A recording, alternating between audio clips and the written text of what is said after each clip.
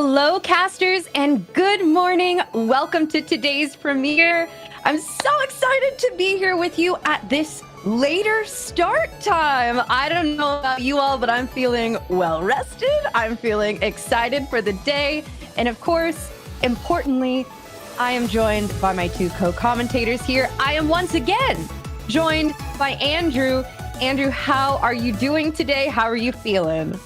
I'm feeling good. I am ready for another exciting day of Elestrals here on the mic. I think it's going to be a good one. I hope we're going to see some even more expert moves than normal with all the extra sleep our casters got to get today. I am with you, and hopefully from our commentators too, which, speaking of, there is in fact a new face among our ranks today. Jacques, hello, welcome in for the first time. Introduce yourself, tell our casters a little bit about you and your relationship with Elestrals. Thanks, Kay. Hi, everybody. I'm JacqueKeener. You might have seen me floating around the community.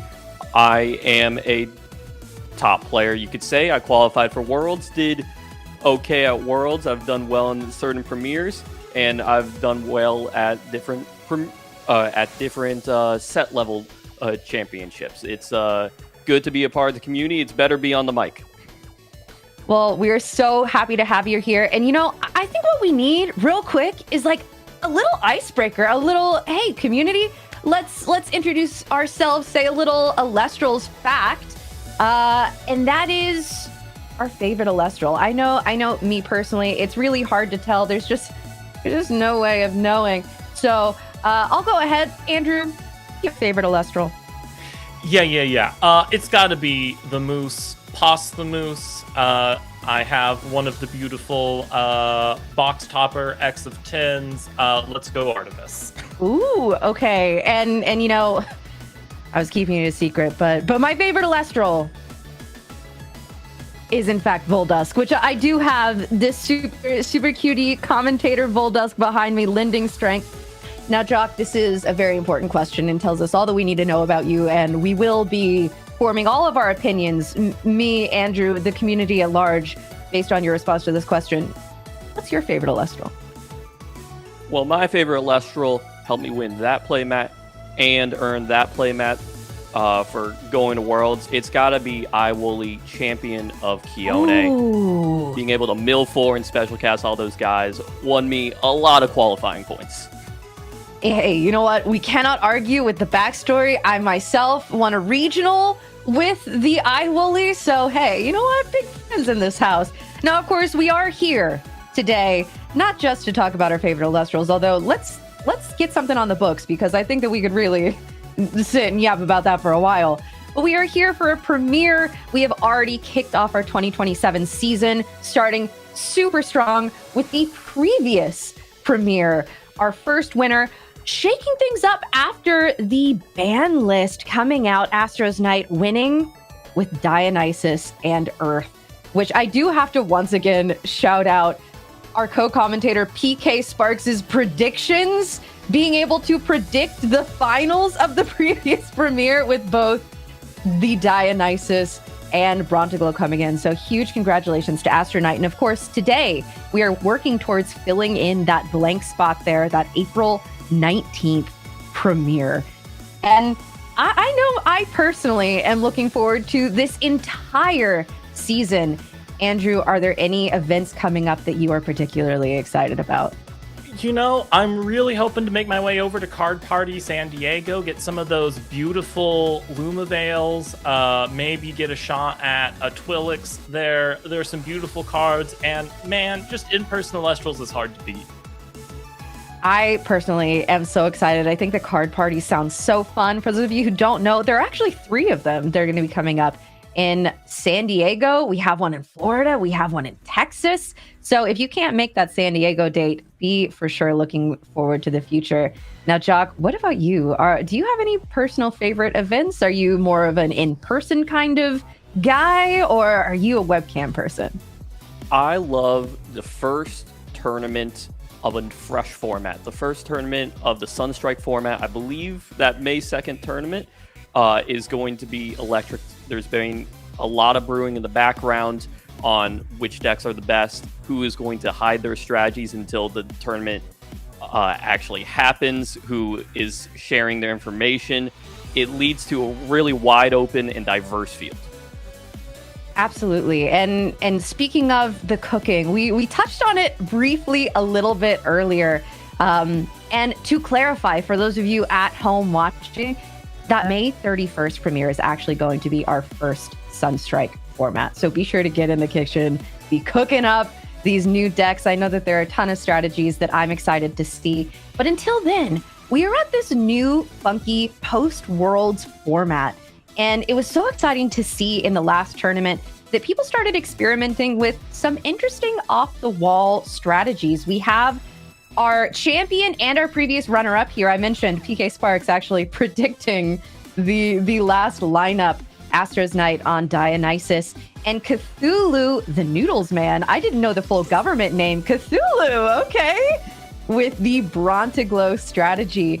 Andrew, I know that a lot of the cooking that has been going on has probably been speaking to you as a lover of sort of off-the-wall strategies. Are there any decks that you're hoping to see today?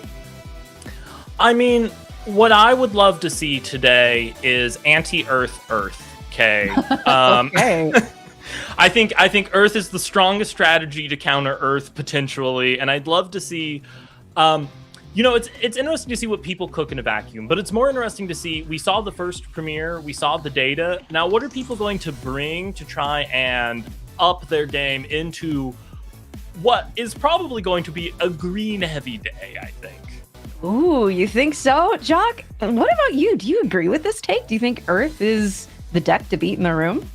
What I love about this metagame is in this post-Worlds environment, they kind of took the top decks that did well at Worlds and just shaved them a little bit off the top so the entire playing field is more level.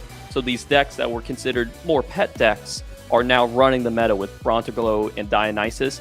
I'm really excited about necessarily, sort of these cards that are good at breaking into these boards. Maybe our Leica Voids, our original Leica Voids, this on-demand 6, or maybe we get, fancy editions like Moralist, just these other ways to be able to break the Sprouter boards. Now, we all, and we're not going to show it quite yet, we're going to hold back a little bit, but our commentator squad here, we do have our predictions. We do have things that we are definitely thinking about the meta. But before we get into that, because, hey, you know what? I think that's a super fun discussion. Our casters today, of course, while it is a fun format, while you can get a little wacky with it, experiment with some different stuff, a lot is on the line, of course, as we are working for qualifier points in our 2027 season. All of our casters are fighting for an invitation to the second ever Worlds. And of course, we have our global leaderboard here, which Astros Knight, our former champion there, we see at the top of the leaderboard here with a lot of other casters within striking distance here. And of course, our second caster who has qualified for Worlds, although does not have QP on the board to show for it, is of course Trishula, who I hear is playing today. There are actually a lot of casters to watch among the ranks of today's tournament, as we have over 80 casters entered. I don't know. I think that we're enjoying this later start time. Me completely selfishly running this agenda here that we should let me sleep in a little bit in the mornings. But yes, we have all of our casters to watch. Andrew, what's your take here? Are there any casters here that you're like, I think that this is their tournament, I think this is their tournament to win, or even just to snag that qualifying point there? Oh man, it's so early in the season, Ken, and I'd love to see potentially what Trishula is on in the new format today. I'd love to see the run back for Cthulhu. Back-to-back second places is a ticket to Worlds, even if it's not first place, Some commentators swirling around out there in the tournament today. And so, I want to be excited for whatever we see on stream today. There's a lot of top players today, and I just want to see what they're brewing. A lot of top players, including apparently Cthulhu, coming for the run back here. I don't know, maybe we're going to see the champion run. But hey, speaking of the previous tournament, obviously a lot of things were shifted, a lot of things changed up, but that is not to forget Worlds. Now, Jock, I know that you were able to compete. You were able to qualify for Worlds and had your experience there. Let's take a look at the top decks. And actually, as someone who was in it, I want to hear your experience there and your takes on these decks. Yeah, the experience at Worlds is electric. You do a lot of prep ahead of time, so you actually have an idea on what the field is going to be, what you're expecting to face. Everyone actually knows that, so it goes to like different levels of mind games. Like, okay, how are most people beating certain cards? How can we try to beat that card? How are they going to try to beat that card? And it goes back and forth until you find really defined decks. And then once you're actually in the room, the vibe is electric. Everyone is anxious and excited and prepared for this event. We did see a lot of these decks featured on stream. I actually think looking at all of these, except for maybe that Champions of Zeus, which, you know, hey, my beloveds, they will have their moment to shine. But most of these we actually did get to see pop off. And that was very cool. A lot of these different strategies, of course, now Earth having its moment, now that we've seen a lot of these other top represented decks having a little bit of their top end, as you mentioned, Andrew, shaved off, giving everyone a bit more of a chance to say, let's experiment, let's get in the kitchen, let's see what strategies that may have been previously overlooked might be shining here. Now, Andrew, I know that you were also at Worlds. We have that gorgeous big card behind you that you were able to win. Tell me a little bit about your experience there. Well, Worlds was great. I gave up on cooking a fun deck in terms of the fact I normally bring weird things because that's just who I am. And my friends talked me into actually playing a competent deck. So I took Fish to Worlds and took down Jackals, playing Dionysus himself with Fish to get the Dionysus for myself. Dionysus is dressed as in Titan here, and therefore is a Lunar Divine, and therefore is, my right to have on the wall, I feel. Okay, you know what? I'll accept that. I think you've spun that into enough circles here that you've made it a lunar card, actually. Yes, Dionysus, my favorite Lunar Divine. Of course, with, Havacub, Champion of Dionysus, Pulvero, Champion of Dionysus. Very, very good Lunar Divine. What? You know what? Wait a minute. The more that you're talking, I don't know, you're kind of selling me on this. Wait a minute. Yes. I kind of believe you. Please subscribe, sign here for my petition to officially change Dionysus to Lunar. Okay, well, hey, speaking of prizing, speaking of this giant card that you've got behind you, what a flex, by the way. Our casters today are also competing for some incredible prizing. And it's not just the World's qualifications. Of course, there are QP to go around. We have all kinds of prizing, but I know, me personally, I'm looking at the top 16 and above. Now we have those gorgeous, gorgeous playmats on top of those super unique prize cards. Jock, what do you think about this new prizing structure? What are you fighting for in this new meta? The prize cards are beautiful, but you might not play a deck that needs one of those prize cards. You show up to locals with one of those playmats, you are running that local. You are absolutely stunning on everybody. They know you're the player to beat, and they might not be able to beat you. They are incredible. They look great. I'm sure they look even better in person. That is a consistent theme, is that I always think that I know what the Elestrals cards are going to look like based on the image previews that we get, and then I see them in person, and I want to cry. Like, they're genuinely... The first time that this ever happened to me was actually with these marble frames, when I saw the marble spirits in Dallas. It's such a gorgeous, the premiere frames, they're so stunning in person. And, I hope that I can throw my hat in the ring at some point for this Hera playmat. I mean, of course, everyone wants that Premier Champion playmat, but hey, Hera's my girl. And Andrew, what about you? I know that you throw your hat in the ring on occasion. Have you been able to touch that top 16? You think it's in reach for you? It's in reach in theory. I mean, I went undefeated for Giant Dionysus card. if I decide to play a meta deck, I'm sure I could get there. I like to call myself king of 4-3. I get stuck in the 4-3 bracket, drawing like 3 Feloy Forests straight 3 turns in a row. I don't know how that happens to me every premiere, but we'll get there someday. Hey, I personally believe in you, and I think that Lunar on top, it is time for Lunar's Day, for sure. Have a lot of casters who are coming in, some commentators, some former champions, and I personally, I have a lot of casters who I'm rooting for. I do want to point out, Swolax is currently competing from Japan, actually. Wow. That is genuinely incredible dedication. But didn't he play a premiere from a plane one time? He did. Continuing that theme of playing from just the most unimaginable places possible, we do have Swolax coming in from Japan. Now, of course, Swolax is not the only caster to watch today. Andrew, who are you looking at here? Who are you unbiasedly, of course, keeping an eye on? Yeah. Let's get Trenton in here. Let's see what he has cooked up. This man consistently has good decks, and they often include Lunar, so no bias here for wanting to see what Trenton has brought today. Well, hey, Jock, in your time competing in Elestrals as a top caster, have you encountered any of these casters? Is there anyone that you're looking to perform well today?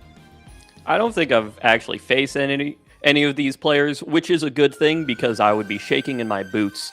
They are all absolutely killers, but the one person I always think about when it comes to deck specialists, someone who is getting every last drop out of their deck, is MG1. Normally on the Hermes builds and innovating with weird cards that you just forget exist and makes them look like they should always be in the deck list. I think that Hermes has been one of my favorite archetypes to watch. It's one of those, I mean, we talk about it every time. It's so skill intensive, and it really speaks to the ability of the caster to be able to make it seem so effortless and easy, because it really, really is not. So MG1, if they're on Hermes, I think you're right. I think that is absolutely a caster to watch.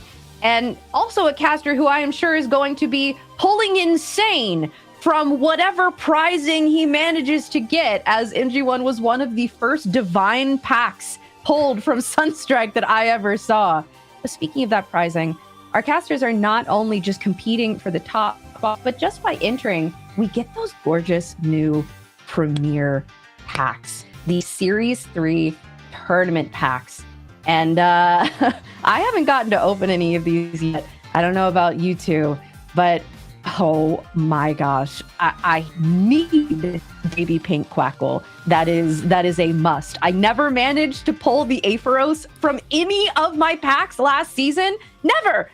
Oh, it's fine. I'm not bitter. I'm not. I'm really not. Andrew, why don't you take this away from me for a second so I can take some deep breaths, think about this Aphoros. Tell me what you're chasing in this series. okay. So here's the thing. I like consistent decks, so I've shied away from Marble in the main deck. Spirit deck, fine. I can get a Marble Spirit deck. That's all good and dandy. This Gorgon's Gaze, though, and this Hypnosum, okay, you have convinced me. I'm putting Marble in the main deck now. We're going to unmatch the borders just a little bit for these two. Ooh, yeah. Listen, the Hypnosum shout out, that has got to be outside of the Quackle, which of course is the biggest chase. That Hypnosum is so cute. Jack, what about you? What are you chasing here? Duggee. Give me the little guy. He's running at me. He looks so strange that I just want to hug him. I want to hold him. He's great. He's been great fun to test with. And, I hope to hit the Duggee when I mill. Hey, I personally am so excited to see Mill in the hands of Earth. I mean, we've already talked about it. Earth is one of those strategies, one of the biggest to beat today. And hey, on that, why don't we transition into looking at the top decks that we have here? Is it really going to be a wash of Earth, or do we have some? Oh, okay. So yeah, it is. Spoiler, there it is. In fact, we have overwhelmingly many, many people on Earth, but I think that there's some standouts here. Andrew, what are you thinking looking at this? Krakatuga, Divines bless the burn players. You cannot stop them from making you expend yourself. They will find a way to get you. They'll be like, spirits in deck 5. All right, let's go. That is the most terrifying thing when facing any firecaster, even if they're not exactly on burn. When they're like, spirits left? Oh no. That is up there with me with the, oh, yeah, Nexus is fine. Yeah. Oh. Nexus is good. Yeah. Things that you do not want to hear from your opponent in Elestrals. Absolutely. Now, Jack, what about you? Looking at this again, Earth definitely highly represented, but I think we have some interesting stuff here. Yeah, I mean, though Earth is a large chunk of this bar, it's a long tournament. You might, it's you got a 1 in 5 chance to see an Earth deck as your opponent. That's maybe 1 or 2 opponents on the average Swiss run. You've got to be expected for, this Fire Krakatuga, this Hermes, this Champion of Zeus that I don't know how the builds look, and I'm sure not every player is built the same. So there's a wide variety of within these archetypes, how the decks are actually constructed that changes the texture of each matchup for sure. Ooh, I cannot wait. I'm with you. These builds that, especially the new decks, we're not quite sure what we're going to see. I feel like a lot of the things like Solar, we've had figured out. It's like, okay, yeah, we're going to see even the interesting tech. It's like, yeah, Solar, sure, cool. But that is the fun of a format like this, is that you start to see some of these strategies come out of the woodwork. And speaking of that, to those of you watching at home, if you have any strategies you're particularly excited to see, even ones that you've been cooking yourself, be sure to let us know on socials using the hashtag #PlayElestrals. We love going through there. We love seeing the community engaged. So let us know your predictions. Let us know your favorite decks. And hey, you never know, we might even try to get some of those on feature for you. The powers that be may be able to interfere and come in here. And, we mentioned it earlier, but I think that now might be a good time. We've sort of hinted at what we're hoping for, what we're thinking. Why don't we look at our predictions? Why don't we see what your commentary squad here was thinking that we might see? I'm just excited to talk about it. I'm going to go first. Because we did see the Volt Tempest represented in the stats. I'm just saying, Champions of Zeus, it may be their time. And you know what? A little bear told me that there might even be some bear decks going around. I don't know. It remains to be seen. But my other prediction, the Majursa champ. I just think that going into, especially the Sunstrike format, Bears is so well positioned. Obviously, back in Firestorm, it was one of those decks that was really, really powerful. Of course, Bean Soldier taking it to win one of the premieres, but it's sort of fallen out of favor when we see the new spicy techs and things that people have been more excited to cook on. But me personally, Bear Den for life. I love the Bears. Now, Andrew, talk to us about your predictions here. Well, I alluded earlier that I think Earth might be the best anti-Earth deck, and that's because you can just play the original Cyanectar. The transformation of Earth has been interesting to see going into this format. Before, Earth was like, okay, Cyprong for Dionysus, exactly, and like maybe we're trying to do Valadagon line as well to enrage it and get that. Earth has kind of slowed down in this new format, and it has replaced Aphrodite as the toolbox deck. Instead of your toolbox being fish, it's now counter runes, basically. The Cyanectar champion being able to search poison-tipped arrows, poison chalices, poison tunics when it gets cast, and when it gets dazed. Sproucher being able to nexus and do searches for Dionysus's madness and champions of Dionysus. How do you punish the toolbox deck? You slap down the original Cyanectar and you say, go ahead and try to cast that poison-tipped arrow. You can get over the Cyanectar if you want, but I also have a poison-tipped arrow back here, so you're going to have to skip your normal cast this turn if you want to get rid of it. So I think Cyanectar is going to be a great tech to do the Earth Mirror match with, or maybe we go back to Moonrise and you're doing Earth Lunar and you throw Werepup in there. Werepup is one of those cards where, like, every other format, it's a good card. You go into a format where it's like, we're not playing Werepup anymore. And in the next format, you're like, Werepup is so back, we're putting it in any deck that can fit 5 Lunar Spirits again. Lunar Eclipse, obviously, being Purple Hurricane is fantastic. Being able to delete as many back row that is face down as you have Lunar Bodies on the field, so at least one if you have Werepup there. And being able to go into that 6 body, potentially with counter rune immunity, to be able to get over that Sprouteer is just a good move to do in a format where you're expecting to see Earth once, if not twice, throughout your run. I do have a couple thoughts in response here. One of them is silly. The other is serious. Okay. I'm going to get the silly one out of the way first. One, if Elestrals ever goes into like the energy drink game, Purple Hurricane would go crazy as a name. Yes. I'm just saying. Yes. That would be so good. Second being, I think that this is such a good call on the meta, the Cyanectar here. You mentioned Earth is definitely a counter to Earth. But also, I forgot that Champ Cyanectar got its effect when you daze it as well, that it's not just on cast. You know what? No wonder this has been one of the most represented of Lestrals through the entirety of the Lifestream format.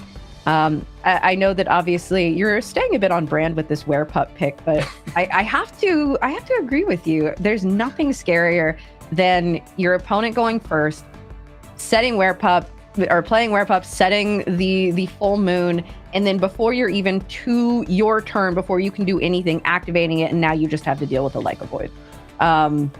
Because you know what beats a 5 in this format is, like you mentioned, a 6 for sure. Now, John, it doesn't beat an 8 though. If a bear drops, you are in trouble. Hey, you know, we're playing mind games here on the commentary desk today, for sure. But Jock, there is, of course, a question that I have to ask you, and I think that it's quite obvious. What is this cat's name? And tell us everything that you can about this cat. That's Timmy, a little rescue from the little feral cats that live near us. He is the most precious boy, has the fluffiest tail in the world. He likes to sit on my shoulders sometimes. It's wonderful. Okay, thank you so much. This is, I think, what we can all agree is the content that we're here for. Now, these predictions that you have, are these Timmy's predictions? Did you work on them together? Ooh, tell me about them. He's the mastermind behind all my Elestrals play, mostly. But he really wanted me to tell you, especially, that going big over Dionysus can be really strong, specifically going into the 3-drops where the Cyprong can no longer remove them with its own ability, limiting itself to 2 and under. So getting out a Pen Terror yourself, going at the spirit, at the spirit loss of going through the entire line can sometimes be worth it if it's just going to be a card that attacks over and over again and wins the game on its own. The other prediction is going the complete opposite way. The Thunder decks have done well, but this is with a Supercell build. Well, if players are trying to fight the Supercell build, there might be more room for stats to be king with Mount Olympus and the Ampup package, and Race to the Top will come back and be able to remove, these Cyprongs with your Ass Rabbit, for example. I actually like that you and Andrew went sort of similar directions here, saying, what's the best way to beat X? Of course, different flavored X. And, Like a Volt is one of those packages that I thought we were going to be seeing everywhere going into Lifestream. It was actually, in my first predictions in Kissimmee, I had the Like a Volt package. I really thought it was going to be powerful. And I think I'm with you here. It makes a lot of sense to have these. I mean, of course, we have the Like a Volt and the Werepup with the Like a Void prediction from Andrew, and they're just such efficient little engines that you can put into your deck. And where Werepup, I think, really shines going turn 1, being able to set up this jump scare, and then it gets a little less potent as the game goes on. I think that Like a Volt is one of those that no matter where it hits in the game, even and especially late game, is super powerful. So we've got some counterpoints going on here, which I think is super interesting. Now, Pin Terror. Do you have any particular builds of Pantera that you've been watching? I know that we've had the like zombie Pantera with Rise from the Shadows. Are you thinking pure Pantera here? I'm thinking as maybe a main deck or sideboard package and maybe Hermes, or you just ignore every part of the card and you use maybe Full Moon to get extra spirits out, or you use these weird ways to get extra spirits out and just slam a 15. Sometimes a Centaur is not what you need. You just need a larger body to be able to attack. Any way you can get this 15 body on the board is going to be devastating.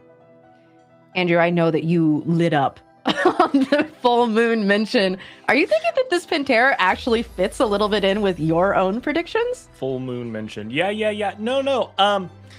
Hey, cheat spirits onto the field. Use Full Moon, put a bunch of spirits on the field, ascend into something the opponent did not expect. Shout out, worst card. I always try to jam in decks before I take it out again. Tsunami High Tide. They never expect you to just like drop an extra spirit on a dude and ascend. Yes. Surprise ascend all day, every day. I'm so excited for Sunstrike as well, where you can be even more rewarded for just like spamming lunar spirits onto the field. It's going to be a good time. Hey, I am just saying, I lost a game because of Tsunami High Tide once. I believe that was my game against Iron Boffin in one of the Elestriads.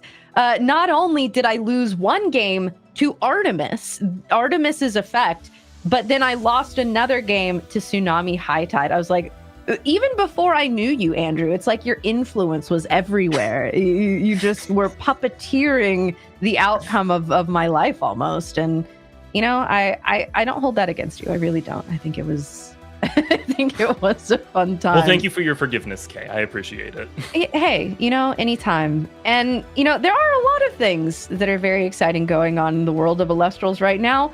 One of those, of course, being as we're gearing up for Sunstrike, we have our Shattered Stars BOGO. I've had these prepped and ready.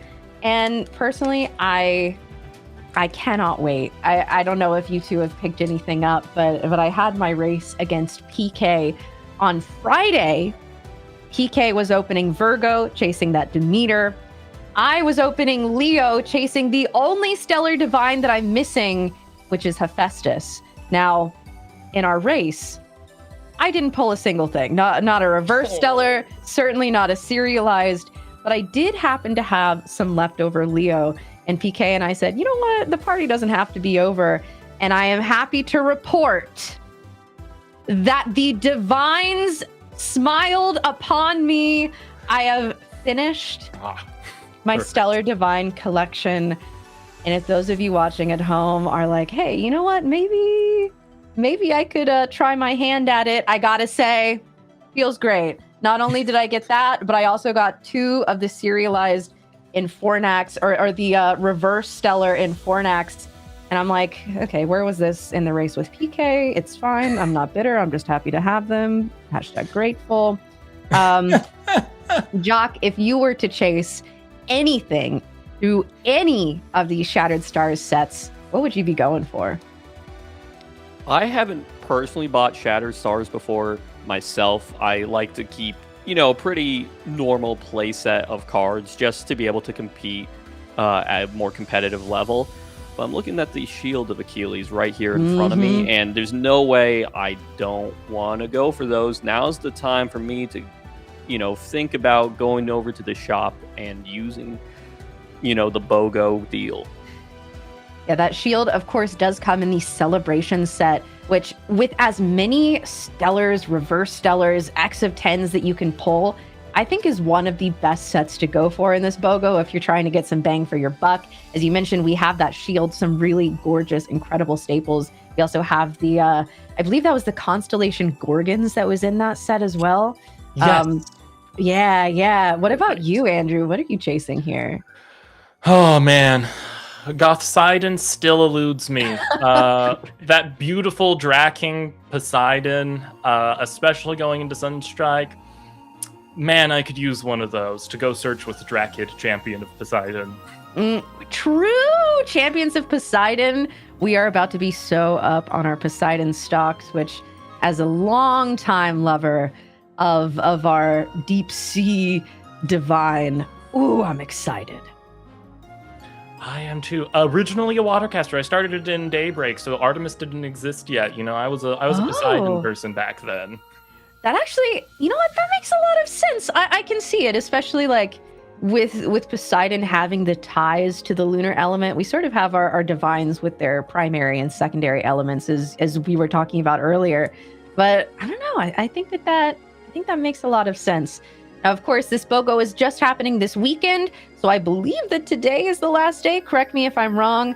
So if you haven't gotten on that, be sure to. Not only do you get the incredible BOGO sale, but you also get the tournament packs with orders over, what was that, 50 USD? So it scales 50, 100, 150, I think, right? You get Series 1, then Series 2, then Series 3. So Ooh. 12 hours left to go jump on that. Okay, I don't know. It's definitely calling to me. There are so many of the X of 10s that I'm just silly enough to be like, maybe if I just get a few more bundles, surely I'll hit it. Why not me? Right. I mean, I just watched Shady Penguin in his race versus A drive pull 2 X of 10s. Did you guys see that? The craziest clip I've ever seen when it comes to pack polling. Just unbelievable. It almost looks staged, but they're X of 10s. They aren't. Mm-hmm. Oh my goodness. Hey, speaking of highlights from these races that we've had across this weekend, one of my favorite moments has got to be in one of the half of the Elestronauts race, the Swolax versus Distant Coder, where Distant Coder at the very end of the race realized that his reverse stellars were actually in the reverse hollow slot and had to go through all of the packs that he had already opened and found 2 more reverse stellars. So hey, PSA to all of our casters, if you are opening, I believe it's Virgo or later, check that reverse hollow slot. Or you could miss a reverse stellar. Yes, that has thrown me off since the change. I have opened so many packs before that change that I'm so used to just checking the back. No, you got to check the reverse hollow slot. Mm-hmm. Exactly. That's one of my favorite changes, I have to say.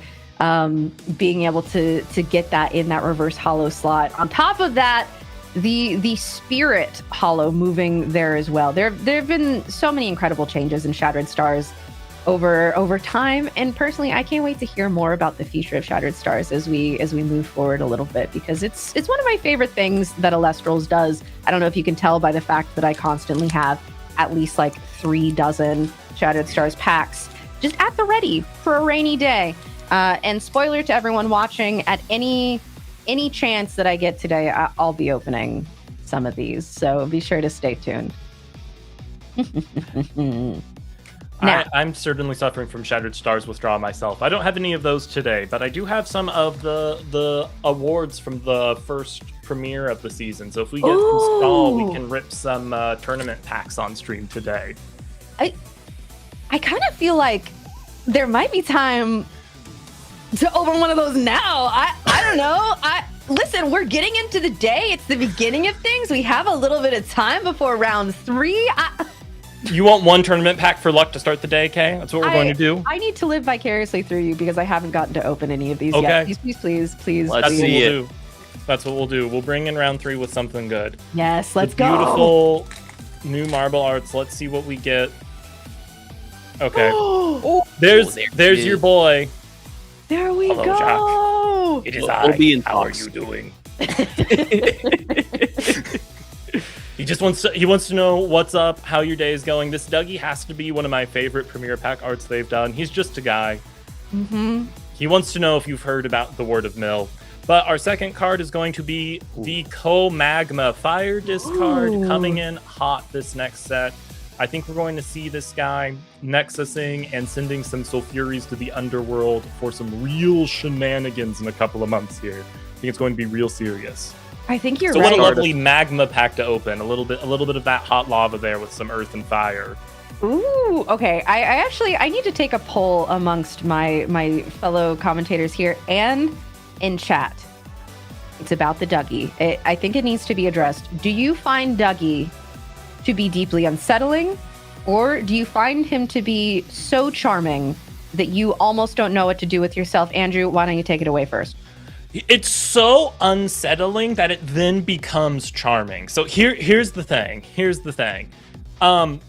Absolutely, if I opened a door and was not expecting this, I would scream. But if I'm kind of like sitting on the couch with it, I'm like, hey, buddy, let's cuddle. You're kind of cute. You're kind of cute if I stare at you for more than like 5 seconds.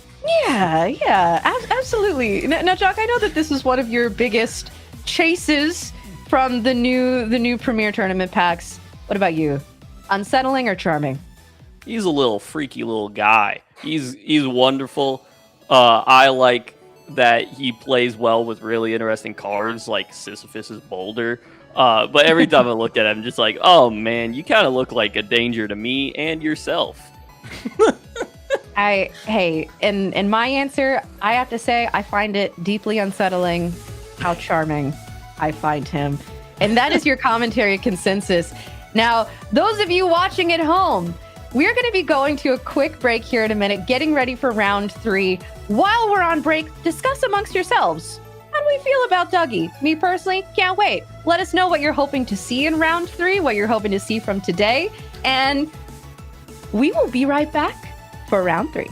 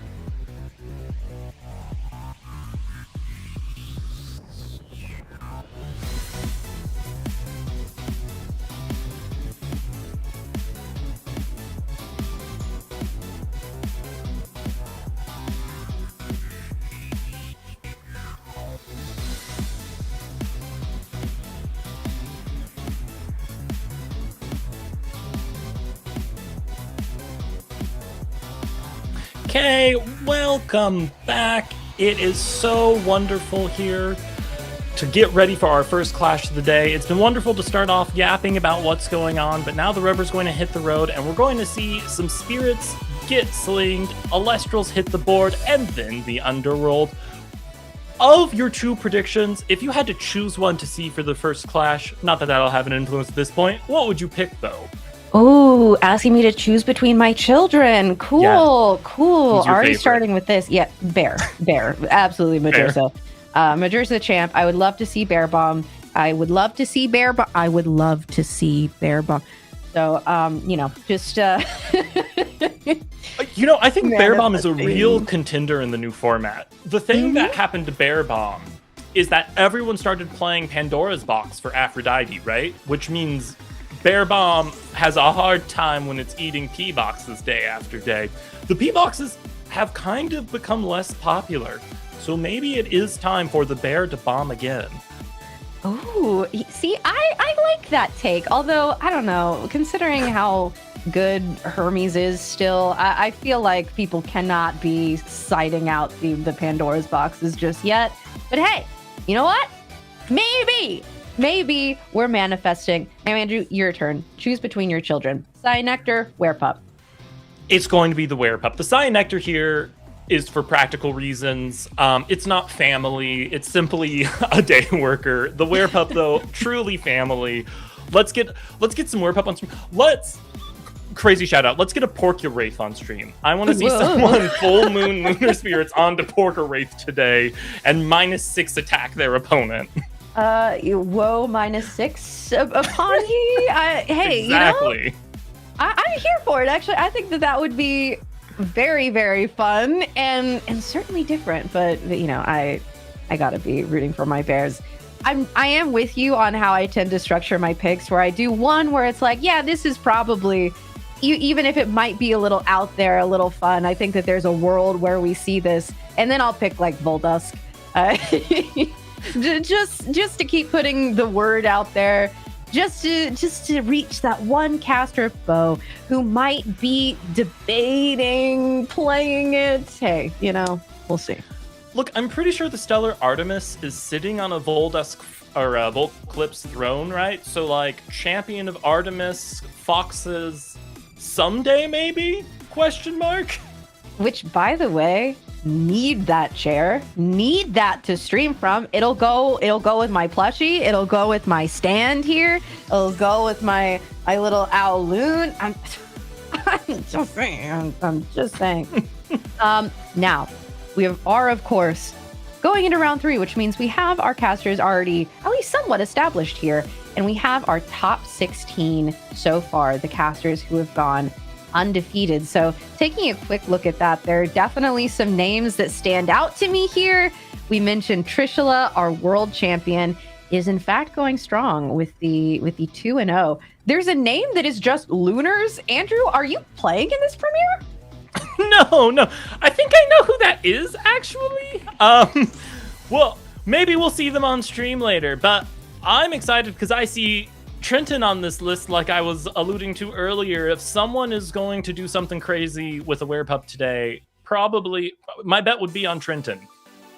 Hey, and you know what? This is a perfect opportunity for me to mention, this is so selfish to take this moment, but speaking of Trenton, the esteemed Lady Tractor actually did make me these custom Elestrals Lunar D20 earrings that I've been absolutely loving. I've been so excited to wear them for this premiere. So I'm with you with the spirit of Lunar here. I love seeing Stellar Kristoff's performances throughout these premieres. Everyone knows him as someone who's more on the collecting side of Elestrals, but honestly, as time goes on, this is a caster who is more and more of a threat, which has been so cool. Even though I gotta say, the decks have been getting less and less blinged out the more competitive that Kristoff has gotten. So it's like, A2, Kristoff, you forget your roots. Has he? I feel like every time I've seen him on stream, he drops at least 2 or if not 3. Yeah, well, certainly not the entire suite of Stellars. It's fine. Fair enough. Fair enough. You know, we'll make production put a stellar count up here. I'm just kidding. I'm not going to make you do that, production war. If we get Stellar Crypto up on stream, right? Although that would be fun at some point. I mean, hey, again, sorry, production, to give you more work, but that would be really fun to see how many Stellars we can actually see moving forward. Because I know that a lot of our casters love to play with their Stellars. We have some who they do just pure low rarity. They don't want to mess with any shuffling. They don't want to mess with any of that.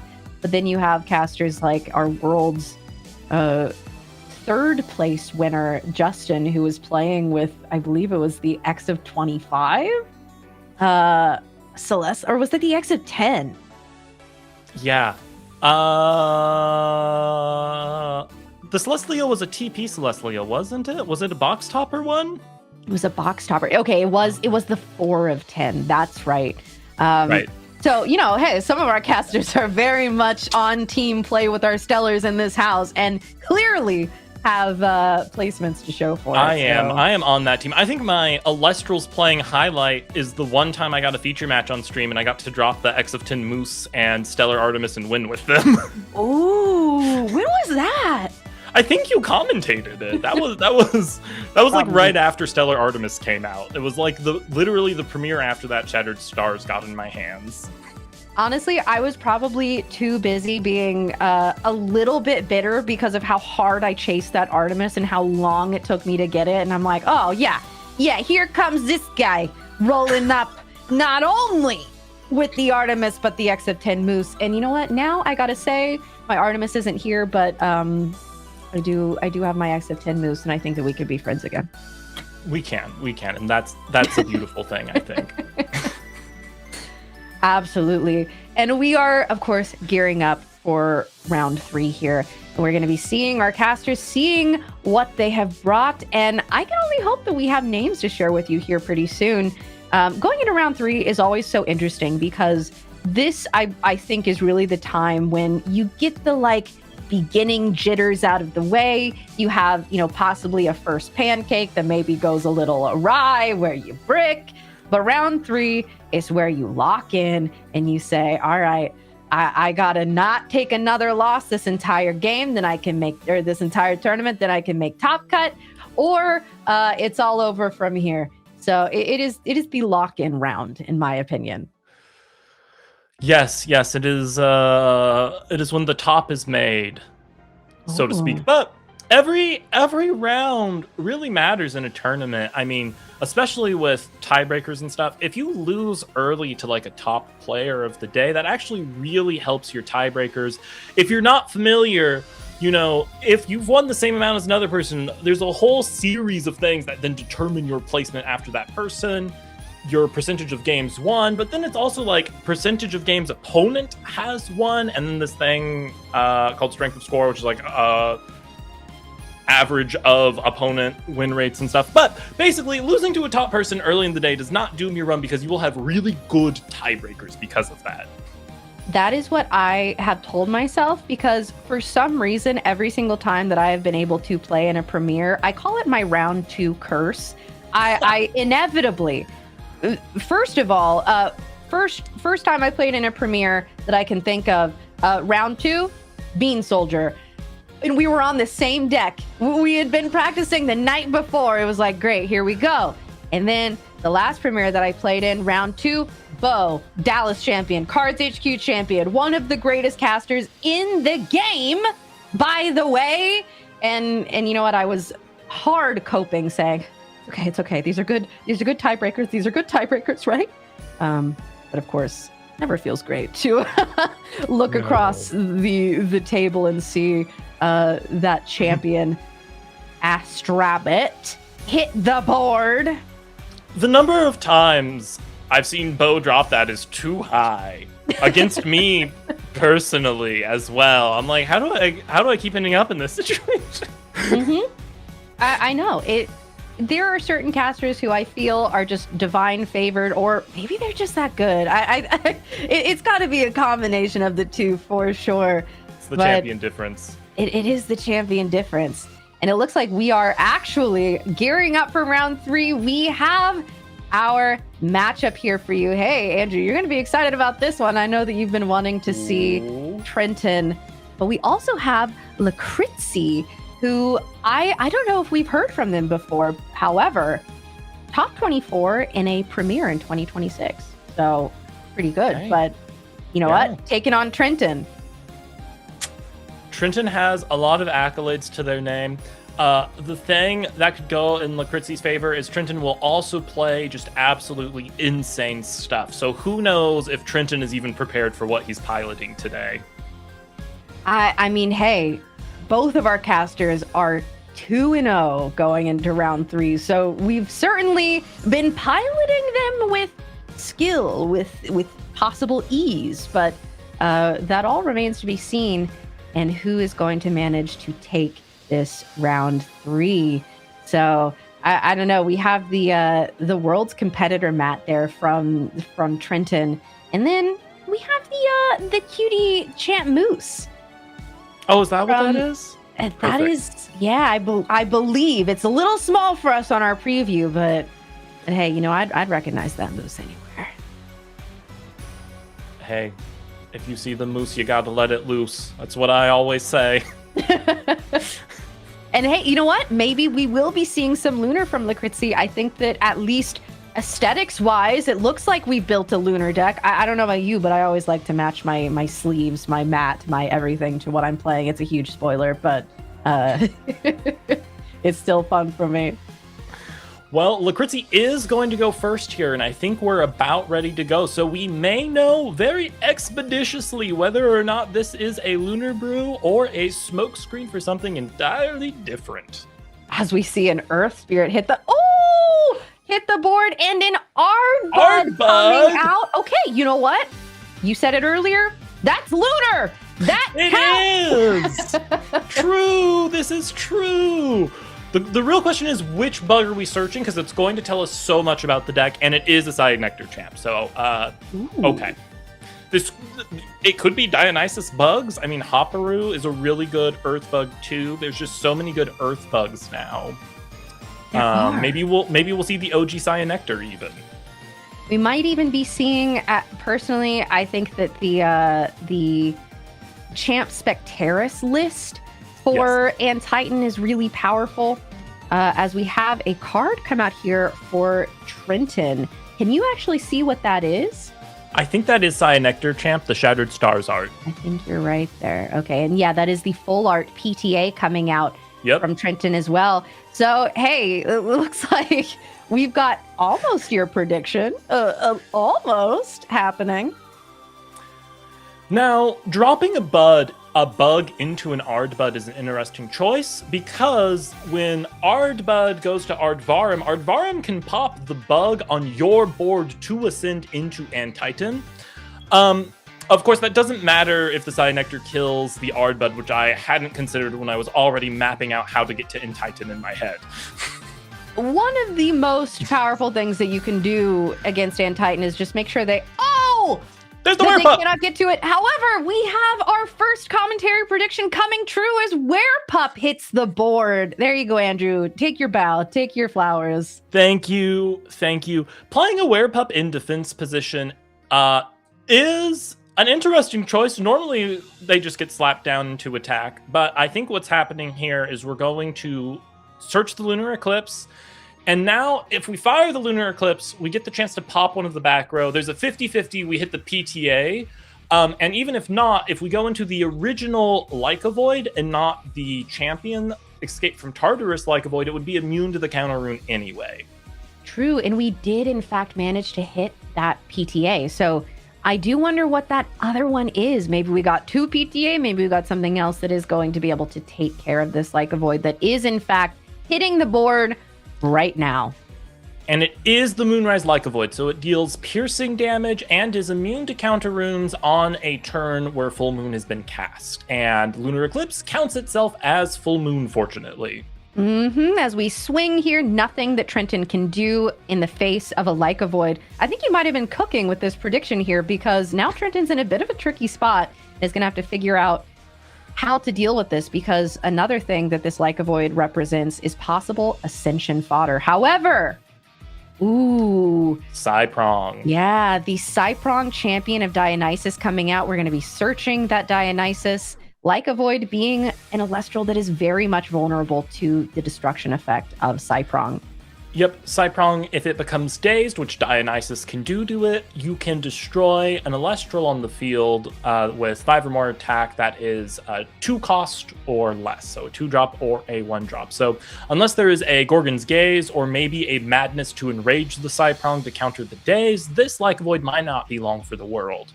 This game has been so back and forth so far with our casters, both putting forward threats, putting forward answers.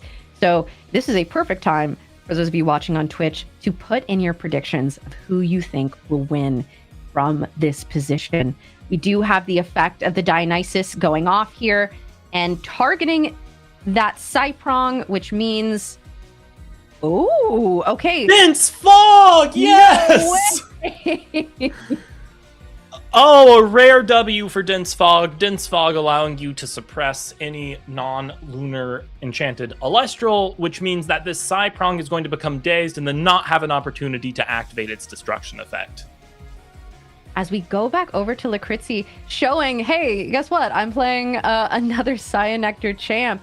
We're going to be going in and grabbing the poison-tipped arrow, possibly Artemis's arrow if we're trying to... Ooh, okay. It is Artemis's arrow is a good call here. You can drop the defense of the Cyprong and then have 2 opportunities to attack over it, even if one of the counter runes can stop one of the attacks. Getting rid of that Cyprong to make sure your Like a Void is safe is going to be top on Lakritzi's list of things to do this turn.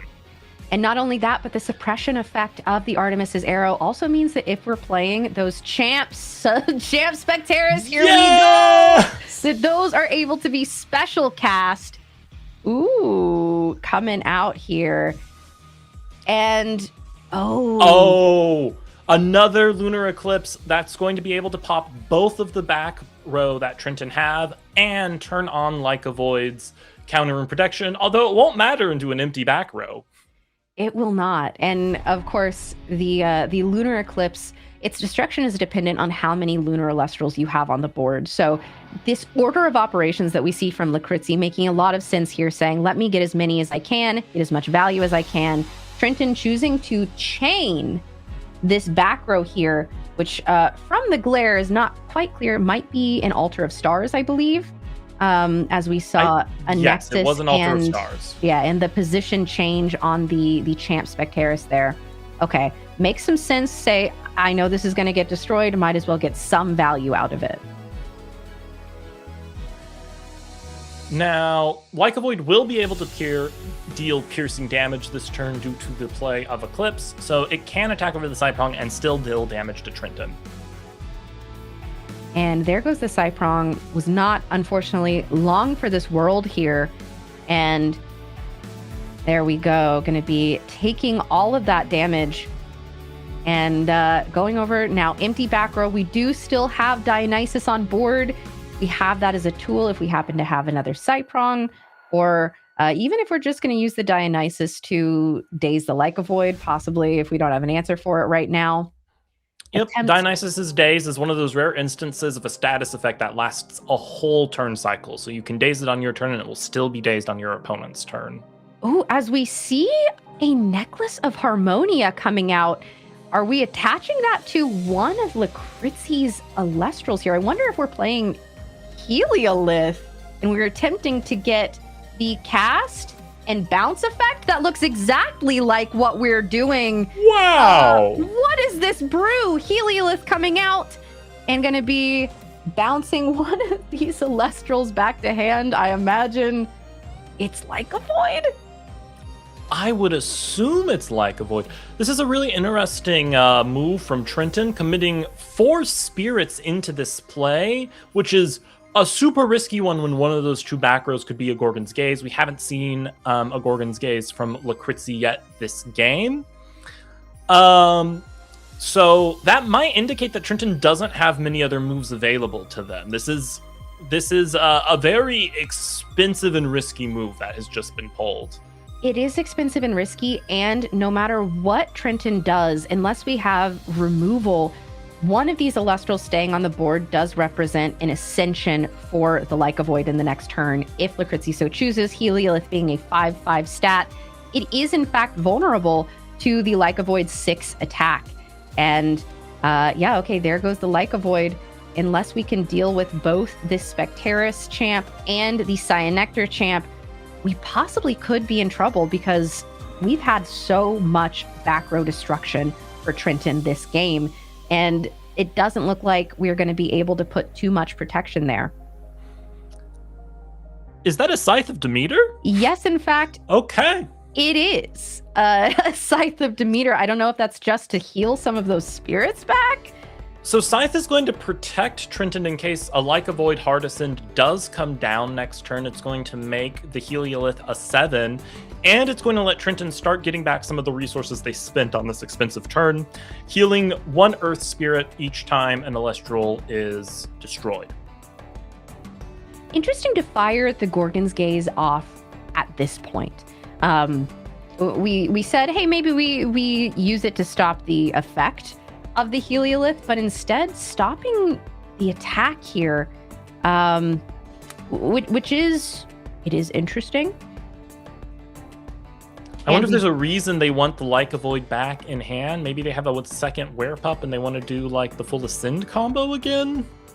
I'm not sure, but we do have the Like a Void ascending over that Champ Specteris as we knew would happen if it was left on the board, and Like a Void saying, oh, okay, here's a Dense Fog, Aklis's Mist, which is in fact going to mitigate the effect of the artifact rune, allowing Lucrezi to swing over because it puts Heliolith back to its original unmodified attack stat of 5. Okay. Lucrezi, I'm sorry I ever doubted you. I don't know why we held the Gorgon's Gaze, but clearly it was for this moment. I think it was just aura points at that point because that was a really cool series of events there. Okay, a Viscerus comes down from Trenton, though, which is going to immediately eat a Tsunami. That is Viscerus #1 public enemy, Tsunami. If that Viscerus had connected with Cyanectar, Trenton would have been able to get a second Viscerus and start rebuilding this board that Lucrezi has successfully been able to tear apart turn after turn here. This has been such an interesting brew from Trenton. The Heliolith, the bugs, we have more bugs with Viscerus. We haven't been too afraid of the Antitan drop. Apparently going into this, it hasn't been an issue, but there have been plenty of other issues. I think, is that a Specterus that got dropped there? It looks like it. Yep, and we're going in for damage. I think that's going to take Trenton down to just 1 Spirit left in Spirit deck.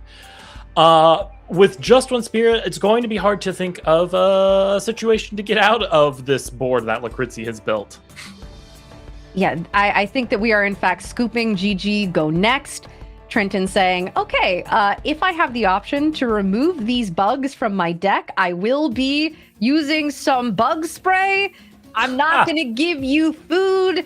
If there are other things to switch in, I feel like we just talked about Pandora's Box. Looking at the face of an Antitan list, I think that Pandora's Box is an excellent target. What about you? I think that there's so much interesting tech already for Lucrezi. I'm not sure what we're going in and messing with. I don't know that Lucrezi's going to side much of anything. Their deck formula seemed pretty good. Maybe they have 1 or 2 things they might switch up. Trenton, though, besides maybe a Pandora's Box, their own Tsunami, if they don't have those in main, it's not that Trenton's deck was in a bad position in this game, I feel like. There was a lot of back and forth, and at the end of the day, Lucrezi just had 1 or 2 extra pieces of back row that let them survive longer than Trenton did.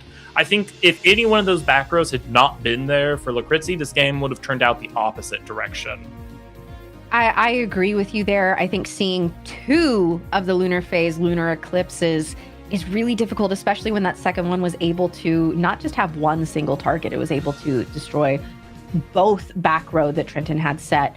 And, you don't always see those combos work out, especially now that Trenton is going to, I imagine, be opting to go first in game 2. You're able to say, hey, that werepup jump scare, the Ard bud that you were able to set up without me being able to answer it, I am able to get my own board established. I'm able to establish my own threats and hopefully stop the nonsense that happened in game 1 from happening again. Well, going first into Werepup is hard, though, because if Lucrizzi has the Werepup, even if you do something like Cyanectar Search PTA, you just go Werepup, get Eclipse, destroy the PTA, go into Like a Void still.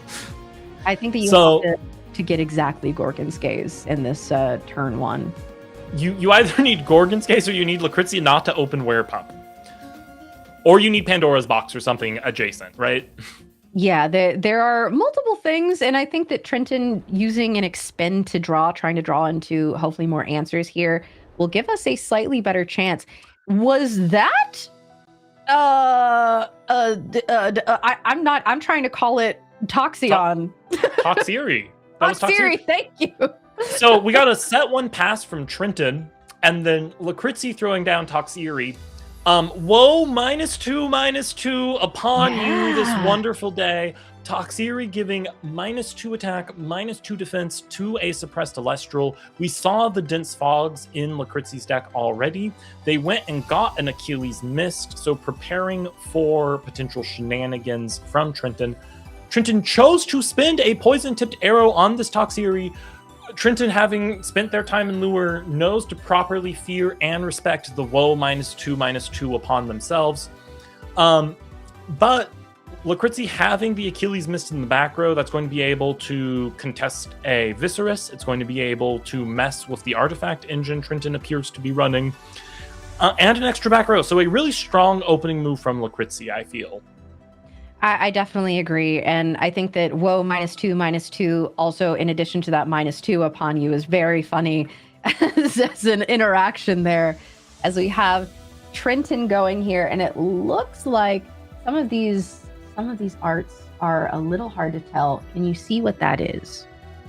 I cannot, but it looks like it has an Earth Spirit on it. So that makes me think it's a Sproutier, but the art doesn't look like Sproutier to me. Wait, is this Sundial? I thought it looked like the sundial from the little like Premier sundial, but Wait, it's the Kissimmee Sundial. Yeah, I wasn't sure how it fit in this list, and so what is happening, Kay? I'm trying to think of something else, but actually I should have just trusted what I thought it was.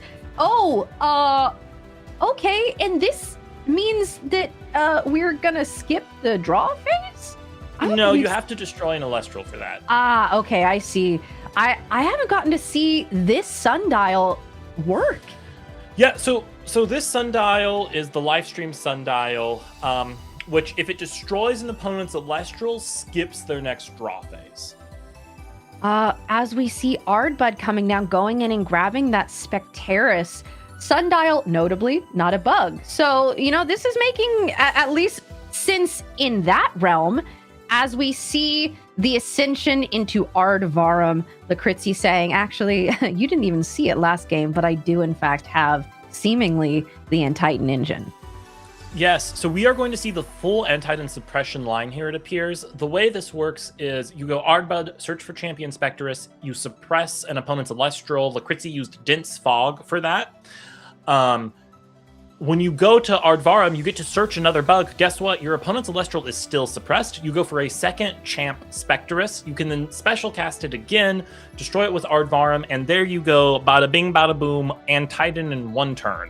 And this, with no back row from Trenton, is a devastating turn. I think that this was the turn that you really needed to be able to stop anything and everything from happening, as Lucrizzi is in fact going into the Titan. And depending on what Trenton has, I mean, we know that Heliolith is there. Could potentially, if we don't see Aquilus Mist again, if we don't see regular Dense Fog, if we don't see something that could possibly stop the effect of the Heliolith, although with 3 back row set, Andrew, I don't know about you, this is looking a little tough to contend with. Yeah, and Titan is tricky when there's another bug on the field that is immune to Elestral effects, and twice per turn it can discard a bug from hand and destroy a card on the field. So this is a very scary turn 2 board to be staring down for Trenton. Earthquake. Okay, never mind. Sometimes you just have the earthquake. You don't have back row, but you have the earthquake. You got. Okay, but we are rising from the shadows. Oh my goodness! Not properly enchanted, but still an 11/8. Which, considering what we know, Trenton doesn't have so far. I don't know that anything can contest an 11. Shout out to our other commentator today, Jock. They were on it when they said, just simply put a 3-drop on the board. What's Cyprong going to do? So true. This is honestly really funny. Trenton saying, what the heck do? I already dealt with this thing, and it is risen from the shadows to enter my nightmares and be something that I'm going to have to deal with. If we have the Heliolith, that would be great. Trenton really needs to see some back row here to be able to get any sort of momentum, but unfortunately is not looking promising. No, I mean, yeah, you don't want to drop your own bug and then make the Antitan immune to effects. We're going to see an expended draw from Trenton, though, so... There's no way. Is that a resting on your laurels? We expended to draw, got the resting, and we were able to take out the risen and Titan. That I have never seen a gamble pay off in such a way. Oh my gosh. That's insane. Okay, well, Lakritzi, I'm sorry, it was not meant to be. Can he rise a third time? No. I don't think so. No. I think the Entitan line is well and good done. Now, Trenton had to spin a lot of wheels and resources to go through that. If you think about it, Lakritzi only played 2 cards for the Antitan, and then they searched the rest of them off of the effects. So Trenton may be in a more advantageous or a less advantageous position in terms of resources here. Good chance Lakritzi can still turn this around. Trenton dropping the Cyanectar, though, going and getting a PTA. They're starting to build up the board that Lakritzi's now going to have to break without Antitan. Lakritzi possibly, I think, correctly saying, I can't let you start to establish back row, especially not something like a Poison Tipped Arrow that isn't going to let me establish anything on my board and do to you what I did last time, sort of situation. However, we are going to be... Werepup! Yeah, we're werepupping. And, I mean, Trenton does have 1 set back row, and that is exactly what Lunar Phase, Lunar Eclipse is going to be able to target and destroy, so... Oh yeah. That Werepup's going to go into a Lycovoid. I think the only thing that stops it here is exactly Pandora's Box or Gorgon's Gaze.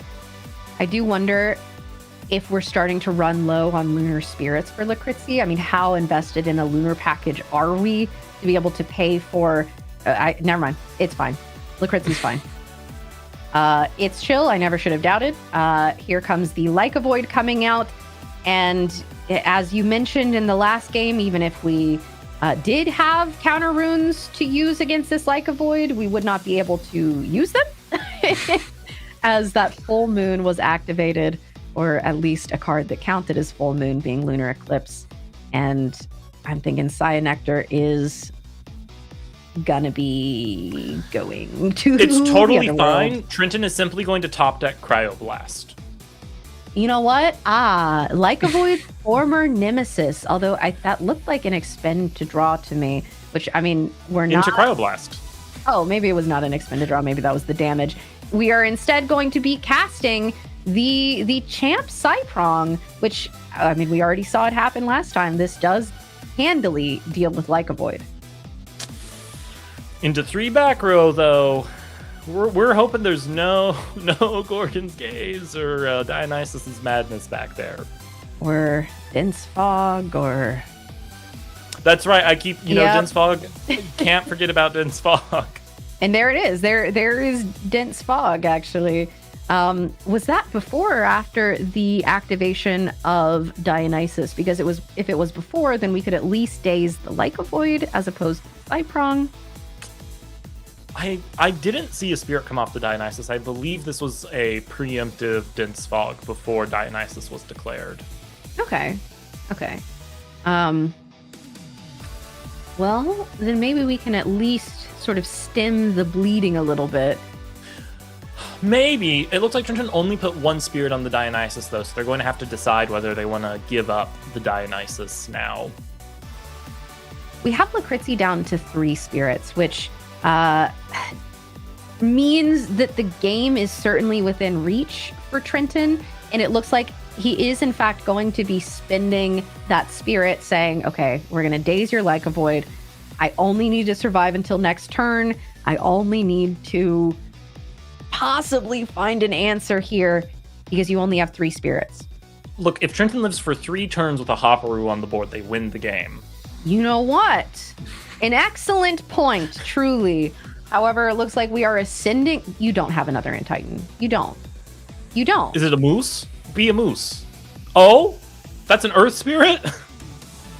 Is that the Toxiri Ascension? It's Night Yes, Venom. it's Night Venom! Listen. What? Lucrezi! Yes! What is going on? So Night Venom is a 6/6 that lets you discard a Dense Fog from your hand to pop 2 cards on field. We discarded an Achilles Mist here, getting rid of Trenton's board, and now they're going to take a Night Venom to the face. This is just such a crazy game of both casters having all the cards all the time. Oh my gosh, it looks like this is going to be a concession from Trenton. The Night Venom is such a cool tech. Hey, we saw the Toxiri, which was very cool, but we don't often see people include the Night Venom as well. Lucrezi. Well, the thing with Night Venom in the End Titan build is you can play it as a one-of, because if you're not in a position where you're under the pressure that requires going to End Titan, you can search it off of the Aardvarm instead of searching a Spectrus champ. This was such a cool match. We saw Trenton have just the most like Hail Mary moment I think I've ever seen of getting the Earthquake, saying, okay, goodbye, End Titan. Oh, wait, End Titan has been risen from the ashes. I'm going to take this gamble. I'm going to expend to draw. Look at that. I got the other one of removal. I got resting on your laurels. I'm going to get rid of this End Titan again. And honestly, I think that Lucrezi was able to win this clash through the use of a lot of niche lunar tech. There was obviously a lot going on here, but I think that those weird lunar cards that made us go, is that this? Are really what cinched it. I mean, Achilles Mist to stop the Heliolith from sticking absolutely won them that game 1. And game 2, dropping that Night Venom to pop the field. Man, look, Artemis is favoring Lucrezi today. They just had all of the lunar tech in all the right places, I think. A huge congratulations to Lucrezi on what was an incredible clash, and to Trenton as well. It is really, really difficult when you have basically the prey, the food of your opponent's deck. And that is what you are playing. When you are playing Bugs against End Titan, that is one of the only matchups in Elestrals that is truly like, oh, I am at a distinct disadvantage going into this game. Yeah, and Trenton did an amazing job, though. They made all of the moves they needed to make.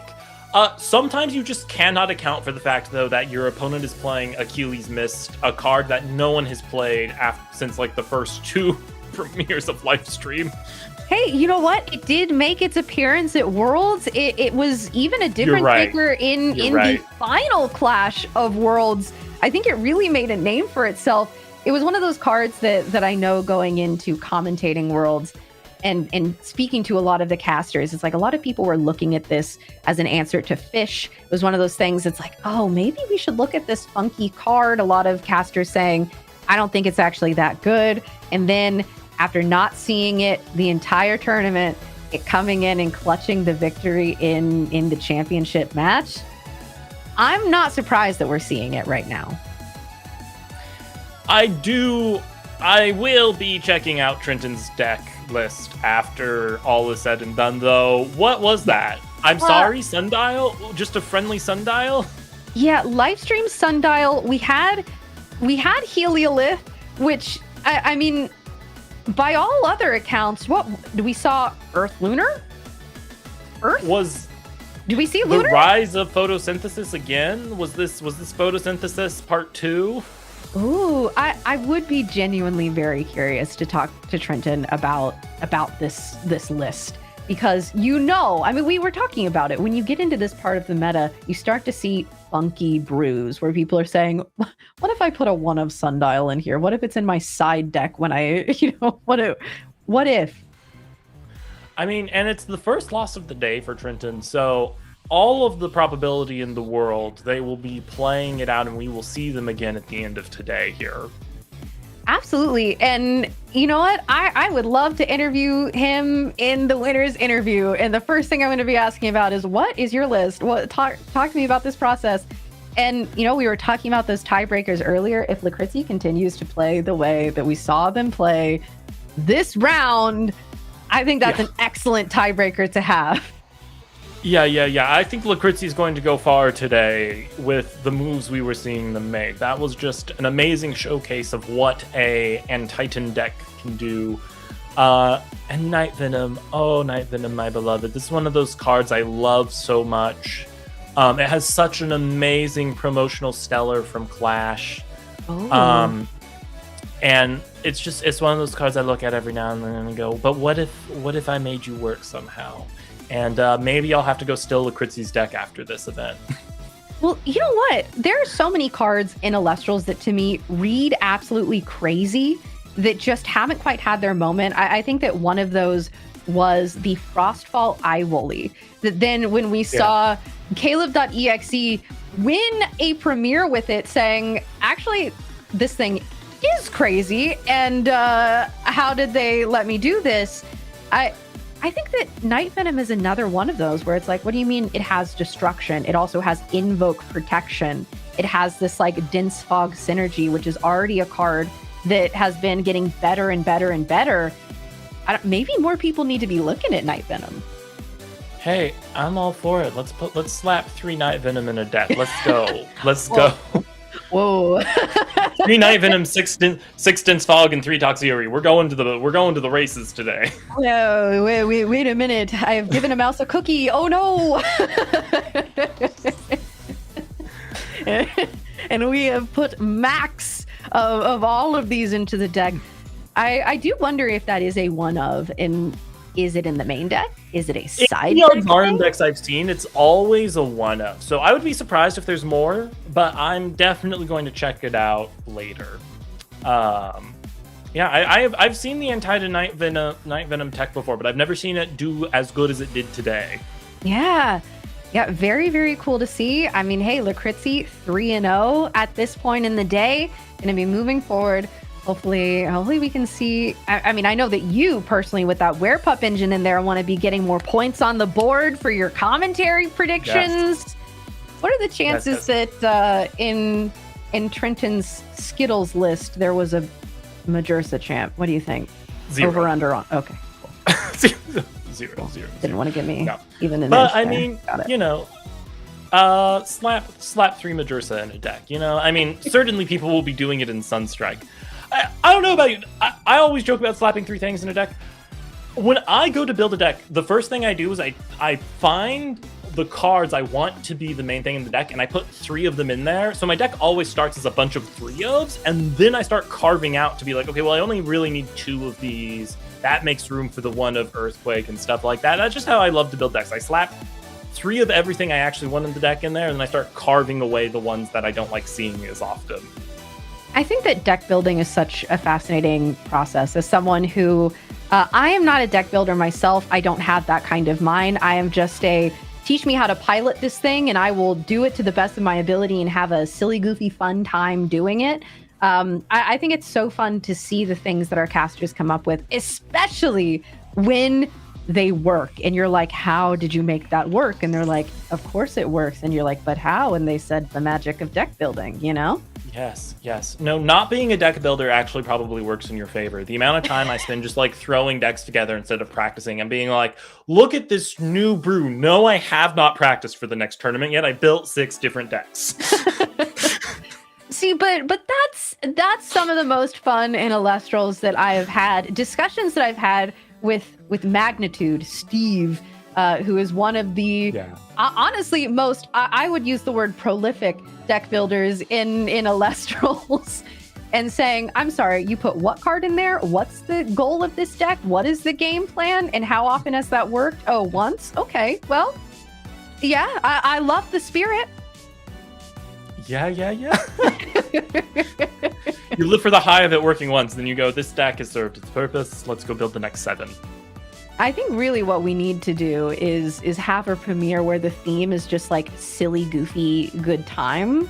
And people bring these like, okay, so then you do this, and then you do this, and then you draw this card from Frostfall that no one's thought about. It's Permafrog. And then you do this. I would love for that to happen. Oh yeah, no. Maybe sometime we need to have a community event. One of the wonderful streamer people can put together where we ban every card that was in top usage in the most recent premiere. Wait, true. You know what? Maybe we need to genuinely start planning this. Those of you watching at home, either let us know in the respective chats or using hashtag #PlayAlestrals if you have any uncanny brews, if there are any cards that you've been looking at and saying, it's only a matter of time, I just gotta crack the code. I think that this card has the spice. I want to know what those are. Unless you're just keeping it to yourself because you really think that you're onto something. I know that some of our casters, through speaking in tournament experience, saying, hey, you're not ever going to play before I have the chance to do this because you're going to be commentating, right? I say, yes. They say, let me tell you the tech. And hey, I'm sitting on some pretty incredible community secrets, I got to say. It's good stuff. It's good stuff. And man, with Sunstrike just around the corner, it's going to be crazy to see what people bring out. I'm sure you're excited, Kay. Have you already conceived of a bear deck for you to play in Sunstrike?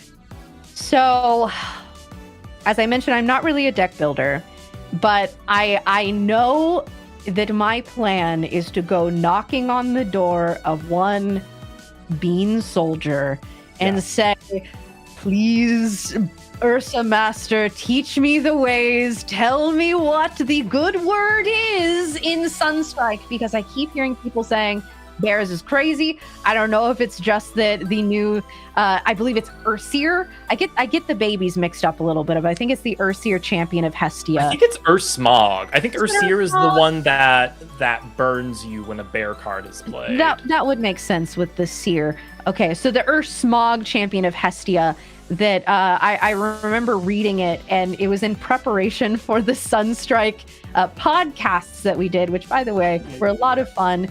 If you did not get a chance to watch those, be sure to go back. Not only are there reveals, but there was also a lot of behind the scenes insight into the process of things being made, and a lot of lore behind these cards. Now, when I read that card in preparation and I was making my notes, the first thing that I wrote down, because that was in an episode with the bird himself, Giant Skyhawk, I said, Skyhawk, how did you allow this to happen?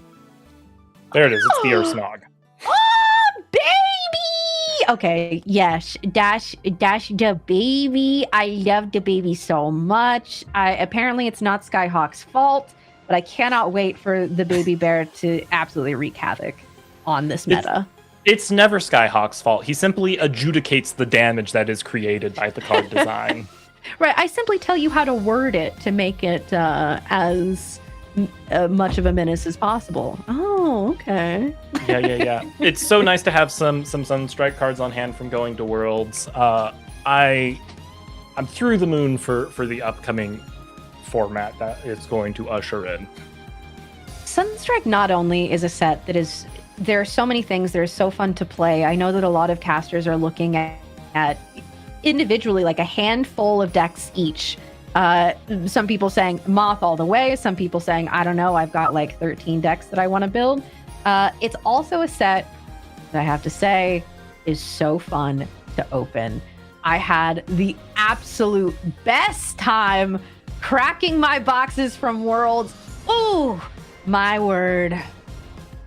It was so fun. I mean, you know, I got my Participation Sunstrike pack right here, Kay. Have you not opened it? I haven't. No, I saved it for today. I think we should just open it now while we're talking. Oh my god, do it. Do it. Okay. Do it. Yeah. Pac-Man of the day. Let's see what is in Sunstrike for us. Maybe I'll get my my first big hit out of Sunstrike. We got the Tadpuff, baby. We got the what is this? Oh, it's the Magnaros, champion of Hera. I can't wait to see people doing their spirit shenanigans. We got the Jolton champion there. Ooh, yes, we got the baby going to go search the Ares. We got the Armadon there. Ooh, Corva Smith, one of my favorite cards in the set. Who said Eruption is limited to 1? I will simply send Tongs back to deck and burn you for 3. We got the Brimscale. We're going to do the Fire discard with the Comagma I pulled earlier. These two are going to be best friends in the next set, I think. That's going to be quite scary to see Fire discard. We got the Gardon to go with the Armadon. All of the good Ares stuff. We got what is... Oh, the Neandersloth. Shout out PK. We got your boy here. His reveal from the set. And we got the Arcalith, champion of Zeus. Champion of Zeus players everywhere today. I know they're wishing they could have this card in their deck right now, but they'll have to wait another month here. A lot of people, and by that I mean I think it's exactly Swolax are calling him Chunk, and I really do. Chunk? Yeah, the champ Arcalith. That's champ Ankh. Let's get our Chunk in here. I love chunks in my cookies. Yeah, that's my Chunk. Now I want cookies. Oh man. You can't be saying that. on stream baking session, Kay. We'll finish a round early and we'll just get like the easy bake oven on camera. And wait, true. Our casters are cooking these decks in the kitchen. We are cooking cookies in the easy bake oven. It's coming together. I love it. I've honestly, Kay, earlier you said pancake about something related to cards, and I instantly thought about literal pancakes, and I have been thinking about it ever since. Okay, so we've all just been hungry this entire time, while our casters are hungry for the win. I'm hungry for some awesome moves, and Lucrizzi certainly brought them to us in that round. Oh man, Night Venom winning it on stream, going into the memory banks for the ages. I know that was really, really fun for you. I also have to say, you've gotten to open 2 packs so far, and I haven't got to open anything. And I did, in fact,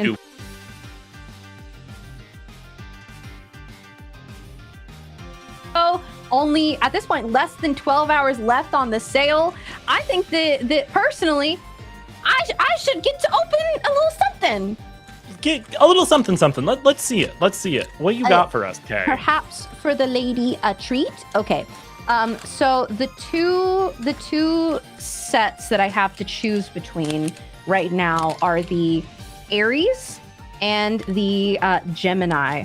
I'm chasing. I believe that this was the X of 10. One of the Nixamera is one of my bigger chases in this set. And I think that this was the Lavalith. May he rest in peace, but I still want this serialized Lavalith. Which do you think? What should we go for? Let's rip that Twindra open. Yeah, okay. In honor of Jock's prediction of Pinter today. True. Wait a minute. We're on theme. Okay. All right. Of course, one of the most important parts of any Shattered Stars opening, the sticker reveal, and it is... Ooh, the Trifernal. Nice. Okay, that's another one of those cards, the like Blazerous thing to me, especially with the Exalt Flare combo that we were seeing for a while.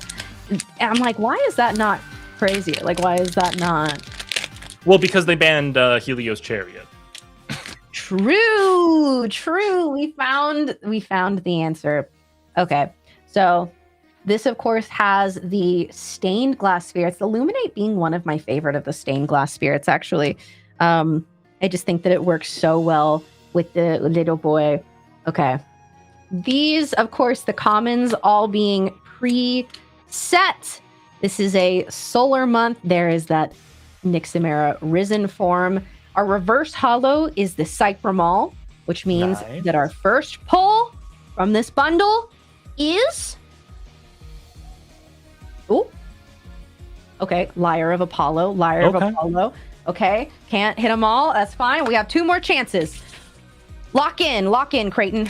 Okay. You got it. All right. Hopefully, because my Stellar Hephaestus that I pulled was from the pile of bundles that I got these from. So hopefully I have more gold in them there, heels. I believe in you. Thank you.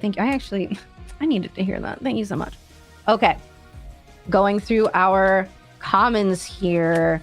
There we go. The Cypramol, the baby Armadon, the Nixamera. Ooh, okay. The reverse holo is the Soul Bell, and the pull is okay. Full art Temple of the Sun. Ooh, okay. I love this one. All the little baby cows, the pea gleams sitting on the mama cow. Very, very cute. The full art stadiums are some of my favorite art Elestrals has ever done. They're gorgeous. I love the little scenes. The holo on them is so beautiful as well. I don't know if you've ever seen them in person, those of you here watching, but they are gorgeous. And we have one more pack. And as soon as I'm done opening this, we're going to be heading to break. And then we'll be gearing up for round 4. So last chance for me here. I believe. Drum roll, please, everybody. I will be continuing to open more of these as the day goes on, by the way. Okay, so we're just going to go ahead, go straight to the reverse holo, which is a Cypramol. Okay. And the pull for all the marbles is... Ooh, okay. The full art stained glass Luminate, which, is pretty, but we didn't get the stellar, which means that I'm just gonna have to keep opening this as the day goes on. I'm just saying. I'm just saying. Hey, we'll have some more breaks, I'm sure, Kay, for you to rip in. And with that, we're actually going to be taking a break right now, and when we come back, it'll be time for round 4.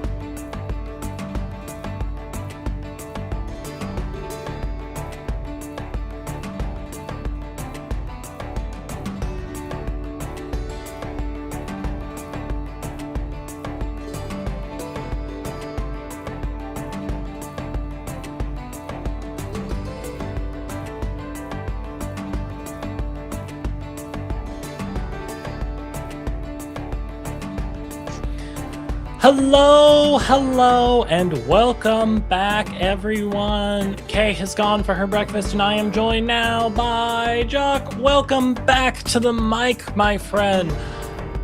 And Titan Night Venom is 3-0 in the tournament right now. As like a top competitor, Jock, what does that make you feel? How do you feel living in a world where you gotta fear Night Venom dropping the board on you?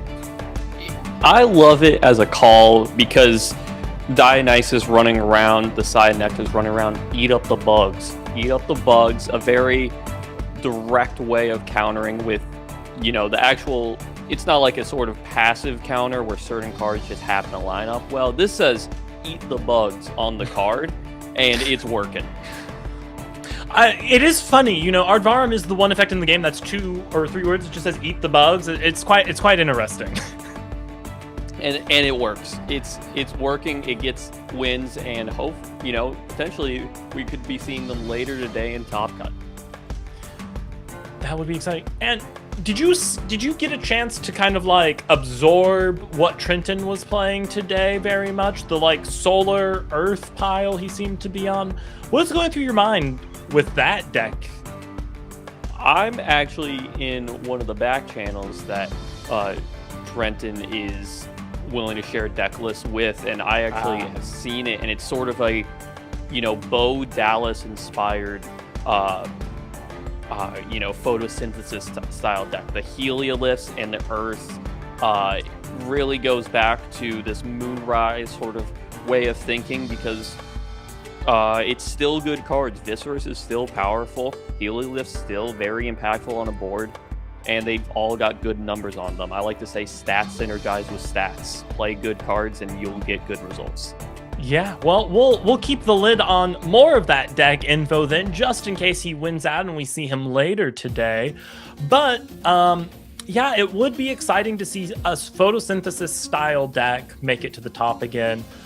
Bo's run with photosynthesis was legendary. If you're not familiar, they won Worlds with this Earth Solar Brew deck. They coined the term of photosynthesis for a deck. It's hard to say it came out of nowhere, because Bo was playing it in the public. Like, people knew the deck existed but weren't really paying attention to it. It won everything. After that event, I feel like a whole bunch of people tried to play it and could not get results with it. So it would be interesting to see if we can get the photosynthesis run back here today. Bo is a fantastic player and is known for taking decks that other people can't perform with and topping over and over again, winning Dallas with that list, and just seeing more value and more strength in cards that not everyone is. I'm not sure Bo is actually participating today, but within Spirit through these deck lists and other people, trying to carve out their own niche within the community of like, I play this and I'm gonna do this better than every other people. That's comes from them, and also just the sort of Elestral spirit. I like to call it the Bo special. They show up with a deck you would not expect, they win with it, and literally no one else can win a game with the deck. Yeah, it's really cool to see a list of cards that it's a strong list of cards. It won a tournament, and no one else is able to replicate that. It just means there's something different about this player, something different about how they go about it. One of my favorite things about Elestrals is that even up to the tippy top of players, I haven't seen this in any other community, is that even the top players will pet deck, essentially. They will follow the strategies that they love, and they'll keep on refining, whether it's Josh with Bears or Bo with, Lunar Phase, Voldusk. Everybody has their thing that's like, no matter how competitive they are, like, well, I'll try to do what I want to do. Yeah, and, so far, I feel like Elestrals has done a good job of keeping the power scale of decks such that getting a win with a pet deck isn't completely out of the realm of possibility. You're certainly maybe giving yourself a harder run if you're not playing some of the top decks, but that doesn't mean that a win is impossible. I mean, you know, even though the power ceiling got brought down, even before that, I mean, Thunderstorm was still doing things, even though it was kind of considered a pet deck by a lot of metrics. What you'll see within a metagame is less so this is the most popular deck because it has the highest win percentage. There's a lot of details within that win percentage. Dionysus might be really good versus these Thunder decks or these Hermes decks, but it might have a really bad matchup into a Fire deck, let's say, just for example. It will be all these moving parts that it's like, oh, if this Fire deck is so good into it, why is no one playing it? Well, it's like, oh, it struggles versus Hermes in this other deck, and a metagame is not one solid, I win this percentage number of games with this list of cards. It's very individual according to the decks, the players, the matchups you get. Speaking as someone who is decent at building decks and horrible at metagaming, every single tournament I've gone into where I've built a deck going like, okay, I'm going to face at least 2 of these decks and probably 1 of these decks based on statistics. Let me build a deck that can like get those 3 wins pretty much guaranteed. I will then face none of those decks all day and just like queue into rogue stuff that just dog walks me all day long. Yeah, we like to say once you know, if you lose the first round or the second round, you're suddenly no longer in the winner's queue or the winner's side of the bracket, and it's all these other people of playing their own variety of decks. They're also trying to strike the metagame in a very direct way. And, you know, let's say you bring out, it's like, you know what, I'm still going to play Locagon. I'm still going to figure out the build. How does that pair up versus Nixamera? No one knows. No one has reps in the Locagon versus Nixamera, matchup in this metagame. This is where like card games strive and are really strong, where you can see, you have to adapt on the fly. No matter how much preparation you have, you haven't played every scenario and you haven't played against every card. Yeah, I mean, I have played so few Lycavolts in Lifestream against. I've had maybe a couple Lycavolts dropped on me in the entirety of Lifestream. It's not as popular of a card as I expected. However, for all of Lifestream, my side deck has had 2 Glimbat in it, just because I fear that card that much. That is incredible. One of my favorite brews that someone at my local brought, shoutouts to Sean, he brought for the set championships, Bears plus Lycavolt. Just turbo into these really strong, explosive plays, and Bears didn't have Champ Majursa in that set tournament. Instead, you had to play Glaciersa. So it was just like, hey, what if I put a giant guy on board? Can you beat this? And how about this giant one that is trying to rip your hand? Really, really insane thing to try to beat and try to figure out even what is happening, because you'll see 4 bears in a row and it's like, all right, here's the Thunderdog. Why was that there? Sometimes you got to play the mental game. You gotta drop a card and have your opponent go, wait a second, I need to stop, pause, read that card to me. What is happening to me right now? You can gain a little bit of that just on accident. Like let's say you're siding in Dense Fog and Cryoblast, and you take a mulligan. You get rid of those 2 spirits because you don't need the Frost or the Lunar, and they're like, oh, okay, I've seen this before. You're on Rhino Sect. And they're like, yeah, of course. Temple of the Sun Novacore? Yeah. Oh, yeah. The twisted paths we follow to try and get our way into the top. Honestly, the tournaments I have done the best in are the ones where I say, I'm going to stop trying to metagame. I'm just going to generally take the most solid game plan I can that generally has its bases covered. And that's probably because I'm just like a step below the greats who can sit down and build counters to counters to counters like you talked about earlier today. There are players who are extremely good at the details and understand of how every card lines up against another. And there's players like me that says, what if I put a big old dummy on the board and that wins? So that was a lot of my live stream format experience, was Catarant, hope to hit Eyewall, and once that's on the board, it's like, well, does my big dummy win? It might win. Hey, my favorite big dummy deck of Lifestream was Puppy Party. Just like all the Werepups, all of the Ampups, just like, I'm going to land a Leica, and you tell me if you have the out. Oh, you mean the two wolves inside me deck? Yeah, that was a lot of fun. Yes, that is a fun deck. That is my second favorite deck of Lifestream to Crabs. Crabs is the deck I weirdly have the best win rate with. I don't know how. I just love that deck, and it always has done really good for me. I love the the Turbo Moss Station deck where you're trying to get Moss Station, and you play it almost like a burn deck where you only need Moss Station to connect twice, and that's the sort of spirit advantage that you need. So you're searching with it with no stone unturned. The deck lost a lot of power when you no longer could search for Lavalith. That was a huge part of the deck. I think you should still be allowed to play Lavalith if you also have 3 no stones also in the deck. I think that's a fair trade-off. You really mean it. It's not a power one of, it's a game plan. Yeah, no, that's true. That's true. I mean, personally, I don't know if you're excited for Duggee for the same reason I'm excited for Duggee, but Duggee Crabs, I think, is going to be amazing. Duggee Mill, even if you don't hit the Duggabus, you go, that's fine. You go Gira, Flora, Champion of Demeter, add back those crabs you milled to hand, and off to the races.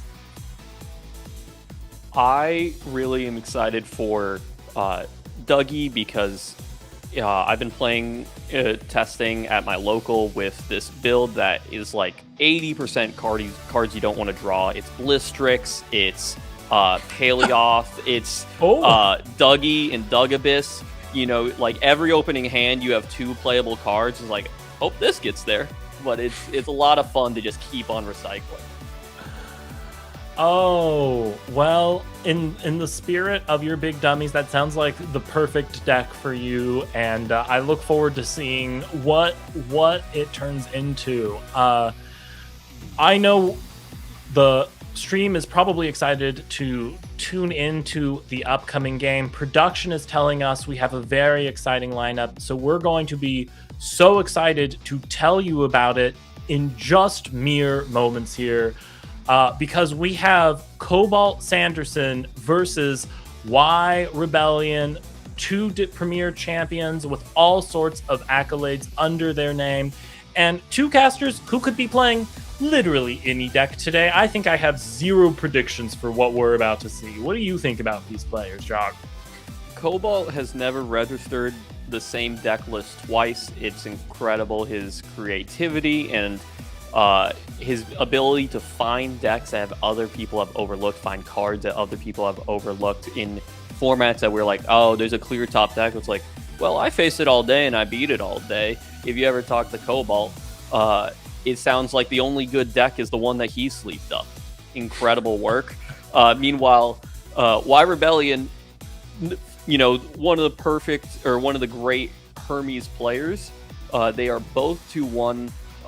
Both going head-to-head into this almost pivotal match on who will be able to make top cut. You can barely slide in with a 2-2 record, and these players really want to get into a position to give their best chances to get those prize play mats.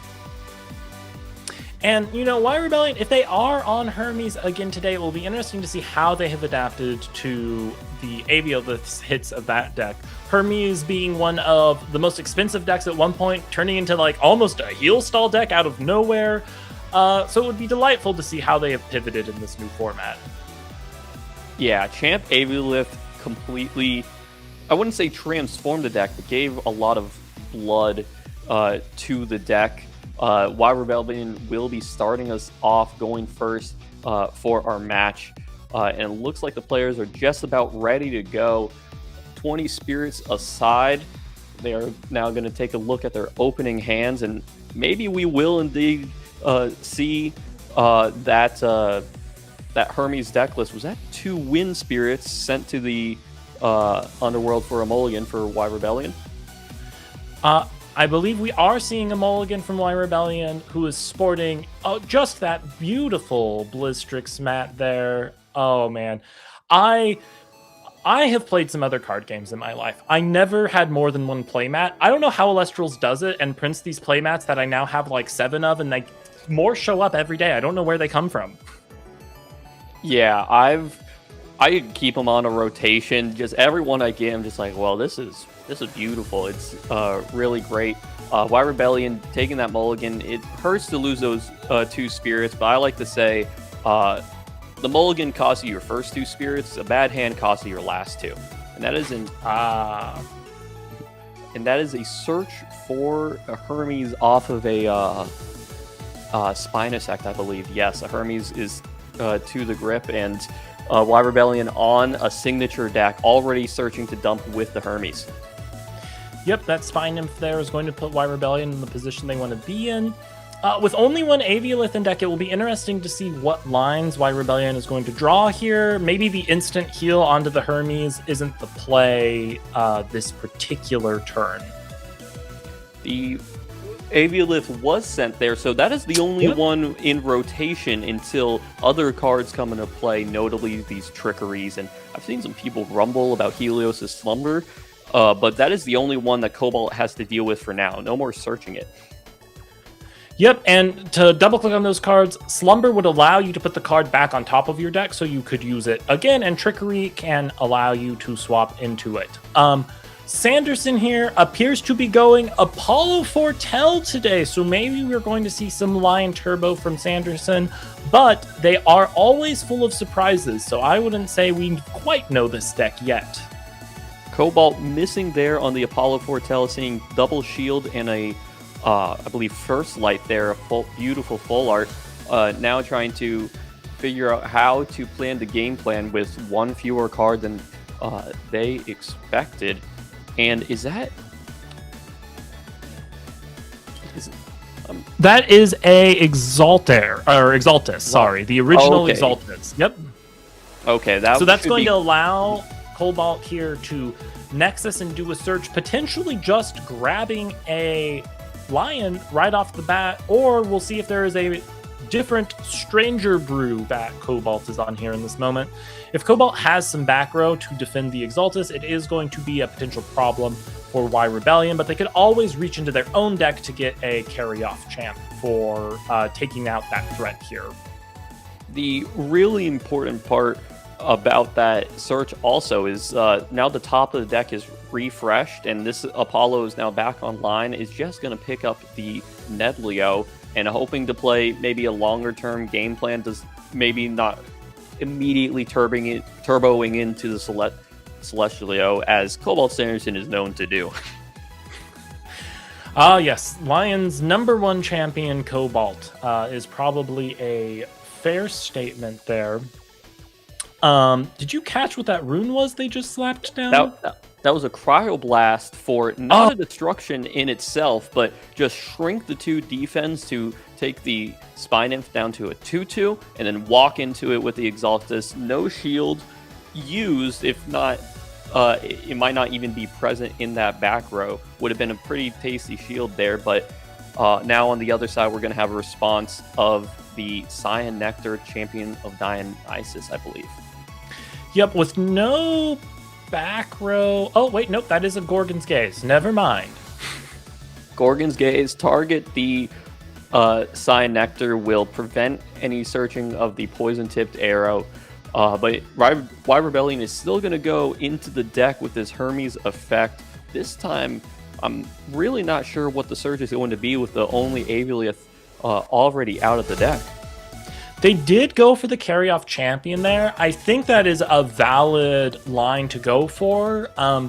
Just because the Lion was not searched doesn't mean it's not in hand. And so making sure you close that line is always a good idea. Yeah, just don't fall behind on tempo. There's always this fight in Elestrals of value, which is sort of the cards that you have access to. Tempo, which is the stats that you have on board, number of spirits you have on board, and spirit efficiency on, how well your spirits are trading with your opponent's spirits. Every play has little trade-offs on which it's better into, but it's just too dangerous to allow potentially another search, or maybe just a hard ascend into a Celestialio with the Exaltus.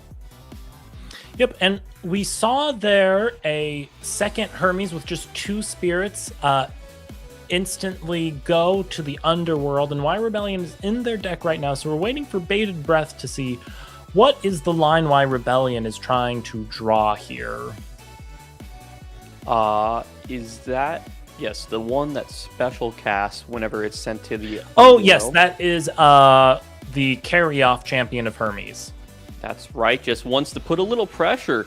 Cobalt is already down to 12 spirits and potentially lower after these attacks, and will have to fight back on board with the Neblio here that was searched out last turn. It is currently a 4 with this Apollo present on board.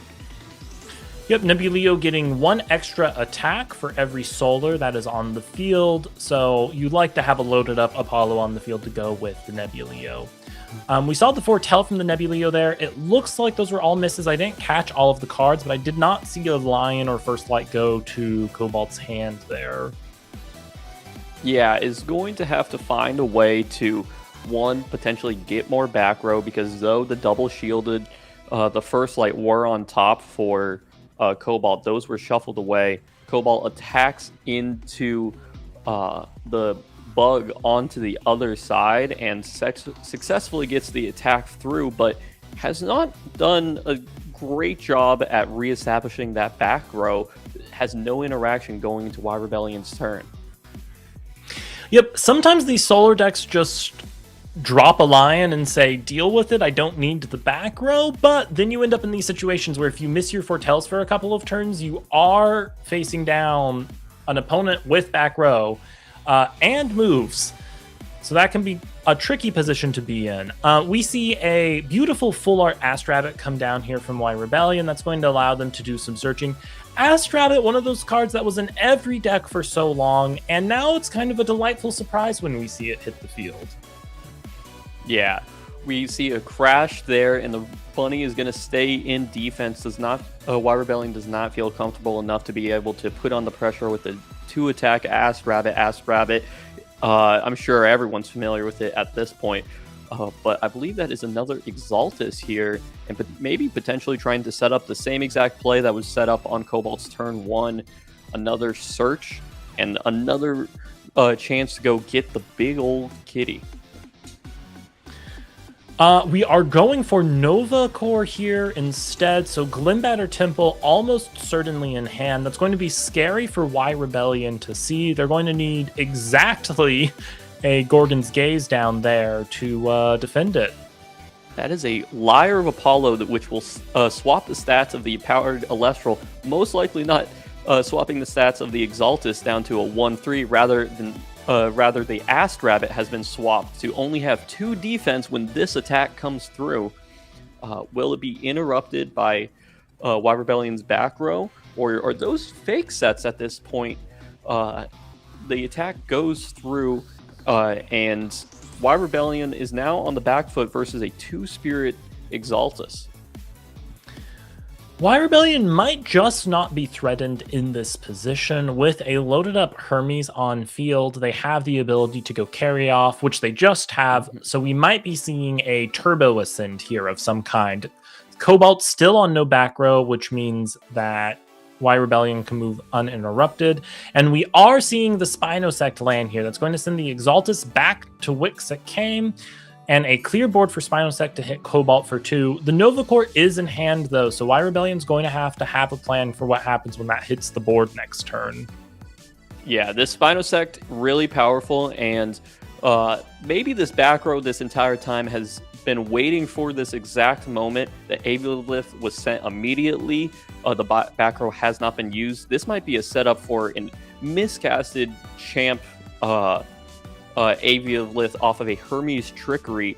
The Neblio is here and is going to dig a little bit deeper, seeing a Shield, a Lumeru, a Temple of the Sun, and another Shield. No hits for that kitty. Oh, this is interesting. I wonder if Cobalt doesn't have the Temple or Glimbat in hand, or simply just acknowledges it's not safe to drop the single Nova Core on the field with 3 back row there. Nova Core gets to pop a Elestral when it hits the field, but it does so non-targeting. So Hermes Trickery is in a unique position where you can remove your own Elestral with Hermes Trickery and force the Nova Core to get itself. Trickery is true to the name. There was a Temple of the Sun there in the upper left, which had the Nebuleo be able to contest the Spinosect, but the Gorgon's Gaze in the battle step will shrink the Nebuleo down back to the 2, completely blowing out Cobalt, and Cobalt is going to take it to a game 2. Probably looking to side in these cards that we know to be strong versus Hermes, like Pandora's Box, and maybe even potentially the Spoiled Fruits to clip that 1 Champ Aviolith. Yeah, I'm not sure why Rebellion needs to do much siding here themselves. Maybe they can put in some Tsunamis if they aren't there already, although it seems like Tsunamis have largely moved back to the main deck now that Aphrodite is less popular. The real question for why Rebellion is going to be, is Cobalt going to hit their mills? Is there going to be a Celestleo on turn 2 this coming game? Yeah. Meanwhile, the players are working on getting cards out of the deck. Cobalt showed a Cryoblast in the main deck. That's probably not going to be very powerful. I understand that it can hit the Champ Cyan Nectar, but, you know, versus the all the big guys that Hermes is able to help turbo out and do all these tricks with Hermes Trickery, Cryoblast is not a perfect solution to what you're going to be actually interacting with. Meanwhile, why Rebellion? The Hermes deck is honestly a mystery to me, how all the moving parts like to be, present in each game. I know sometimes they side into the Pantera line, which would help me personally. I'm not sure if Solar is the matchup for that, but we will see as they get ready for game 2. Hermes being a toolbox deck is already very well positioned. Even if Cobalt gets to land a Lion early game, I feel like a Hermes player has some of the most tools available to them for handling it. One of the strongest things about a toolbox deck in general, whether it be the Aphrodite toolbox or Hermes toolbox, just a deck that you can search a bunch of different one-of cards, is your deck comes a little bit pre-sided. You have these tools that are really, really powerful into certain opponents that you'll be able to grab at any given time in game 1, which means you sort of get the striker's advantage of being able to take more game 1s before they have their proper interaction pieces in their non-toolbox decks. Yep, and I imagine Pandora's Box, maybe if it wasn't in Cobalt's deck, is now going in there to try and stop that Hermes from gaining its initial purchase on the field. If Cobalt goes first and can put a couple of important pieces of back road down there, they might have a much better time, even if they do miss some of their foretells again this game. I don't think, did Cobalt successfully hit any of his foretells in that last game? I think every single one of them was a whiff. I believe I saw a Nebuleo, maybe the first one, grab a card, but it didn't have any impact on the game. All the cards that were searched were Nebuleos and that Nova Core that never saw the field. Cobalt was just a little bit behind the 8 ball, as Y Rebellion had a fantastic setup. Okay, well, Cobalt is going to open the game with a little kitty there, the Nebuleo, and we're going to see... Is that a Faliferos that got foretold? Is there a Faliferos in this deck? I believe Y Rebellion must be asking the same exact thing as Cobalt is highlighting it now. The stats of 6-7 on that card. It can reveal back row and I believe maybe pop them as well. It's been a moment since I've considered that card. The other cards seen there are the Pandora's Box we were talking about that can negate a search, and the Solar Burst, which is a wonderful limited removal for the deck. The deck just sort of gets one additional resting on your laurels, essentially. Yep, so hopefully the Nebuleo by itself is only going to have 3 attack, though. An attack that almost anybody in Y Rebellion's deck can hit over. So hopefully there is something more to protect it for Cobalt. And there's the Temple. There we go. Yeah, Temple of the Sun. Neblio has 1 enchanting solar spirit on it. Temple of the Sun has 1, that's base 4, and then the actual spirit also counts under Temple of the Sun, brings it up to 5. I have to manually count this math every time I play with the card. And an attempt to go search for a Hermes with the Spine Nymph once again on turn 1. Any hand that can have access to Hermes, you probably keep in that deck. Yeah, and there is no back row firing from Cobalt, so probably not the Gorgons or P-Box back there. No, Y Rebellion with the instant fire off, sending the carry off there to pop the Neblio, clear out that 5, wants to keep the Spine Nymph on board, potentially for Spinosec plays from hand or with another send, knowing potentially the Pandora's Box on top of the deck will be able to take care of the next search. Y Rebellion already planning about how do I set up myself to get interacted with, and the 3 back row will really help in that position of I'm behind and I need help. Oh, we're dropping the Nova Core already. So the Nova Core we didn't see last game coming down here. It's going to be able to pop the Spine Nymph. It's kind of early game to drop a Nova Core, but on the other hand, there's not bodies in the Underworld for Y Rebellion to trickery on. So in some ways, into a Hermes deck, maybe the safest time to play the Nova Core.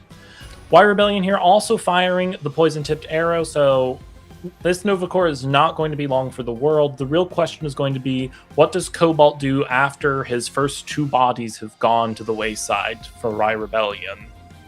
Good trick there from Y Rebellion, using the spirit off the Spine Nymph that was going to be destroyed by the Nova Core's effect. That spirit is already good as gone, so might as well use your poison-tipped arrow using that spirit, pull it off, save a spirit there. Meanwhile, still took 4 from the interaction, or 5. Very dangerous situation, but Y Rebellion still has a lot of power here with the Champ Sign Nectar, a fantastic card on an open board state. Yep, Cobalt does have back row this time, but choosing to not stop the poison-tipped arrow search. So it's going to be really hard for Cobalt to stick a body in one of these coming turns here. The strongest strength about Cobalt's position right now is for sure, 1, the Temple of the Sun is going to create issues for Y Rebellion, just even the Neblios, and if there's like a Lumaru or something in the deck, Exaltus getting extra spirits on it, everything is going to be a little bit bigger than planned for. And Cobalt has a high spirit lead at this current point. And is that a hard cast Glimbat? That is a hard cast Glimbat, which I believe will have under Temple the right stats to crash with Cyan Nectar, right? It has 3 attack naturally. It is a 2 attack. Oh, and yes. So, okay. I don't know what's happening then. And that scares me as a player. If I see something a play that I don't think I would do into this position, that means something about the rest of the position means it's good for Cobalt in his mind. And the Solar Burst that we saw often earlier foretell is going to take care of this Champ Sign Nectar. Is that a Celestlio we see in the foretell there with the Falaferos? There's a Celestlio, a Gorgon's Gaze, an Exaltus, and the Falaferos. I assume we're sending the Falaferos to deal with this situation.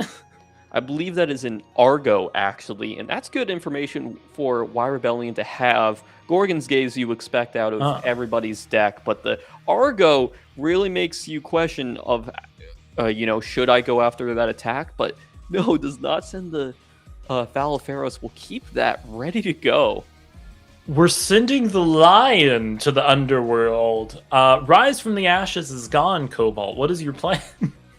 If there's anybody who would get an exemption to sneak it into the tournament, Cobalt would try his best to get that for him. But now the Glimbat is just going to poke in for 1. And, when you have a spirit lead, just exchanging spirits like this 1 for 1 is a smart play to do. Maybe the plan is hard to send Falaferos next turn. Maybe with this back row, you'll be able to protect it with the right back row. Especially when Y Rebellion does not have anything on board. White Rebellion does still have a PTA back there, though, so it would cost them another 4 to clear a Falaferos that got ascended into, putting them very low on spirits, but it might be a risky investment for Cobalt as well. And the cool thing about that poison-tipped arrowing the Falaferos is you actually don't have to reveal that one. You can keep that one, you can reveal that one when you normally would. A Falaferos is going to make you reveal your back row anyway. And here comes an Ass Rabbit in defense. Go dig for cards that will help you out of this situation, and no interaction from Cobalt on the play. The real question is there trickery afoot? Is there a trickery in that back row? Even though it would not be properly enchanted, you could always trickery that rabbit around into something else that is more useful, depending on what Cobalt does on their turn. The Hermes was activated there with the final 2 spirits, most likely to go get Champ Aviolith, would be my expectations, to heal back up 4 spirits, but that Pandora's box that we saw from the beginning of the game is going to force a mill 2. I think that is an Ambrosia and an Ass Rabbit out of the deck, and most importantly, the search is not there. Exchanging 2 spirits for 2 spirits and stopping them from healing 4 is a really good play from Cobalt's side. Yep, White Rebellion's going to have to be looking for another Hermes. If there is a trickery in the back row, it can no longer do its tricks. It does need Hermes to be enchanted on the field for its moves. So the real question in my mind now is Cobalt, Hardison, Falaferos? Yeah, there was a very clear reason why the Celestilio was sent and not the Falaferos. And when Falaferos... reason why we thought it would be sent is it's not a card that sees too much play. So if it's the questionable card in your deck, it's like, let's play as if it's not in my deck anymore. But between normal casting this Glimbat and leaving the Falaferos in the Fortell, White Rebellion feels inclined to use a Hermes to send another carry-off to pop that Glimbat, though Falaferos' stat line was just going to cause too many issues. Yeah, White Rebellion had enough spirits left, I feel like, to potentially PTA the Falaferos, but I think that would have been cheaper than the Hermes move. I'm not sure off the top of my head, though. I'm sure White Rebellion just doesn't want to let Cobalt keep a body when there are so many scary Ascensions that Solar can pull out. Yeah, it's a big part that you don't want to pass the turn when your opponent has a guy. And then here comes Quackle in a tackle from White Rebellion. There is all sorts of cards I did not expect. I didn't expect there to be 3 Thunder Spirits in the entire deck. I believe they only healed 2, so I'm going to guess they have exactly 4 Thunder Spirits. One of them is on board. One of them was just played underneath that Quackle, and the other 2 were returned back to the Spirit deck. These 2 attack bodies are coming in, and surprisingly, the Exaltus at the lowly power of 3 is contesting the entire board on White Rebellion's side. That's a PTA, right? You got to hit that thing with PTA. Don't let that stick. Potentially considering it. That is the one, the poison-tipped arrow is the under the Ass Rabbit. Just looking at all the options, maybe a shield could be more tempo positive play in this scenario. That would be a possibility if there's a shield back there. Did not poison-tipped arrow, rather just Cobalt played the 3-1 and did not attack. Okay. Oh, and here's a Champ Whale. We'll flip all the stats. That is very strong on this board. If you took a screenshot of this, no one would think White Rebellion was on Hermes. Yeah, you're just like, oh, that that carry off over there. That's not the Underworld. They're just showing off the prize card, the champ, the top 16 one that they have. But yeah, flipping all the stats here, turning that Ass Rabbit from a 2/5 to a 5/2. The Whale itself is a 5. Even the Quackle can out this Exaltus now. Cobalt is on the back foot. Potentially 3 Elestrals coming barreling down on the dwindling spirit count. Yeah, that gap between Cobalt and Y Rebellion has gotten a lot smaller here. Only a couple spirits between them. If Cobalt doesn't have something to protect this Exaltus, which at this point I actually don't know what could do that successfully, because you can't Tsunami the Whale. No, it'd have to be some sort of combination of cards. The Temple of the Sun is out there. I don't believe there is a way to get Solar Spirits at counter speed, to be able to increase it in that way. But that Argo will be pretty good there, but is going to have to find, I think, a Lyre of Apollo to swap maybe the whale stats and then maybe protect something the other way. I'm sure he's got a plan. A Scythe of Demeter? No, okay, it is the Lyre. Are they switching the Exaltus back? That's still smaller than the whale. Okay, the whale dies, but then the rabbit still kills? Is there a shield? Okay, so what happened there was the Lyre swapped the whale back to a 2/5. Yep. And then a Guardian of Light protected the Exaltus one more time there, but now the Quackle would have to trade because the Temple of the Sun contested with the 3 attack after the swap. Very messy board state, but Cobalt is in a pretty good spot now. I was scared of 3 bodies, and Cobalt brought it down all the way to 1 using the back row that they had available. Based on the foretells we saw from Cobalt, though, does he have any 1-drop Elestrals in his hand? Exaltus was the last one we knew of that was coming up. The Reenchant of the Rabbit, the strongest play in Elestrals set at one point, and it's one thing to get an extra card that you selected. It's another thing to be attacking for half your opponent's remaining spirit count. If that is not a Guardian of Light back there, this is going to hurt beyond belief, and it's going to be hard to crack back into. Meanwhile, Y Rebellion on 3 spirits, which is very low in itself, but has the board, and is actually going to Ambrosia rather than try to attack for 2. Okay, that is a good move from Y Rebellion, just in case there was a shield or something back there. They wouldn't want to put themselves in a position where Cobalt is essentially 1 Nexus and swing away from winning the game. Mm-hmm. Yeah, between the Quackle and the Champ Aviolith we've seen in the deck, and that is 2 Ambrosias because we saw one milled earlier. There is a lot of healing in this deck. Y Rebellion is looking to grind out the opponent in the most complicated heal style deck you'll ever see. I mean, Jock, think about it. Trickery Quackle into Quackle for another heal Thunder. It's a million spirits are flying every which way. It already hurts my head trying to imagine a normal cast of an Exaltus. Once again, Cobalt keeps 2 Exaltus up his sleeve at any time to be able to cast them. And that is a 4-body under the Temple of the Sun. Y Rebellion has not shown that they are able to deal with such a body yet. There's still a PTA back there, though, right, Chuck? Like, PTA! I believe there's a PTA, and that would lead to a crash situation, which seems kind of worth it at this point, but Y Rebellion's, plans might be even longer than that. Might see the PTA as the panic button. See it as the card not to be like, oh, this should get me enough advantage. Rather, it is the backstop of losing too much advantage. They have 3 other back row that they could also use at any time if it's all real.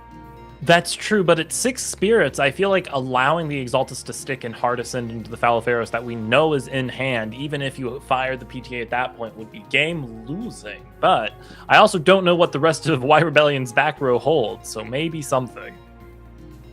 Yeah, there's got to be a specific reason so many cards that they have access to on the board between all the back row and multiple in hand, due to the card advantage of the Ass Rabbit. Y Rebellion probably feels fairly secure at this point to start making plays that lead to not just advantage but to checkmate. Maybe trying to find a way to get that Temple of the Sun off the board, or maybe find a way to have enough spirits to do another Spinosect play. Heck, maybe even a miscast hard ascend Spinosect over this Ass Rabbit is enough in this position. Yep. So our players really thinking it over here, but we're going to go into a normal cast of what? P-Gust? It is a P-Gust targeting the temple. Yeah. Okay. P-Gust. Cobalt didn't attack, so there was no opportunity to shield. So we might see that Hardison now. And why Rebellion out here with the craziest card picks in their Hermes brew? Tell me about P-Gust, Jock. P-Gust is a card that maybe in the future we'll be hearing about it a lot more. But P-Gust for now is a win receiver on receive. It will target and destroy a rune. Face up, face down, yours, your opponent's, I believe. It can be anything you want it to be, and is a part of this toolbox that Y Rebellion felt was valuable enough. And popping Temple to Sun, fantastic there. The Exaltus has shrunk and doesn't have a Nexus bank to potentially Nexus from, search the Celestialio, and go all the way up into the big cat. Yeah, but the Falaferos is in hand, Jock. What about the Falaferos?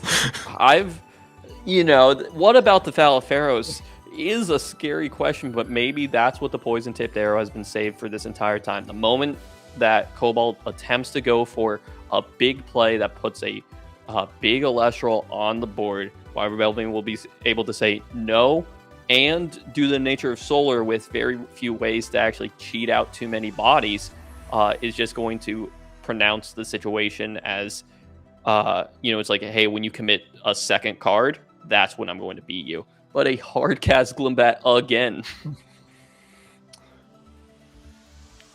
Interesting. I don't think any of Cobalt's board can go over. Is this just for the Nexus? It seems like it, with the Spirit now on top of the actual card. At Worlds, I did a number of Pandora's Box sealed events, and you end up playing with a bunch of random cards just for their tiny little effects and stuff. That's what normal cast Glimbat feels to me. Is like, hey, I just need to use my cards in any weird which way. Let's use every part of the Buffalo when it comes to this. And it's going to get a Lumaru, but Cobalt now on only one Spirit, unless there is a Ambrosia, which is not common for Solar decks. Y Rebellion is one poke away from closing this up potentially. A new back row was drawn during the course of that turn, so maybe that is the Guardian of Light that Cobalt felt they needed to be able to make a play like this, can be able to protect, heal back up, and maybe go for a big old play. But there's an Ascension here. Spinosect? A Spinosect or is that just a Spine-Imp? That's another Spine-Imp. Which can go into the Spinosect by disenchanting a wind off of it. Yep. It's a longer route, but it might be exactly what Cobalt does not want to see. If Guardian of Light was the plan, this non-targeting return to hand will not interact with that until it is too late. Yeah, Cobalt's going to need a Gorgon's Gaze back there, and even with that, that leaves them with no spirits in deck. And, the Spinosect comes down, sends the Exalt is back to hand. Is this game, Jock? Moving everything to attack, and Cobalt flipping the hand face up. That is game. That is a win for Y Rebellion in 2 games. 2 champions duking it out with plays that only they can consider. That poison-tipped arrow searched and never used. Incredible play from Y Rebellion, just playing so patiently with all of their interaction, realizing that the cards in the hand were enough. The Falaferos here showing off at the end. Incredible. I wish we got to see that stick the board, but congratulations to Y Rebellion for winning this round 4 match, taking them to 3-1. Wow, what a game for Hermes on Y Rebellion. I'm not sure I've ever seen 2 Y Rebellion Hermes games that looked the same. I think they are just such a master of manipulating that toolbox. I want to talk about all the different Elestrals we saw out of Y Rebellion in that second game.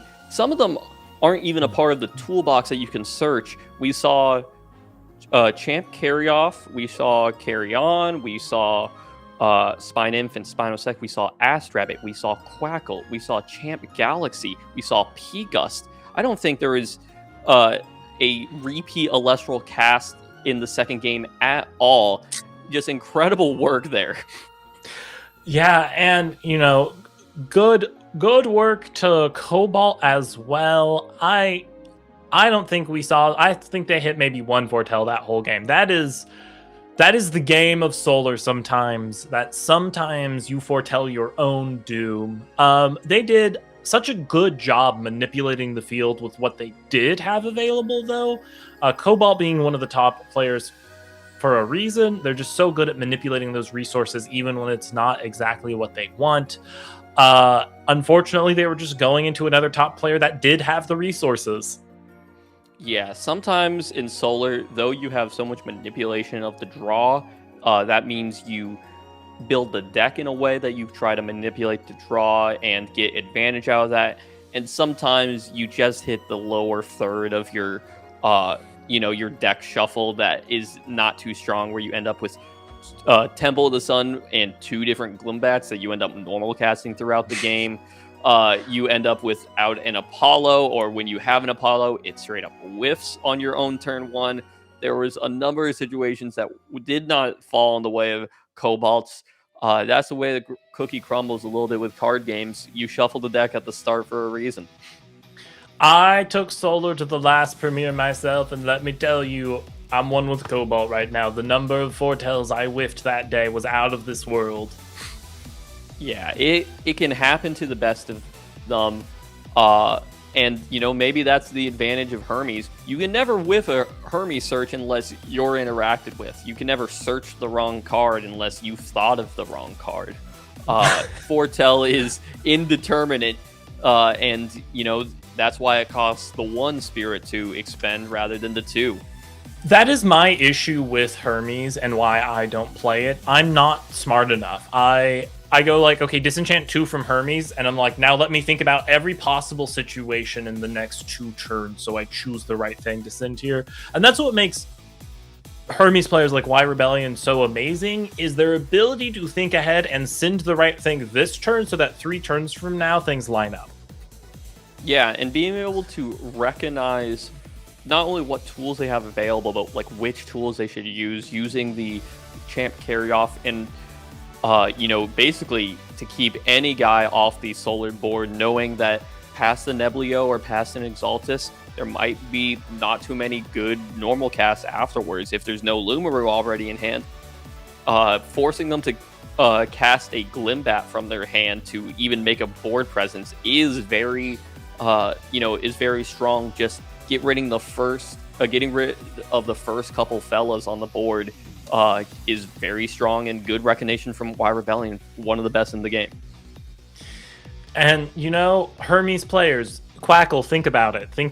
Is Aviolus really limited? You got Quackle, do the healing, do the math.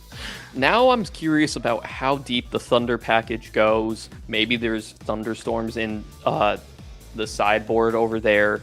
Maybe P-Gust is that sort of Thunderstorm slot, but maybe you're playing the other cards that you sort of get when you're playing Thunder. Maybe you're playing Arcolith. Arcolith is a power hammer. You got to take the Aviolus out of deck. Let's add in the Arcolith. Yeah. I don't know. There was a race to the top in there, I believe. Yeah, they is going to search the Mount Olympus with their Jolton. It's going to be a perfect line. And then also not use it at all. It's just gonna, because Spinosec bounce. Oh man. Quackle is one of those cards where I feel like every once in a while someone is just like, yeah, Healing 3 is really good. It doesn't matter that my deck's not a Thunder deck. I'll just put like 4 or 5 Thunder in here and it will be worth it. I really love how it plays with the Hermes toolkit, where once you are searching with Hermes, once you have found your Hermes, you have this extra bit of card advantage. Sending an Avulith to the Underworld is not purely card advantage, but you got an extra card's worth out of your card, essentially, which gives you room to play with extra spirits. And so you can heal with Quackle without feeling like, oh, I played this because it's my only guy. It's like, no, I played this because I can afford to play all my cards in my hand and make my opponent run out of resources because they just don't have the spirits to play the game with me anymore. Oh man, I'm sure we're going to be seeing a lot more of Quackle when Sunstrike hits the field too, Jock. I mean, someone's got to go win that top 16 Hera Champion Imperial today, and then like bring a deck with it to the first Sunstrike premiere. Yeah, the Champion Quackle is for sure a card to look out for. It is a card that in the Hera deck, if you were playing the Hera cards, it's sort of a tad puff. A card powerful enough to be banned. You can make some power plays. I've seen ideas of maybe it's another part of the amp up package to just ascend into a Lycavolt there, or maybe go into OG Galvenom, which can pop 2 target cards by expending 3 spirits, and Hera will heal back those spirits back up. It's a really powerful board breaker. If you've never been against a Galvenom, you feel like you've lost the game immediately. Galvenom is a card I haven't thought about in ages, man. Ages. Galvenom, yes. Let's just say it's shocking. It's very terrifying. I don't believe there's a Galvenom in the tournament today. If there is, shout outs to them. Trying to make it happen before it can happen in the proper build, let's say. Hey, Galvenom, Electropossum, zap your opponent party, let's go. Yeah, just being able to do all these little tricks on getting the healing back was a really powerful part of like the Thunder and the Hermes shell and everything. And maybe the Quackle was seen as like an answer to the Champ Avulith going away, the Helios' Slumber to put an Elestral from your Underworld to the top of your deck, to bring back the Champ Avulith, but was maybe too slow and too inconsistent, and then you had to play a Solar Spirit, which the deck, while it's splashing all sorts of spirits, it wasn't playing a Solar one. Well, if you're playing Ast Rabbit, maybe you can put in the Quackle. You just need a little bit more play with your cards to be able to really get a lot of juice out of Hermes. I mean, it's got me thinking, because you can Trickery Quackle into Ast Rabbit and Ast Rabbit into Quackle and do those kind of crazy things. But I'm also like, maybe Sluggle? Hermes players, go think about Sluggle. Like, go play some Eddies to deal with Sprout Tier, go play some Galaxies, and then kind of like Trickery your way back and forth between like Galaxies and Eddies and Sluggles to heal and control the board state, right? Y Rebellion flipped up there at the end to reveal the back row. There was a Tsunami there that Cobalt didn't try attacking into, and there was a Champ Galaxy there. So water is already in the core. Maybe a Sluggle is already present. Hermes Trickery is such a powerful card to be able to dodge out of combat and bring in somebody else. It's a really great answer to shields, where they still have to pay for the shield and you're still essentially getting the attack through. Hermes Trickery is a very, very crazy card, a strong card out of Firestorm, and Firestorm Hermes, it felt a little weak. It felt like you were, spending a few too many spirits for a meta that was more centered around, these spirit efficient plays like Viscerus or Champful carries doing your 6. But the deck has really come to life since then. It's aged very well. Hey, I mean, we're getting a Trickery Searcher in Sunstrike, and Hephaestus is getting Tongs in Sunstrike, so Volcaris, Hephaestus, Tongs is going to go crazy. Is it going to be... And you have a second 2-card combo to Bear Bomb. Is Sunstrike going to be Firestorm Part 2? I have seen plays with Tongs that are hard to describe even when describing it accurately.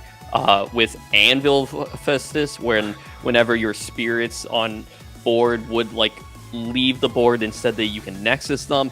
I've seen people die to Waspire burning for like 12 because using double tongs and Anvil and Ascending.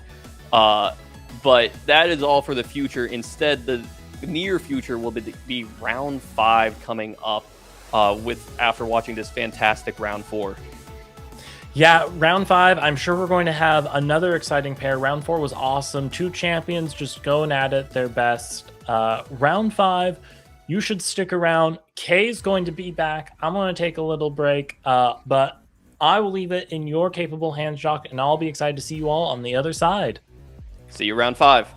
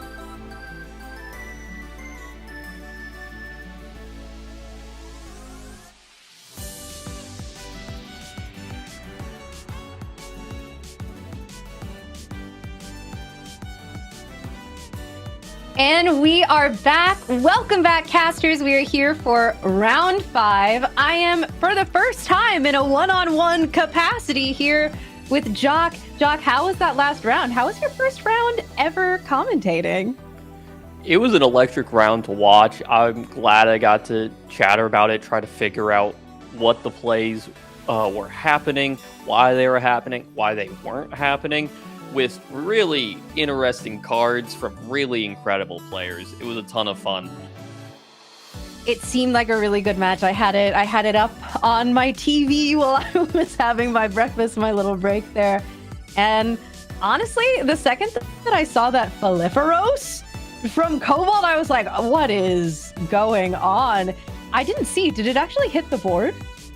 It did not. Why Rebellion kept... there was never a turn that it felt like Cobalt went into his turn with an Elestral on board that wasn't already going to be answered by like a poison-tipped arrow or anything. That's what these top players do. They are already set up for anything you're able to do. And honestly, Cobalt was still set up in the other way. It's just, they do the clash back and forth that way. Yeah, and especially whenever you sort of get behind a little bit in Elestrals, it is really hard to claw your way back and establish a board state, especially if you're looking at, a suite of back row runes, especially with a Hermes caster who your Elestrals themselves are sort of runes in and of themselves. So it was really, really fun to watch. Also, I have to respect White Rebellion for continuing to stay loyal to the school of Hermes and continuing to play that deck. Well, saying that deck is really stretching the definition of if it's the same deck. Many parts have moved in and out of the deck. All you know for sure is that there's going to be Spy Nymph, Spinosex, and Hermes in the deck. Anything past that is up for interpretation day by day, I'm sure. Like, how do you end up with Quackle and Asp Rabbit and Champ Cyan Nectar? I think they're playing with some split spirit cards that could be one or the other whenever they need to be. I just don't know how to figure out all the spirit math, let alone the deck. I think you're absolutely right. It is a bit of a Ship of Hermes sort of situation that we see going on. And it has been cool to watch it develop, to see as time goes on. I'm genuinely curious if this particular brew that Y Rebellion is working on is like, now do a silly one. Or if Y Rebellion is like, oh no, I am like on to the next iteration of this deck. This is, Hermes 4.7 or however many iterations that we've gone through at this point. But of course, we are getting into round 5. We're currently prepping for that. And before we do that, I think it'd be a good time to take a look at our top 16 casters, see how people are doing. We were able to look at this a bit earlier. How have things gone? One thing that I do see here is that Trishula remains undefeated. We were talking about Trishula's run earlier, but there are also other familiar names here. Yeah, some names that I see that immediately stick out. Rybot, I believe a runner-up from a tournament in the Firestorm format. Stellar Kristoff, a big community member that you've seen. We see Bo up here. El Caballo from my personal local. MG1, my shout-out earlier. There's a lot of really, really great players on this list, hoping to continue to make a run. I know that Six is a caster that I've seen a lot, and for the longest time, I think that Six was subscribed to the Blizzstrix agenda. I don't know what he's been playing in Blizz Hit Zone, but I'd be curious about that. Obviously, making an undefeated run here in the 3-1s category. Shout out to Bo. I'm always excited to watch Bo play. As a viewer, as a commentator, Bo is one of those casters where she is moving so fast that it's like, that was a card. Oh, that was a card. What's that? Oh no, that was 3 cards. Okay, well, as you can see, the current state that we're in is we're not sure how we got here because 7 cards flew by the screen with such speed that we could not identify any of them. I mentioned before that it felt like for card games, you can't know every scenario. You haven't played against every matchup. You've got to take time to analyze a board state that you've never seen before. There's an asterisk next to that. I believe a player like Bo has seen everything. They play with so much confidence and so much skill and so much speed that I just have to believe that they are already experienced in what they are playing. It's like, yeah, of course, you're going to take this line because I know the rest of your cards in your hand too. The Falferos particularly last round is really funny to me because most of these top players actually already know what the back row is, kind of. They've been able to deduce it just due to other plays. They already can see the opponent's hand and back row. It's just how to beat it is the hard part. That is actually an incredibly accurate observation. Having played Bo myself, there was actually a tournament where I was playing Iwoli Morfrost, Bo was on pure Morfrost, and after the game, Bo went, "Your set card was Blizzard Whiteout, right?" And I said, "Yeah." And she went, "Why didn't you activate it this turn?" And I said, "Right, yeah, no, fair enough." Yeah, it's like when like top chess players will like look at another table. It's like they're already bored of the game that they're beating me in, let alone the game that is next to them. That's how it feels facing top players. Sometimes I remember facing Bo one time in one of these premieres, and she had a water cast Spectaris against me, and I was like, "Oh, I'm gonna Viscerus into it. I'm gonna go absolutely, get to Viscerus and punish this play around Tsunami. Full Moon enchant enchant a Viscerus, which turns back on the effect. It now is Lunar enchanted, makes my Viscerus go down to 4. I'm taking extra Spirit, losing my Viscerus, losing the game, really. Yeah, that sounds about right. And I'm genuinely curious what Bo might be running.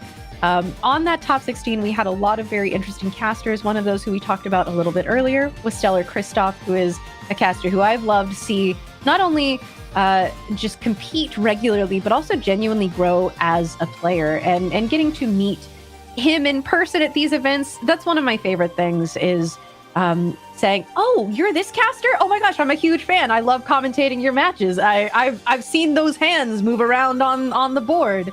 And the community is truly just so lovely that any time that we have these in-person events like Worlds, Kiss Me or Dallas, or even now these upcoming card parties possibly, hey, who's to say?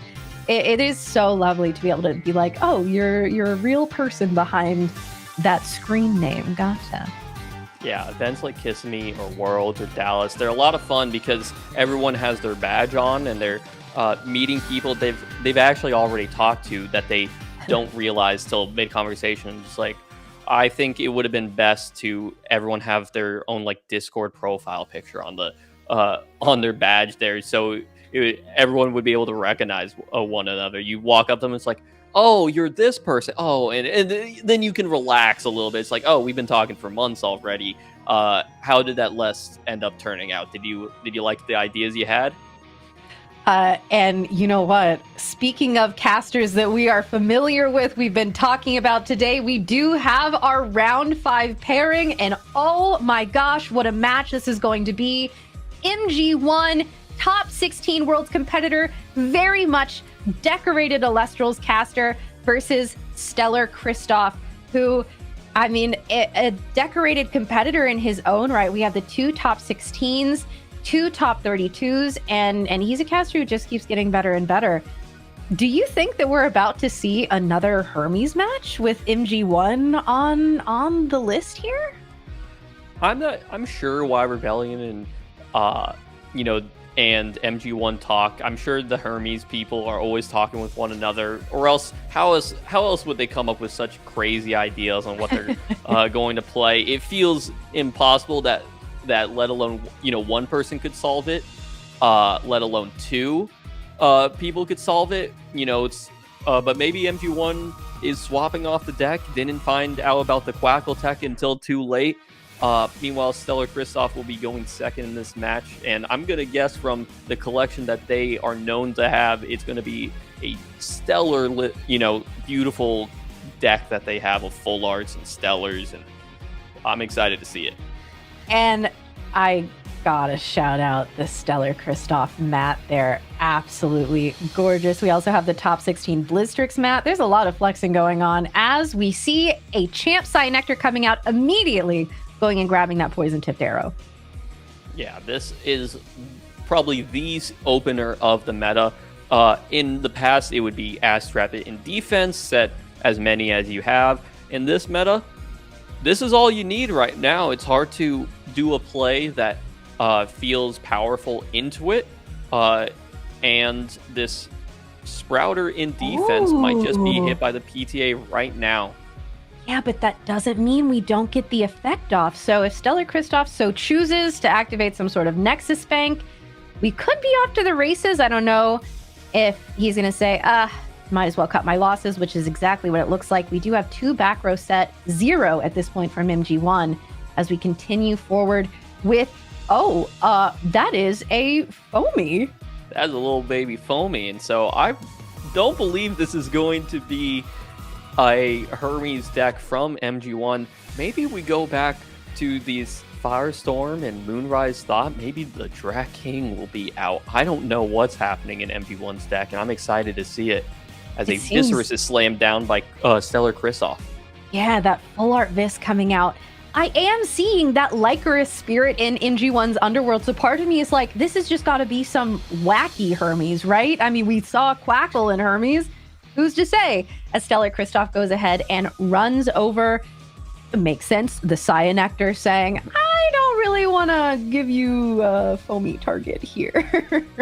Yeah, the thing about Foamy is that it never dies because it's never killed. It's really good at threatening to search for whatever you want, but it's oftentimes more about putting your opponent in position that they feel like they can't attack it. Especially with being able to search out like a Champ Galaxy. There's a number of options, and I believe, is that a Hermes? Yeah, listen, it is a Hermes Brute. What's going on? What do you mean? What's happening? Is this like a Zephyrog build or something? Was that a carry-off set? It looks like a carry-off. Yes, that marble premier frame carry-off coming out here. Okay. I'm glad I picked MG1, sort of a player to watch for at the beginning, because I just want to keep on watching whatever is happening in front of me. Any card could be in the deck at this point. I would say, yeah, of course, it sounds smart. Yeah, I was wondering about targeting the defense position Viscerus, but MG1's playing Edward, which immediately gets met by a Gorgon's Gaze, but this is a watery Hermes with, are we looking at Whale? Are we looking at Eddie? Along with, is Hermes more of the tech aspect of it as opposed to representing the Elestrals that we're actually going to be casting? This is very interesting. Hermes is a toolbox deck, but it doesn't need to be the full workshop. You can just play a couple cards from Hermes in theory, and as long as you aren't too upset about actually drawing the carry-off every once in a while, it's like, hey, let's have an EQ on demand, essentially. Interesting way of building the deck so far for sure, and here comes the Sprouter down, and a move to combat, so no Nexus off the Viscerus, no search for the Sprouter quite yet. Yeah, interesting. It seems like Stellar Kristoff just hasn't been able to get a Nexus Bank, whether that be in the form of Divine, possibly an artifact, maybe even a Feloy Forest. However, we are going to be getting the effect of that Viscerus going in. We have the full suite of the full art Visceruses. Viscerus-I? Who can say? As we put that last Viscerus into defense here and pass back to MG1, Foamy is just still hanging around as we have a Divine Healing activated, going to be going and loading this Hermes back up. It never dies. It never goes away.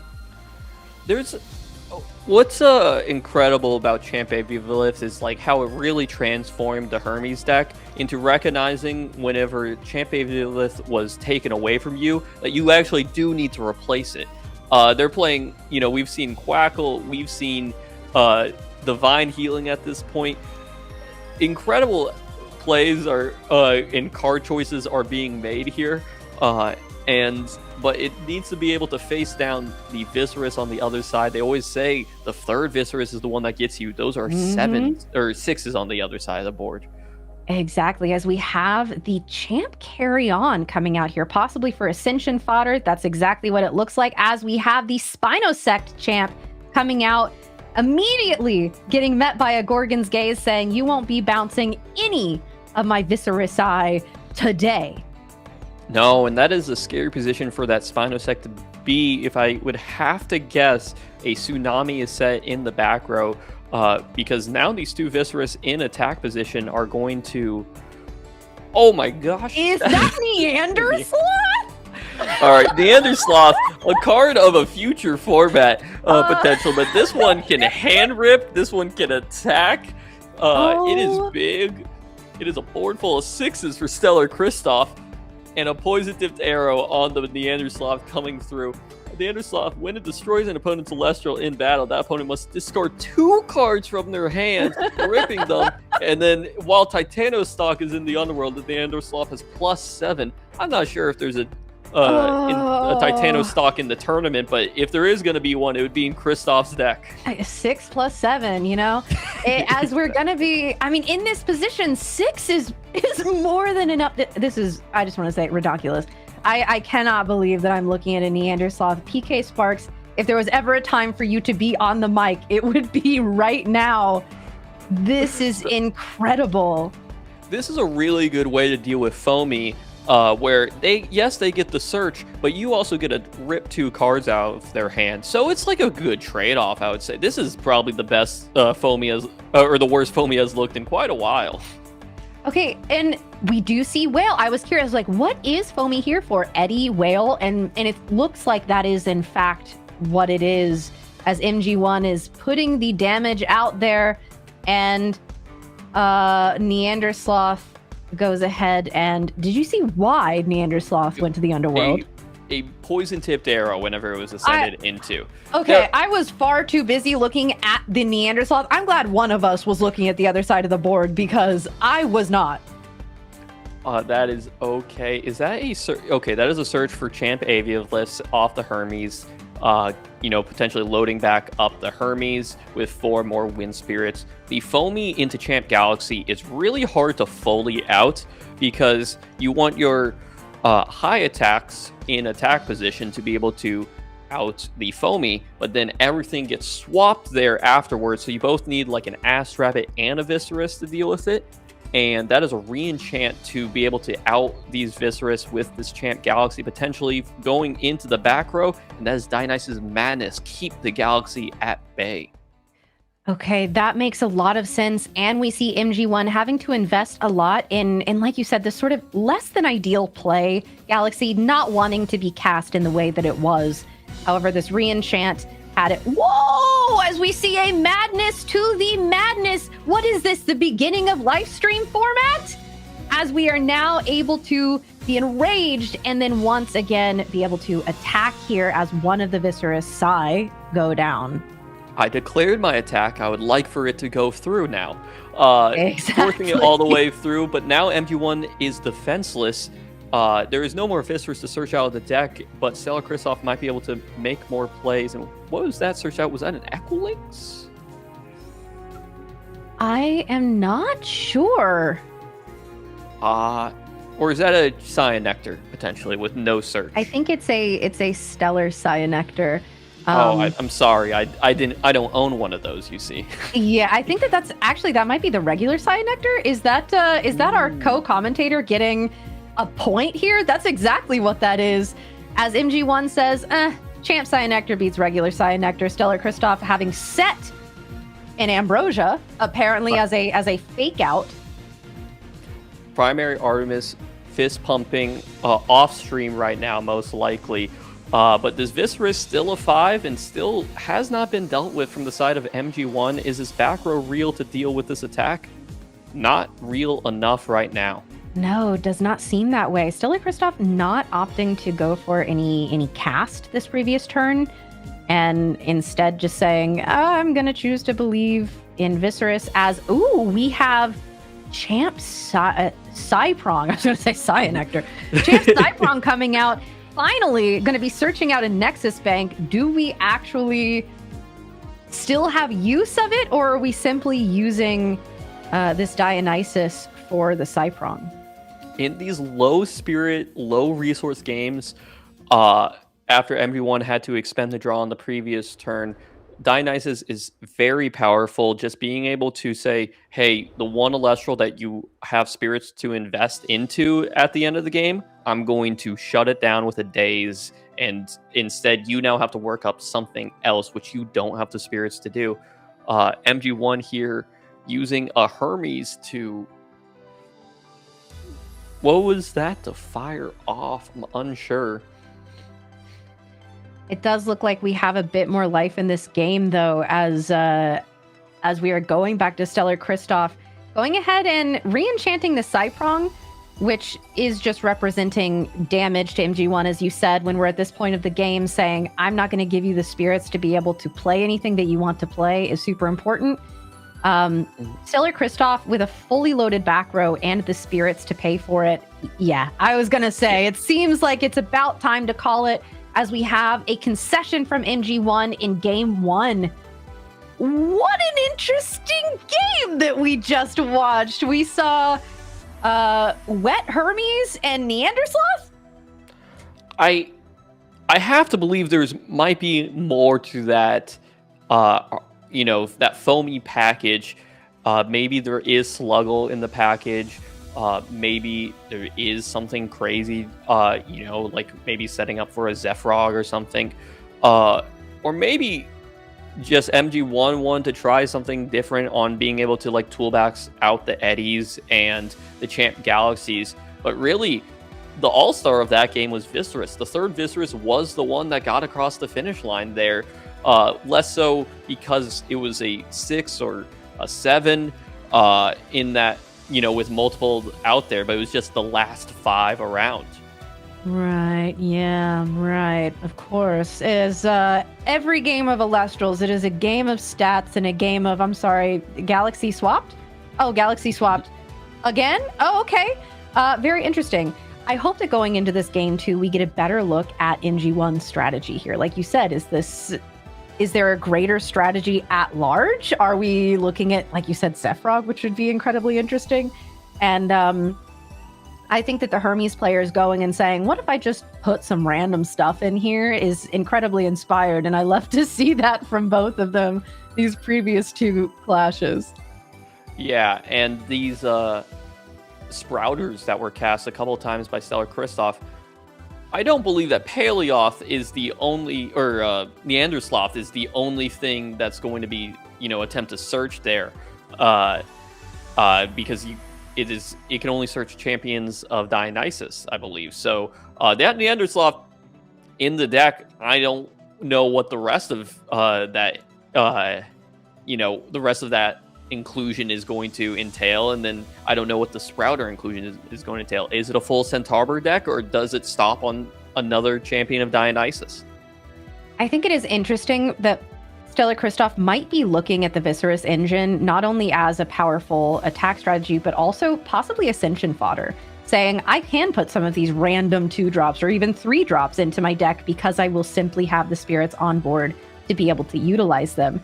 As we have MG1 starting us out here, going for the Spy Nymph, already getting the Hermes. One thing about a Hermes caster is they're always going to be able to get access to the Hermes. Yeah, it's hard to keep a hand without access to the Hermes, and it's really easy to mulligan a hand without access to the Hermes because of Champ Aviolith, though down to 1. It can immediately juice up that Hermes, which is kind of what you want to do. You want to spend a couple Wind Spirits so you can recharge the Hermes, but that is immediately full juice Dionysus, if I see that correctly. And we have, finally, actually a Nexus Bank coming out, going to be able to actually utilize this Sprouter, which once again has been met with a poison-tipped arrow. However, we are choosing to Nexus off of the Sprouter onto the Dionysus, and I like that play from Stellar Kristoff. Does not see the one spirit that MG1 is going to take early on as that important. especially with, that's going to load up the underworld with the wind spirits that MG1 wants for the Hermes play. Rather, it is going to say, I want that spirit that you essentially had to pay, instead of me losing my spirit with my presence on board. I'm going to keep it over here. I want more play with my Dionysus. Okay, as we see Drataya, Champion of Dionysus, coming out here, and we are going to be, it looks like, enraging the Drataya. Although, I don't know that it matters, because that looks like a Gorgon's Gaze coming out from MG1, going to be preventing the ascension into the Latagon, unfortunately.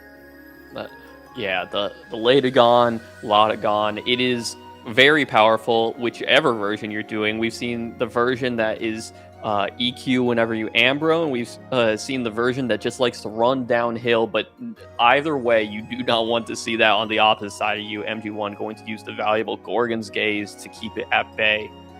However, the Spine had to be dazed for that play to happen, and now, to deal with the Drataya, you actually need to make a play like send this carry off with the Hermes. And we did see that one of those set back row from MG1 was in fact a fake out. It was that Hermes, and carry off going to be sent to the underworld here. And it may seem like, oh, for a little Drataya, but you're absolutely right. In a strategy like this, when you know that there could be any number of ascensions, Neandersloth, who knows, in hand to, if you leave anything on the board, it's a threat. You gotta deal with it. As we actually see, speaking of carry off, an ascension into carry off. Yeah, carry off normally around for its ability to be a searchable EQ, and I believe that is a miscast Earth carry off. Yeah. So this one's really, it's being an EQ in spirit form at least. It is just here to bash heads, and it's an 8-2. Yeah, I mean, that's going to be difficult to deal with for sure. Might have to use those Dionysus spirits to keep it at bay with dazing. Oh my gosh, the Sprouter just cannot catch a break, as it is once again hit by a poison-tipped arrow. Stellar Kristoff, what are you going to do here? Are you going to do the same play as before and opt to go for the Nexus? Okay, but we're actually choosing to keep the Sprouter on board so that we can go for the effect and the search here. And we're grabbing Cyprong, Champion of Dionysus. A fantastic search here, as it will be able to out this carry off, which it's going to be a problem at an 8-2 body. Dionysus not known for its ability to actually swap the position of an Elestral without Madness. And, while Madness could have been searched off this Sprouter, maybe Stellar Kristoff is at a lack of powerful enough Elestrals to actually deal with this carry off on the other side. MG1 going to search the Champ Aviolift, heal up those 4 spirits, and essentially bring the spirit count back to parity before even doing their normal cast for the turn. And that one of Aviolith still proving that it's incredibly valuable. And I do like the move of our Hermes casters to say, you know what, if I don't have access to multiple Avioliths, I'm actually just going to go ahead and put Divine Healing, which is a card that an invoke rune we've seen from them a couple times, saying it's effectively the same thing, even if it means that it's not quite as readily searchable. We do see Dionysus's Madness coming out here and able to, as you mentioned, swap the position. That carry off moving to defense because Dionysus is on board and enchanted as Cyprong comes out.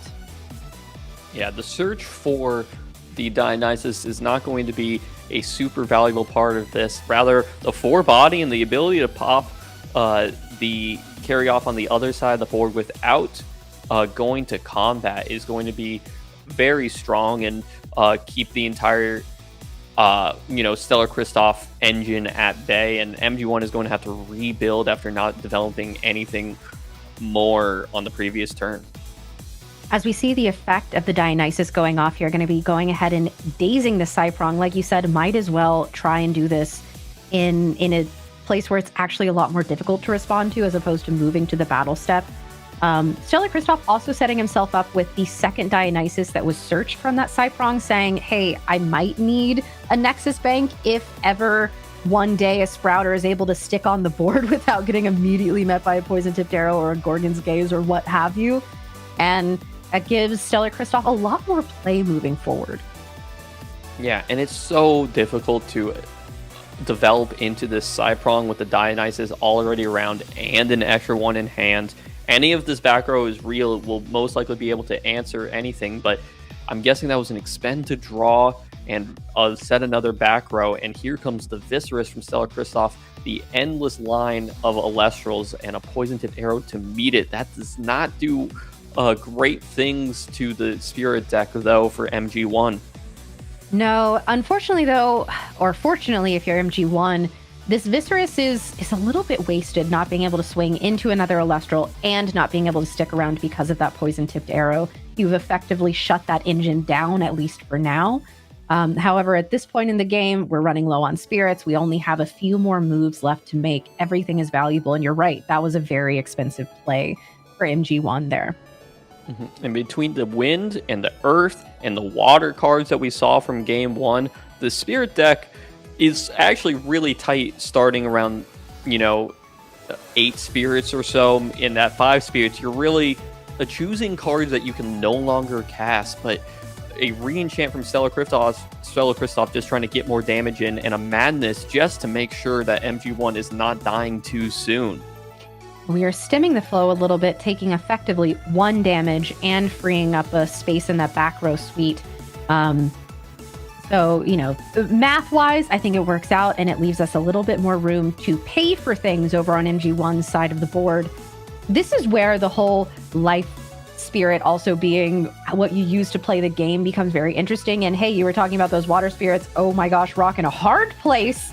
Is this Eddie Curubus with Hermes? What? I wish we could have seen more in these 2 games on what exactly is going on in MG1's deck, because it is taking all these 2 engines that have never talked together. Maybe MG1 is just trying to figure out, hey, what can I do in Hermes? What can I get away with at this point? But that is a handshake as the Dionysus is That's the chalice. The chalice is the burn board. 2. Yeah, so that we could play the chalice, burn 2 for game. I was like, why are we playing Dionysus here? But that makes perfect sense. That means that Stellar Kristoff has walked away with quite a solid 2-0 victory versus MG1. Huge congratulations to Stellar Kristoff. Very, very cool to see both of these decks perform in the way that they did. I would be curious to know, like you said, it's unfortunate we won't get a little more insight into MG1's Water Hermes build here. Was there Curubus? What is going on with that? Fortunate thing, we got to see that MG1 was holding a Curubus in hand at the end of the game. Part of the reason why they couldn't develop onto the board was because they had this Elestral stuck in their hands. So no! if an Eddie was drawn sooner, maybe the rock in the hard place could have really changed that flow of the game. Especially because Stellar Kristoff had that Dionysus so loaded up for so much of the game. It would have been such a valuable rock in a hard place as well, because that's really where that card has started to shine in a meta where a lot of casters are playing these sort of divine-centric gameplay style decks and saying there's a lot of time where this is essentially just going to be Elestral removal because you don't want to give up your divine.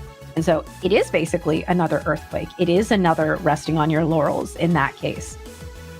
Very, very cool. I wish that we could peek in on other games from MG1 today.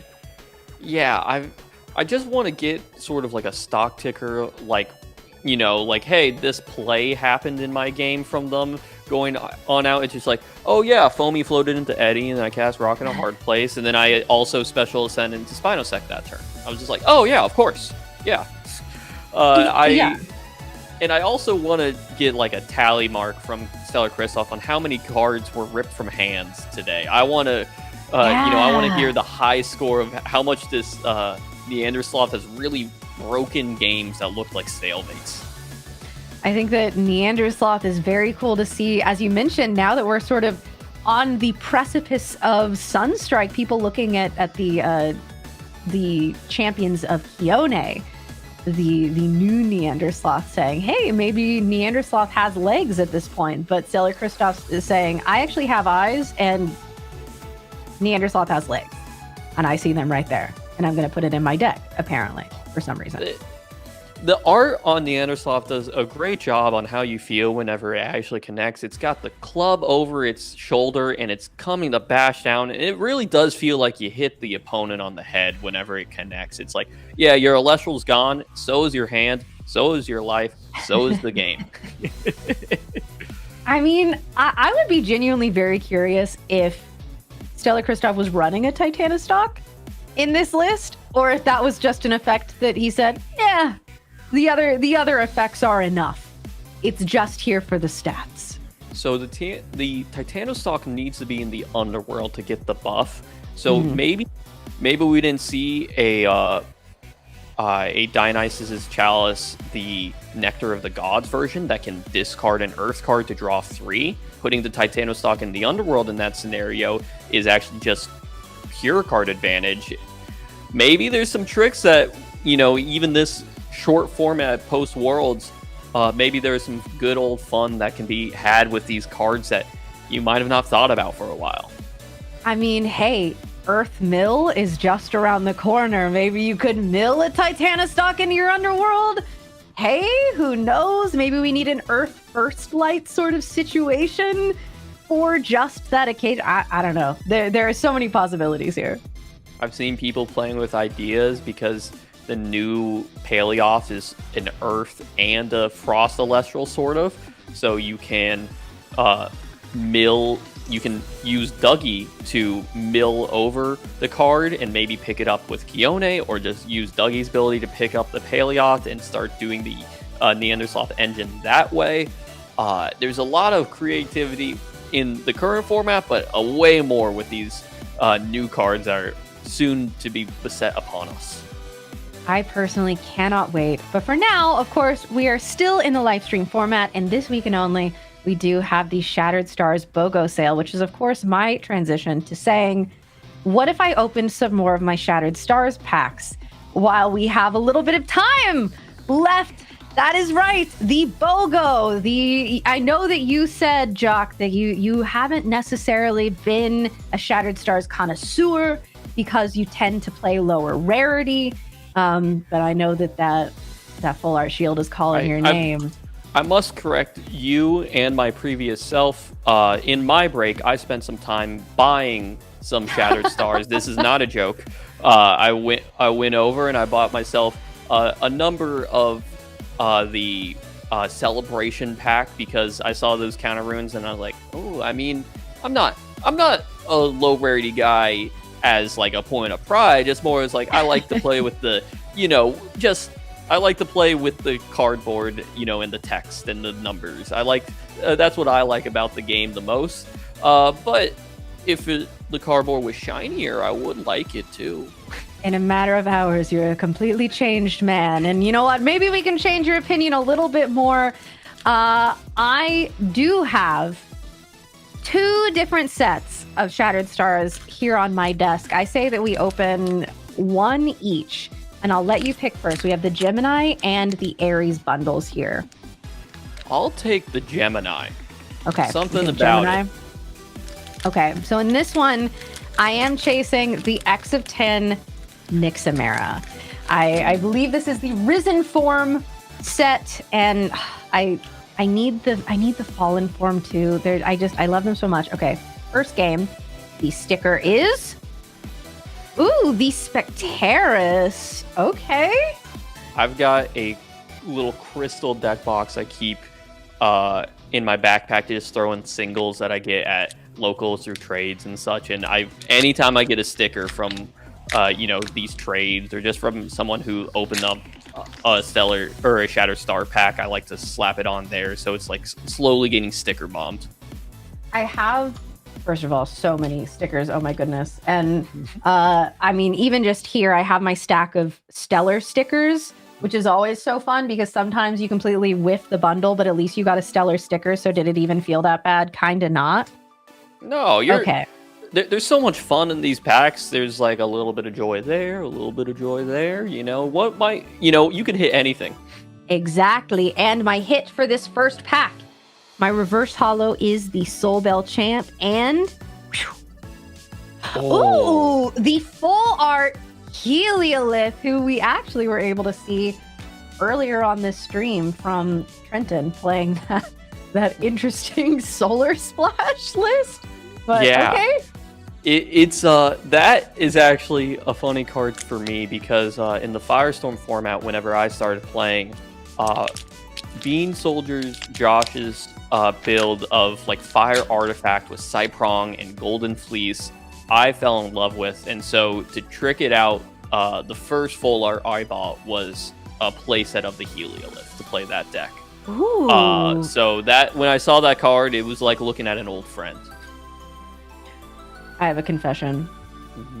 I accidentally just spoiled what the poll was from this.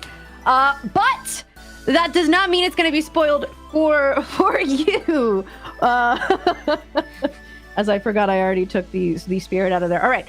Our reverse holo is actually the Cypramol. Speaking of. And then... Whoa, no way. It's the holo stained glass. I won't do it again. I swear. I was just distracted. Okay. Our final pack from this first bundle. And we get a stellar. Even a reverse stellar. I would be on board with. Okay. Looking for anything with the shooting star in the top left. Exactly. Okay. Our reverse holo is the Exaltus Champ. And our pull is... Oh, okay. So another full art Temple of the Sun. This is actually very similar to the last bundle that I opened on stream. So, okay. We've seen that full art Temple of the Sun from Cobalt earlier today in their solar build. So, that card has been a little bit everywhere today. Apparently, she said, actually, have you heard the good word of Apollo at my temple? And you know what? We have, absolutely. Okay, so next we have the Aries, which actually I am chasing the X of 99. I know Gone But Never Forgotten, the Lava Lith, but I do still want it. I think that the Stellar is so gorgeous, and I didn't get it originally, so I've been trying again. The sticker is... Ooh, the Centaur. Okay, I think appropriate given our previous match that we just had. Yeah, the Centaur, appropriate given the format. It seems to be the boogie deck or the boogeyman of the format, and not even necessarily always getting Centaur, but just the threat of it has been very powerful. Now, I do want to know what the boogie deck of the format would be. Like, what's groovy? What is what's out there? That's my... What deck has the most movement? What deck is nexusing the most? Which cards are like moving from one place to another? It might be Hermes. And hey, if it goes wrong for you, blame it on the boogie. Okay, we've got a reverse holo. It is our reverse holo Earth Scout champion of Hestia, Little Baby Bear, and Hammer of Hephaestus. Hammer can get pretty large with the addition of Tongs. You don't have to play this card, with just like Tongs isn't a replacement for that card. You can play them alongside one another. You have many ways to search artifacts in the Fire Artifacts deck coming up, and getting a bunch of spirits on board is really powerful. Okay, so what you're saying is our fire casters at this point need to be looking to Hammer of Hephaestus in the next format. Hammer, anvil, tongs. He's got all sorts of tools that are real, he's wielding. That is true. I mean, that's kind of his whole thing. So I think that makes a lot of sense. It's almost like someone in the Elestrals development team is thinking. It's all part of the plan. They got a couple smart cookies in there. That's what I'm guessing. As we have our reverse holo, the Earth Scout champion of Hestia, and no way! Reverse Stellar!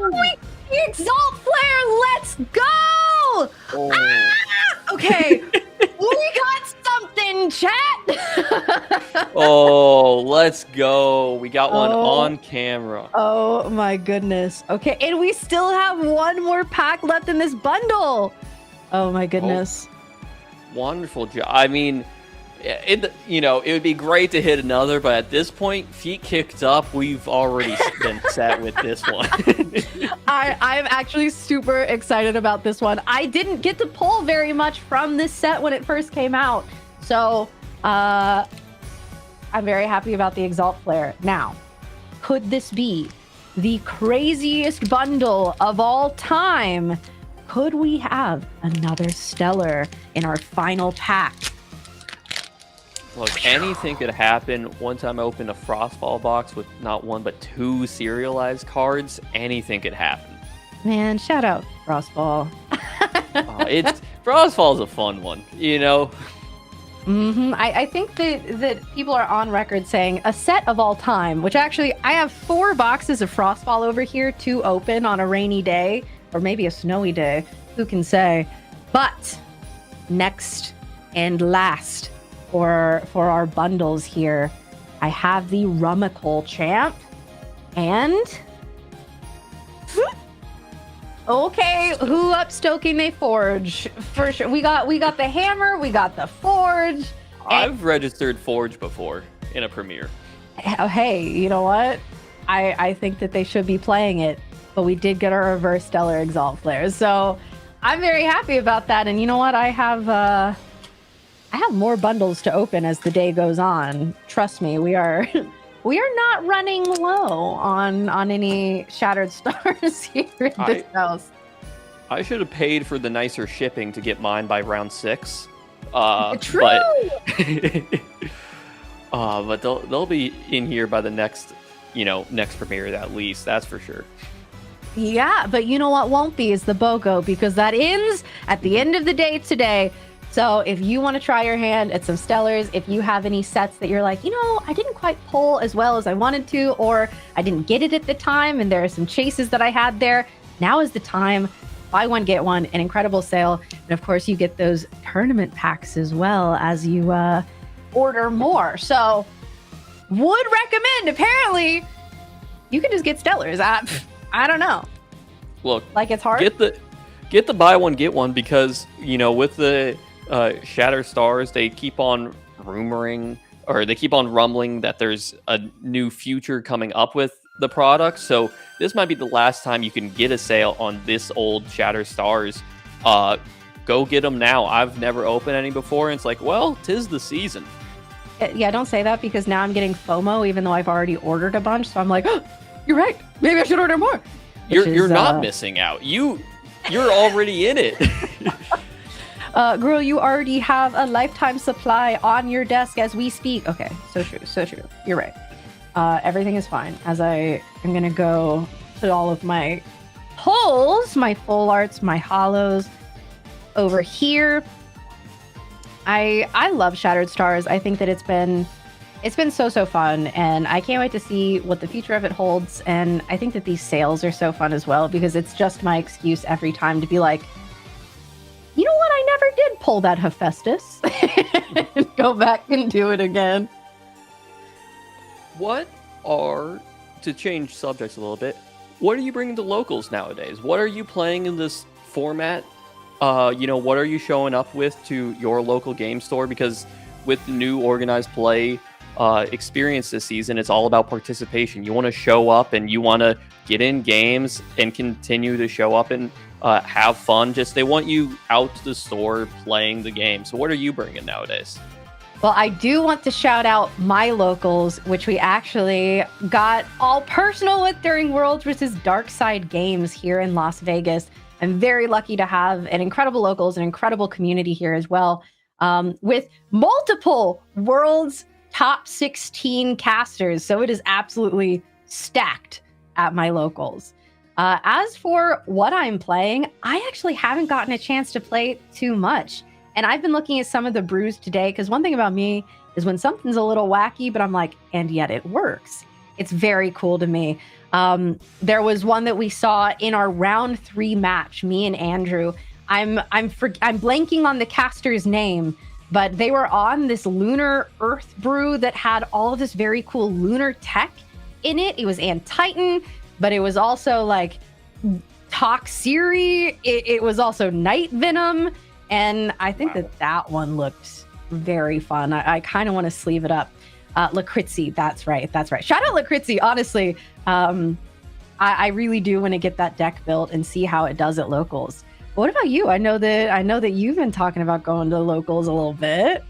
My local game guys in the greater Houston area has some great players.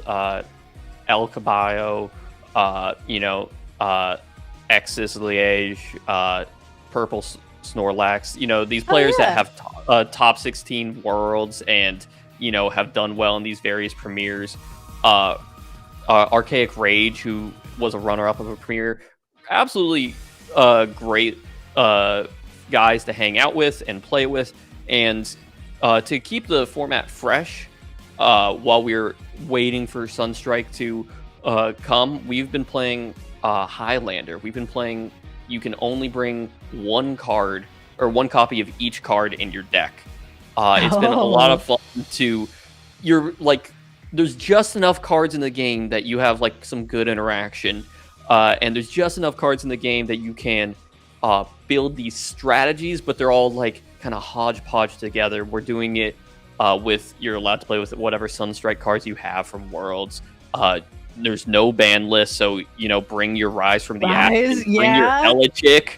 It's like in the first week I went Comagma, discard Smeltung, and then discard Arcolith on the second one, Rise from the Ashes, Arcolith, attack for I think 8. It was you can do whatever you want sometimes with this, and it's a ton of fun because after that game, I'll never draw a hand like that again. If you're looking to, try something else in the Celestial space, you can always play, just like with this slightly different rule set. People get excited. It's like, oh, what strategies still work when it's this inconsistent? Can I play Chant Majesty? Can I do Bear Bomb? I don't know. Hey, you know what? I'm not biased or anything. Certainly don't look at my predictions, but I think you can absolutely do Bear Bomb. And I think that is absolutely something that would be so fun, which, speaking of, we've talked about, decks that we're playing right now.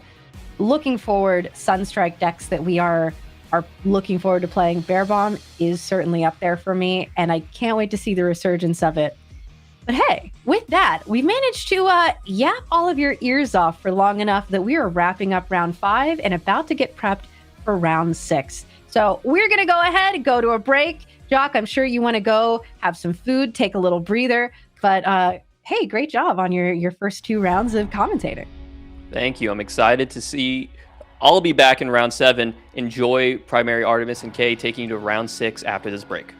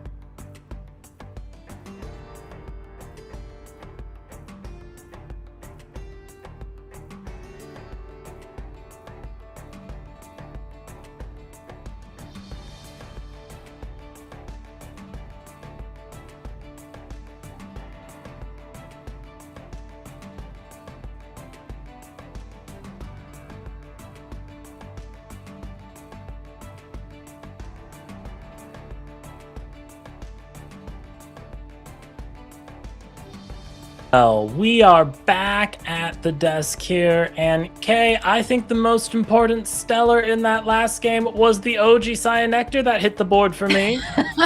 Oh, you saw that, huh? I thought maybe you might have missed it. No, it hit the board, and you were both like, what is that? And I was like, that's a point for me, that's what that is.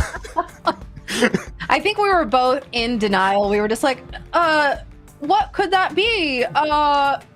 So what's really funny is there's a non-zero chance that is the reverse Cyanectar I gave to him. Because I know I gave him one of them for him to play with some time ago. So there's a non-zero chance that might be one that came from me originally. This feels a little bit like, dare I say, insider trading, where you are literally giving the casters the cards that you are going to predict to flood the market for your own predictions. You're right. Like 6 months ago when I did this trade, I was calculating it all out. I knew this moment was on the horizon. Apollo foretold it. Exactly. He's playing 5D Elestrals here, folks. Cannot believe that. But possibly more importantly, I don't know if it's more important than you having, at this point, a clean sweep on the predictions points. But going into round 6 here, do you think we're going to see another very fast game, or do you think we're going to slow it down a little bit at this point in the day? You know, this has been such an interesting round of commentary to do, Kay, because the Stanless came out and it slowed the game down, and it did slow the game down. And these games, I wouldn't really consider like, oh, total blowout games. There's so much back and forth.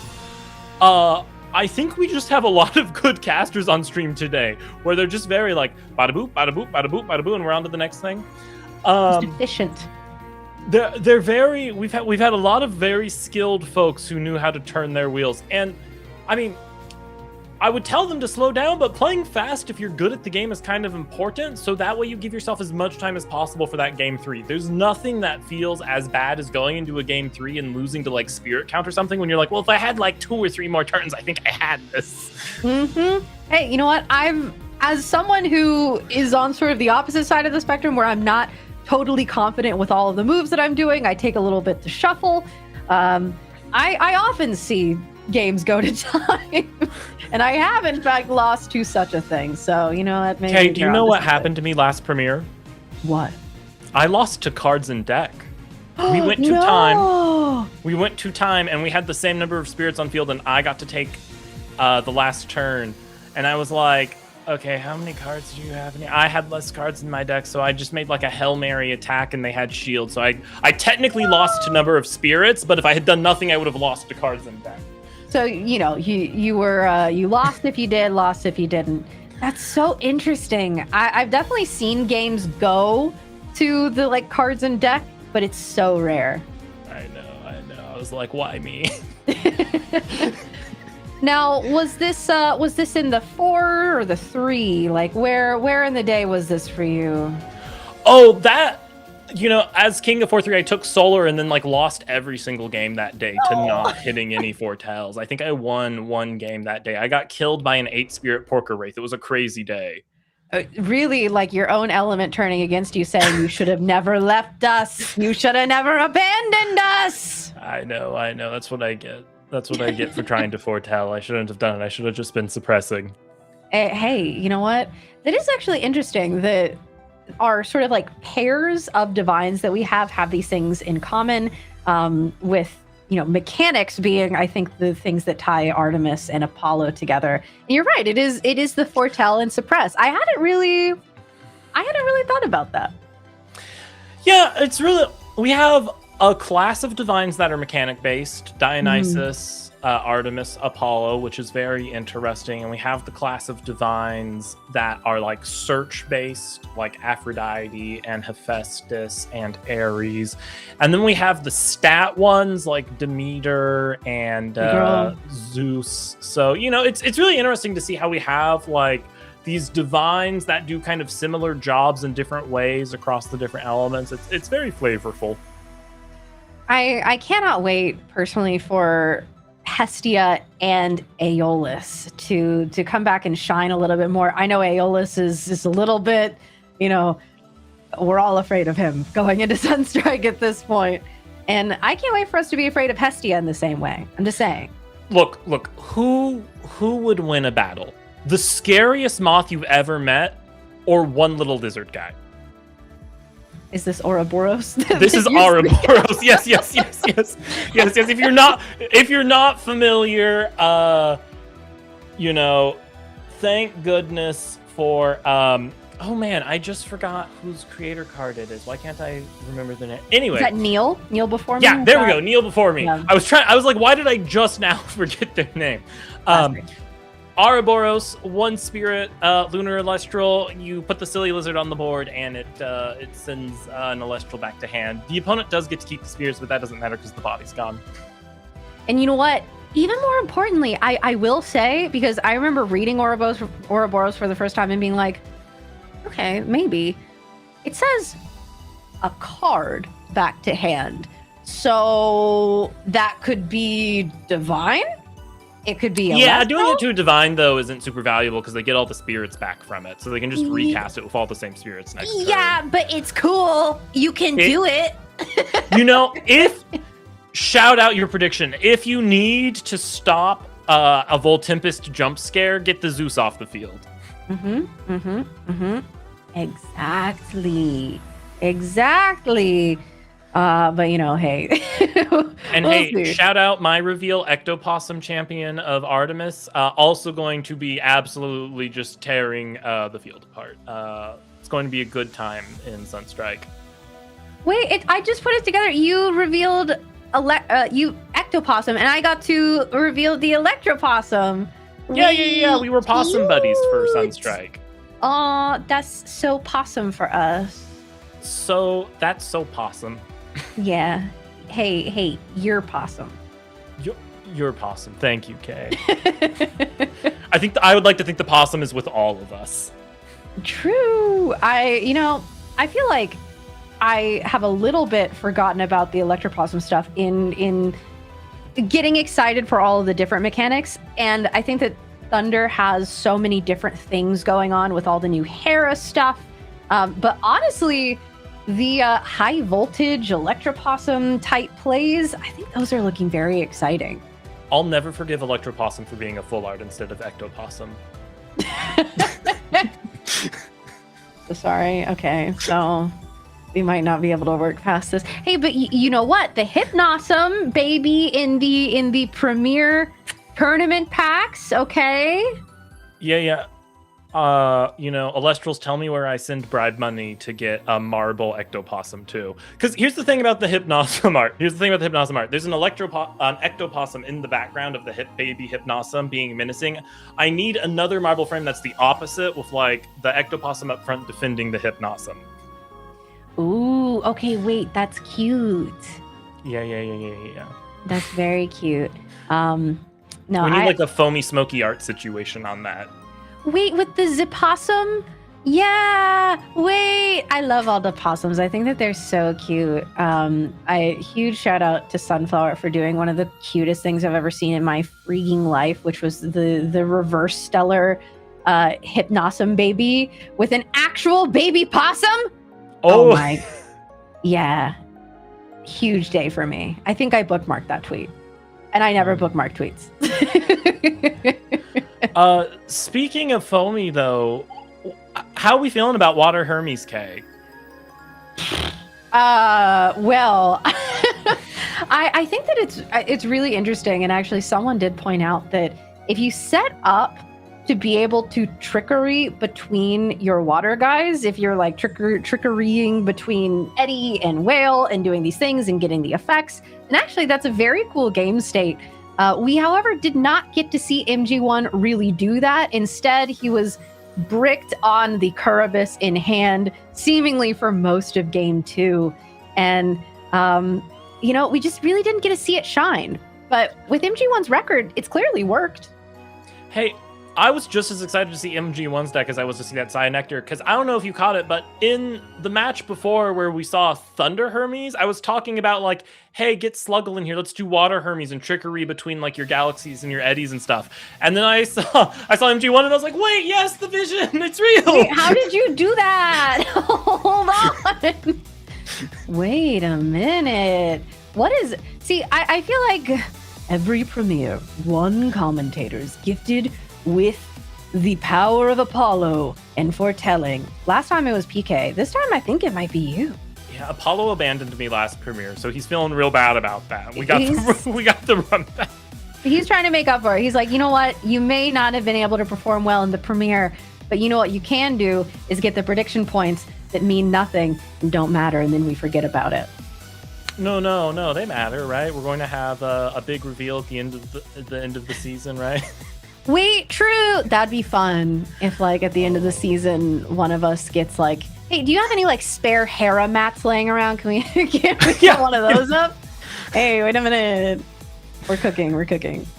That's your shot at the Hera mat, Kay.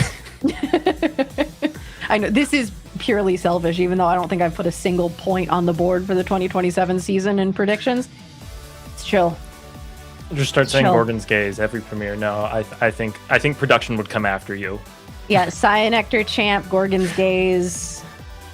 Let's go. 500 points every premiere. Thank you. No. I mean, although Cyanectar Champ might be a genuine prediction after Sunstrike drops, is Cyanectar going to disappear next format? You know, it's going to be really interesting to see what happens to that top leaderboard. Yeah, I think that Earth is going to be in a very interesting position. I don't know what we're really cooking with going into Sunstrike, having it not be one of the primary elements. And one of the bigger Earth Elestrals that I can think of is actually just a Frost Elestral, and that being the Paleoth and Neandersloth champions of Kione. It's like, are we actually doing Earth other than like Duggee Duggabus? I don't know. You're doing exactly Duggee Duggabus, actually. Cool. Exactly, we're milling. And hey, you know what? Speaking of milling, we're going to be milling right into round 6. I don't know if that worked, but it is what we're going to be doing. Yeah. Well, we'll send round 6 to the underworld and then ascend atop of a Earth Elestral on our field and then destroy a card. Right. This is all to say we're currently setting up for round 6. So hold tight as we're going to be getting ready for that. We have that coming up. I can't wait to see our casters. We only have 2 more rounds of Swiss before we go to Top Cut, which means that these last 2 rounds are going to make or break whether or not our casters are going to be continuing on for that chance at becoming the second ever champion in the 2027 season. And get the second ever champions Celestlio. Ooh, yeah. See, I've been so focused on the Hera stuff that it's like, oh yeah. Oh wait, that very cool thing that is also gorgeous and also I kind of need. Hang on, wait a minute. All right, all of the casters who've gotten top 16, you gotta listen. You gotta get your top 16 champion of Hera Omphirol and build a deck with it and take it to the first Sunstrike premiere to really show off. Okay, wait a minute. That would be very cool. I can't wait to see the Hera stuff in action. I was able to see a little bit of when PK and I, it's actually on the Elestrals channel. I don't know if you all have watched it, but PK and I at Worlds, we got to do a starter deck battle. I played the Aeolus stuff. PK chose to play the Hera stuff, and I won't spoil it, but it was quite an interesting match. Hey, shout out Hera. Gotta love a woman in total control of herself. True. Insane reference, by the way. Loved that. But no, hey, it was very cool, and I know that PK after that ended up getting some full art Heras as well, which is one of my biggest chase cards in this next set. It is just so gorgeous. Yeah. Personally, I think my just for fun deck in Sunstrike is going to be Penguin Hera. Oh, you're going in Parawat. Imp Hera-Watt? Hang on. Wait a minute. Something there for sure. Surely.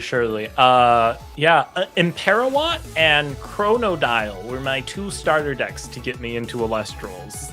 Oh, cute. Yeah. Wait, I don't know why I picked that. Imparawat. I mean, go Cryo Scorch, but I get it. Penguins are cute. It's fine. Yeah. I think I just liked the idea of Zappy Penguin. I knew nothing about the game when I ordered them. Well, and look at you now. Now you could really be champion Zappy Penguining all over the place. There we go. I'm certainly going to be ectopossuming people though, so that's what I'm really there for. I think that Lunar is so interesting in that it has all of these very niche, like in-element tools that it has access to.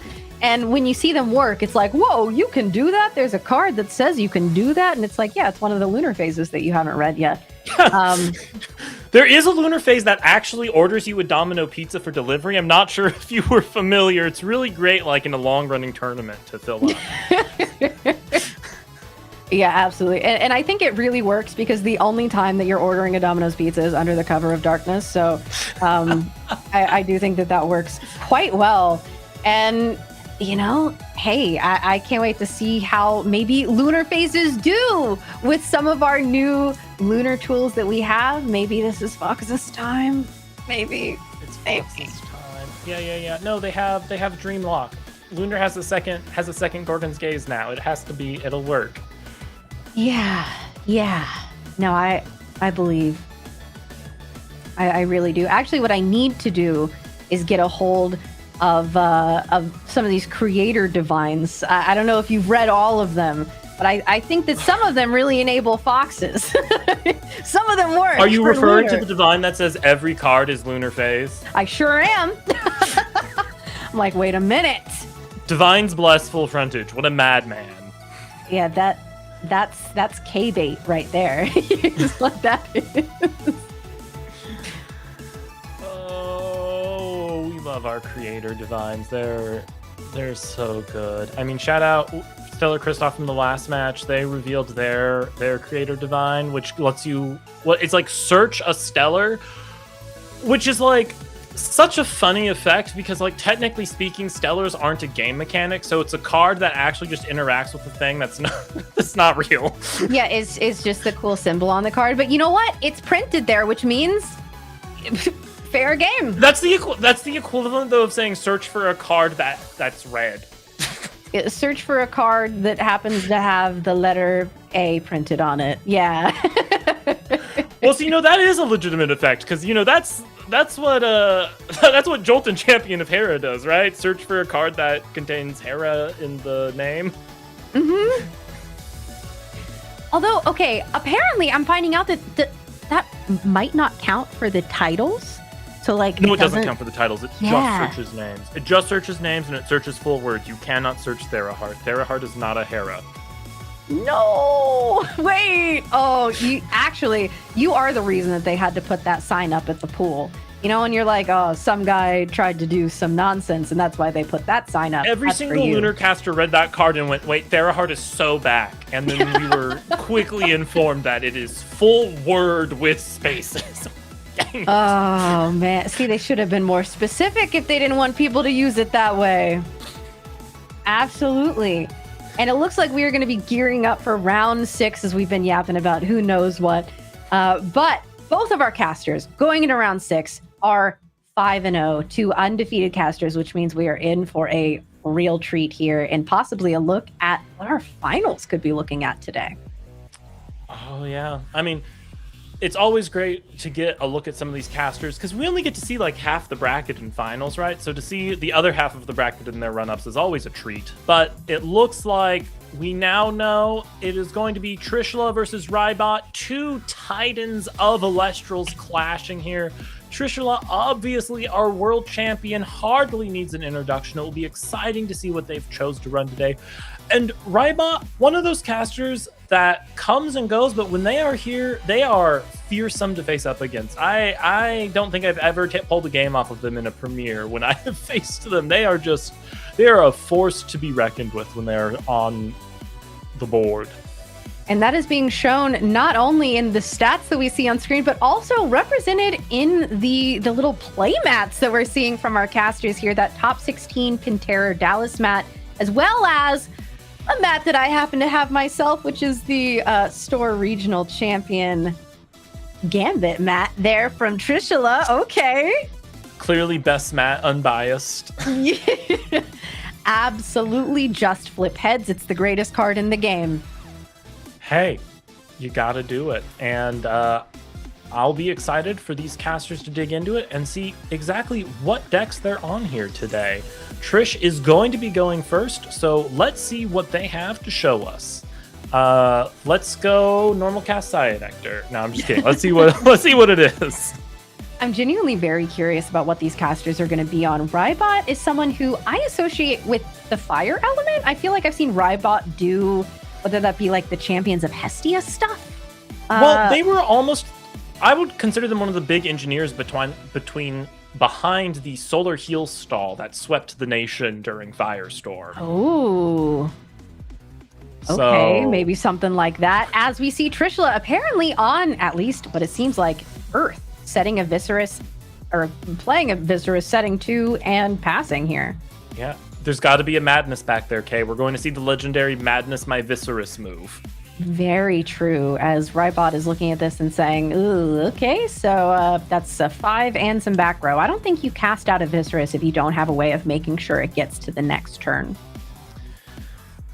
A Champion Cyanectar comes down there, so I wonder if we're going to go get an Artemis PTA here instead. Oh, that would allow you to go over. Yeah, the suppression as well. Okay, but regular PTA is instead what we're grabbing, saying, I think I'd rather target possibly the Viserys that's going to get cast out next turn, or perhaps Rybot just already has a way in hand of dealing with this current Viserys. Yeah. Let's see if Trishula has the madness back there. That's really what I want to know. Is that Hermes? What is happening? What are we back to back the different flavors of Hermes? Okay, what's next? Frost Hermes? What a okay. Solar Hermes? Are we sending carry off? What are we sending off of the Hermes?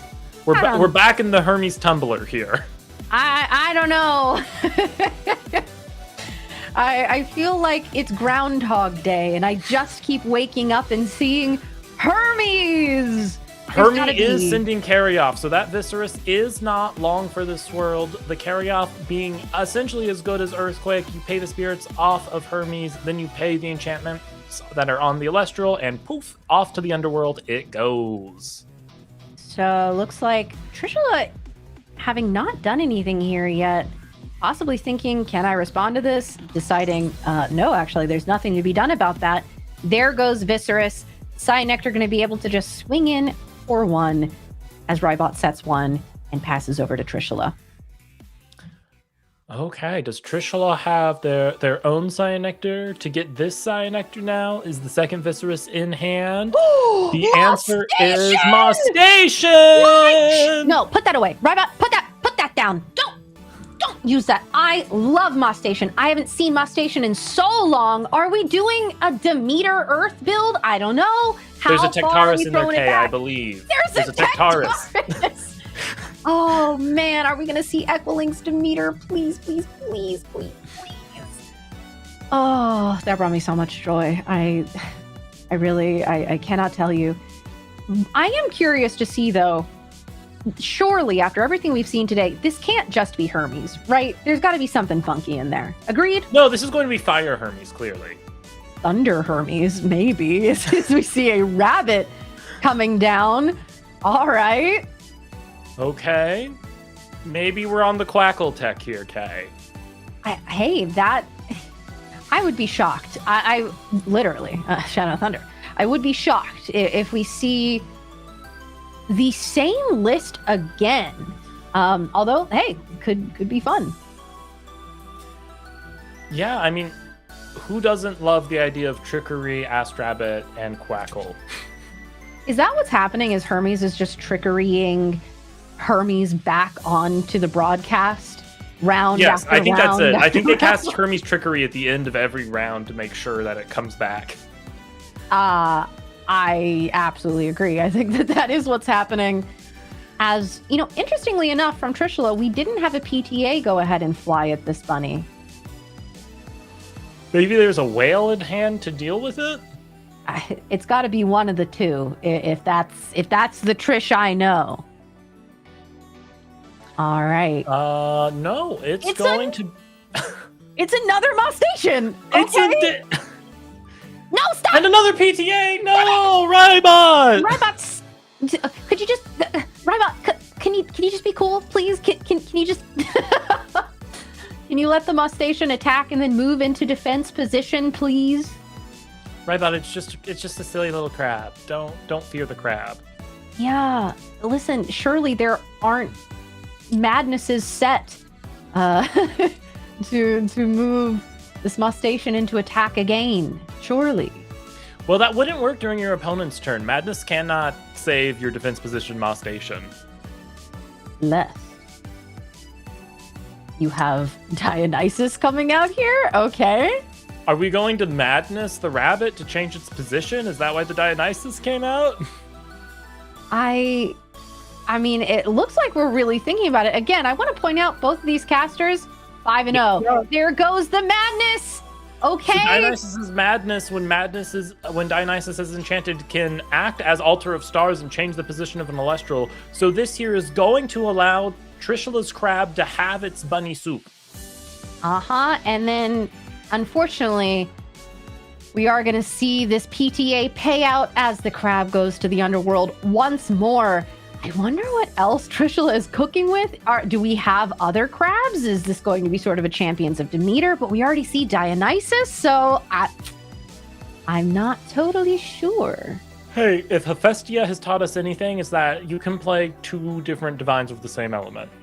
True. What I really need is for someone to go for a redhead girly brew and do Hestia Demeter. That would really make me happy.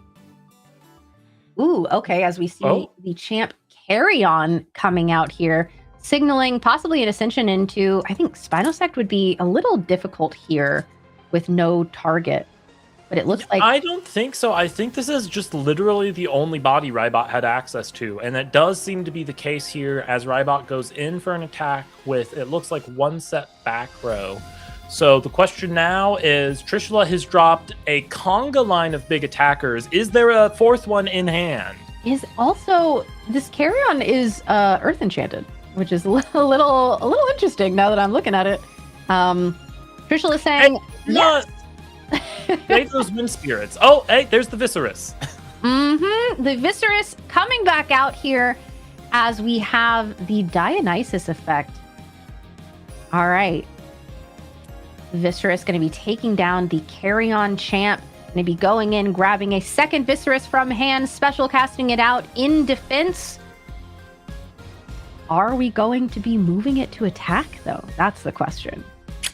Well, we would need a second Madness to do that, so it is entirely possible. I'm really, truly very hopeful that is, in fact, what we see. Come on, Trishula. Oh, I saw him reach for that back row, and I thought it was happening. Okay, it's fine. False alarm, guys. Everyone calm down. Take a deep breath. All right. Given the cast of the normal cast of Carry Off last turn, it makes me think Rybot does not have a lot of options in hand. One of those options, though, is a resting on your laurel, so one of these Viserys, probably the attack position one, is not long for this world. Yep, there it goes. Okay, so that's at least forward momentum. Now you just have to be able to get over the 2 defense booty of this remaining Viserys, as Rybot is possibly very much deliberating over what to do at this point. That is all 3 Viserys, though, now, I believe, right, Kay? Mm-hmm. So we'll see if the third Viserys gets Rybot here, or if Rybot gets it. Well, it looks like we are going to be going in using the effect of our Hermes, possibly just choosing to grab the Carry-Off to remove it. No, we're grabbing another Carry-On champ. Possibly going to be using this one to ascend. We might have a 2-drop in hand that Rybot has been stuck on. Possibly an ascension here. What are the other options for getting over there? It would have to be an ascension or an artifact, and I doubt it's an artifact. No, it's just a second guy. Okay, and that looks like a Hydrake. That is a Hydrake. Oh, okay. Unfortunately, there's nothing for Hydrake to crash into as this Viserys is in defense position. I wonder if it would have been worth, like you said, that was the last Viserys. We could have crashed it into the attack position one. and been able to get the Twin Drill without risking another Viscerus coming out from the deck. That's true. With Trishula having a back row, though, I can see Rybot's logic here that going for the move that pretty much guarantees a board clear might be the best option rather than trying to do the big expensive play of going all the way to pin tear this turn. Because now Trishula's in a tricky position where they got to do something about that Hydrake. Ooh, they're apparently Altar of Starzing. Oh. Trishula says, go ahead and pin tear, my friend, I guess. Okay, we're actually just going to be getting rid of that carry-on. Is Rybot going to swing into Viscerus? I would think so. There's only 6 spirits left in deck, and as long as 5 of those are wind, they can do it. And we don't have back row to worry about from Trishula anymore, so this feels a lot safer. Let's go, Rybot. Are we going to get one of Jock's predictions on the board? I gotta say, can production, can we... could we get maybe a Bear or a Voltimpus next round? Only if they're playing Hermes, though. Ah, true. Wait a minute. Hermes Bear Bomb. All right, so we do see the swing from Hydrake here. We are going to get the ladder. Rybot is going to have to take a damage from the Viscerus having 2 spirits, though. I think Trishula is just banking on Rybot not having enough fuel left.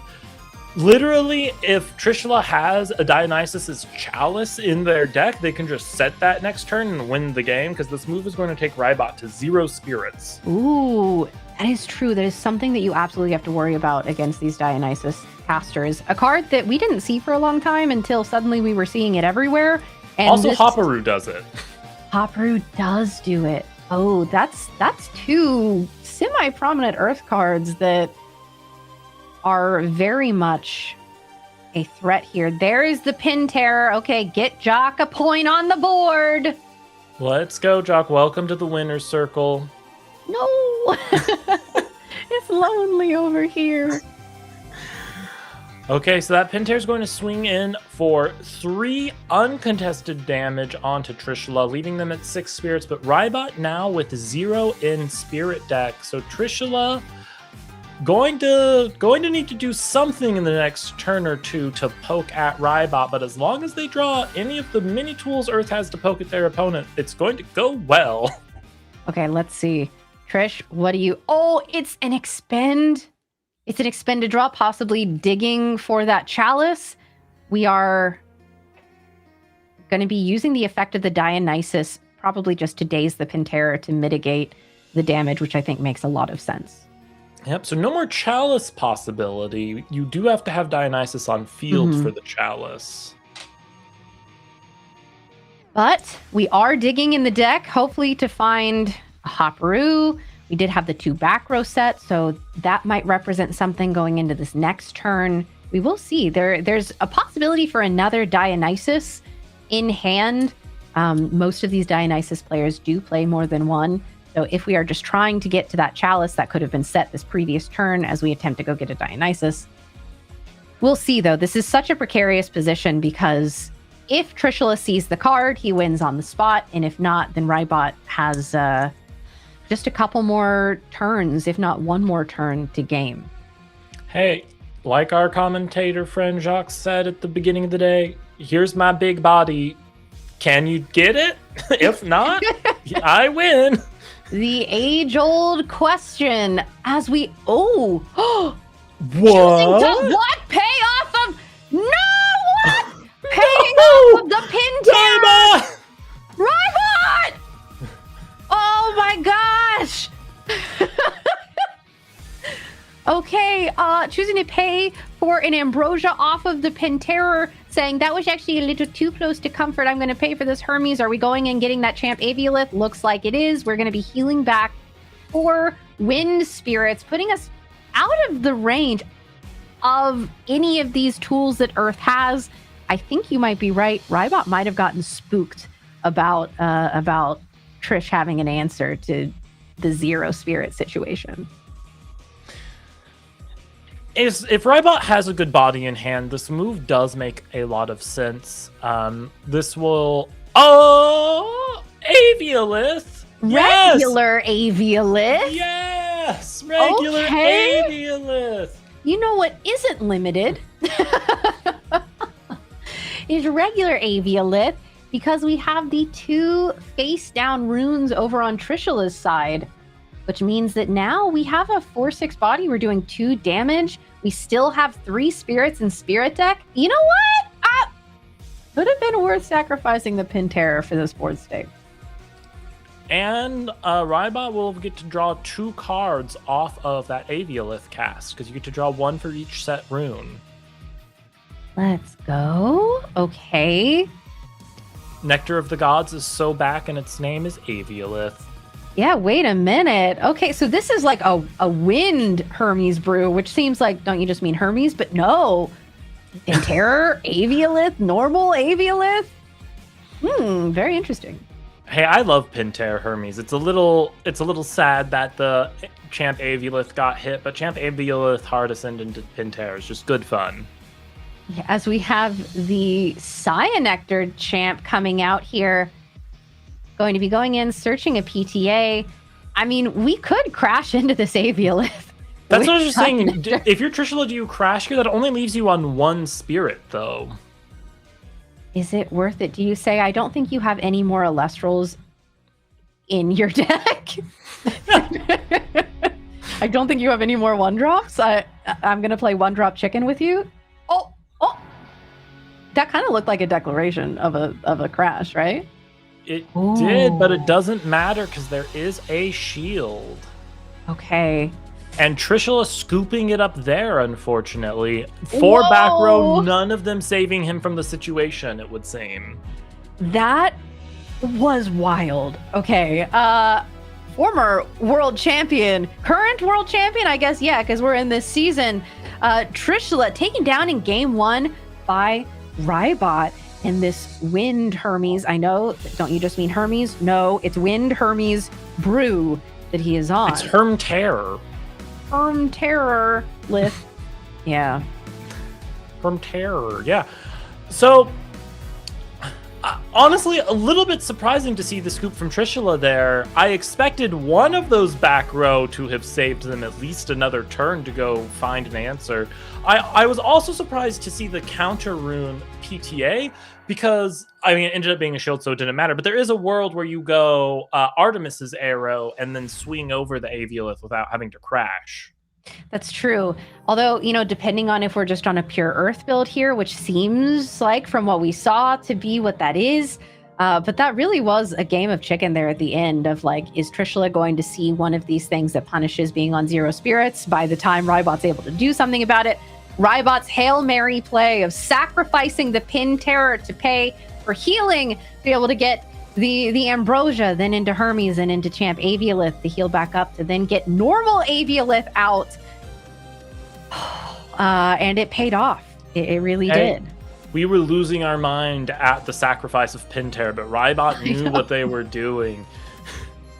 Yeah, they very purposefully and meticulously crashed that Pin Terror and was able to rise from the ashes without even having to use the card. So yeah, fun fact: you can eat Pinter like a piece of fruit, is what we've learned. It's quite scrumptious. Now going into this game too, I think that these are such interesting decks. I think especially for Rybot siding against Trishula. I mean, what do you do about this like classic Earth deck, right? I mean, Jacques kind of said it earlier today. Hermes is almost pre-sided in the sense that it's like a toolbox deck that kind of has all the answers already. So except for like some really weird edge cases, you may not need to change much. They probably have more flexibility in their builds than what we saw out of Y Rebellion or MG1, because they appear to not be splashing as many Skittles in their deck. Yeah. So, you know, just believe in the wind that believes in you, and you'll get there, is what I think we're going to see from Rybot. For Trishula, expeditiously shoving some Pandora's boxes in that deck, I'm sure.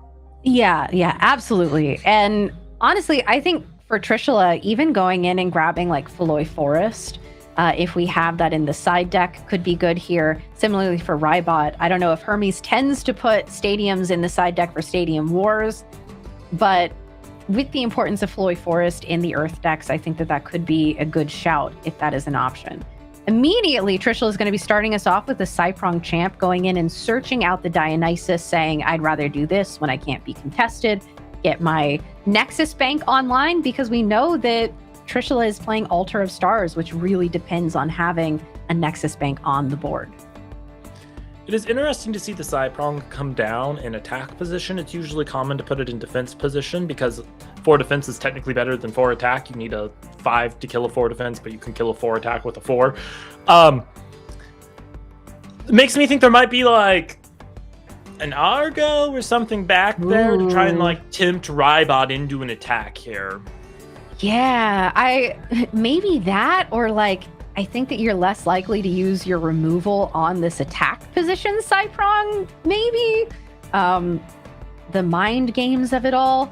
But I think that you could be right about that Argo if I know Trish putting a Strabit into attack. And it's going to be a Hydrake, so I'm not sure Argo even matters. No! Okay, we are immediately going to be going for the Pantera line as we crash Hydrake into this Cyprong.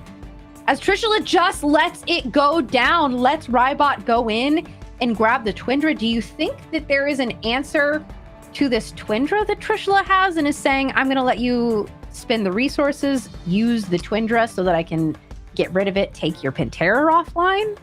The second Cyprong is just in hand. True. I think, wait a minute. Cyprong does deal with this. So there's the number of times a Dionysus player has dropped 2 Cyprongs on me in the first 2 turns is too high. So I believe in Trishula.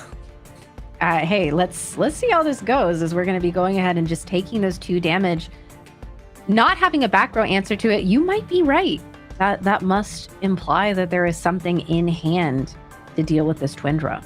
A Viscerus plus a Dionysus and a Madness or an Altar of Stars also gets over this Twindra.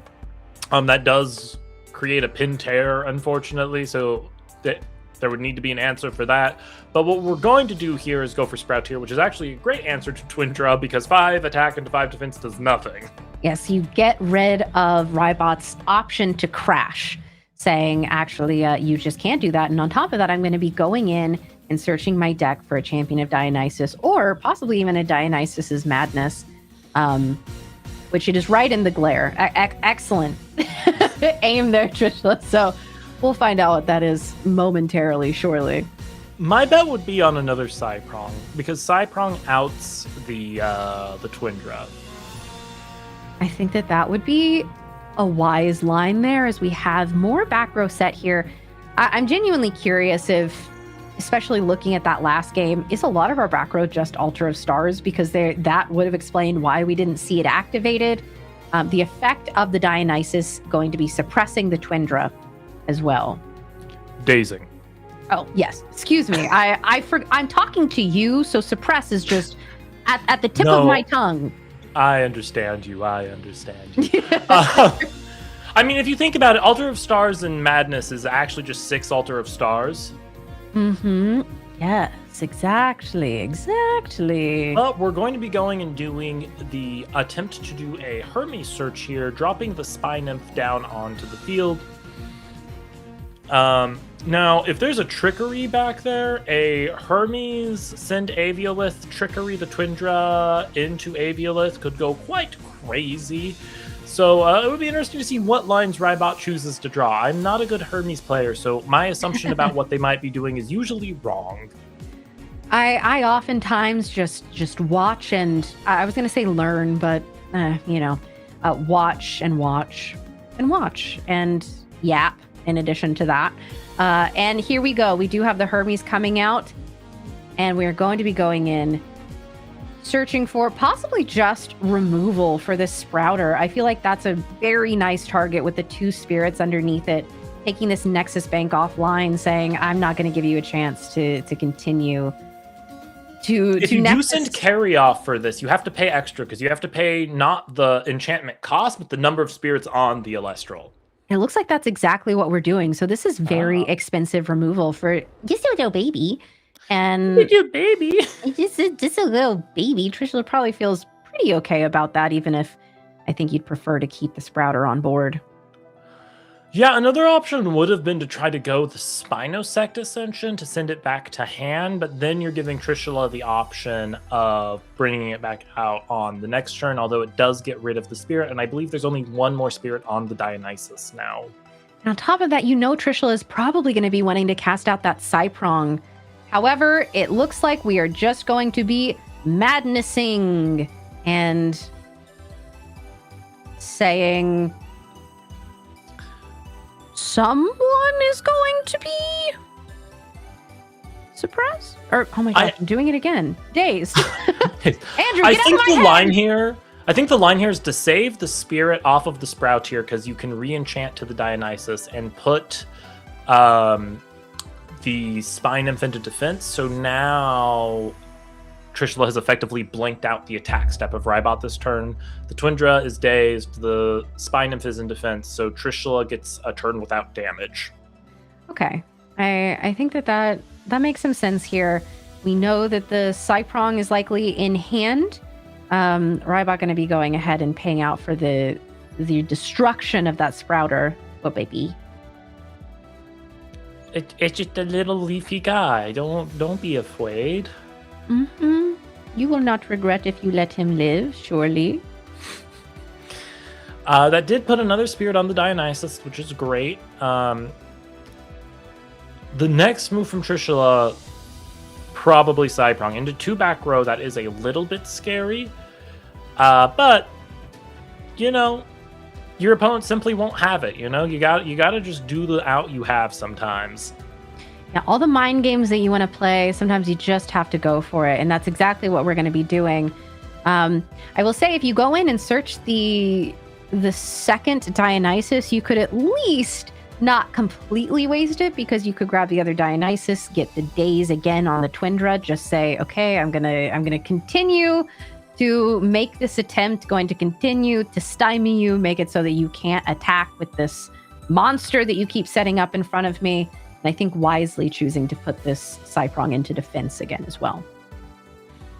Yeah, we are going to attempt to do the Cyprong here. So is there a Gorgons? There is a Madness to enrage the Cyprong. We do have that second Dionysus. Do you think that Trishula just lets that rip and says, okay? Yeah, I think you just drop the second Dionysus and do it again. Getting rid of one of those back row, I mean, that's what we were just talking about. Is like, that is what feels bad. However, that to me says that Rybot doesn't have a Gorgon's Gaze, which makes this feel a little more free. Trishula really thinking about it here. Let's see. Yeah, Trishula on plenty of spirits still. I really think dropping the second Dionysus and doing it again would be the way to go. But we don't know what's in Trishula's hand, so they're doing the math now. Yeah, we're having a discussion about this. Clearly, as Rybot is looking at that other back row. It would be really funny if it was a second Madness, and we just go Dio Madness. The legendary Lifestream special. Yeah, I mean, that would be truly madness. Okay. I don't know. Rybot was grabbing that Twindra. I feel like he knows it's not long for this world. Oh? Okay.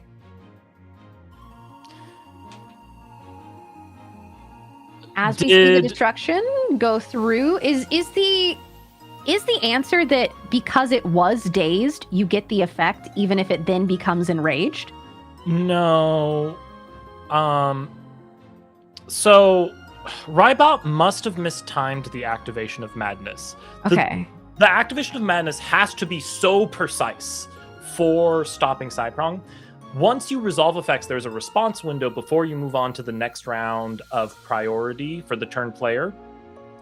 You have to activate Madness in the response window. If you activate Madness in response to Cyprong's effect to destroy, it is too late, and the effect to destroy will happen either way. Yes.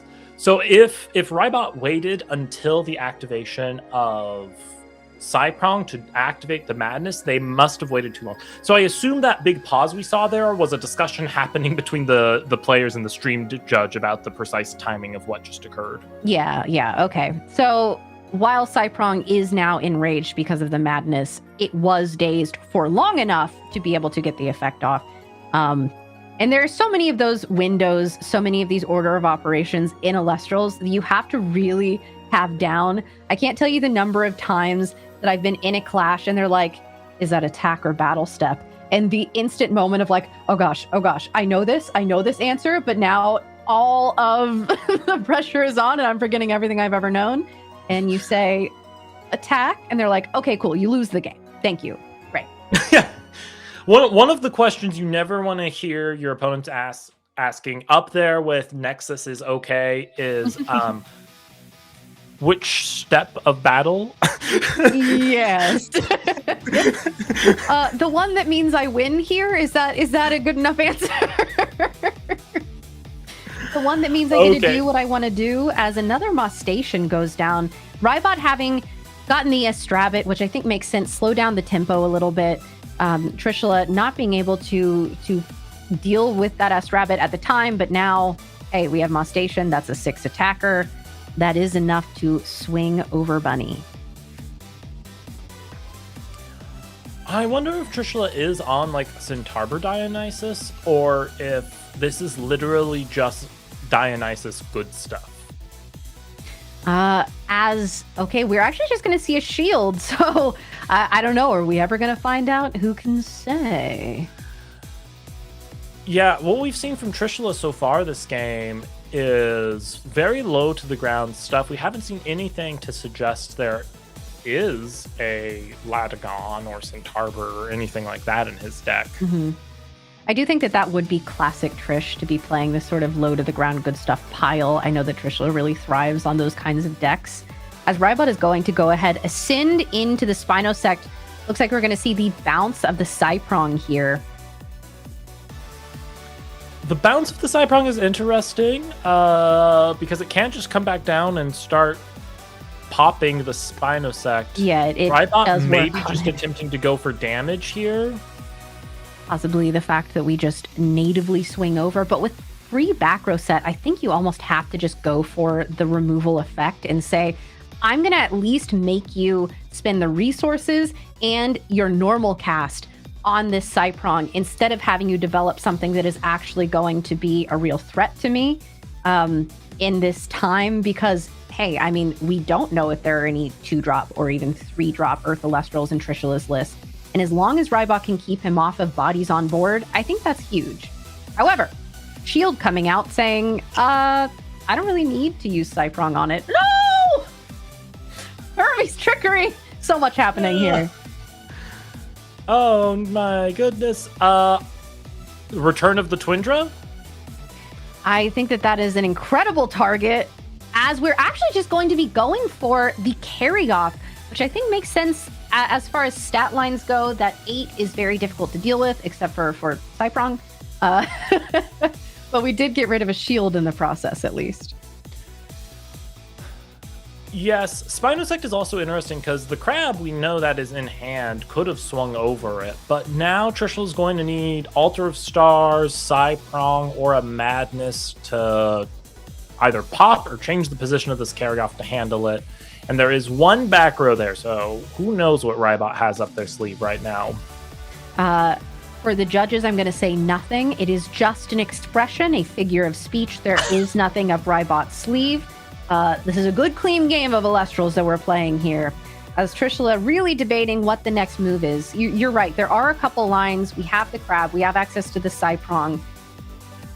And different things mean those different strategies do or do not work, which makes this a complicated decision for Trishula. Well, Elestrals is one of those games where the first 2 turns are usually really straightforward and well understood, and you get to turn like 3 and 4, and you're like, this is a board state I have not quite sure how to deal with. Tipped arrow? Yeah, I knew it! I knew it. However, you're right. If we can, I mean, if we're casting out the Moss Station with the idea that it's dealing with the carry-off, then that does mean that there's an alter set or some way to change the position of this carry-off, possibly another madness. And if that's the case, then this Moss Station does have enough attack to get over the defense carry-off. We'll have to wait and see if Trish has it or passes it.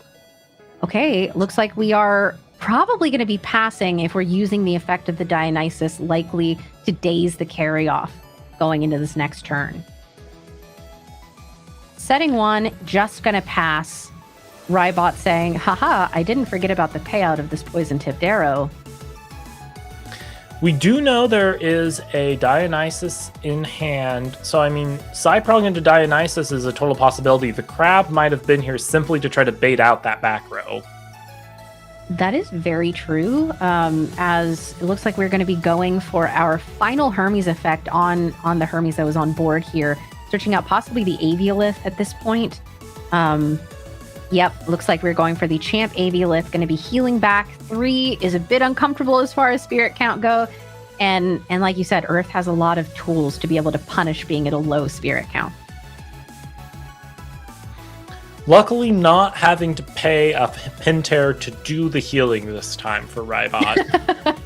No, this was just a good, clean, using our Hermes to heal with Champ Aviolith. Love to see it. Although, you know what? Trishula is playing fast and loose with enabling another regular Aviolith cast here, saying, I am going to be setting 2+ back row, actually. Oh, and there What are the chances Rybot draws it again? Oh, well, 100%. Yeah, there it is. And that means that we get to draw 3 cards now. Yeah. Oh, was it only 2? Okay, never mind. Thought it was 3. I'm pretty sure it is 3. It's 1 per set back row.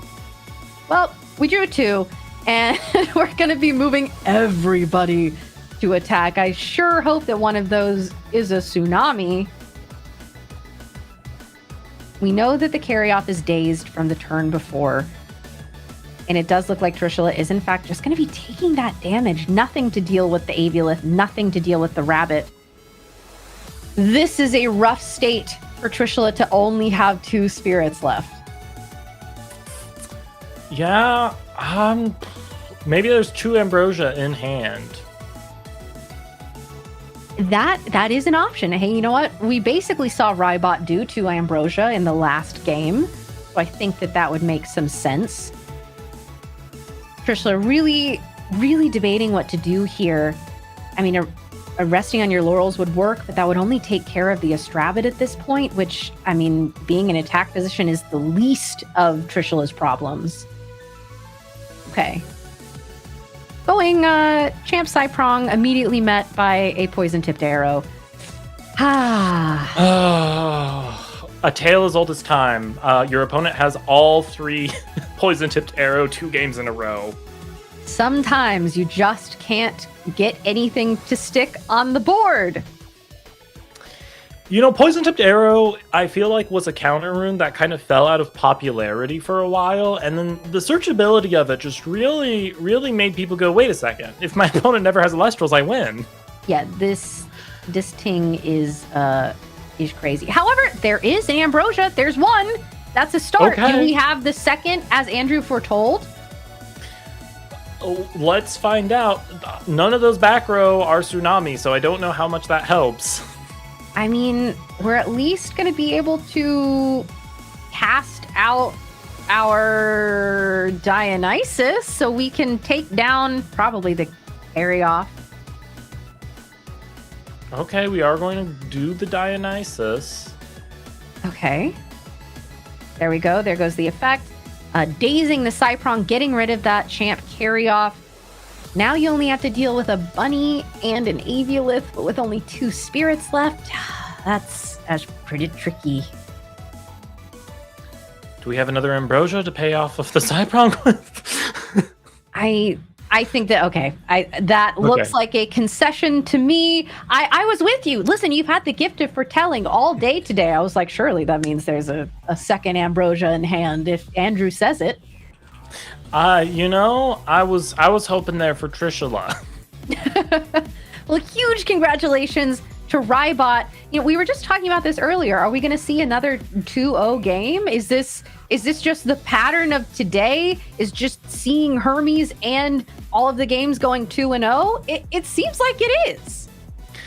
Yeah, it's been a very decisive day, Kay. I can't think of another time I've been at the desk and just seen 2-0 after 2-0.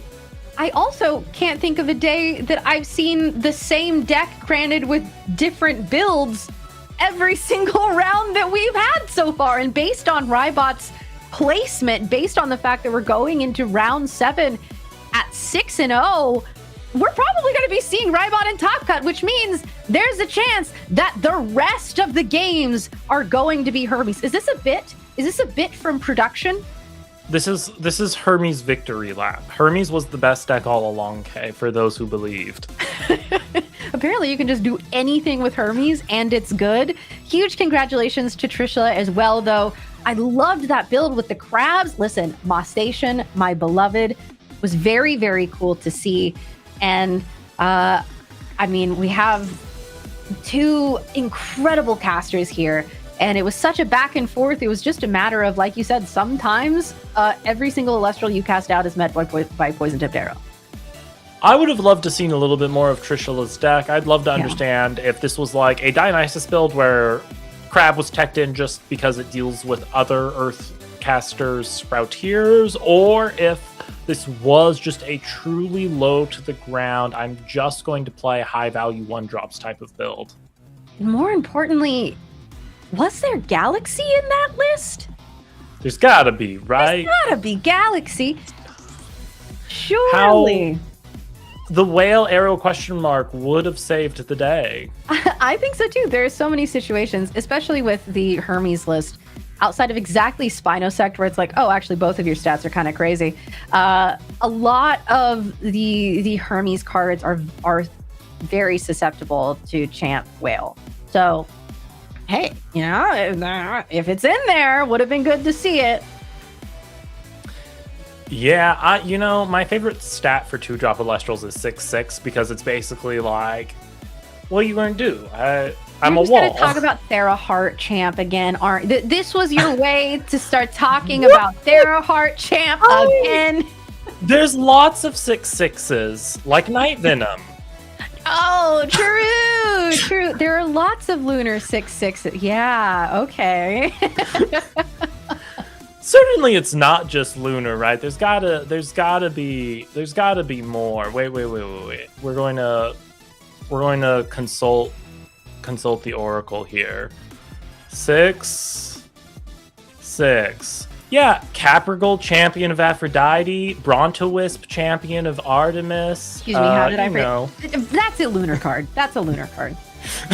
Listen to what you just said. Lumavale, I forgot Lumavale's a new 6/6. It's a lunar card. Oh my god. Okay, all right. So it's exactly the Caprigal, champion of Aphrodite then. Also, shout out Arrowsdale. Oh! A card no one has ever played. Listen, I love Aramare so much. I really do. I have the Stellar Aramare. I bought that card because I love the Stellar so much. Does not get played. Okay, hey, here's my theory. Okay. Poseidon, divine of horses in mythology. Okay.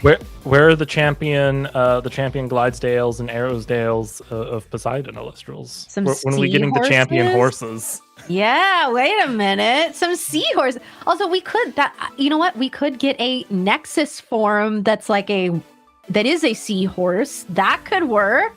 Is Caprigal not a seahorse? Don't do that. Wait a minute. Right, I'm not crazy. Caprigal's a seahorse, right? Okay, well, it's not the Mare Dale horse line. How about that? Fair. We need Capridale. Is that really what we would be calling it? Anyway, this is all to say, in conclusion, congratulations to Rybot, our round 6 Clash winner. great game to Trishula as well, as we are going to be preparing for our final round of Swiss here before too long, meaning we're going to be setting up our top 8 who we're going to be seeing, who we're possibly going to be crowning as our second premier champion of the 2027 season. Now, round 5 is not over yet. And Andrew, do you know what that has meant all day today for me? PAX. Yes, that's right. Shout out to the Shattered Stars BOGO that is happening, which is my excuse to open one of my favorite things to open, which is Shattered Stars. I have some Aries and I also have Gemini. So that's right. I'm gonna go ahead. I'm gonna open. Let's do it. I think I'm gonna start with Gemini because we did pull the Exalt Flare Reverse Stellar from Aries in the last round, which means that I think it's time for Gemini to step it up personally. Gemini Stellar time, I believe. Okay. Our sticker is Smatuga! Cute baby! Yay! Okay, there we go. Little small turtle. All right. First pack. Hello! Gonna be going in here and taking out the spirit there. Going back to the reverse hollow slot, which is a Soul Bell champion of Apollo. The cows. Our pull for our first pack in the bundle is Lyre of Apollo. Okay. Can't pull them all. That's okay. Hey, Shiny Lyre of Apollo. A Lyre Apollo, great card. You gotta play the shiny version. It is a great card. I have so many. I have an abundance of the hollow Lyre of Apollo. So if anyone needs any, you let your girl know because I've got them. Pack number 2. Our reverse hollow is Exaltus, champion of Apollo, and the pull is okay. We have the full art stained glass spirit. Which means final pack of this. Last pack magic. I think that depending on if this hurts my feelings or not, we have to open one more bundle. That's fair. We're going based off of feelings here. Let's see. Go back to the reverse hollow, which this time, actually, I don't think so far today I've gotten a reverse hollow of the Niximera Risen form. And our pull, the final one, is... Ooh, okay. Shout out. You know what? We saw a lot of Twindra in that last round. So that the Constellation Rare Twindra, there we go, feels appropriate. Also, where is Constellation Hydrake? Yeah. Every other one in the line has the Constellation art. I love the Hydrake and Pintair line because they all have special treatments, but none of the line is completed in a special treatment. Yeah, wait a minute. Yeah, we need, and by we, I mean Ari is out there somewhere being like, let me run a full line of it this way. We do need the full treatment, and I am in the process of opening a second bundle because I concluded that did hurt my feelings. That means we're trying again. We have our sticker. Okay. Oh, War Might! I wish a War Might. Let's go, cute little baby. We love the buggy boy. Okay. First pack of our second bundle before they get a giant cane and pull me off of the screen and don't let me open packs anymore is, let's go back to our reverse hollow slot here. Okay. It is the reverse hollow Exaltus, and our pull is... Ooh, okay, the full art Heliolith, which is honestly gorgeous card, but not a stellar. I think we can do better. Yeah. I think we can. Andrew, do you have any tricks that when you're opening packs that you feel bring you luck? You got to rip the Glidesdale, the classic. Oh, okay. You're a card I made a ripper. joke video once where I ripped a Glidesdale to be like, this doesn't work. And then I pulled 4 reverse Stellars, and I was like, I'm sorry, Glidesdale's everywhere. We found the true purpose for Glidesdale, apparently. I know that some casters give the cards a little sniff.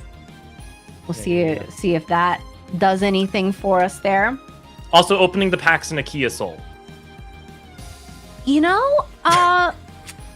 I don't think I have access to that, but I will be trying that method someday for sure.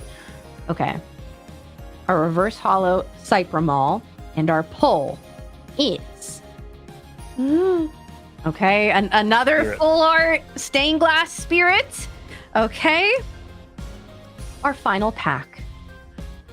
We got it. Probably It's not there. for the day. Let's be honest. I'm gonna probably open more, everyone.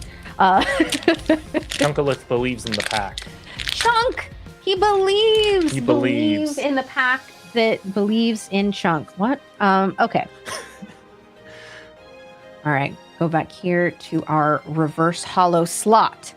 And the final pull here, before we go to break, before we gear up for round 7, the final round of Swiss. That's right.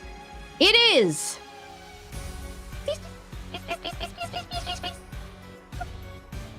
Okay, Twindra is just the star of the show in round 6, clearly saying, actually, I'm going to need you to pull another Constellation Rare. Twindra, beautiful card.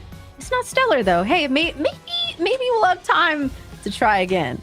But What would a stellar constellation look like? Wait, true. Hey, you're asking some interesting questions. Well, you all can ponder that while we go to this break, and I'll see you on the other side with Jack.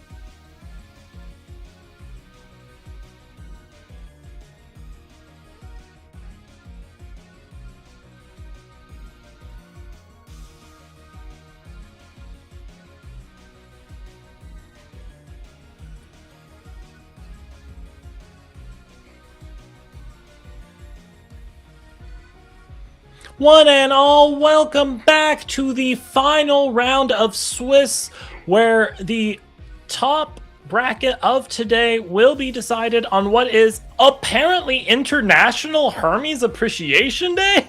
How do you feel about the absolute run of Hermes decks we've seen today, Jock? I would feel a little annoyed by the lack of variety if each Hermes build wasn't so different from one another. We've been seeing Foamy, we've been seeing a Pent line, we've been seeing Quackle Thunder package. It's one thing to say it's like, oh, Hermes is administering, this good core to build a deck around of a searchable heal, a searchable EQ. But the rest of the deck is all custom, baby.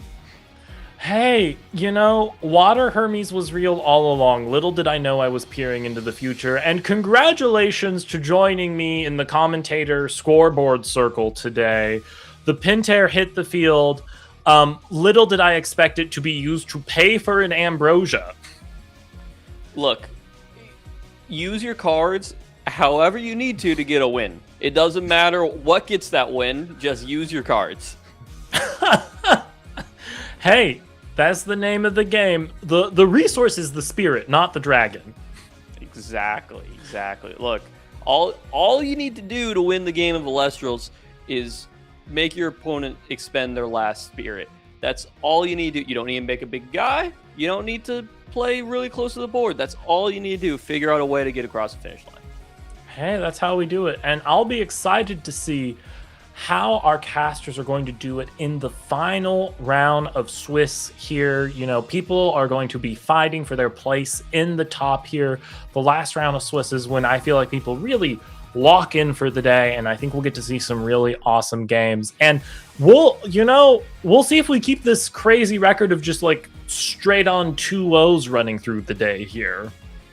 I know we've had quick ones. I would like to see all game 3 just for a little bit of drama on stream a little bit, but the games have not been bad. They've been interesting back and forth. The Hermes deck in particular always loses a bunch of spirits at the beginning, regains them back. It's a really nebulous mid game that you have to navigate without like a clear who is winning, and then you get to an end game.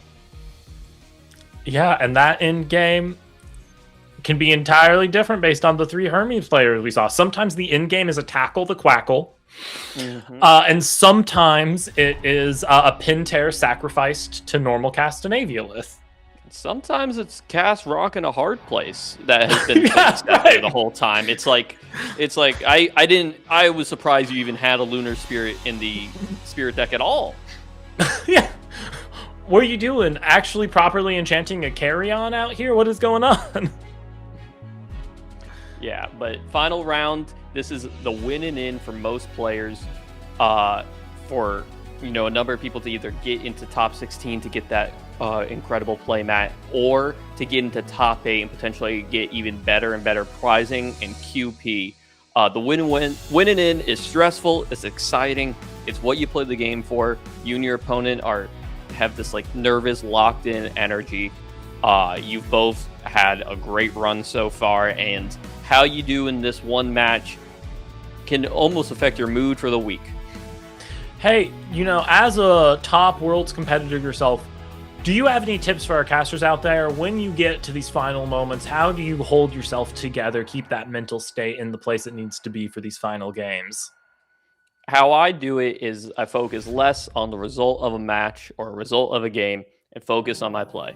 If I feel like I'm playing well and I'm thinking through all my lines, the wins should follow. If they don't, that's luck, that's card games, that's okay. But if I start blaming luck, blaming my draw, then I'm going to not look at my own gameplay as much as I should be. I need to be locked in on my own gameplay, play as strongly as I can, and hope that turns into wins. The wins are secondary to the skill. Hey, that sounds like a good plan to me. Take care of the skill and the win will take care of themselves, yeah? Exactly.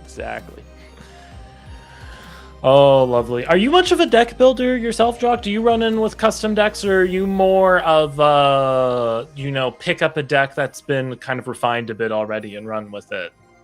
I'm really big on any deck that has already had results, either copy it card for card, or in the past I've messaged people who actually played that deck. I've messaged Kier after their incredible run at Kiss Me. I've messaged Caleb after their run winning the premiere on Morfrost. And I asked them, and normally people in the Elestrals community are very willing to give out this information, especially after a tournament. Copy it card for card, because if you remove your own ability to swap in and out cards, then you can focus fully on your skill. You know that the deck list is tried, tested, and make sure that you are playing a good list right, rather than a list that you are unsure if it's right. You don't have to think about the card choices as you're playing, let's say. Gotcha. And hey, shout out hashtag play Elestrals on social media. The community is so wonderful. If you're not in the Discord, go get in the Discord. Top players are hanging out there all the time. You will encounter all of the people you've been seeing on stream today, just chatting up strategies and stuff on the Discord. It's a wonderful place to come hang out if you're newer to the game. And if you're experienced in the game, just come hang out with everyone else too. Yeah, top players like to talk about the game as much as anybody else. Everyone likes to, talk about the game because it's got so many intricate lines of play and deck list decisions, and people who have really dug their heels into these thought patterns are happy to share them with you. And you can get good information from the players like Trishula and Rybot if you potentially reach out to them. Maybe not them in particular, but the greater top players. Like when I asked Kier for the Blistric Iwooly list originally, I was like, how would you side for this? And I got a whole siding pattern the night before premiere. It was incredible. Yeah, it's a lovely community of people that just love the game and love to share it. So it's one of the things that really sucked me into Elestrals, honestly. And it's so wonderful to be able to be a part of it. And it's wonderful to be here with you for this final round of Swiss. I really hope for Kay's sake that we see a Bear Bomb here, Jock. Yeah, it's Bear Bomb or Voltempest. Hopefully somebody has done well on either of those strategies, or maybe it'll appear in the top.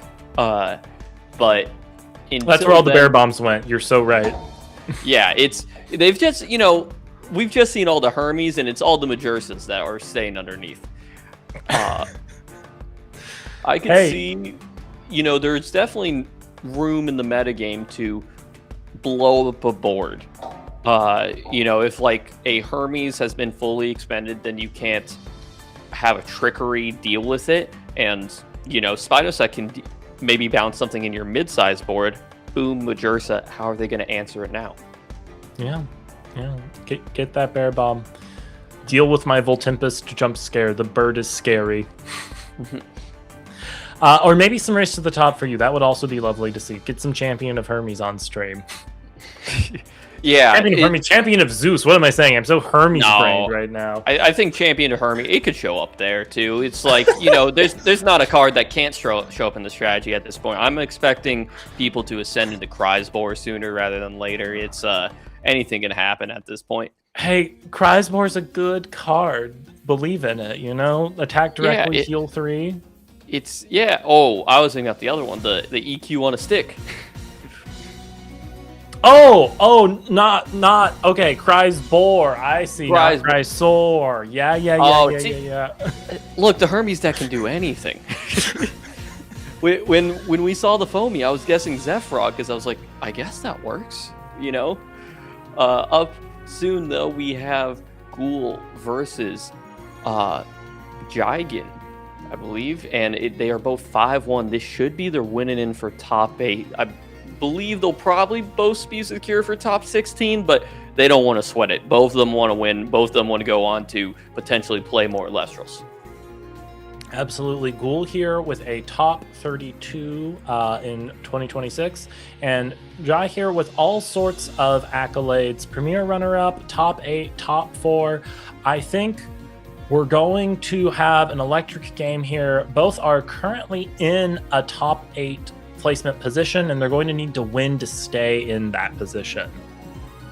Notable part is Jigen's results are all from 2024, and so that means a whole calendar year of maybe taking a break from the game and returning, or just maybe the metas haven't been suiting them, but they are on one heck of a run today, hoping to reclaim these top spots that they used to have for sure. Well, I can assure you, Jai has been around for sure. Maybe they are just haven't been able to make the premiere times. This new later premiere time today, maybe enabling some people to come out who normally haven't been able to. Jai is going to be going first here, so we're going to see what she is on very shortly. Wonderful. It will be coming here in just a moment. They're just situating for the game, and we'll check if there's any mulligans to start off this game or if it's go time now. Yeah, they're both looking at their opening hands here, and we have not seen a lot of mulligans today, I feel like. So players just drawing good today, it seems. When the metagame becomes a little more guys based, a little more fives based, and you have a lot of good starters like Sprouter plus a Dionysus or a Cyanectar on its own, you keep a lot more hands. Hands look more generically good. You don't have to find combos like Tadflow plus Iwooly or, Tadpuff plus Lockagon. You can just keep pure hands, let's say. Yep, and speaking of those hands, we do see Cyanectar Champ being the opening move from Jai here with a poison-tipped arrow search. So just a classic setup board here for turn one in this format. And Ghoul meeting the Cyanectar with their own Cyanectar. I believe that is the World Serial Cyanectar, right? That's what I'm looking at there. Just no biggie at all. Is going to let the search resolve without PTAing in return. So both of them have bigger plans for the future with this PTA. Having the PTA set there in the back row does a lot for the game, where you feel bad setting up something like a Sprouter where it's just going to be cleared and it doesn't even have a chance to punch in, or you feel bad attempting to go really tall into your Centaur line. So by having that back row, it sort of keeps the game in check potentially. And there's going to be a lot of back row from Ghoul here. That is fully loaded. Yeah, but here comes the Magneros. Magneros, an all-star of many Worlds decks in the Fish deck, but with Base Feroce no longer around, the Champ Aphrodite, Aphoros is just 2 5s and splashing it in this, very fives looking list right now. Yep. It could be these are just 5s for fodder, or maybe there's a more interesting game plan here. Magneros is a golem. Maybe this is secretly a golem deck. We'll see. But there is a poison-tipped arrow here coming out to make sure that the fishes do not stay 5s. Yes, the Magneros will stick around after this poison-tipped arrow. It will be a good chunk of damage, but now it's just a 3/3 and 2 back row on the side for Jigen. Ghoul has a good opportunity to crack back into the position after one crash, and now another Champ Cyanectar would be a good answer to this board. Or you don't even really have to out the Magneros. You could develop your own game plan of a Sprouter, or just EQ it, get it out of the way. No Elestrals are allowed to stick for longer than a moment. No, empty boards in full hearts. That is the name of the game today. We've seen this time after time today. Just opponents fighting tooth and nail to keep the board clear. Ghoul here clearly does not want to find out what Jai had planned for those bodies. Now, the real question is, does Ghoul have their own normal cast? It looks like no, as we've passed back to Jai now, and that is a Cyprong. Cyprong comes out for search of Dionysus. Yeah, Cyprong the search resolving is very powerful because getting an on-band Nexus Bank, just the utility of Dionysus to just daze something on command, enrage something to let your, to force your Viscerus through, very powerful situation with having access to your Divine, and Cyprong is an incredible Divine Searcher as it has utility in its own ability. If there's like a madness here to prevent an attack, the Cyprong is now removal, and then you can develop behind it. Yep, and holding on to the Dionysus and poking for 1 damage into Ghoul is how Jai's going to end their turn. And Ghoul is going to put another point on the board for me. We are going to Werepup here. There is 2 back row for this Werepup to go into, so the Purple Hurricane is not going to be able to do a full clear. But we're searching Lunar Eclipse here, and Ghoul can now play the 50-50 and guess which one of the back row they want to clear. The other one isn't going to be able to hurt the Like a Void that comes down, though. Yeah, this Like a Void is a board breaker. The PTA is destroyed there, which wouldn't have dealt with the Like a Void, and is actually fine to get rid of. But here comes the Like a Void. I assume it's going to be the 6/2 version. Yes, it is. It is immune to counter runes because a full moon has been cast this turn, and there's no answer to it. It's, there's no good way to fight against this on this turn. You've got to find a way to fight against it on a later turn, and with the Cyprong gone, that's going to be way harder. I assume there's probably 3 Cyprong in the deck, though, so we can always go digging for one of them. And Cryoblast has been popular even in the main deck this format. One little note I saw from Jigen there, I believe I saw a Solar Spirit get expend on that attack. So I'm really curious what exactly is happening within the deck list, especially now that a No Stone Unturned has been cast to search for a Golem. Did you have information that this might have been a Moss Station deck? Okay, I had an inkling that Jai might have been playing Golem Party, which is a deck I have always had a love for, and I know they have a love for, and I've heard them talk about how Magnaros is actually just a Golem. So I was a little suspicious we'd be seeing this, and certainly it has come to fruition here. Now, the real question is going to be, is there a Feloy Forest in hand to buff up this Moss Station that has been grabbed? Mm-hmm. Yeah. Oh, and there is, so how this will work, the champion Moss Station will attack and receive the first Spirit from the Underworld, and then it will check if it has the most attack, and it's tied for the Like a Void at that point due to the stadium, and so it does get the 3rd. It would have been able to walk over the Like Void if it did not run into the shield, but that's still coming next turn. Yeah. Unless Ghoul has their own stadium to clear Feloy Forest, they are going to be in a tough position next turn. I mean, Jai has plenty of spirits left, so they are not necessarily in trouble taking 2 damage to the face this coming turn. Yeah. One decision that Jai didn't go for, but was an option, was to use the Dionysus as sort of a safety valve on it, where if the Moss Station didn't successfully out the Like a Void, you daze it to save yourself a Spirit on the crackback. That decision was not made, but there is a number of interesting decisions amongst the cards that we do know, let alone the ones that we don't. And there is that Solar Spirit there. It makes me wonder if there's Guardian of Light teched in here as like a healing option, or maybe there's like a secret Heliolith? Arrowgeist? Heliolith? Yeah. Heliolith, maybe? Heliolith's a golem? It's artifacts are pretty searchable, and your golems are searchable, so that is a play that you can do.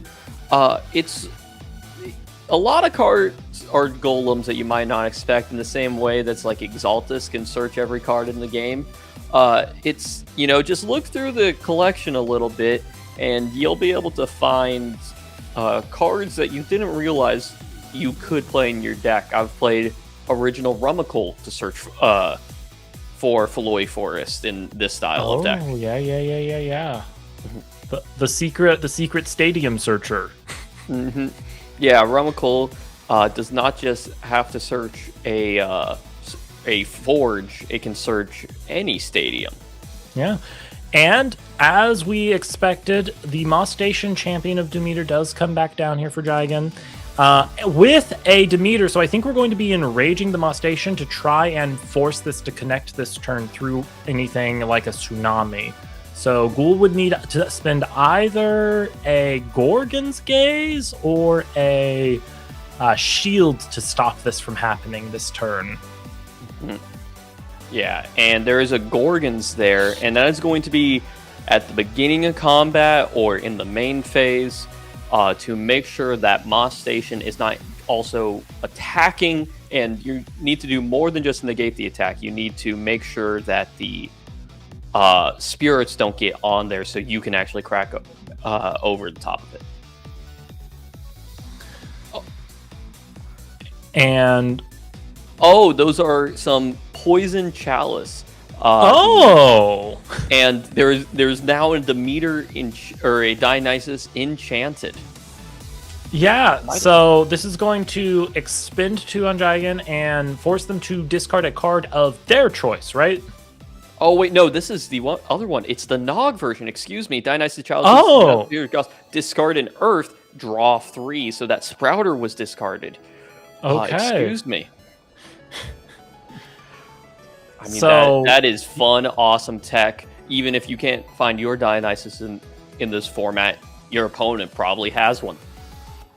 Yeah, it's our Dionysus. Yeah, it's like, I just need to talk to him for a moment. I gotta, does he want to grab a drink? Does he want to grab a nectar? Dionysus is very friendly. We're all invited to the party. Now, is there back row to defend the crab this turn? It doesn't matter. Here's a Centarbor.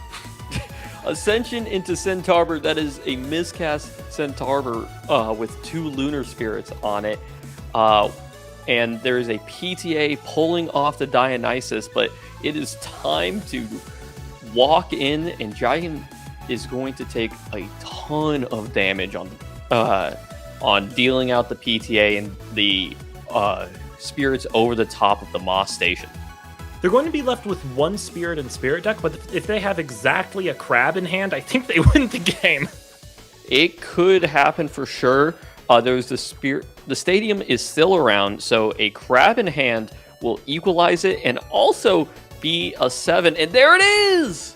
Yes! If the crab connects, it will do 3 damage, leaving Ghoul on 1, and it would be really tough for Ghoul to come back from that. And that is a Dionysus Madness. Daze it, keep it in its tracks. It is a 5. Jig has no spirits. Can Ghoul find a way to out this 5, though? Oh, I believe in the Moss Station. Yeah, a champ Galaxy outs this, an Edward, a number of different cards at this point, but they seem to be doing a little bit of spirit math, trying to figure out how exactly to get across this finish line. You can even crash with it, play a Viscerus would get over it. A lot of different options.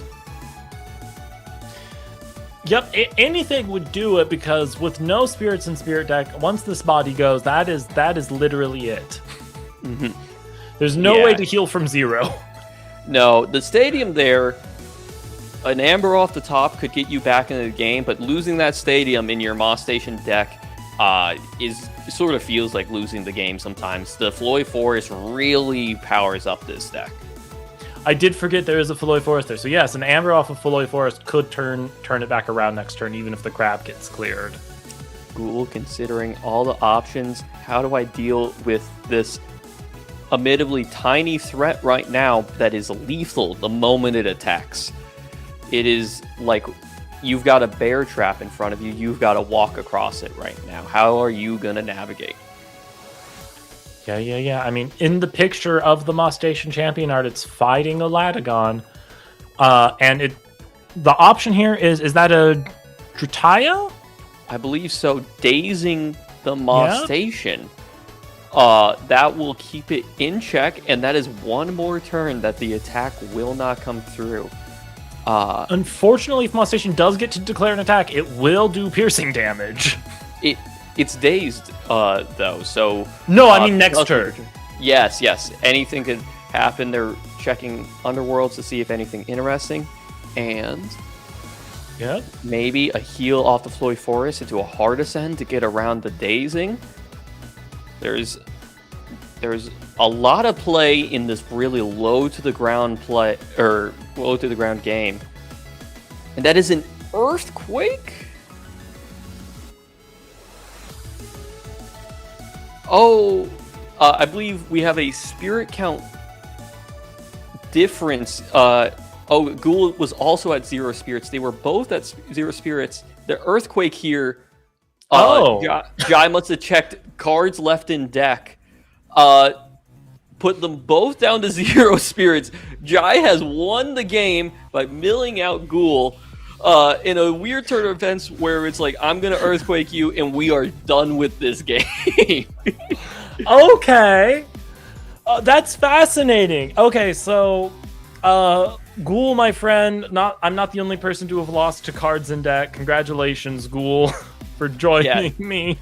To explain that to the viewers who might not know the rulings, or that happened a little fast because I'm sure the players were communicating this, what happens when both players have 0 spirits left is if you wanted to play out all the turns, you would both draw for turn, and then eventually the player to run out of cards in their deck and try to draw from their empty deck first loses the game. You speed that up by saying who has fewer cards left in deck, who would draw the next card at 0. Jai must have been further back in their deck. They must have had more cards in their deck, probably from that Dionysus Chalice's Nectar of the Gods, digging Ghoul 3 cards deeper, as well as the Werepup being a searcher. Just these little things that you didn't realize were going to add up completely decided that game one. Incredible ending. Hey, how could it end any other way? What a perfect way to go out, really. I think what we were seeing there makes more sense. I think what was happening was Ghoul was showing the Underworld to get a count of the Underworld, which I believe is the normal way you do it. Can you actually ask for a count of cards in deck, or do you have to check the Underworld? Because the Underworld is public information, but the deck isn't, right? The deck is technically private. I believe cards in deck is public information. I know I've counted out my deck before versus, I believe I've faced Millmaster Mike before. Cards in deck, you just have to make sure you keep it in the same order because some cards bottom cards and such. Normally people check cards in hand plus cards on board plus cards in the Underworld because normally that adds up to like 15 tops. It's totally fine. That's why they were sort of going through this action pretty quickly when it seemed like, to us, it happened all of a sudden. Yes. Yes, they were busy counting. But we'll be going into a game 2 here. I assume Ghoul will take first, as is tradition when you have the choice. Ghoul here, I don't know what they would side in. The thing about siding patterns is when you go up into a deck like this where you're like, who plays this? What just happened? Siding patterns go out the window. Maybe there's some tsunamis that come in if they weren't there, but otherwise, it's hard to say when you have no idea what you're actually going up against. My first thoughts for siding is, yes, you want to bring in your combat-related runes, tsunamis, extra shields if you have them there, just things that can interact with your opponent's attacks. Make sure the Moss Station doesn't kill you, because it's a little eruption on legs, sort of. Another thing I would do is I would bring in my stadiums. Though I'm an Earth deck, I want to be able to miscast the stadium to turn off the Floy Forest. It looks a little bit weird. Maybe you could play Floy Forest, the Burning Tree version from Firestorm. That makes your opponent expend 2 to play their own stadium at that point. That is another option, but Ghoul is going to start out here with the mulligan. getting rid of two Earth spirits, perfectly set up their own Moss stations if they are on any. Yes. Oh, that's what we do. We side in the Moss stations, and this becomes an honorable battle of who has the biggest crab. Okay. But we're going to start out with Cyprong and search Dionysus. You know, if you're going first and you have your Nexus or your Divine Searcher, you feel great. It's hard to pass a hand that has that start. And we've got one set back row, and there might be more. Nope, just one for now. Okay, passing it along to an opening turn of is that also that is a Magneros. Oh, Magneros. Okay, it looked green. Yeah, this Magneros is going to be a great option here because a shield doesn't fully answer it as long as you attack with the Magneros first, or a PTA could sort of. It's not going to protect your Cyprong, but it does leave you in a similar situation to Game 1 where the Magneros alone is a little out there. What I want to figure out is why Jai is on these Solar Spirits. It must be Heliolith. I assume there's like Thyrsuses in here for the crab, and Heliolith becomes like an option to drop then as removal. I kind of liked actually your Guardian of Light call. It's your deck is a little expensive with no stone unturned, and you're getting those spirits back with the Moss Station, but not to actually be able to cast more cards. Rather, you are getting them just on board. So a card like Guardian of Light is like that perfect like heal card that you want. And I feel like we've teleported back in time here, Jock, because we got Fish that ate a PTA into Werepup. Welcome back to the same game. There has been a break in the timeline now. Instead of the full moon lunar eclipse blowing up the back row, the Gorgon's Gaze will stop the Werepup in its track. Now, the second Werepup, if there is going to be one in this game, is just as threatening as the first. But, making sure the 6 that was a nuisance for Jai for a moment in that game is not going to stick on the board now. This is good, as Jai goes and finds their own copy of Dionysus with Cyprong. Everyone's going to be happy with Dionysus. It's going to be a party full field. Unfortunately, I do not think this Werepup is going to live for the party. No, and the things that would feel really good to use versus Moss Station would feel good here. So this is really good sequencing by Jai if they do have a Moss Station or access to one where it's like, oh, I do kind of want to tsunami this board, and once I deal with this board, here comes the Moss Station, back row clear, go kill them, with this big old crab. Nothing makes me feel more alive than in Elestrals than swinging into a spirit deck with 7 spirits on a crab. Oh, I love the deck because it makes you feel a little goofy. And is that a Demeter by chance? To juice up? That looks like a Demeter cast. It does. And I like that. That makes the crab bigger so it can out something like a Like a Void. Yeah, I believe that's gotta be a Demeter. Is that the artist pack Demeter?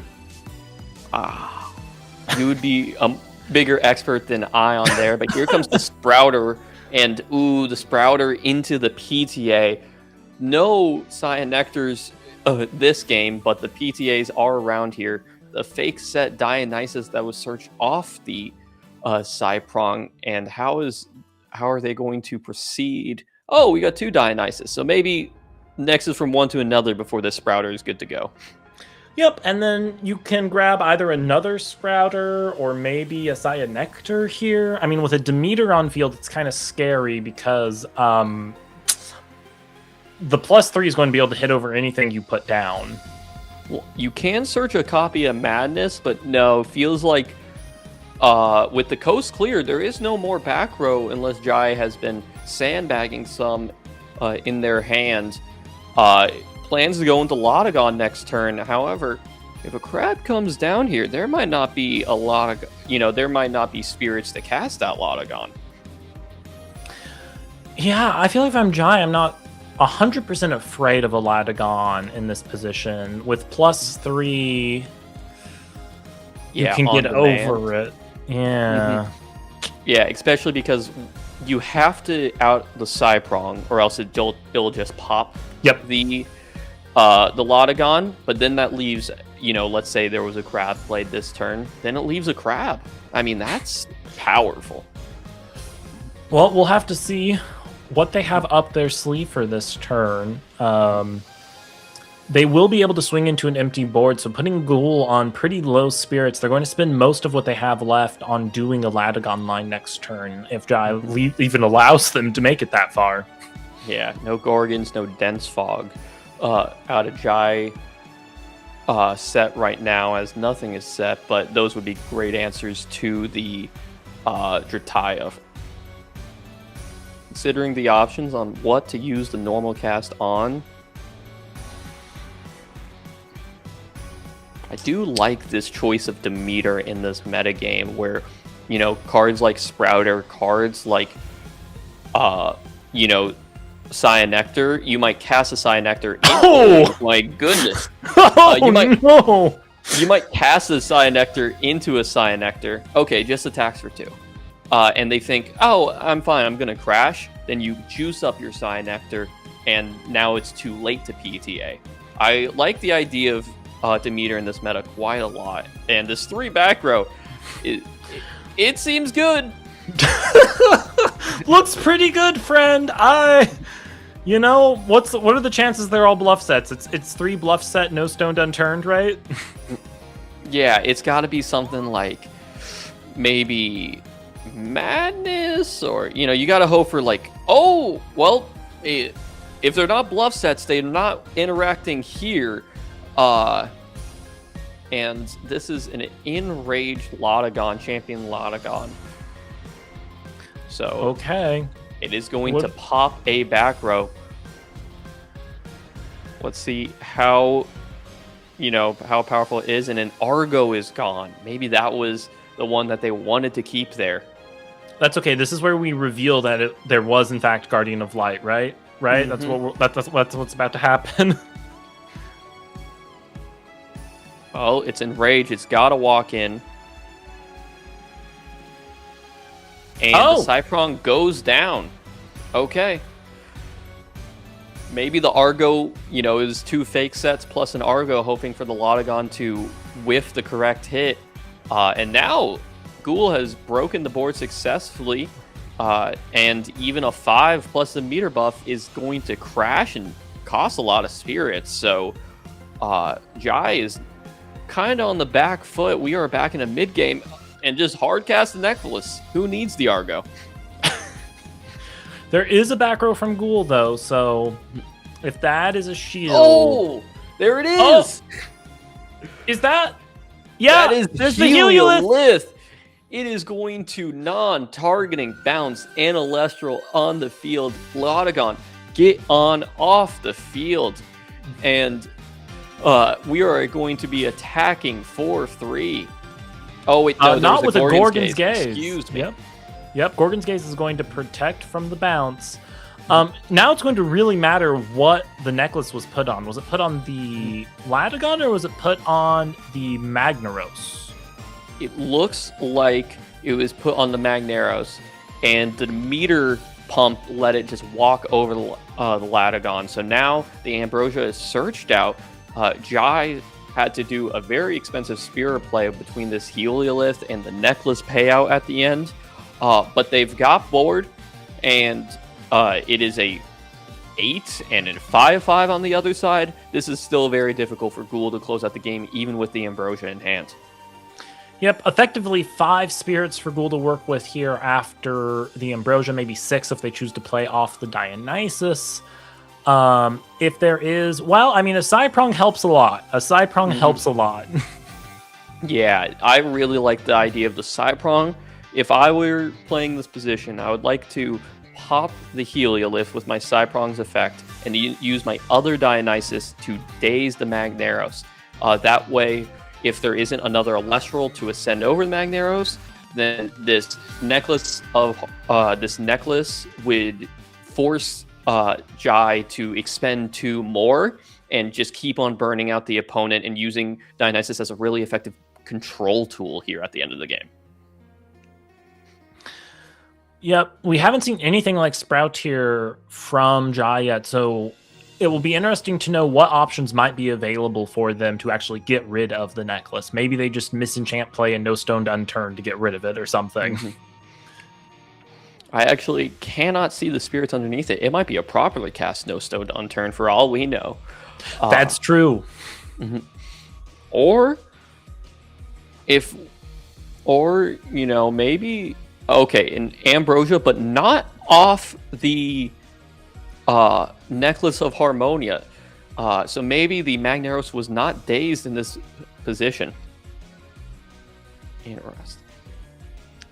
Yeah, if Ghoul is on 1 spirit and Jai can get a second body on field, this might do it.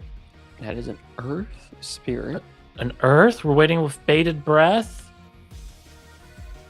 What is happening? That is the 3 heal. Okay. Oh, okay. Okay. I was like, they've made Hurricane a new color. Okay. Okay. Now we'll see what action we get from Jai here. Hopefully they have another body in hand. No stone unturned off of the necklace? Oh. Is that what we're seeing? Yeah, okay. So the Ambro casting off the no stone unturned, the Ambro casting off the necklace, or the no stone only casting off one of the spirits of the necklace doesn't change anything in this position. Yep. So I like this a lot. And the Moss Station plus the meter will be able to out this Cyprong and attack for 1 with, or I'm guessing this Magneros is still dazed at this point. Yeah, I mean, this might be game-winning. The Moss Station will be able to add 2 spirits, deal 2 piercing damage, leaving Ghoul on 0. I don't think they activated the Ambrosia they got added to hand, though, right? So they can play that off of the Dionysus and potentially go another turn. I believe they did because of all the different Dionysus plays they had to do, and they were so low before. But yeah, I mean, 3 spirits, 2 of them piercing over. Ghoul is on a draw and a dream. Will they get there? Checking the honor roll. Maybe we have another deck out situation. Oh, an Ambrosia. There we go. Okay. There's the Ambrosia. Back up to 3. No Dionysus available. How can Ghoul close out this game against the 4-1 with 3 spirits and the 3-3 essentially vanilla? An Earthquake and a Viscerus does it. Mm-hmm. There is 1 back row from Jai, and you can pull spirits off the Moss Station to save life for whatever play is happening here. And that is a Hopperoo in defense. And that is a PTA pulled off of the Moss Station, and that will close out the game. Another quick 2-0.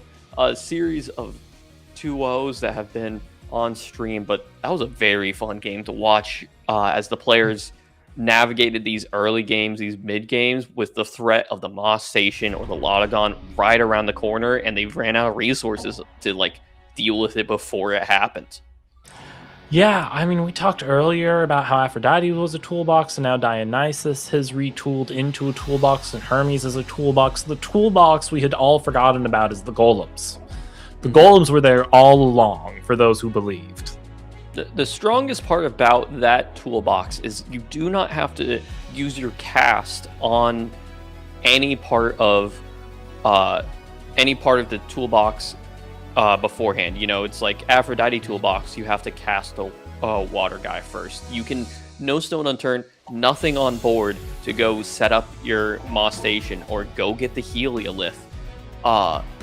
I'm curious of how deep the package goes. Is there a what is the Earth Lith again? Vertilith. Yeah, is there a Vertilith to heal there, or did they especially because No Stone Unturned puts extra spirits in the underworld to activate your Vertolith. There's a lot of different choices that you can be playing in a deck that can search most of it. The saddest thing about the fact that Nectar of the Gods was banned is that I can no longer go No Stoned Unturned, Nectar of the Gods, normal cast, Vertolith, heal all those spirits back. Yeah, it's I mean, now you got to cast the Nectar of Gods we saw in that match. The Dionysus's Chalice, which discarded a Sprouter to draw 3 cards, and ended up deciding the game in the other direction, though, by a deck count issue, a deck count tie at that point. But the card has clearly been powerful if it brought them all the way to the winning in for top 8. Congratulations to Jai locking up their top 8 spot. Yeah, and with such a fantastic deck, that was amazing. And where Pup put in work there for Ghoul. I think this has been the story of our streams today. I feel like casters who are actually very good at their decks and what they're doing, and just one of them has more back row or more bodies than the other. Yeah, it's you've got to keep the flow of both going. But it is a lot about which ones you added to your deck. We've seen a variety of Hermes decks. They're able to access all these different tools of the Hermes decks. They'll be able to pressure with the carry off as removal. We'll be able to go with, just normal cast a Spine Nymph and start threatening the Spinosect. It's less so just the luck of the draw and way more into, why am I timing things at certain times? There was a reason we didn't see a Moss Station until both players had sub 8 spirits or so. Yeah, put on that scary pressure. I mean, Moss Station is also a scary thing for a Hermes player because that's an expensive thing to remove with carry on. Yeah, it's and that's piercing damage gets over things that it normally wouldn't deal with, especially with the power of Demeter in the deck. Love the choice of Demeter if it's main deck or side. I like the idea of you see Sprouter, let's go punish that card that they think is a fortress. Yeah. I mean, I think it's interesting. We came out of a format, especially back when Lockagon was at full power and stuff, where combat almost didn't matter. You would be doing combo things to remove your opponent's board and stuff and doing the occasional attack, but the actual stats almost never mattered. It was more like who got to do the most removal effects on the turn and then attack into empty board. And sometimes after you've been in that mindset for a while, you come back to a format where stats do matter again, and you're like, oh wait, how do I get rid of this 5 on the board? I forgot how to do that. Yeah, with that early Lifestream format, there was a number of different decks. If we think about the Solar, Frost, and Water Lockagon list, there's sort of 3 different things that the decks were doing to gain an advantage over just normal cast a good guy. Lockagon, 2 big guys plus Earthquakes, very powerful. There's a reason why it's not allowed anymore. The Frost decks were doing fewer Earthquakes. They're sometimes doing it with the more Frost, but not all the time in your deck. Blistrix has an Earthquake all the way at the top, but what they were doing a really powerful job of is building the board. It doesn't matter if one of my guys gets Earthquake, you're also not gonna out my Cedar Sword that was left around, or my Iwoli summoned 3 guys, so I'm going to push a lot more. Meanwhile, the Solar deck, it was really 1 guy at a time, but all their guys were Earthquake with 3 Solar Bursts, 3 Nova Core. That's how they won back tempo, is not by 2 guys, rather than remove your guy and develop one, which is net 2. It's that early format was really interesting in how you had to break the tempo and how you had to fight for the board at all times and almost ignore the spirit efficiency and value, because if you fell behind once, you fell behind forever. Nowadays, fall behind a little bit, well, go make like a big old play, Moss Station or Like a Void, and it will, completely warp the game back in the other direction.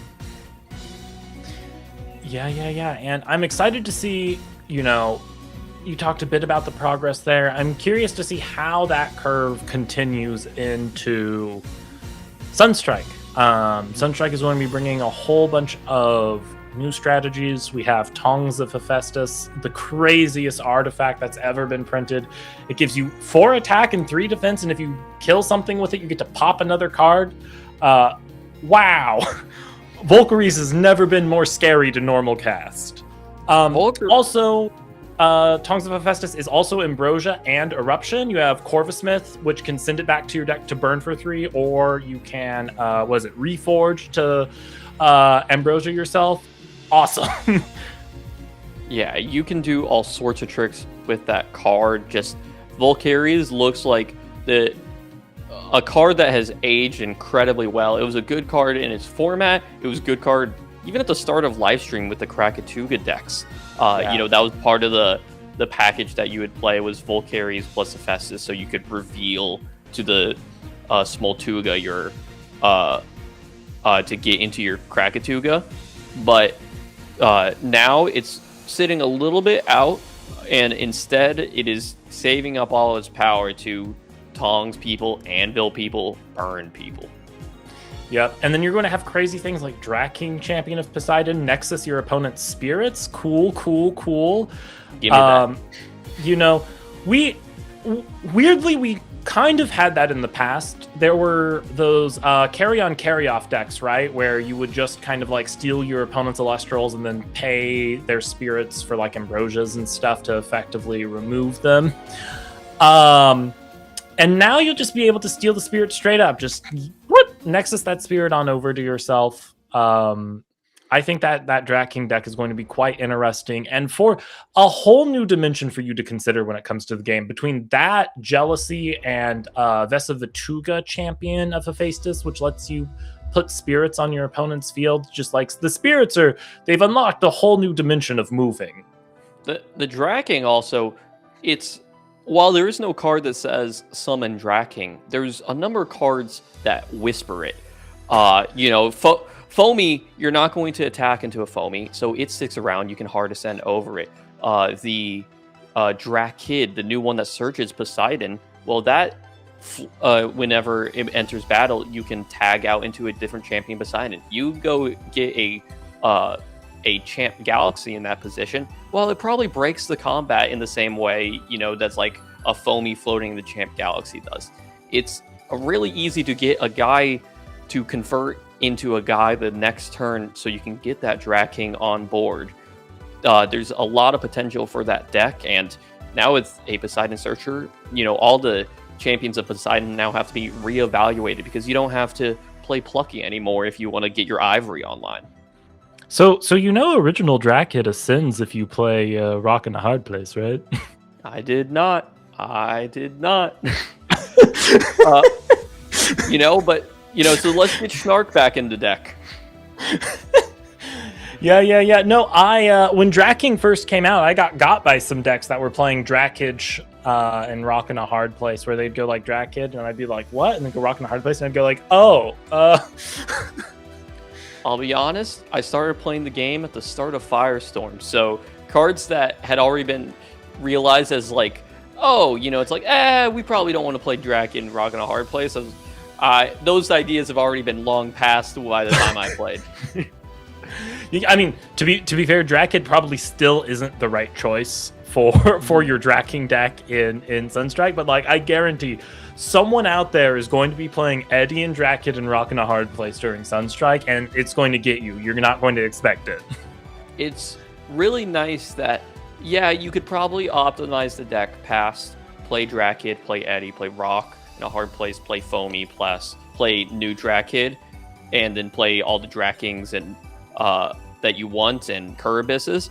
But the deck could build itself in that way and like show up and have results. So even players who, they want to upgrade from a starter deck or they want to start from scratch, it's like, well, what synergies do I want to do? It's like I can follow the synergies on these cards and have something that immediately can go play at locals, which, under the new organized play setup, it's going to not be about how many wins you have at locals, but how many rounds you had fun.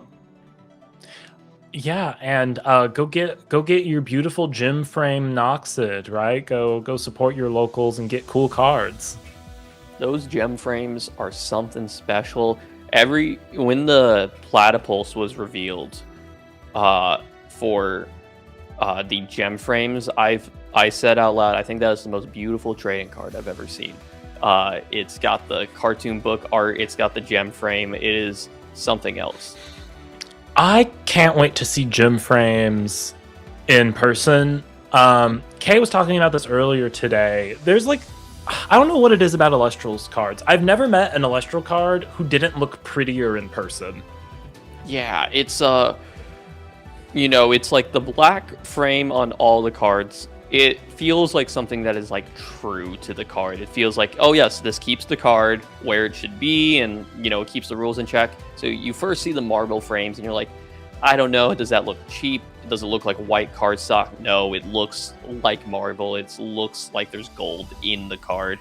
And then you see the gem frames and you're like, I don't know, that's like a lot of color. Does it like pop whenever I'm like looking through the deck or something like that? I'm sure it's going to look incredible. And the full art shimmer and especially the texture full arts that we've had since the start of the live stream format, those have really done a number. Hey, I got my hands on some Sunstrike from Worlds, and man, does that card stock feel good. I'm excited to open more of it when the set officially releases soon. Yeah, I have been, try to give it out to people at locals. All the Sunstrike I opened, I was playing as many side events as I could at Worlds to get some Sunstrike and just, get my hands on some cards. And anybody at my local who has been like, oh, I really want to build like Soul Fury, or I want to play like Straight 'em Off, I'll be like, well, here's like a back in the back. Go, go figure out something else while you're practicing. But, you've got the card. I've got my order coming in. You can get your pre-orders for Sunstrike, because it is coming sooner rather than later, for sure. Yeah. You're, keep an ear out for your LGS. They'll probably be running a pre-release event where you can get it a few days early and all of that good stuff. And there is a beautiful Phosphocell stellar promo in it for you for the pre-release. So go enjoy your LGS. Yeah, and that Phosphocell, I mean, have you read that card? You just run forward with it, and if they answer it, they kind of didn't want to, Okay. Hey, man, have you considered who wins, the king of the Thunderbugs or a little lizard guy? I mean, it's close. I don't know. I'm personally rooting for the Duggee to be milled in that scenario, but Nah, I'll simply normal cast Ouroboros, send it back to your hand. I'll take my spirits on the way out, I guess. Yeah. Consolation prize. No, I love what they've been doing with the new 3-drop lines they've been making, because they've been doing this thing where they make a 3-drop that basically works with the original 2-drops or 1-drops, depending on like what the situation is. We saw this with like the original Globby can be used to turbo into Majesty, Champion of Poseidon, right? You also see this with Umpherial. You can use the original Signectric to reveal 12 spirits to go into Umpherial if you want to cheat your way into Champion of Hestia Umpherial. The original Larvacell and Anacell, really great for turboing into the new Phosphocell. And then they do this thing where like the new Anocell is kind of its own boss monster. Like you read that card and you're like, oh, unlike the old Anocell, which like you only play this if you want to play Phosphocell, the new Anocell is like, oh, this is actually its own thing. You can just play this as like its own little boss and it will go and do its thing. And it's the same with Globby and Signectric. You can use a Globby Champion of Poseidon, Shout out fellow commentator Swole. He and I both share a love for the Rise from the Depths deck, where you just like spam Globby's Champion of Poseidon to get your Atlantises and Rise from the Depths. So I love the way they've been doing this. Like, here's a new 3-drop boss for you, but also like the 2-drop in the line is another strategy you can look into that's independent. Yeah, there was a point in Elestrals where 3-drops didn't see much competitive play. They weren't worth it to get into, and then they were really worth it to get into. But they were cheated out with like cards like Rise. If you think like Celestlio, it's all, or like Chant Majursa. It's these cards that's like you try your best to turbo out. Now we're getting to the point where, well, they can dial down the absolute power level of once you get them, but we're going to increase the ability to actually get into them. You know, if you think about Centaur, it's like you can out a Centaur, and it's like it has a strong impact on the board, but it's also pretty easy to get into with like Sprouter plus Nexus Bank, way to turn, or Anacell gets you all the way up, but once it's up top, it's like Phosphocell, very powerful, very impactful, but it doesn't say, well, they blow up your entire board like Celestlio does. They do different things. Yeah, it's interesting to see how the design has evolved over time, and I love what has been built up over the Divine Champions series. As we come into Sunstrike, it feels like we're really hitting a moment where there's just going to be a ton of different decks that are all going to be good and viable. They've all gotten the pieces together. But what we're also going to be building up into is the final bracket for today. Can you believe we're already done with Swiss, Jock? It's been an amazing day so far. I know I will be excited to come back for the top 4, but you and Kay have top 8. So we're going to go to a bit of a break here. And you all lovely people, tune back in for Kay and Jock to bring you into the top 8 of our tournament for today. Come on back after the break.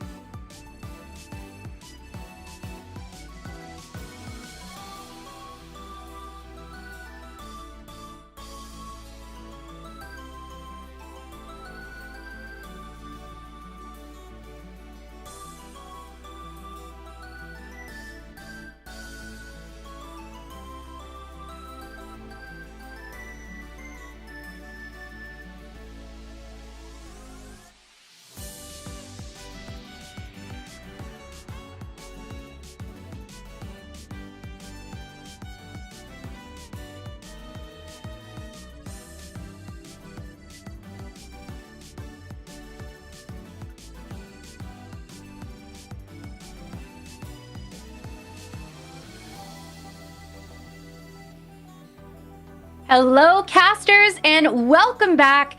I am once again joined by Jock, and we are here and we are ready to get into top 8. That's right. It is time for Top Cut. All 7 rounds of Swiss. This whole long day of casting has led to this. Jock, how are you feeling? This is your first time ever doing this. Have you been enjoying yourself? You've been having a good time? It's been a lot of fun. I hope everyone watching has had a lot of fun. The games have been really interesting back and forth games with different toolboxes used in different ways. A lot of fun, and I've been super happy with the event as a whole. That's great. I'm so glad that you've been enjoying yourself. And of course, it is all culminating in this Top Cut and eventually crowning our champion. So I say we take a second, let's look at our top 16, and then eventually we will also look at our final top 8 bracket, see what we are going to be watching in this top 8. Now, looking at this, there are a lot of names that I'm very familiar with, but it also features some names that are a little bit new to me. Shout out to Lakritzi, who we saw in round 3 on that really, really cool lunar deck, finishing in the top 16. All of these casters, of course, get the Hera playmat and card. So gorgeous. And I know that you said that you have some friends, some people from your locals who have been playing today. You see any of those in this top 16? Yeah, right there at number 8 and number 9, Frosty P and El Caballo, both Houston locals. They show up, they have fun, they are great guys, and I'm happy that they both get to get the playmat. And Frosty P might have a chance for the Ares playmat and the Glory. Ooh, which remains to be seen. A lot of these casters we have actually heard from today. Y Rebellion, we've seen Cobalt Sanderson, and top 16, incredible finish. Very, very excited to see all of these casters. And we actually have a fun fact for our number 2 seed, Shylixia.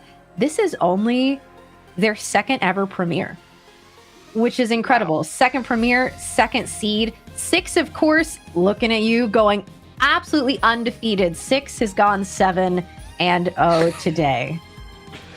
Incredible work. Second ever premiere is very impressive. It takes a lot of fundamental knowledge to be able to do the combat correctly in Elestrals and make sure you're using the right back row and casting the right Elestral on each turn. And that's before having all the deck knowledge of, let's say, what can Hermes search for?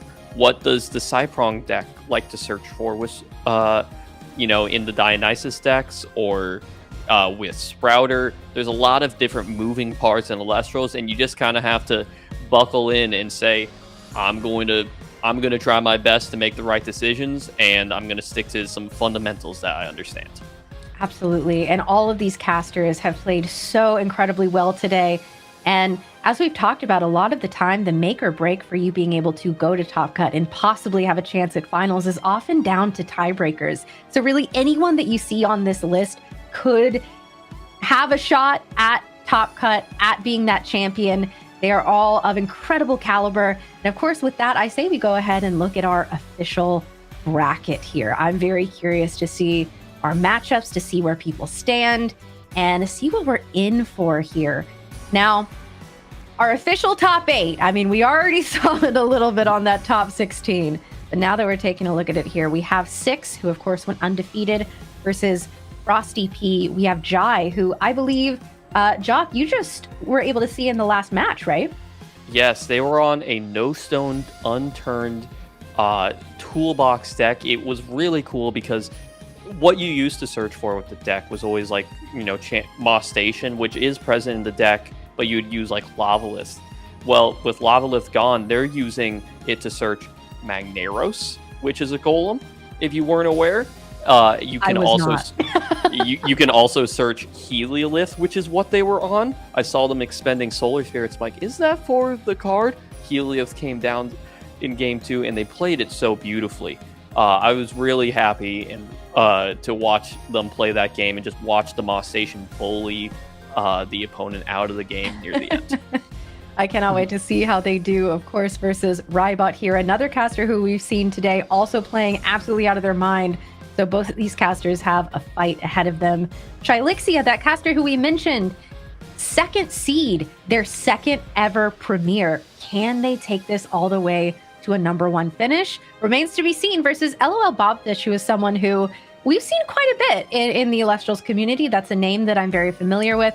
And of course, at the bottom of our bracket here, we have world champion Trishula versus Yoda. This is a stacked top 8.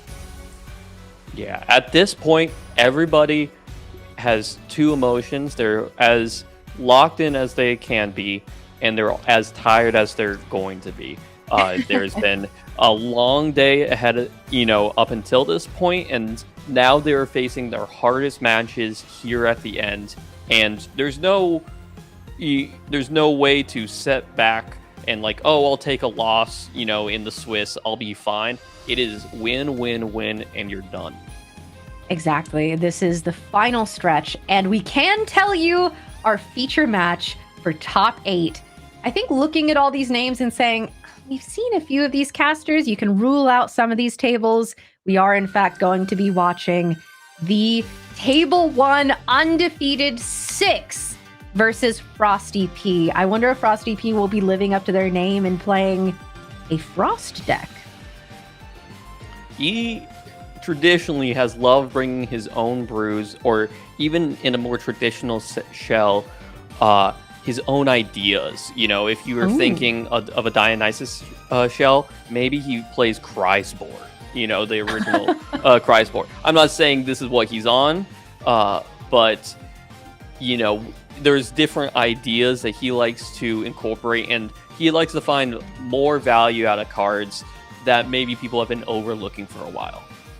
You know what? If Frosty P is on a Frost deck, you know what they could be playing is Bears, but with Papa Bear. And I think if that's the case, we can all agree, right? I get a point. I think that that's what they.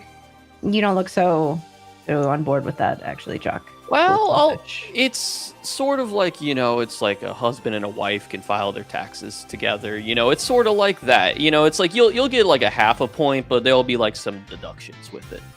Okay, all right. Well, that's fair enough. At least I get something on the board, because this has been a devastating day for exactly me and my predictions. And 6, I mentioned this earlier, but I really associate 6 with Blistrix and that strategy. I know that that's something that he hasn't necessarily been running for a long time now.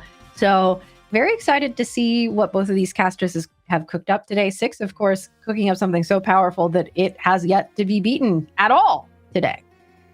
Yeah, the Blistrix line has fallen off, not because any particular card out of Blistrix has been hit, or the Blistrix line, but like the other reasons why you would want to mill, like Cedar Soar or Iwoolly was a reason, to mill, are no longer around. So it's this, it can be a little unstable line with a really great top end, but it's unreliable. If you compare it to something like the Cryoling Cryoscorch line, that's another line that goes 1 drop. That's that goes into a 7/2 drop that goes into a really powerful 3 drop. So if there is going to be, some frost out of 6 in their like comfort element, they will be, maybe more inclined to play that, or maybe they figure out something I haven't with the Blistrix line. I would be excited to see that. I know that I haven't really seen Frost Mill since I remember the Adam premiere that he won. And I remember in the interview, I was like, this seems like a fun deck. I'd like to play it. And they just said, don't. Don't do it. Sometimes you believe a deck is powerful, and that's why you play it. Sometimes you believe a deck is fun, and that's why you play it. And Adam won that day, and it didn't sound like he had too much fun, so it was for power reasons. The responsibility of the power, for sure. Yeah, but I've talked with Adam quite a bit. I is a Blitztrix enjoyer. I like, a little bit of gambling, but, a little bit of working for my advantage and, finding different edges in that way. So I do hope if we don't see it today, maybe someone can brew it up for the next premiere. Hopefully. One of my fondest Elestrals memories is Blitztrixing people right in the face in Dallas because I borrowed a not even like fully complete Blitztrix deck and it just kept working for me. And every time that I talk about it, like I was just speaking to Coda recently, I was like, I remember when I played that Blitztrix deck. He was like, yeah, you did it against me. Like the amount of times that's happened and people have been like, yeah, you did that to me. I was a victim. Where it's like, oh, I did not realize the rampage that I went on with this Blitztrix deck in Dallas. When it's working, you're just like, I think I'm playing like really well, and then you talk to your opponents, just like, yeah, they high rolled me. They're like, it didn't feel like I got to play against them. It's like, I don't know, I felt like I made like good decisions, and they're like, yeah, there was not a game to play at all. Yes, I think that I'm playing out of my mind here. Yeah, she got so lucky. And both are true. Both can be true. In fact, as we are gearing up right now for our quarterfinals, the first round of our top 8. Again, we are going to be seeing Six versus Frosty P. And we're here speculating a little bit on what we might see from them, of course, based on things that we know that these casters are known for. And both of these casters having been not yet seen today, it remains quite a mystery. It's always fun to be a player when you're getting close to these final rounds. You're trying to figure out what your opponent is on. You're talking to your friends like, oh, did you face them earlier? Did you face them earlier? You're trying to get all this chatter, and then most of the time you can figure out by top cut, what everybody is on. But there might be one or two, it's just like, oh, what am I about to get hit by? And maybe it's something standard and they just have a powerful opening, or sometimes it's something that you've never even encountered before and you're like, oh no, I've got to figure this out with no prep at all. You know what? I think it'd be very cool to have that situation just from a commentary desk perspective. I'd love to see something new and different. But then, of course, I'm saying that and I'm looking back at the rest of today, and that's kind of what we've been experiencing all day, is just decks that are a little bit wacky, a little bit funky. Everyone is trying to find a really strong core, whether it's like the Hermes package has like a good heal plus EQ package that is searchable, or with the Spinosect such, or if it's the Dionysus stuff to be like a really strong defensive core. But then everyone is adding a little twist. We're seeing the Andersloth hit the board. We're seeing Quackle out of Hermes, which Hermes is a deck that Thunder is like the 4th, 5th, most represented element most of the time in the deck. Everyone has been trying to maximize in their own way something that people have been expecting.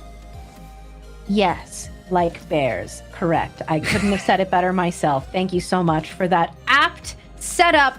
But no, seriously, I would love to see bears, Orville Tempest, just one. Just let me get one on the board.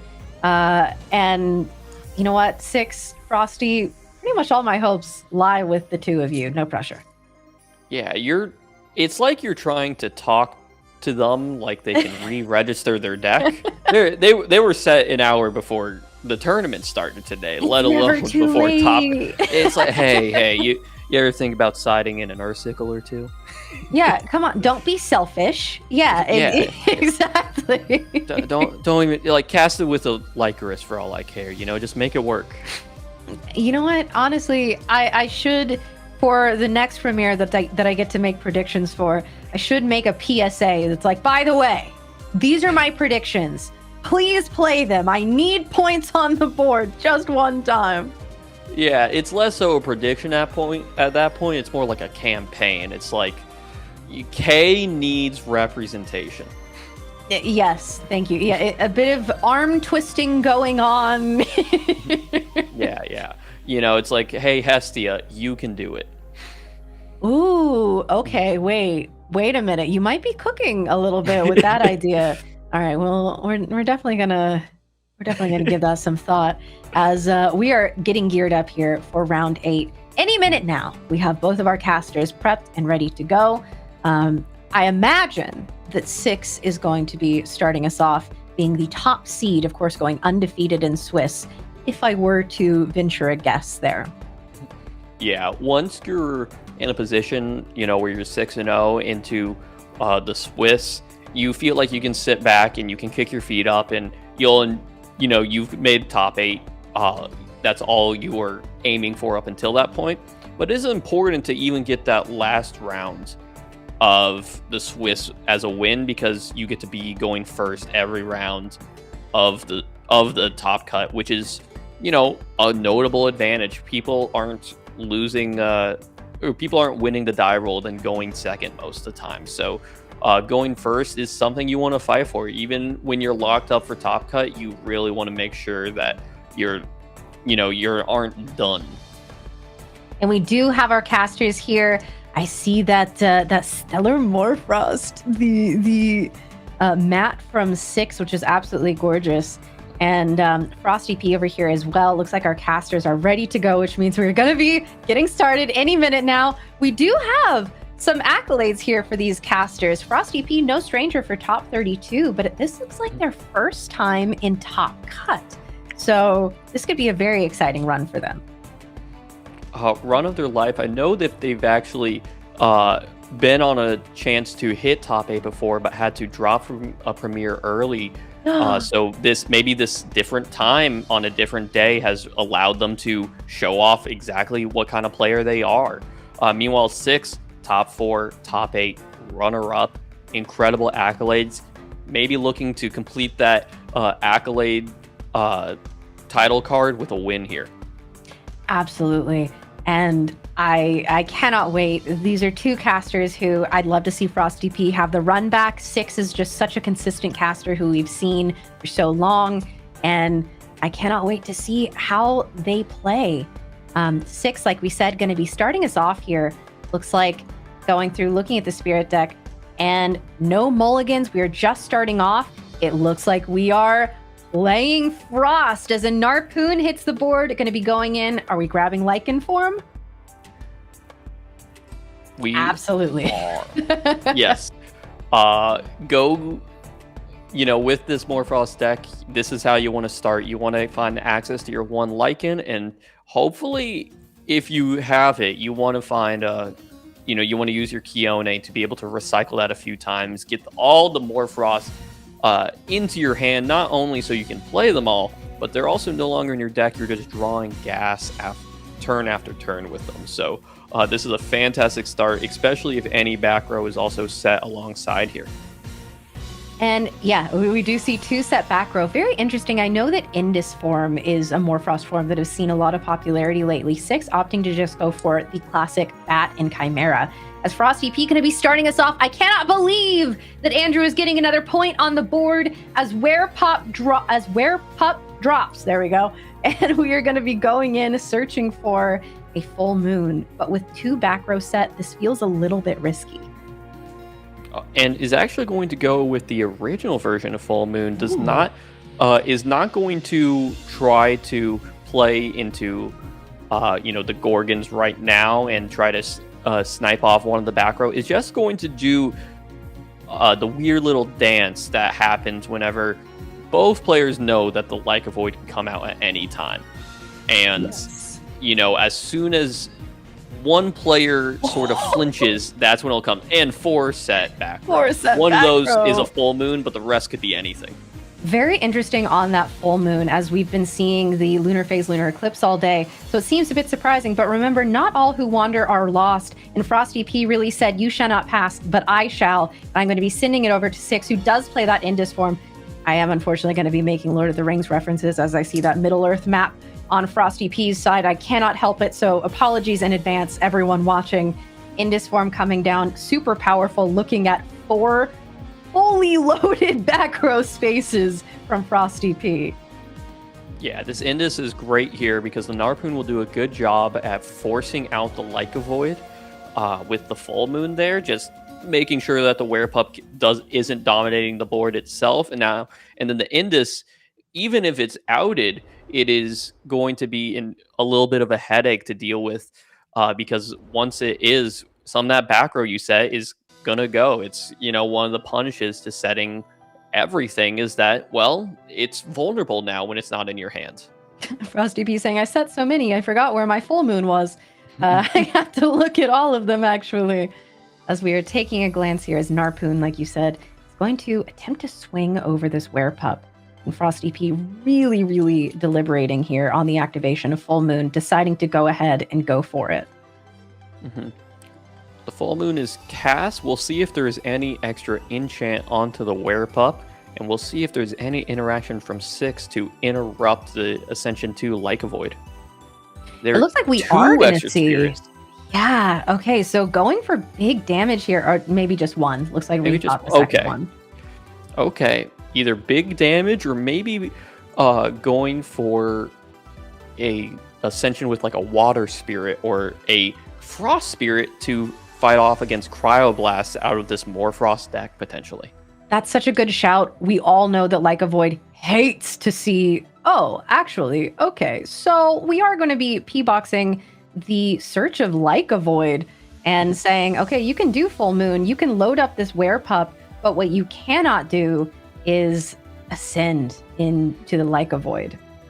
Yeah, and there goes the mill. 2 cards are sent off the top. That is a Werepup, and I'm unfamiliar with what the second card is, but this extra enchant onto the Werepup got punished by a line of interaction where it was not the Gorgon's Gaze, but rather the Pandora's Box, which is not a super common main deck inclusion, at least not in this format. Yes, as we see the Werepup going down here and being, I believe, risen from the ashes to bring it back, which tells me that possibly one of those other set cards is another full moon, and we're going to try it again. Or maybe we're just going to use it for Ascension fodder to hard ascend into the Lycovoid. Yeah, now if there is the full moon lunar eclipse here, you don't even have to commit to your normal to blow up the only backer remaining for 6. 6 has not started digging with the Chimera forms, just discarding and drawing a lot more. So this might be the only back row in the hand for 6 as the Champ Sign Nectar comes down and finds Frosty P, most likely another back row. Ooh, okay. Actually, we're going to be going for the Invoke Poison Tipped Arrow, Artemis's Arrow, which I think makes a lot of sense with this Indus here. You don't necessarily want to be fully investing in your back row right now. Instead saying, -2/-2, this will help me get over this Narpoon. Possibly we have some Champ Spectaris that could benefit from the suppression effect as well. Remains to be seen. We don't know too much about Frosty P's list here, other than that we have the Werepup package included. Yeah, the PT AAA, I wonder, it could target the Narpoon, and that would make your attacks much better. Or it could target the Indus if you're willing to crash with the Cyan Nectar, assuming it's just going to get outed by a Chimera the next turn. Anyway, the PT AAA could suppress the Indus, and that way you could prevent the back row pop. But it looks like it's just going to be targeting the Narpoon, and the combat is going to be happening just fine. Ooh. Looks like we're actually bringing the Narpoon back. I also want to say that we did have an activation of our lunar stadium rune here. Yes, exactly. So this Werepup is actually a pretty sizable body right now, and the Werepup was able to swing over that Indus as a result. It looks like the Cyan Nectar actually went down as a result of that battle. Maybe it was the line that I said because the back row was not popped with the Indus, so maybe it was using the suppression form of PTC AAA, but this is a Gorgon's Gaze and a PTA used on the Chimera form. No drawing, no developing your board, and whatever you have there is all the Morfrost you have right now. There is only one Lycan search, so this is the only Chimera form in rotation right now. Yeah, this is incredibly expensive, but I think rightfully so, saying I need to keep you off of this engine, keep you from snowballing. But look at this spirit count disparity here. Frosty P running very low after an expensive game, 6 having barely invested anything yet. Mm-hmm. What Frosty is hoping for here, because I actually believe that Indus might have sent to the underworld a Chimera form. Without a Scorpion form at this point, it's going to be very hard to get a Chimera form back into circulation, as the card is at 2 right now. If they're both in the underworld, what is discarding the bat? That's very true. And on top of that, unless we see Kione, which is just more investiture from 6, which is what Frosty P is hoping to see at this point in the game, say, I need to try and even out these spirit counts as much as we can. That does make it more expensive. And like you said, less valuable, as we don't have the full engine active. We can't be, targeting and having, 3 fully powered Chimera forms on our board like Morfrost has been wanting to do in this format. And another Narpoon coming out, and this PTA that was set by Frosty is not going to be casted. Instead, the Gorgon's Gaze. Yeah. The PTA there was particularly strong also, both, valid options, but with the Lunar Stadium around, it's really hard for 6 to actually get a 5 right now with the Chimeras gone. So just being able to remove another guy might have been enough to carry the tempo all the way to a win, but Frosty has bigger plans for the PTA. Maybe wants to really keep the next guy off, maybe a Brummelings or something. I think that there might be some truth to that, as Frosty P is clearly, like I said, just trying to keep this snowball from starting. That's really the key with Morfrost, because once it gets going, it has the ability to recycle and to bring things back, as it looks like Frosty P actually opted to crash once again a Cyanectar into the Narpoon, which makes a lot of sense. Again, keep them off of things. That could represent an ascension for a Cryovern to be water enchanted, if that's what 6 was attempting to do there, if we're running the Cryovern line in this deck. Yeah, Frosty here with a PTA, a Werepup, and a Dream, just trying to use this stadium to leverage into more power plays.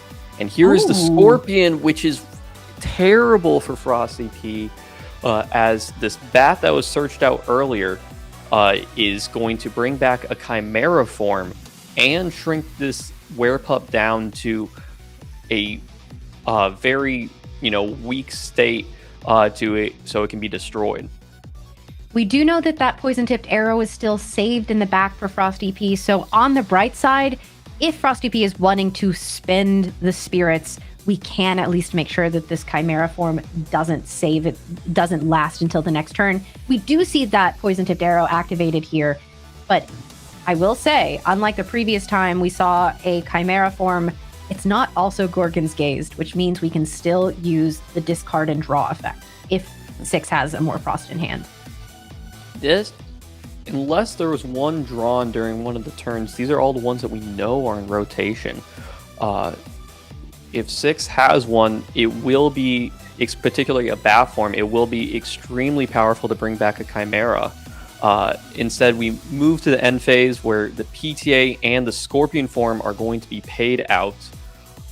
So the Werepup and the Chimera form are gone. There's 4 back row, 4-6 in the Scorpion in defense, as Frosty is looking to make up a 2 spirit deficit here.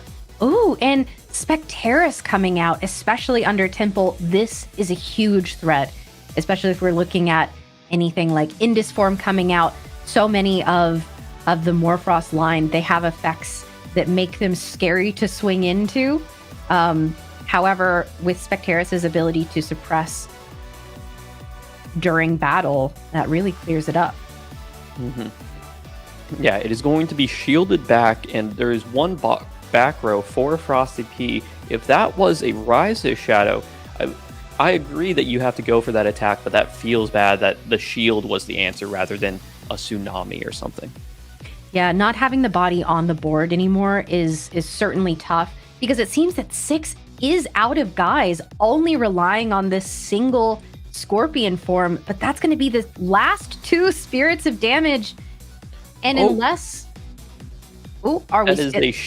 That is a shield using the Stadium Spirit to save 1 more spirit for the Spectress that is coming out. Or I believe Spectress. One would assume, I think that this is the biggest threat in terms of 1-drops that Frosty can possibly develop. We know that 6, at least as of that last turn, didn't have any other Elestrals in hand. So that was an incredible play from Frosty P, utilizing all the spirits that they had access to and saying, I'm going to stay in this game one way or another. Final Spirit Cryoblast. And they are checking cards in deck at this point, I believe. This is now the second time that this has happened today? Yeah, there's some interesting cards in deck counting here because the Morphrost deck searches for a lot of cards, and in this form milled a couple cards. But 6 also cast a Pandora's Box, which made Frosty mill 2, and Frosty also searched out a couple poison-tipped arrows and a full moon. So it's coming down to the wire on who truly is at the end of the deck. I think that 6 probably has this one, just with as much as Frosty has been expending here, as many resources as Frosty has gone through. But that remains to be seen. I am at the edge of my seat. It must be 1 card or 2 cards away. They are double checking the size of the deck. This is intense. It was a good game nonetheless. It looks like we finished count. Oh no, we are just... No, it seems like we finished counting and we're going back. And oh my goodness. We have the results. This is insane. Winning the first game by 1 card in deck is 6, with 24 cards to Frosty's 23. Oh. 1 fewer expend to draw, 1 fewer mill, 1 Chimera draw that would have resolved. Anything could have changed that game. Incredibly tight game, incredibly fun one to watch. I loved how Frosty approached the matchup of never let the Morphrost start the engine, never let them get their footing. And 6 was doing a great job of attempting to present this engine every time, saying, hey, this is going to be a game-winning threat. Can you beat this? Can you beat this? Can you beat this? And eventually, near the end, the answer was kind of yes, kind of no. I mean, you can't get much closer than that. I think barring exactly that Cryoblast, which it was set, and so, it's hard to predict that would have been a false set back row. I think that would have been Frosty's game to win. And because it came down to we both have 0 spirits, it's just a matter of which one of us has more cards. And I cannot believe the single card lead from 6. So we're going to be going to a game 2. And that means Frosty likely is going to be able to go first in this game 2. I believe that they will opt to do that.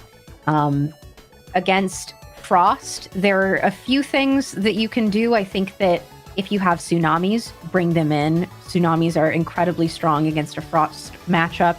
On top of that, something that you pointed out that I think was a great shout was Frost enchanting the Leica Void. If you have a Frost Spirit in your side deck, you're absolutely bringing that in.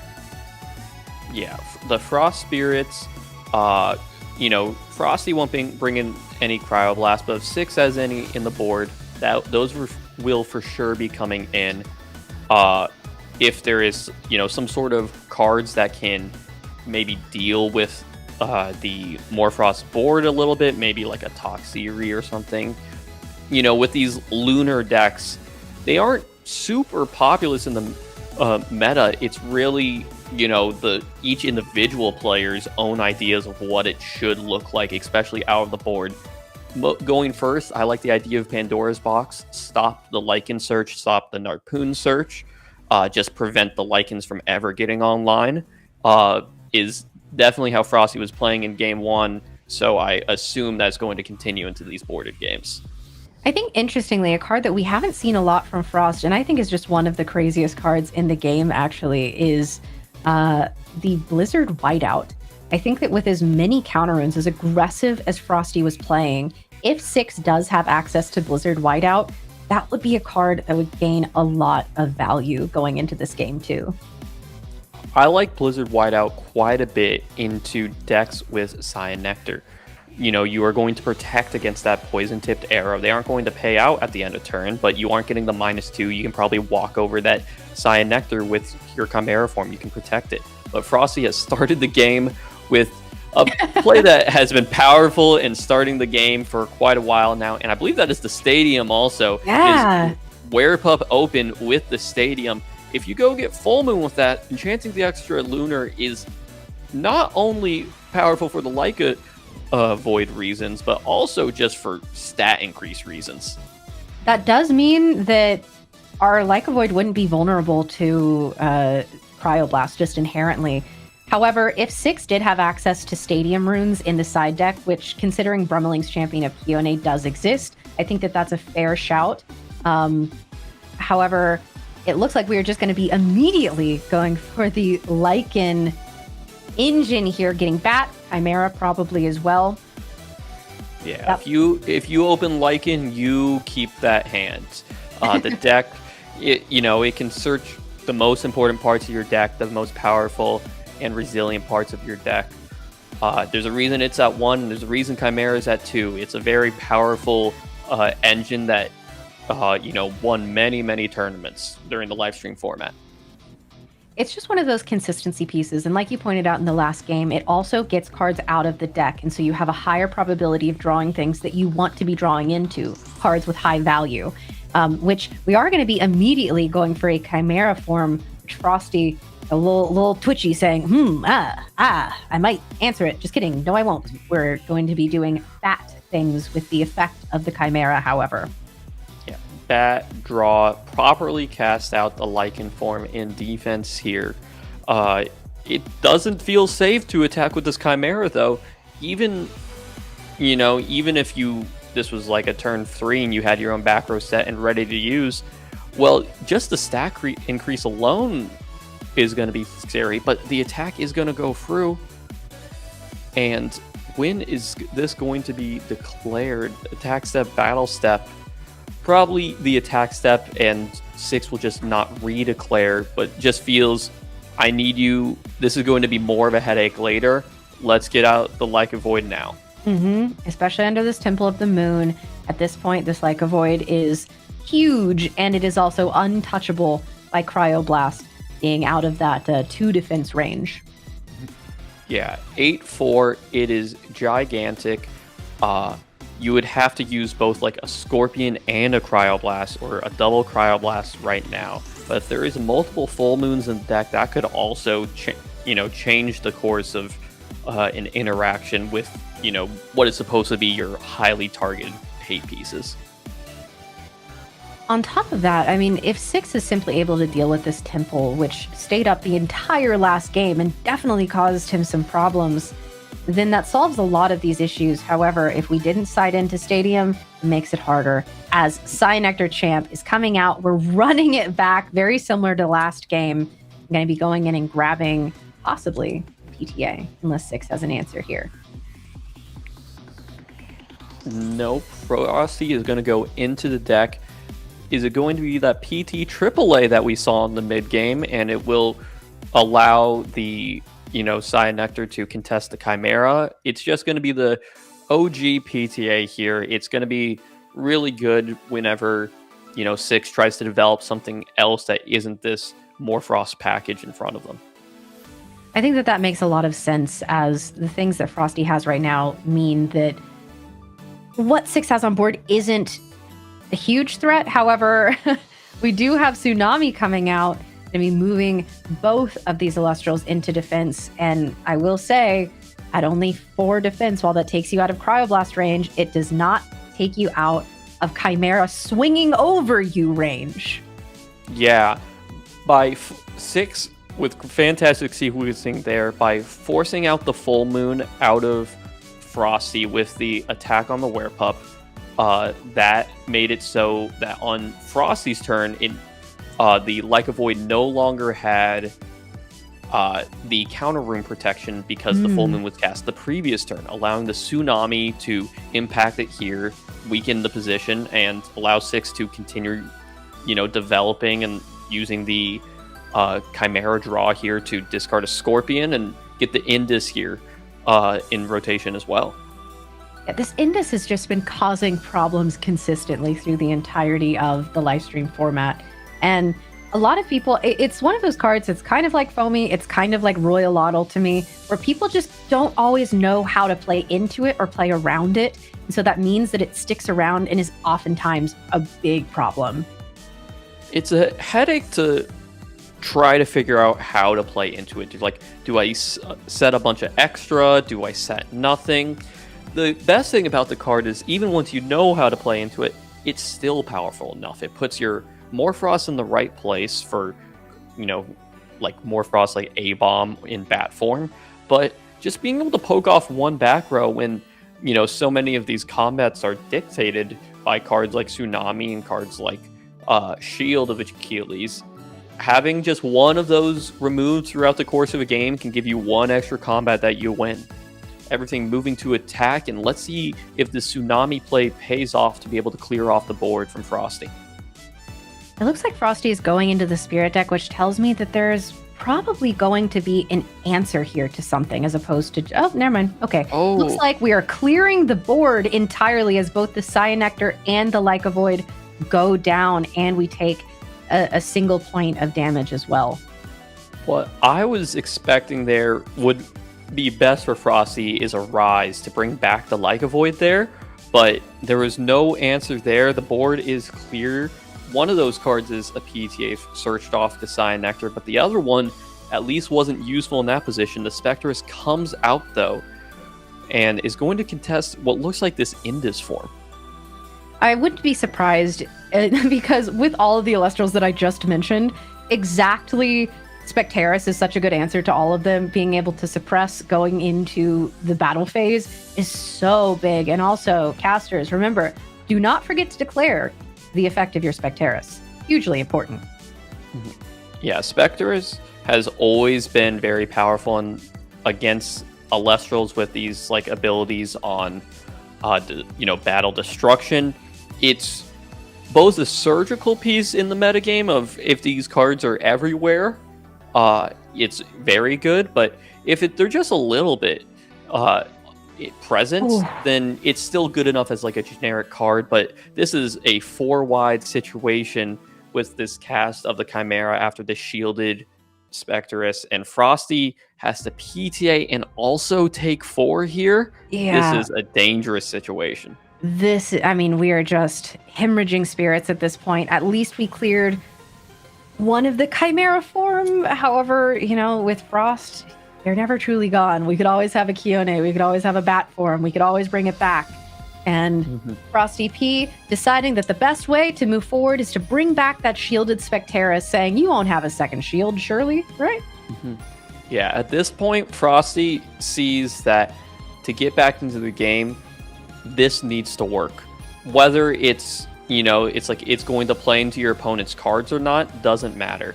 And is this done during the battle step or to negate the attack? If it's done through the battle step, it might be a crash against this Chimera. I'm not sure where the attack was actually declared. But, things aren't going exactly to plan for Frosty. Last game when they were at the Spirit deficit, they had board, they had Elestrals. Yeah, and that was a battle step Gorgons to turn off Spectrus' ability, kept it a 5 under Stadium, and the Chimera form has crashed with it, leaving 6 with 2 guys and an Ambrosia to really, widen that Spirit count. Yeah, that is just sort of insult to injury at this point. Also healing up in front of Frosty P, who has not been able to quite get anything fully going, despite the fact that honestly, the stadium has been wreaking havoc. And that last interaction just goes to show, because if that stadium wasn't there, if we had been able to take care of it at some point earlier, it would have been a non-issue as a cryoling comes out and we are counting those frost spirits and saying, actually, I think we are good to go into the Cryovern here. And we're going to go ahead and water enchant it to play around that tsunami. Play around that tsunami, and we are not going all the way up to Cryo Scorch. At least that's not the plan right now. Just a 7 body, which is going to be very good. Frosty has been doing a good job at presenting 6 sized bodies with Spectrus under the stadium, but this Cryovern will be able to contest even that. This is a uphill climb for Frosty. Has to make a miracle happen, and I'm not sure the spirits will allow for that. No, I think we'll need to see some healing here. We'll need to see Ambrosia to even be in the game, to even have options to start dealing with this. But I mean, this is exactly what Frosty was trying to prevent in that game 1 by playing so aggressively. We don't want to see the snowball. We don't want to see all these things develop on the board. As Spectaris comes down, we're down to our last spirit. And, okay, Poison Tip Arrow, Artemis's Arrow. Actually, if we're able to suppress another Elestral on the board, that means that Spectaris does have the stats to swing over this Cryovern under this temple. Okay. It will both suppress, but it'll also give still -2/-2. But here is the negate attack from a Gorgon's Gaze, I believe. Yeah. And I think that's all she wrote. yeah, there is maybe a Rise from Shadows plays that I'm not sure I'm seeing, but it looks like maybe is there another turn? I don't think we've seen an official concession here, although possibly that's what that was right there. These have been 2 incredibly close back and forth great games. It looks like we might still be in it. Are we just going for the final swing here? Yeah, just okay. On your first top 8, congratulations to Frosty for that first top 8. Congratulations to 6 for their win. When you're on camera, when you're in these on these great tournament runs, sometimes you just want to spend an extra turn enjoying the moment. Hey, absolutely. And you never know. We did see Frosty pull off things that to me felt mathematically impossible by utilizing the spirits on board in that last game. So that being said, incredible game to both of our casters. Congratulations to 6 continuing his undefeated rampage into the semifinals, as we're going to be moving to top 4. And again, Frosty P, so well played. That first game came down to a difference of 1 card in deck, which, can you imagine if it had been a tie in deck and we would have had to go to the next tiebreaker after that? When it gets to tie in deck, it's actually who's going to draw next. So it's, it's like basically we're neck and neck racing all the way to the bottom. It's very stressful. When I saw them, they counted the cards on board, and then it's like, oh, okay, they're going to figure it out. And then they counted cards in deck. I'm like, oh, okay, well, they just want to make sure. And then they counted it a 3rd time, and I was like, oh, okay, this must be close. Yeah, when it is that close, you have to triple, quadruple check. And again, congratulations to 6. Can anyone take him down today? So far, the answer has been no. No, we cannot. As we have our other clashes finishing up. I'm not sure where we're at. I don't know if we have any information on the bracket, but we're gearing up to get into the semifinals. We've just seen our top 8, and I cannot wait to see what our semifinal brackets are going to be looking like. I have the results of various matches here up on the side. We are waiting on one more match to finalize, but we have Yoda beating Trishula. So that was a surprise. The world champion taken down in top 8. Oh, I apologize. That might have been slightly revealed a little early. But it's okay. They know now, so we can at least talk talk about it. Yeah. Trishula being knocked out. Yoda. Very, very interesting. I can't wait to see what they're on. I think that that's a caster that we haven't heard from today. So a bit of a dark horse situation in the top cut at this point. No, as I will not be casting the next round, I'll leave that for you and Primary Artemis. I will be sitting and watching. Hopefully we can get a good look at that match happening.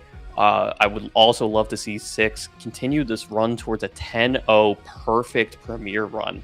I'm not sure if that's ever even happened before. Yeah, I'm trying to think back. Did Josh do it? I don't know. If anyone did, I feel like it would have been Josh. But would be very cool to see. Again, is anyone going to be able to take down Six? So far, the answer has been no. We know at least one other of our forecasters who are going to be in semifinals. We don't know which table we're going to be watching, but very, very excited to get some information there. But you know what? As we wait, it seems like we've got some time on the board. And you know what that means.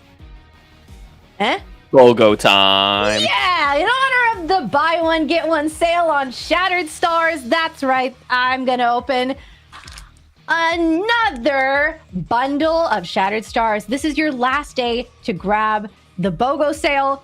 It ends tonight. You're going to want to get in on this. We've already pulled one reverse stellar on stream today. Maybe we can get a serialized to wrap things up. I don't know. Could be pretty cool. Get in on the sale.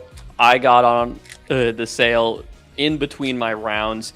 Get it while it's hot. A sale like this is probably not going to be ever, as good as this again for these Shattered Stars product as they, reveal the future of the Shattered Stars. So enjoy it now. Go out and get it. Okay. Sticker time. Wee. No, is that Polar Acne? No way. Okay. Little frosty spider.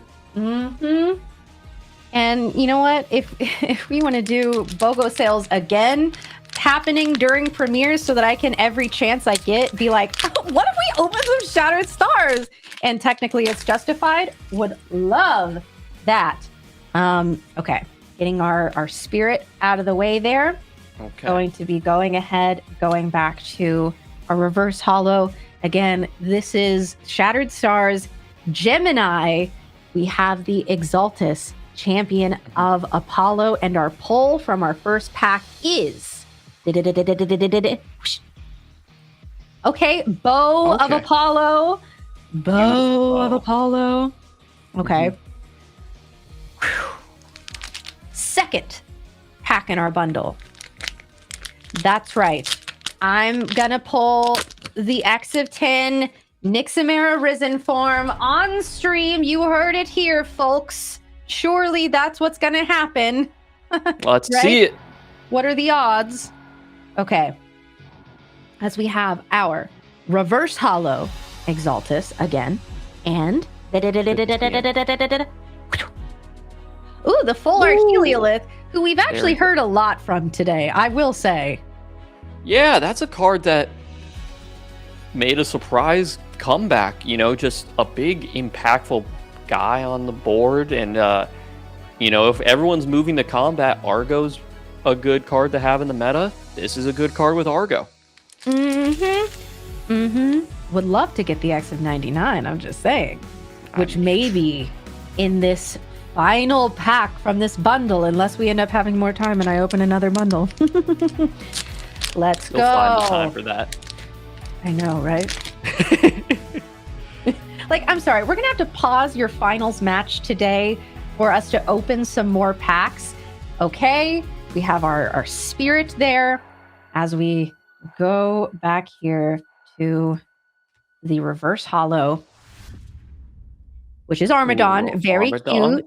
Little baby. Yeah, emotional support Armadon, absolutely. And our pull is it's the Twindra. It's the constellation rare Twindra again. I don't know. I think we might need to open. If you gotta, I think we gotta open another one.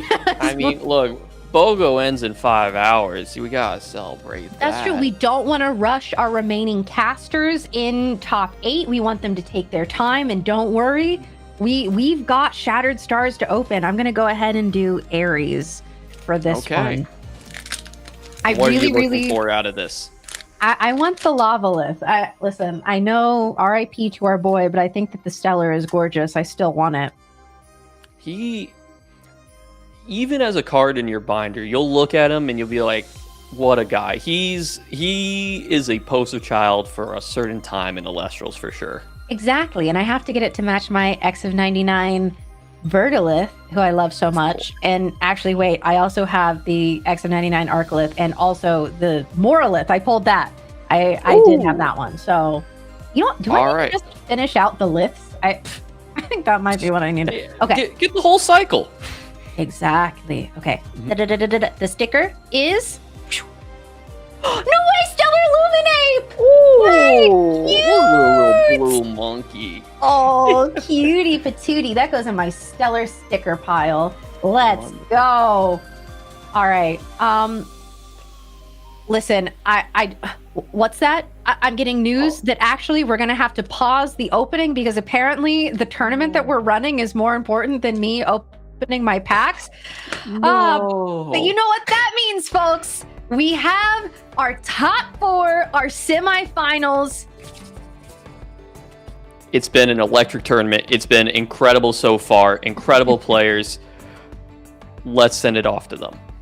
Yeah, I don't know if we're ready to look at the bracket or if that's when we get back, but we'll we will see. Yeah. It is very exciting. It's the top 4 we've been seeing only 2-0 so far on stream, and they've all been close. They've all been back and forth and exchanging of resources, using the counter runes at very opportune, very interesting times. The players are really showing, like, in this format of lower power level right after Worlds, they are still able to squeeze the most value out of their cards in each situation. And we do have our top 4, our semifinal bracket here. As we know, 6 has moved on and is going to be taking on Rybot.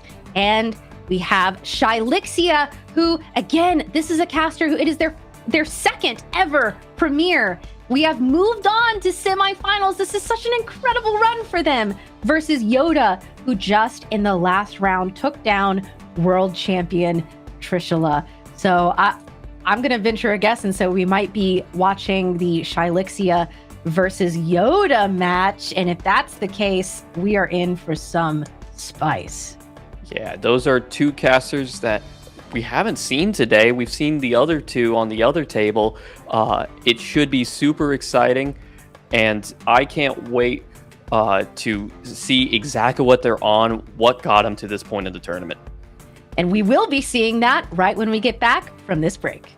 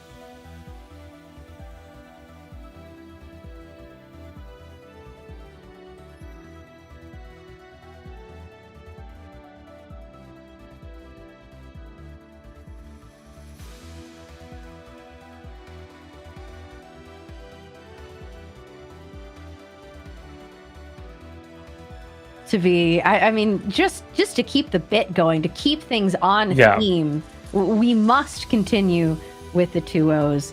One can only hope. Well, I don't know. I wouldn't mind a good 2-1 fight to the death for the final match of the day. Let's bring it in for the very final match of the day, you know? I'm hopeful, and I hear that actually, just so everyone knows, we've been doing a bit where it looks like we've been talking and making no noise, but Andrew, I think you can confirm here, we actually have been having a silent conversation as a joke. Oh, for sure. The bit has been beautiful.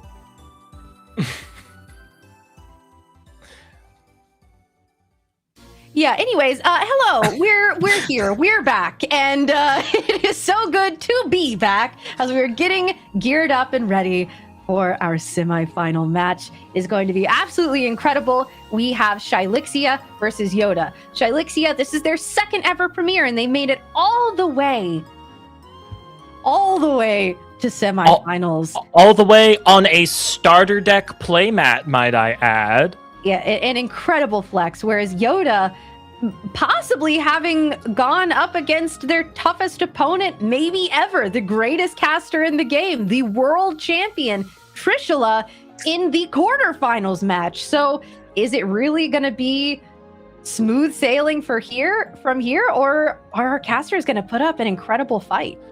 You know, I will have to disclose, Yoda is a fellow California coastalith, so the power of the California coast, go with you, Yoda. Sorry, from here on out, I'll be unbiased. Wait, I didn't know that you were the coastalith. That's so cute. Okay, anyways.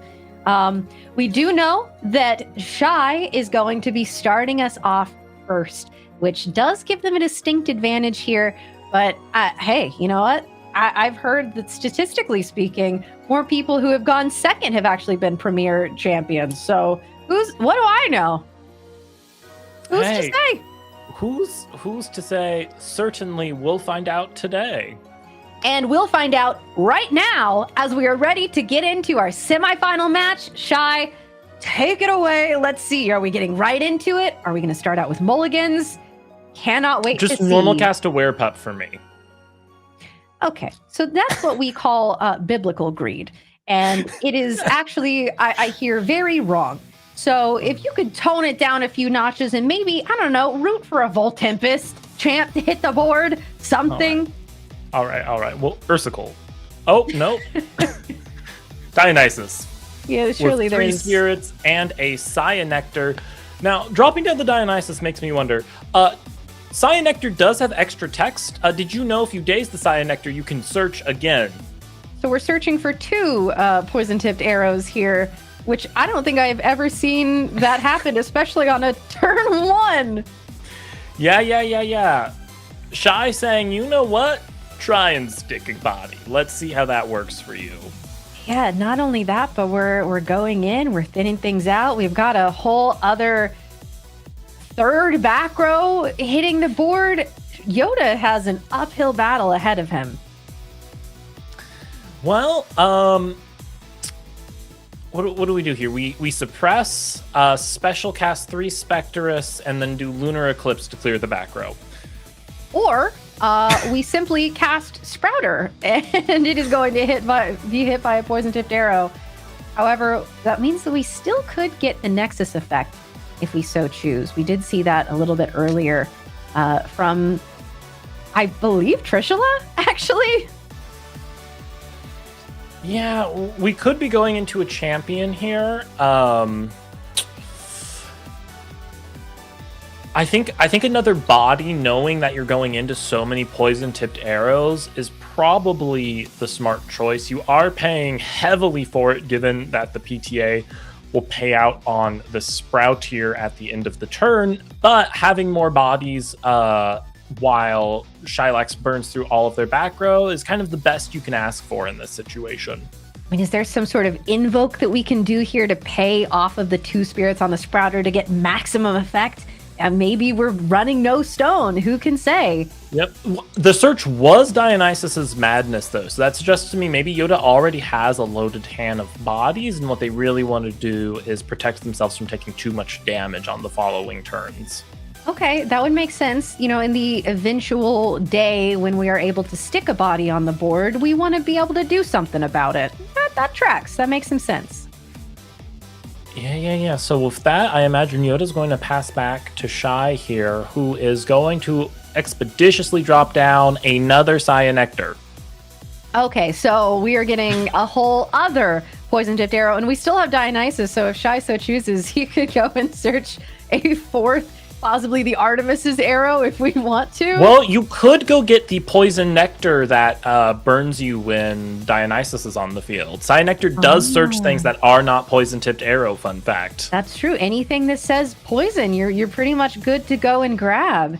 And at this point, Yoda has so much to contend with this rain of poison tipped arrows or other poisoned things, as we're just taking damage, not sticking bodies. And, I think that this just goes to show why Cyanectar is the most represented Elestral from the Lifestream format. I mean, it makes a lot of sense. Imagine going back to base set and telling someone, hey, you're going to have a 4-attack normal cast that gets you Poison Tipped Arrow, one of the 3 best counter runes in the game. Oh, hey, actually, speaking of chalices, this is the nice chalice. Yeah. That's Dionysus's Nectar of the Gods, which for a Earth discard will allow him to draw 3 cards. So getting all of the fuel he needs to contend with the volley of arrows, as it were. Yeah. Hopefully something that was drawn there is able to contest something on this board and get some action going. Unfortunately, with all of the things that we know are in store, it's a little bit difficult. That is a Drataya there, so I imagine Shy is not going to Poison Tipped Arrow here, and instead what we're going to see is an Ascension into Latagon, which will then attempt to pop the 3rd Poison Tipped Arrow back there. Ooh, okay, so this is going to be a back row clear. We're going to see some possibly still being able to swing over even with the PTA. I think that this is a smart move, saying, you know what, I'm not going to get any small guys going. Anything that I cast that's little isn't going to be able to swing over Cyanectar. It's just a dead cast. So I'm going to commit to this bigger drop and actually get some value out of it. I think that this is the best case scenario for Yoda. Now what's going to matter is what is the 3rd back row Shy has there? Ooh, very true. Because if it's, say, Madness, that would be a little rough, not being able to get as much value as we want out of this Latagon. Yep, and there is the Mad Dragon Latagon. When enraged, it's going to be able to pop a back row. I imagine Shy here is going to want to fire a Poison Tipped Arrow into this. And now Yoda has a 50-50 of being able to clear the final Poison Tipped Arrow there. If there's not a piece of back row to stop Latagon's attack this turn, then Shy is going to be taking pretty heavy damage from this. Yes, and I mean, we've already seen some pretty big expenditure from Shy, immediately firing off not only those poison tipped arrows, but of course that Dionysus, even on turn 1. So if Yoda is able to contest all of this, it looks like we might be in better position. And it was a fake set Ambrosia, which I don't know about you. I think that could have been a key difference maker in the next few turns. Yeah, that does mean Yoda's going to have to simply walk into that 3rd poison-tipped arrow, unfortunately. However, we will be getting value from the Latagon. Shy is going to have to pay out for the destruction effect. We still get the 1 point of damage. All in all, not a bad trade, I would say. Yoda is going to be noticeably up on spirits after this turn, but they are going to be stuck fighting for board presence. Luckily, they will get to search the Ambrosia from the Latagon destruction, which will kind of help make up for the boo-boos they're about to take as the bodies continue to swing into their empty board. Yes. But, one of these days we will be through the arrows and And then we can shine, surely. Which is when Shy reveals they're playing Helio Slumber to put them back in deck. Absolutely, and that is what I think we just expended to draw for, actually. So, you know what? Good news for Yoda. Or no. Oh, okay. We're going to be going and using an Ambrosia, even though we had the second one set. Okay. We got this one, but that means because of the semi-limit of Ambrosia, we have expended all of the ones that we can have in our deck. Yep, Yoda still up on Spirits after Shylings has exhausted all of their Ambrosia and has an Ambrosia in hand for themselves. So, despite having no bodies on board, Yoda is in a pretty commanding position here, I think. Both of our casters having those Dionysus still on board, still having access to some madness shenanigans. As you mentioned, the chalices, both poisoned and good. I am curious and this is something I've always wondered about, and hey, you know what, discuss amongst yourselves, those of you watching, what do you think the liquid in Dionysus's chalices tastes like? Like, what flavor do you think that is? It's a really good IPA, I think. Very hoppy. Yeah. Okay, much like Hopperoo. Yeah, there we go. Mm-hmm. Okay, as we have our pass back over to Yoda, we know that we have that Ambrosia in hand, but it looks like we're going to be saving it for a later turn, simply going for the Psyprong, saying, against your Cyanectar, this isn't the most valuable Elestral, but you know what? It can eat a poison-tipped arrow and get me another Dionysus. That feels like value to me. Hey, deck thinning is deck winning. It is said all the time, get those cards out of your deck into your hand so you draw better cards next turn. And you know what? Yoda, that might be the difference maker going into the rest of this game here.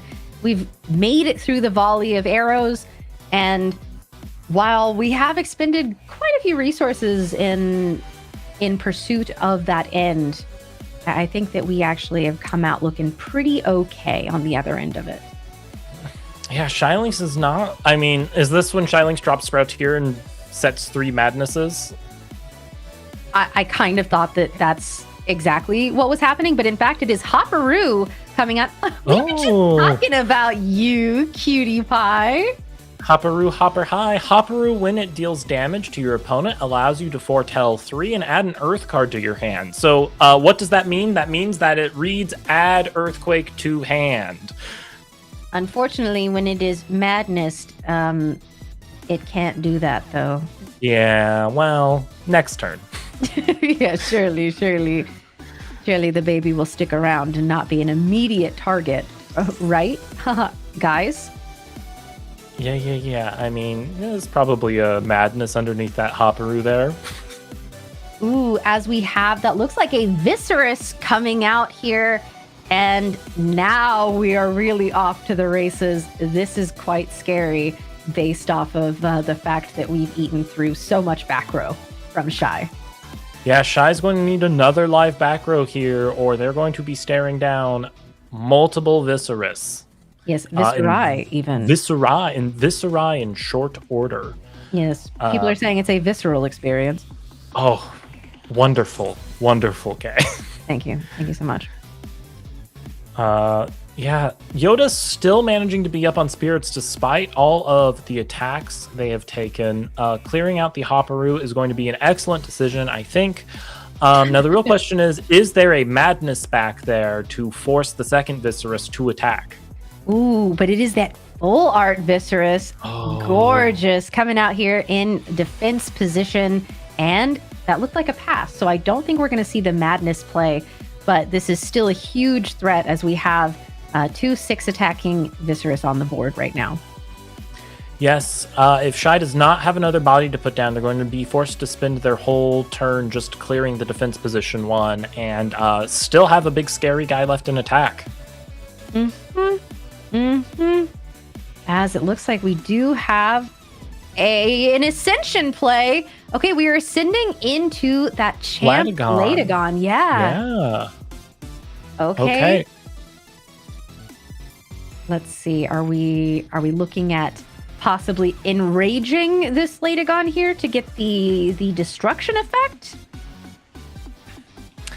I think you would be in this scenario, but man, it's a tough call to make knowing you're going into 2 back row like that, and man, only being able to take out one of those Viseruses is not going to be a favorable position for Shylinks. Leaves the body to do their own ascension, or maybe attack with once Cyprong comes in.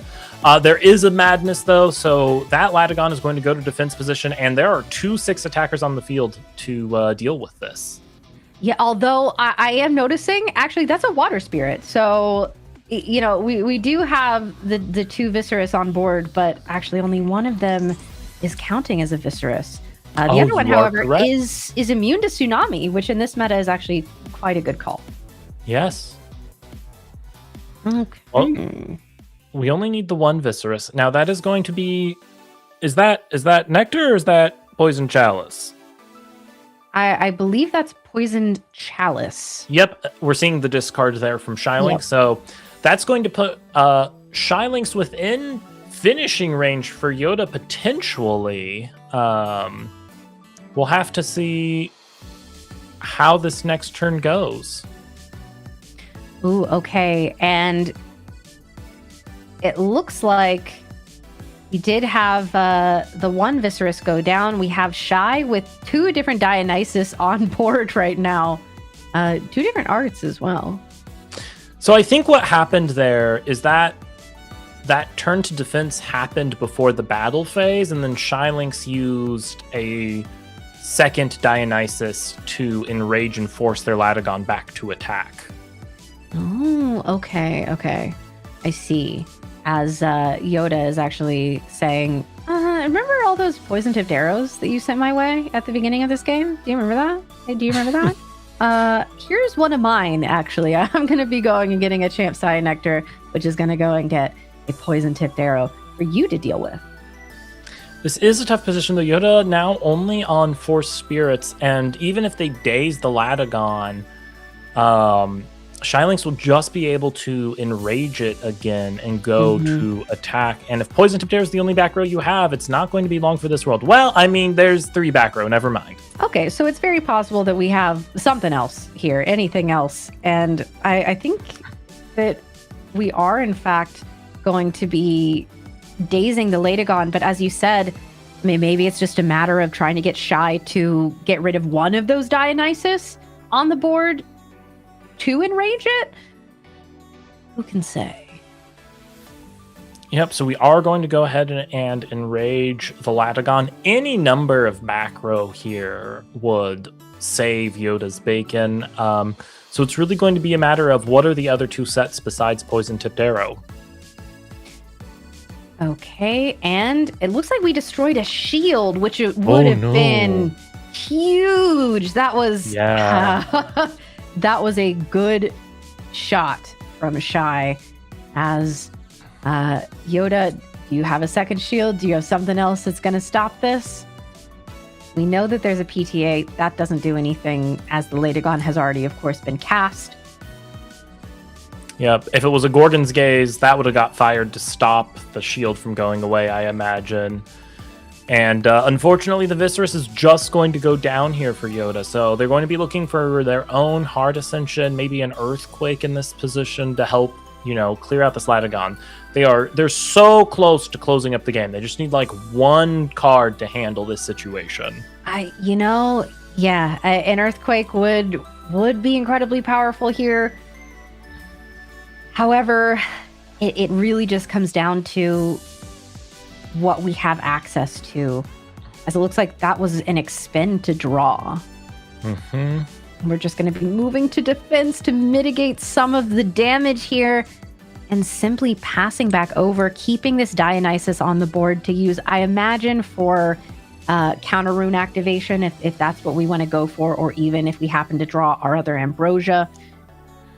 I mean, Cyprong would be huge here, right? Cyprong, Earthquake, resting on your laurels. There are so many cards that Yoda could grab here to help clear this Latagon and pull into the end game. It's just a matter of whether or not they see them before the Latagon does too much damage.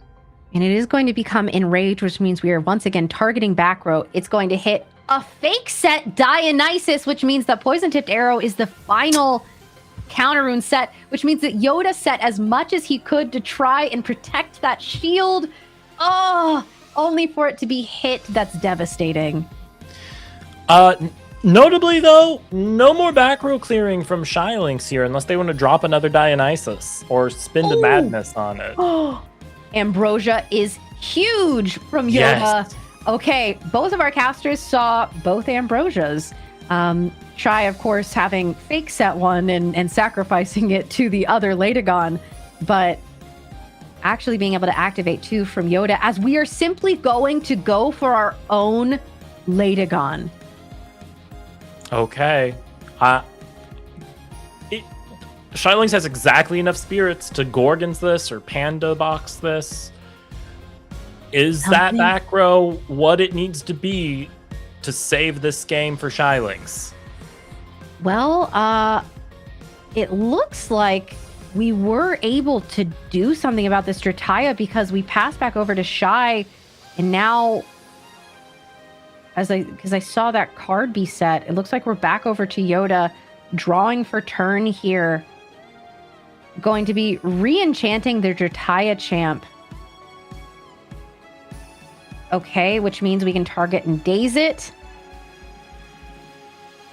Okay. And are we going to be going for the Ascension?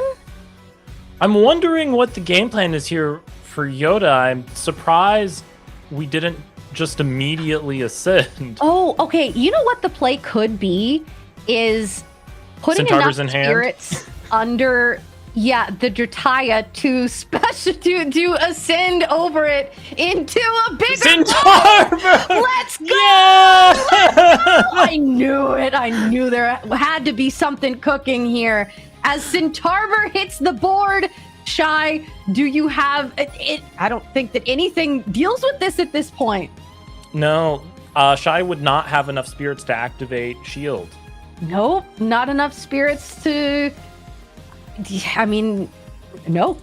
There's nothing outside of exactly if we are able to go into this. No, even then, because we're gonna take 1 point of damage.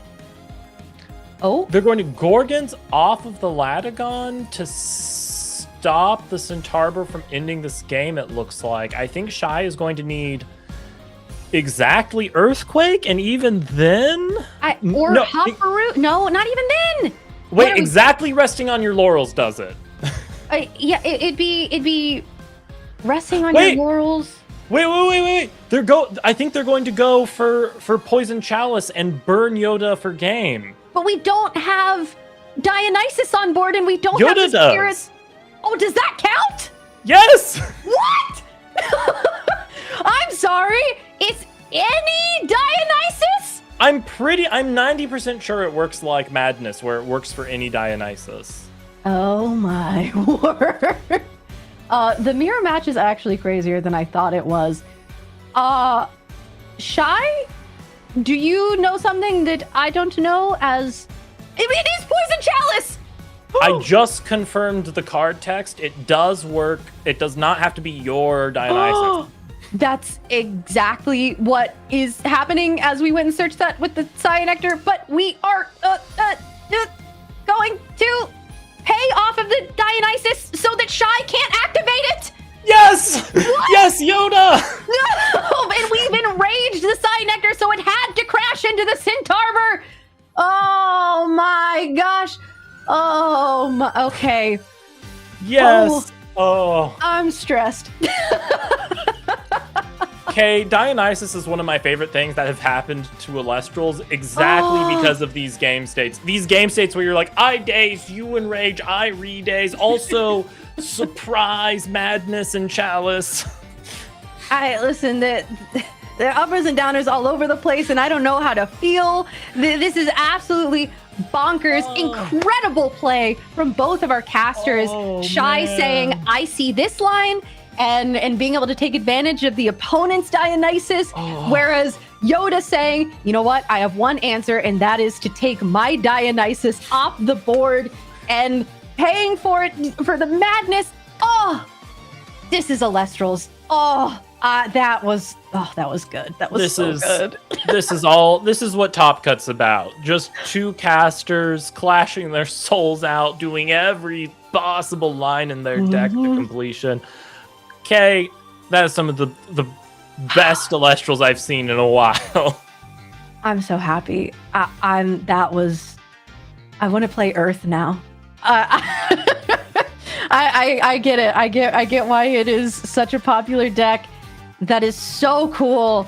My word. I don't even know in the Earth Mirror what you're going to be going and targeting in your sideboard.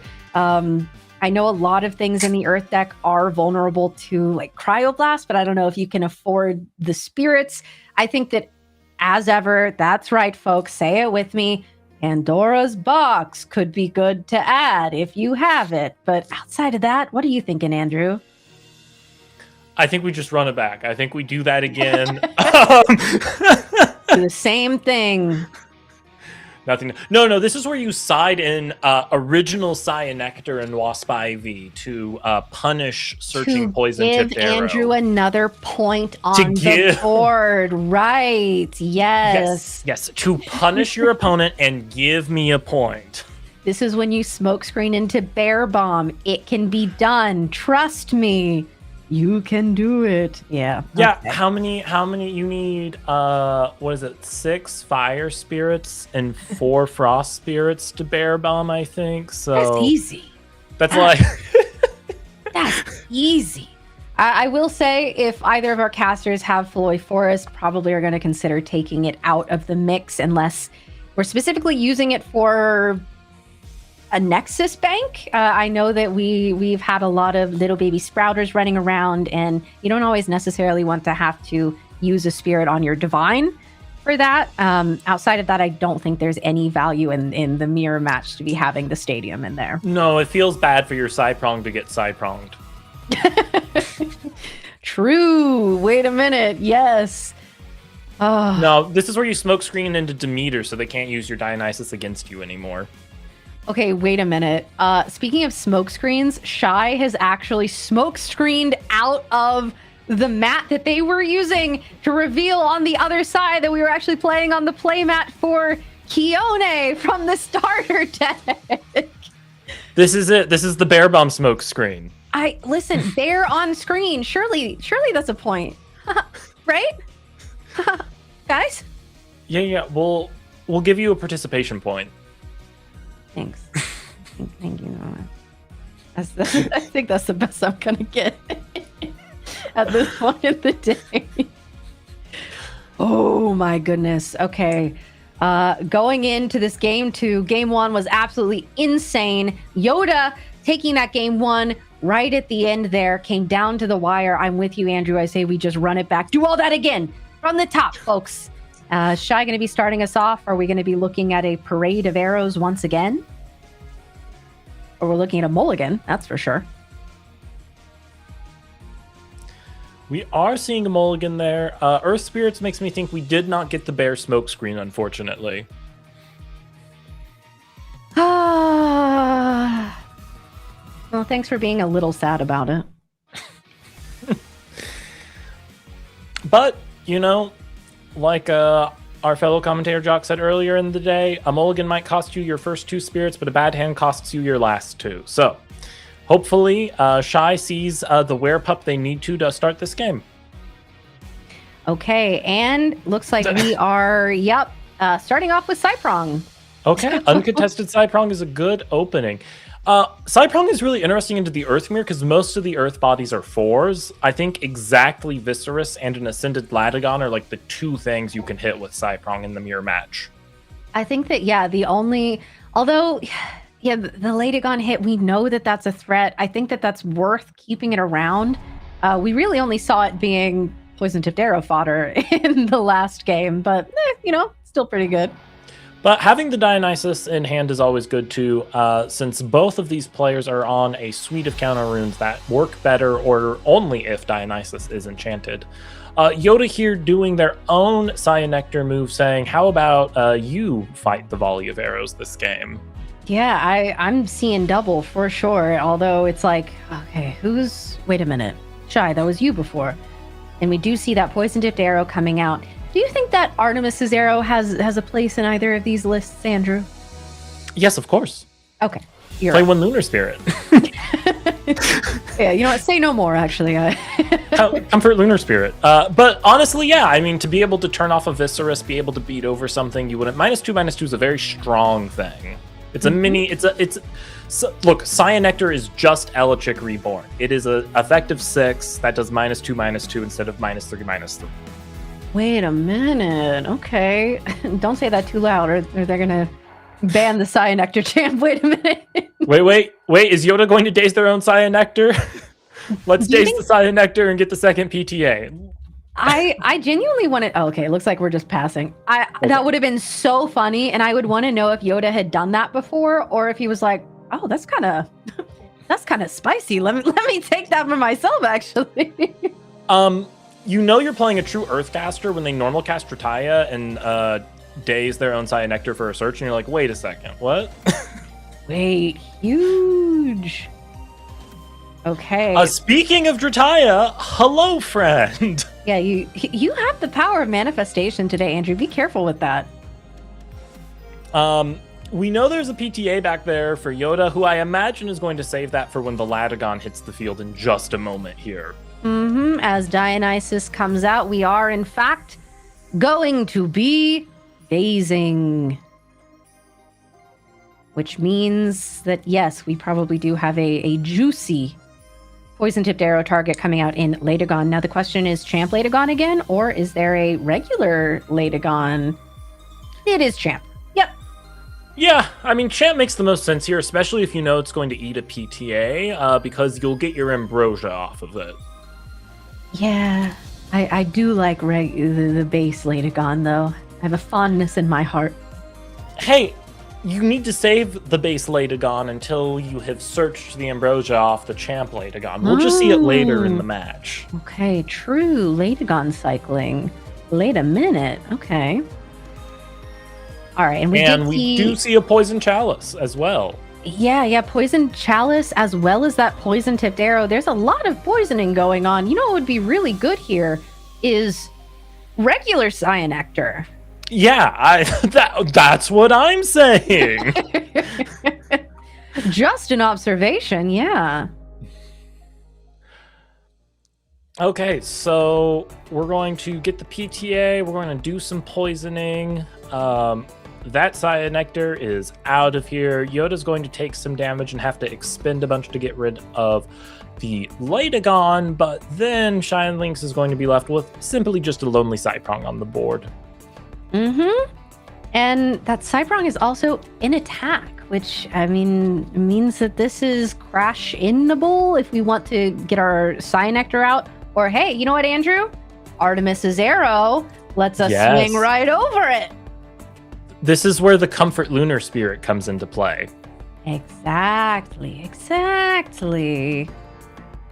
Although, I don't know, I think it would have been interesting to smoke straight into, like you were saying, the Waspivy stuff, actually, for the Earth mirror match. Yeah. Cast poison at your own risk. I mean, it would have turned off so much of this strategy, genuinely. And instead, we are going to be doing our own Cyprong things. And interesting.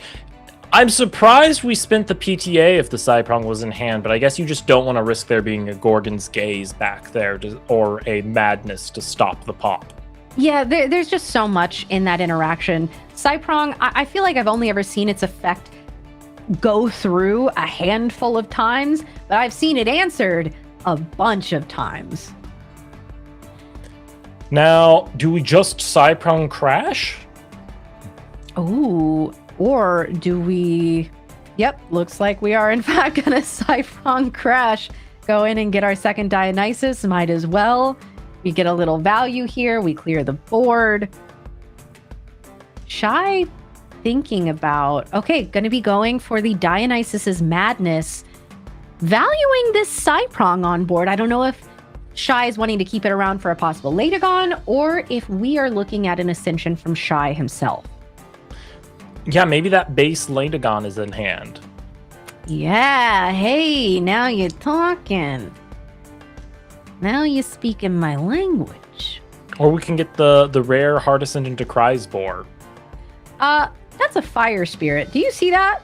Oh, yes? That's a fire spirit being used to pay for that ambrosia.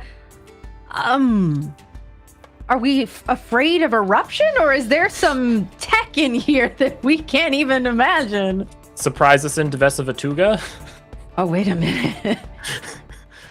No way! Tectaurus! Tectaurus! Tectaurus Yes! hit the board in the year of our Lord this year, which is actually the 2027 season. It's 2026. It's a bit confusing, but stay with me, casters. We have Tectaurus on the board, and that is a big boy.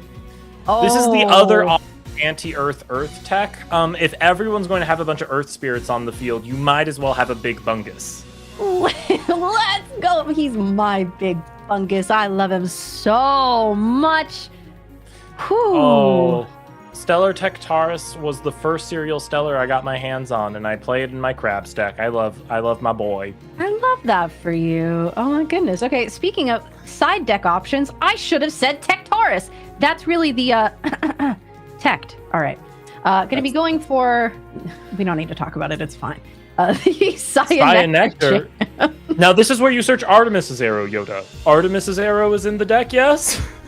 Yeah, hey, the suppression would be crazy here. Although, I don't know. I kind of don't want you to do that to my boy. It's cool in the name of Artemis. I'll accept it. I kind of... You can root for Artemis here. I gotta be Team Cool Tectaurus. That's fine. Did we see the card that got searched? I didn't see it revealed. I saw going through the deck, but no, I did not see a card pulled from the deck. As we see the days happen. Does that mean we're going for a second Cyanectar effect? Okay, we're dazing the Tectaurus, actually. Okay, listen, if you can't deal with them, daze them. Was that maybe a fail to find from Yoda? They realized they don't have the Artemis arrow in deck anymore? Possibly. But We'll see. I have to think that there were more regular PTAs that we could have gone in and grabbed, unless we're only playing, what, the 1, 2 that we've seen? Okay, but I think, I believe that is the Sprout here that has hit the board. We're going to start doing more shenanigans for searches. Ooh, okay, we're actually we re-enchanted the Cyprong there. So I see, from the Nexus effect. The Nexus. Yep. The Sprouter, yes. Okay, so we're getting the search effect. Now, are we going to be going and getting Madness? Are we getting a champion of Dionysus? Let's see. We are really thinking about this here. With that loaded up Cyprong, I think, nope, we're getting Madness. I was going to say, the the jump scare of the Centaur in the last game was sort of the make or break factor for Yoda. So it could be a worthy search target for Shy, but just going to be going in and grabbing that Madness. Yep, if Shy is afraid of a mood like that happening again, they could always crash the Cyprong into the Cyanectar for 1 damage here, but I imagine we're just going to pass to Yoda and wait for them to run out of dazes for this Tectaurus. And the next turn, you can always use the Madness to put the Cyanectar in defense and hit over it, even if the Tectaurus is dealt with this turn. Very true. We do see the effective Dionysus, and we're going to be going ahead and I think enraging our Tectaurus. That seems likely here. Okay. Now the question is, does Yoda have another Madness to be able to... No. Okay. No. Okay. We do not have another Madness. And we are, in fact, going to be swinging over that Cyanectar as Tectaurus has. And I believe that this is a mathematical term. Quadrillion damage. Oh, wait a minute. What? Casters, what's going on here? Where'd the Artemis arrow at? Okay, well, back to Yoda's turn, I guess, where, I mean, the thing about Tectaris, though, in the mirror match is even though it is good as a big bungus, it is side-prongable. Wait, true. Oh, man. But hey, we've already seen some oh, you know what else it is earthquakeable. Yes. Yeah. Tectaris Invoke Rune killing Tectaris the Elestral. It feels a little disrespectful, right? No, me. it I'm the feels guy. appropriate. It feels appropriate, you know, like the order has been carried out by your own kind. But, you know, I have to say, shout out to Tectaris, because for a 1-drop to eat an earthquake, that's valuable. Yeah. We knew Tectaris was good all along. Hey, I've always been saying that. But you know what else we know is good is Viscerus, which has in fact hit the board. We do know that Madness was searched. There we go. Shy activating that Madness and going to also be turning the Viscerus into defense, which that makes a lot of sense to me. Yoda still with 2 back row here, though. I do wonder what those are at this point. Well, one wasn't a Madness to re-enrage the Viscerus, so hopefully a shield or something to protect this Viscerus for a turn. I mean, at this point, basically anybody can walk over a defense position Viscerus. As we see the Nexus effect of the Sprouter happening here, we're going to be going in and searching either another champion of Dionysus or a Dionysus' Madness. And, oh, it's the Centaur! And you know what we haven't seen is a normal cast, which means that we can ascend the Centaur! It's happening! Oh, yes. Oh. Both casters got their Centaurs out in their games. Okay, that's beautiful. I think that's wonderful. I think that is beautiful. And it's also really scary for Yoda right now with only 3 spirits left. We already used the Earthquake against the Tectaris. I don't know that there are any answers at this point. Shield in the back row? Yeah.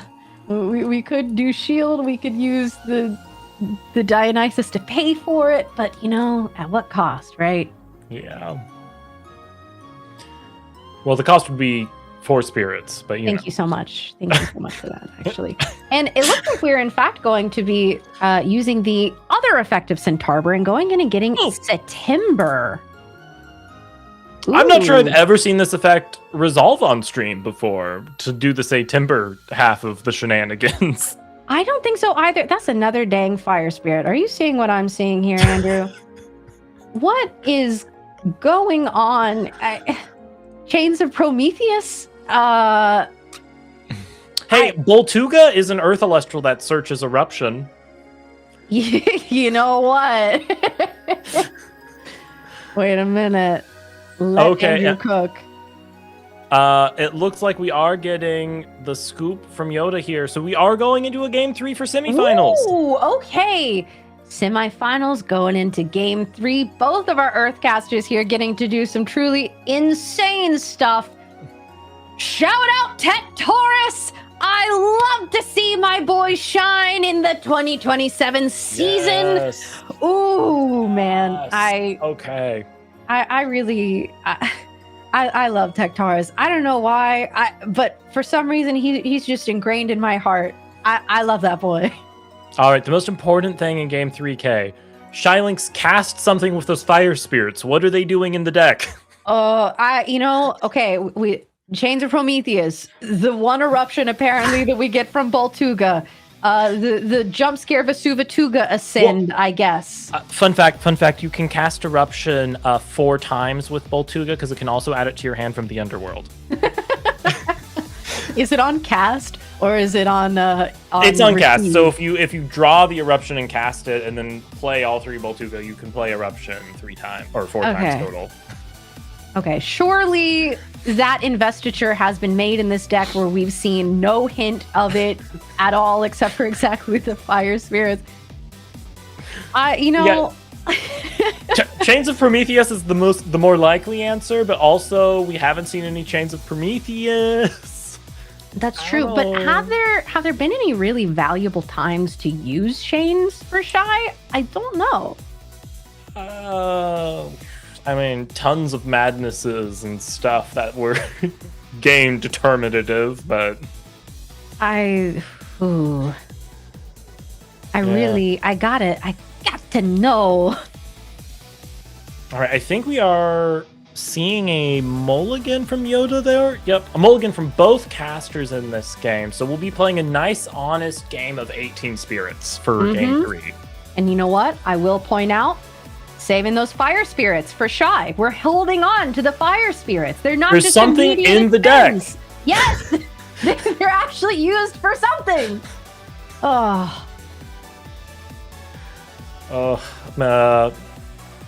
There's Up in Flames and Smell Tongue in the deck, I believe. You know what?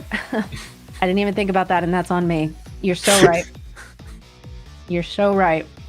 That was me being very fire phobic, and I apologize for not even conceiving of that as a concept. Okay, so we are going to go off to the races now, I think. But Shylink's going for a second mulligan, unfortunately. Yeah. Hate to see it. It's really weird. For a time, we had so much power and so much healing. You could mulligan even up to 3 times and still win the game. But in the slowed down version of things, the second mulligan hurts a lot more than it did when the game was a bit faster. I mean, pretty much every game that we've seen today has gone down to the wire. Our casters having, you know, 1 or 2 spirits left each at the very end. So you're right. It does absolutely make a difference. This could be, if I only had 2 more spirits right now, then I could do it. But, deeply unfortunate. Instead, we're going to be starting off over on Yoda's side with a Champ Cyanectar and going to be going in, grabbing that poison-tipped arrow. This is classic. Earth. Yeah. Drop the Dionysus and daze it. Do it again. Wait! I think we're gonna do it. Yes! Do it, Yoda! Really good. There we go. Gonna be going in, getting a second poison-tipped arrow. Hey, maybe Artemis's arrow? Oh no, we're getting the poisoned chalice, actually, already. Yoda saying they're going to put the pressure on from turn 1. People are usually concerned about the expend, but the discard part of that is pretty strong too. Going down cards in hand can be quite painful when you need all of them to execute your strategy. I think that this is a really scary card to see when you've already mulliganed twice and the timer is really coming down to the wire at this point.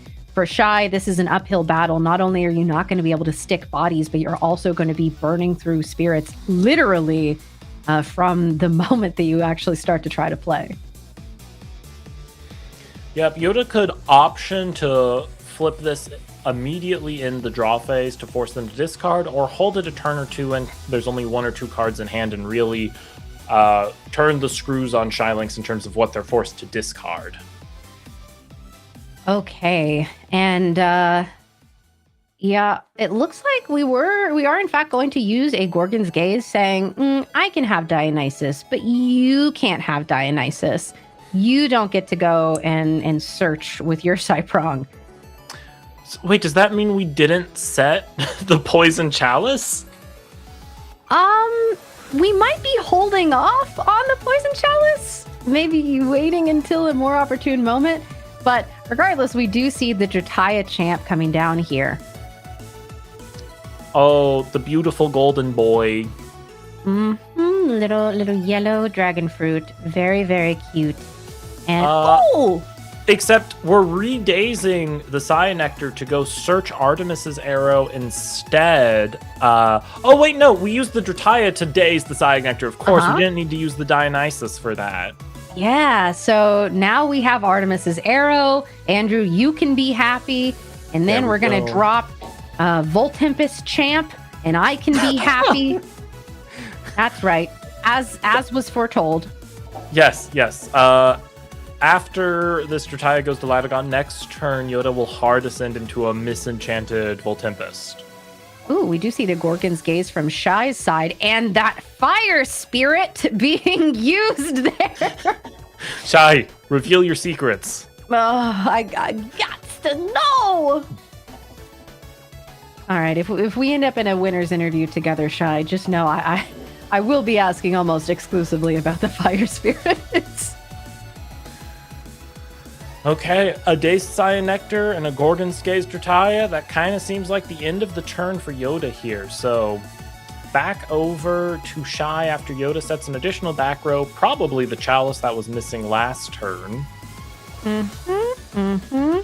As we have another Cyprong Champion of Dionysus coming out here. This one in attack position. And it's gonna get PTA'd. Yeah. Simply second Cyprong. Getting two Cyprongs on the field can be a pain to deal with, especially if you want to drop something like Latagon. Luckily, the PTA is going to make it so there's really only one Cyprong to deal with on Yoda's turn. Yes, but this time Shy actually does get to use the effect of the Cyprong and go in and search for the Dionysus. So Yoda is not the only one who has the party boy on his side. The party boy be with you and you. And you know what? -2/-2. Also, we did see that Artemis's arrow. Yep, I imagine that will be used next turn to clear up the other Cyprong if needed. We'll have to see how the state of this turn goes. The Drataya going down to the other attack position Cyprong. And crashing with the other Cyprong. Shylink saying, you are not going to have any bodies on the field, Yoda. I think that makes some good sense, especially knowing that if we see an Ascension, it's going to be really difficult to deal with at this point in the game. Another Champ Cyan Nectar coming down for Yoda, going to be going in. Do you have more poison stuff to search at this point? I feel like you've grabbed everything. We saw one counter PTA, one poisoned chalice. Oh, is that another poison chalice? That's another poison chalice. It is another poison chalice, which means that we are looking at two poison chalices that Shylixia is going to have to eat or drink at this point. Yes. Okay. And Yoda going to be going ahead and setting two cards. No one knows what those could possibly be. And going straight for the attack here, going back over to Shy. I think Shy has two cards in hand, which means, oh no, there's more than that, but shotgunning still two chalices and forcing two discards would put them in a tough position. Now, looking at the round timer here, we're coming down to about 20 seconds left. We do have 2 minutes added as an extension, but that does mean that we're still coming down to the wire here, and Tectaurus coming out, not huge mungus like he was before, but still a big boy and still a threat. And anything that Yoda wants to develop on the board is going to represent this Tectaurus being more of a threat. And Shy saying, you know what, also, if I put my Dionysus down, it's actually huge now. Never mind. Yeah, but the Artemis arrow is in Yoda's hand, so there is an easy answer. Also, Gorgon's Gaze does it. Oh, okay. Yeah, there we go. There we go. Oh, man, love to see that battle step Gorgons. Yeah. I mean, as much as I love my Tectaurus, it does die to Gorgon's Gaze. You know, that's what people always tell me. And me personally, I think if you're just pure of heart, people won't do it to you. But that's it. It's a sword and a stone situation. Yeah, exactly. As we are going down to the wire, we are in those 2 minutes at extension. Ooh, okay. We're coming down to the wire, and I don't know. I don't think we're going to be able to wrap it up in that time, which means we will be going into overtime. The trigger discipline on Yoda for not firing those poison chalices we know are there is immense. I don't know that I could sit on top of a poison chalice for that long without firing it. No, because that's like a fun card to play. And so you want to play the cool, fun thing. As another Tectaurus comes out here. What? Oh, my goodness. Just eating Gorgon's Gazes, eating Earthquakes, all of the most valuable cards in the game. Maybe Tectaurus is crazy because then you could just cast another one. Wait a minute. Yeah, I'm shocked to learn Shylink's had more than one, honestly. Hey, Shy has made Yoda pay for another Gorgon's Gaze. However, we do know that those two poison chalices are set. And so while this has been very expensive for Yoda, we know it's about to be even more expensive for Shy. I mean, if Yoda activates them at all at this point, I mean. Yeah, very, very true. Okay, it looks like we're officially in overtime now, which means that Yoda is turn 0 here. Shy is going to end up being the turn 1. We see Equilinx coming down. That's my baby! Gonna be popping back row and taking names. Do we see a Nexus here? Yeah, there's only one spirit in the Dionysus, though. You gotta activate the poison chalices before you do the Nexus, Yoda. I think that Yoda is really, really thinking about it, actually. If we make it so that Shy has no spirits and no back row and we're swinging for 2, I do think that actually kind of wraps it up, right? I would think so. Oh, no. We're sacrificing... Wow. Okay. Order of operations, be darned. Never mind us. Okay. So Psy Nectar Champ goes down as Yoda used it to Nexus from, and we're going to be targeting one of the 2 back row. And let's see if we see one of these chained. Yes, it looks like we are going to be using the Dionysus to pay for this Gorgon's Gaze. I mean, at least you're stopping the damage from the Equilinx going into your turn. But considering we know that those poison chalices are there, as a little... Yep, using the spirit on the Equilinx to pay for one of them and paying for the other right now. And Shy is going to have to burn here. 2 discards, 4 spirits. Equilinx is not a 5, but it isn't not a 4. So, we're going to need another Tectaris or something to handle this. I mean, we've seen 2. There could be a 3rd, although, I mean, it looks like... Does this look like a scoop? Or are we continuing? There are many hands doing many things. It's hard to say. We saw the discard and the expend from Shylynx there. That's what the hands were doing. Okay. We saw a Hopperoo and something else discarded. We're going to drop a Cyprong here in defense. This is a tough position for Shylynx. Yoda is kind of in the timer winning position here. They have more spirits in deck and board. So they really don't... It's on Shylynx here to make a move to prevent Yoda from winning the game at this point. It doesn't look like we were able to do anything at all. We needed to see Ambrosia. We needed to see something there. And Yoda simply able to just pass right now and win the game. Shy not being able to do anything about it, as we have a fake set Dionysus being popped with the effect of the Equilinx. We do have only 2 spirits in... I don't think we ever saw the Artemis arrow. Where's the Artemis arrow? Yeah, we grabbed it, but we certainly did not use it. And we are going to be casting out... Okay, there's the Artemis's arrow. Wait a minute. That'll allow us to swing over the Cyprong. Here we go. Okay, so we swing over... and we're able to do the final bit of damage here. And there goes our semifinal match, which means that Yoda is going to be continuing on. Huge congratulations to Yoda, taking down the world champ in their quarterfinal match. Now going on to take down Shylixia, who has had the run of a lifetime, their second ever premiere, and making it all the way to the semifinals. Yoda is going to have to contend with whoever won the other clash. Is it going to be the undefeated 6? And I believe it was Rybot who was the other caster on that table. Yoda has a tough battle ahead of him. Let's go, Yoda.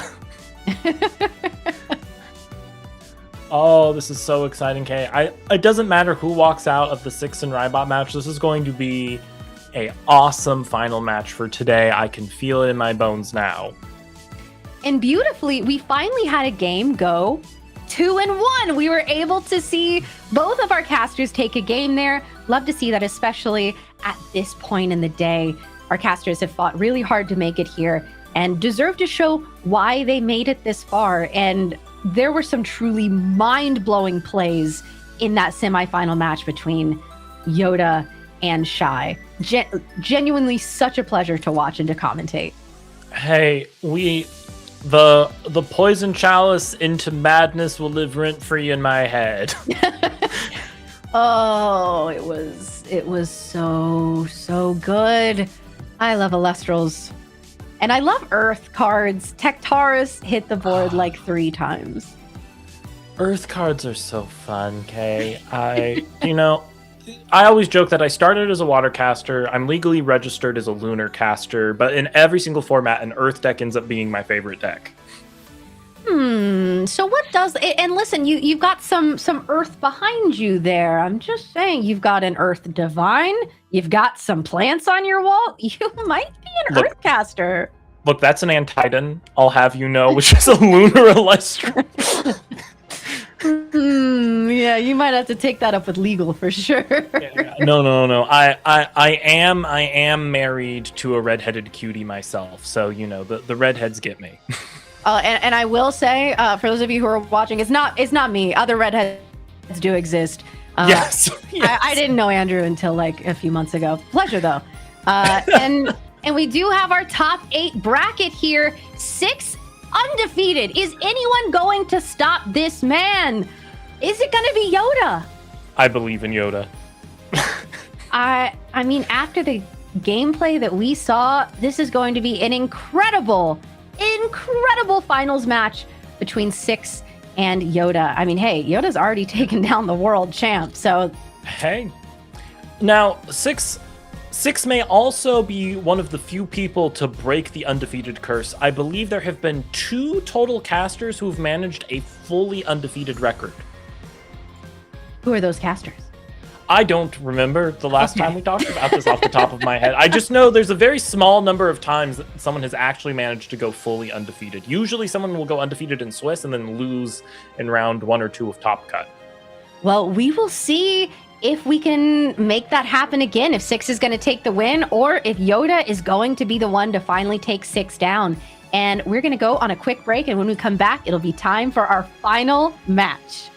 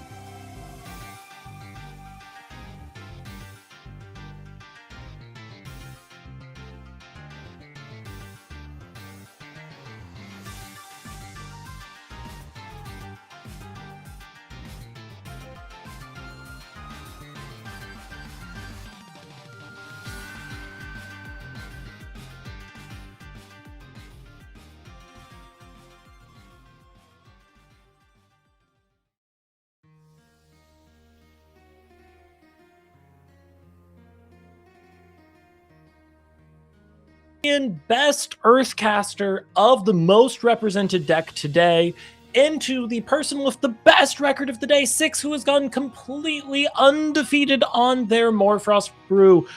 Jacques, this is going to be an amazing game. What are you excited for? The sun has gone down in the window that was providing me light. My excitement has only gone up, though. I'm excited for really, really tight play with intricate interactions with PTA and Blizzard Whiteout. These Morfrost interacting with the different stat lines of all of the Earth cards that are coming through. How Morfrost is going to try to win on a low-to-the-ground basis. How Dionysus might potentially burn out or go all the way tall up to Centaur. There's a lot of different options for both these players with both these decks. I'm excited.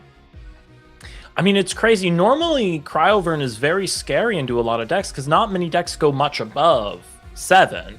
But when you can just simply drop the Centaur, your mindset's a bit different, I think. And especially with how much interaction that the Dionysus deck can find. A 7 is a 5 after a poison-tipped arrow. Or a PTA with the Artemis's arrow, PT AAA. That's a 5 that It's not the prettiest trade that you're going to do, but it is an option. Dionysus has all the tools that it can handle, and Six's Morfrost build is going to try to overwhelm that with threats. It's going to be fun exchange of resources. It's going to come down to the wire of a gritty board state. Two of our best toolbox players will be seeing who pulls the biggest hammer out of their boxes in just a moment. This is going to be a final for the books, I think. Yeah, I am super excited. Six potentially doing a complete undefeated run in the Premier. Very, very few people have done that. Even some of the best players haven't gotten, the right run to make that go the entire way. It takes a lot of it takes a lot of luck. It takes even more skill to make it happen. It's incredible. And I would love to see Six get that victory for the undefeated run. And, I gotta, in my heart of hearts, really hope my fellow California Coastalith takes it for California today, though. So, Yoda, get your poison-tipped arrows. Six, get your wideouts. Let us see who has the most pieces of interaction and who is left standing at the end. I think the thing that Yoda's going to have to be the most afraid of is the onslaught of cryoblasts they're almost certainly about to walk into. Almost everything in their list is going to be cryoblastable. Yes, but let's get into this game 1 of the grand finals. Yoda versus Six. Six will be starting us off. I believe the players are ready. Yes, we're ready to go here. We'll see if we're going to get any mulligans. The players assessing their hands and seeing what they're going to do. No mulligans. Six is going straight into Narpoon for what I imagine to be a Lycan form. This is the start that Six wants to have. You keep hands that can access Lycan. You want to immediately start going into the deck. You want to be grabbing those extra resources. Get that back Chimera, maybe set up with Indus. There's a lot of options from here, but the entire deck is in Six's hand, and will go for the Chimera Bat, looking to go wide on the next turn. That's right, Chimera being able to discard the Bat, bring back the Lycan. There's also a world where there is a Kione in hand, or maybe an Abominursa to search a Kione to get the Lycan back to do even more hand filling for future turns. Very flexible toolbox, the Morfrost is. Just sets one and passes it over to Yoda. What will the opening be for Yoda? And it is that Champ Cyan Nectar, which we've seen all day because of just how efficient it is, both in card advantage and spirit efficiency. Yep, a poison-tipped arrow is going to be a good option for preventing Six's board from getting too wide here, probably making sure that a Chimera form doesn't stick. If we have the Dionysus in hand, a second PTA would actually be extremely helpful right now. Yeah, the poison-tipped arrow. Oh, and here is the Dionysus. We might have a double search in this instance. Yeah. Being able to clear the whole board 6 would try to build next turn is a powerful position to have oneself in to more Frost. The first poison-tipped arrow is especially important because turning that Chimera from a 5 to a 3 means that your Champ Nectar will not be outed without a trade with the face-up information that you have available, and you want to try to play against that the best you can. The second poison-tipped arrow will try to prevent any rebuilding after that Chimera is taken down. So this is a great start for Yoda. Was a great start for 6. This is what the decks are meant to do. 1, 2, is there a third set? There is a third set from Yoda, so we have a surprise in here for 6 to contend with as well. So on 6's turn, they're now going to have to decide whether or not they want to walk into the volley of poison-tipped arrows or do something a little slower to try to bait them out. And that is something slower in this form, which creates such a headache for the entire board state. Yep. We could spend a PTA on that now. That's a PTA we're not going to have for a future turn if we don't do that. Or we just Gorgon's Gaze.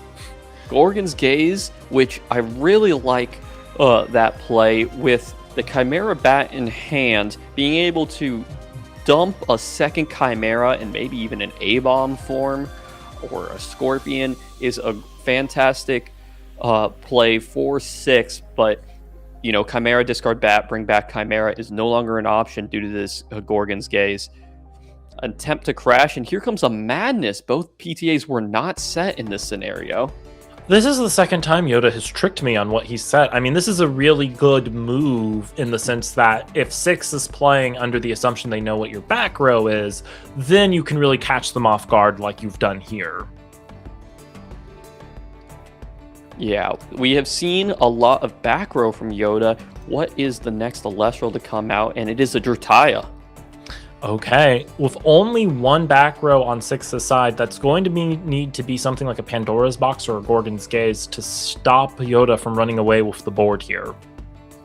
I don't believe there's going to be any main deck Dense Fog, but it would be very clean in this situation to stop the search from the Cyanectar and also prevent the Lotagon from potentially coming out. But this is that a Poison Chalice? Dionysus is... It is a Poison Chalice. A Poison Chalice is an interesting choice in this early game state. You almost don't want to burn the Frost player too fast until you're ready to deal with the Cryo-Burn. But if you're going straight into Lotagon, maybe you're already not afraid of that. Yeah, there is also maybe an option that Yoda just has the PT AAA already in hand. And, you search 2 PTAs the first turn, you get a Poison Chalice the next, you might just be out of targets in that scenario. Yep, we know from the previous game Yoda seems to be on 2 Poison Chalices at least, so there could be that coming out. We do get the Lotagon Ascension effect going off here. It's going to be enraged. It's going to be able to clear that back row, and Yoda is in a great position here to clear 6's board. Yeah, this Indus form should deal with that most likely set PTA, but I mean everything else on Yoda's side will deal with everything else on 6's side. Yep, it'll be interesting to know whether or not Yoda's going to throw down any more back row, or they are simply choosing this as the sacrificial piece of back row for this interaction. A PTA chaining to the cast of the Lotagon, it's still going to cost a lot of spirits for 6, but you got to get it off the board. You can't let an 8 run around like that. That's going to give Yoda and Ambrosia, knowing that they have burn in hand, lowering the spirits down for 6 is going to be scary. But Chimera and Bat in hand means that 6 is going to be able to rebuild a board quite fast. Yoda is opting to fill up their own back row here, so 6 will be doing a bit of a shootout with the Indus, trying to decide whether or not Yoda held the important pieces or the oldest piece needs to be hit. Yeah, one notable part about the Morphrost is Chimera form and Bat form don't cost any extra spirits in the way that like A-Bomb or Indus do. It is a very spirit efficient engine, and so it's why you can afford to spend extra spirits on like Kione picking up Lycan form, is because once you have all the cards that you need, you aren't going to be bleeding them here and there.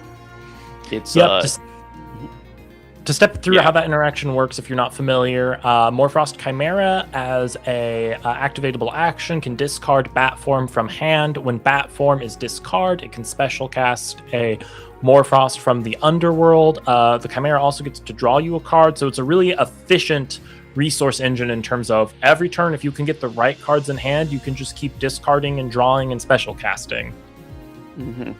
Yeah, a board that is 2 wide on one turn will be 4 wide on the next. It's very scary to face. You feel like you need to stop them at every pass, and yet they're still progressing their game plan the entire time. And here comes that Chimera form that we have been talking about. And it's going to eat the PTA. Expected, deserved. Yeah, this Champ Cyanectar will stick around for potentially another search next turn, but this Bat form is most likely still going to be discarded, and maybe even bring back the Indus form to reset up everything. Indus could be a good option here. 6 also has the option to crash with the Narpoon again, right? If they really don't want to leave a body on field for Yoda. That's right. This Narpoon can make sure that no more searches for more burn ever come through. It could be very powerful for 6 to just realize, hey, I think if I have just a little bit of board, I'll be able to carry out this game. Yep, and we do see 6 has gone for the Indus special cast after discarding the Bat form. So 6 resetting themselves up here. They are going to go for the Cyanectar crash, leaving Yoda with an empty board, and 6 will have the single Indus after the PTA is paid out for Chimera. Yes. The Indus search, I believe, only happens on normal cast, but the back row pop will still happen. It's still around whenever it finally gets destroyed by battle. So, it's, while it is Lycan form has the better stats, Indus, especially in this like mid game where both players still have a lot of resources, this is a great spot to take an extra card from your opponent. Indus can do the expend on just generic cast, but 6 may not have wanted to spend the spirits and might have already had the cards in hand for what they want to do next turn. Maybe drew into another Chimera form, maybe has, Scorpion Bat in hand, has a lot of options, but here comes the Viscerus, a huge punish to that Indus form just being stuck out there. 6 does have a back row, so the question is going to be, it is a PTA that's going to leave Viscerus big enough to crash with the Indus, though, right? I believe it'll walk it. Oh, it will go over it, yes. Yeah, so this will convert basically your PTA and your Indus into a defense position Viscerus, which, you most likely will be able to out. But, that Viscerus was the perfect punish for 6, only having a tiny little guy on the board. Yep, I imagine what is set there is a Poison Chalice. Yep, it is, and they're going to activate that, so they still get the value off of burning 6. Yeah, the Indus form targeted Poison Chalice, chain it in response. The Indus does not pop anything. Just tight, clean play from these players. They understand these timing activations and when to interact with the opponent in this way. Yep, and I did not catch what got discarded there from 6, though. Asking a Morfrost player to discard something is a little scary, because I believe they can just discard Bat, right? And do its effect? Yeah, I mean, is that what is happening right now? I believe a Bat was discarded on the way out from that Chalice, and here is a Chimera form from the Underworld, and that is a scary place for that to be. Yeah, you're going asking a Morphrost player to discard is a scary proposition, especially when they get to choose. Yeah, you as the Morphrost player in that situation, you went from having an Indus versus attack position Viserys into going up against a defense position Viserys with your own Chimera form on board. That is a huge upgrade for 6, even though 6 had to take a number of spirits for that interaction, and looks like it's getting a little lower than the spirit count on stream right now. I think we're getting closer to the end game than it may appear. Yep, but luckily that Ambrosia is going to heal them back up. And, 6 is in a position to walk the Viserys and hit in for damage with both of their Chimeras. The other Chimera was in hand. That's likely why we didn't see the Indus activation. Having already seen 2 Viseruses from Yoda, it's going to be a question of, do they have a Drataya and a second Latagon in the pocket for this scenario? Or what other lines do they have available to them?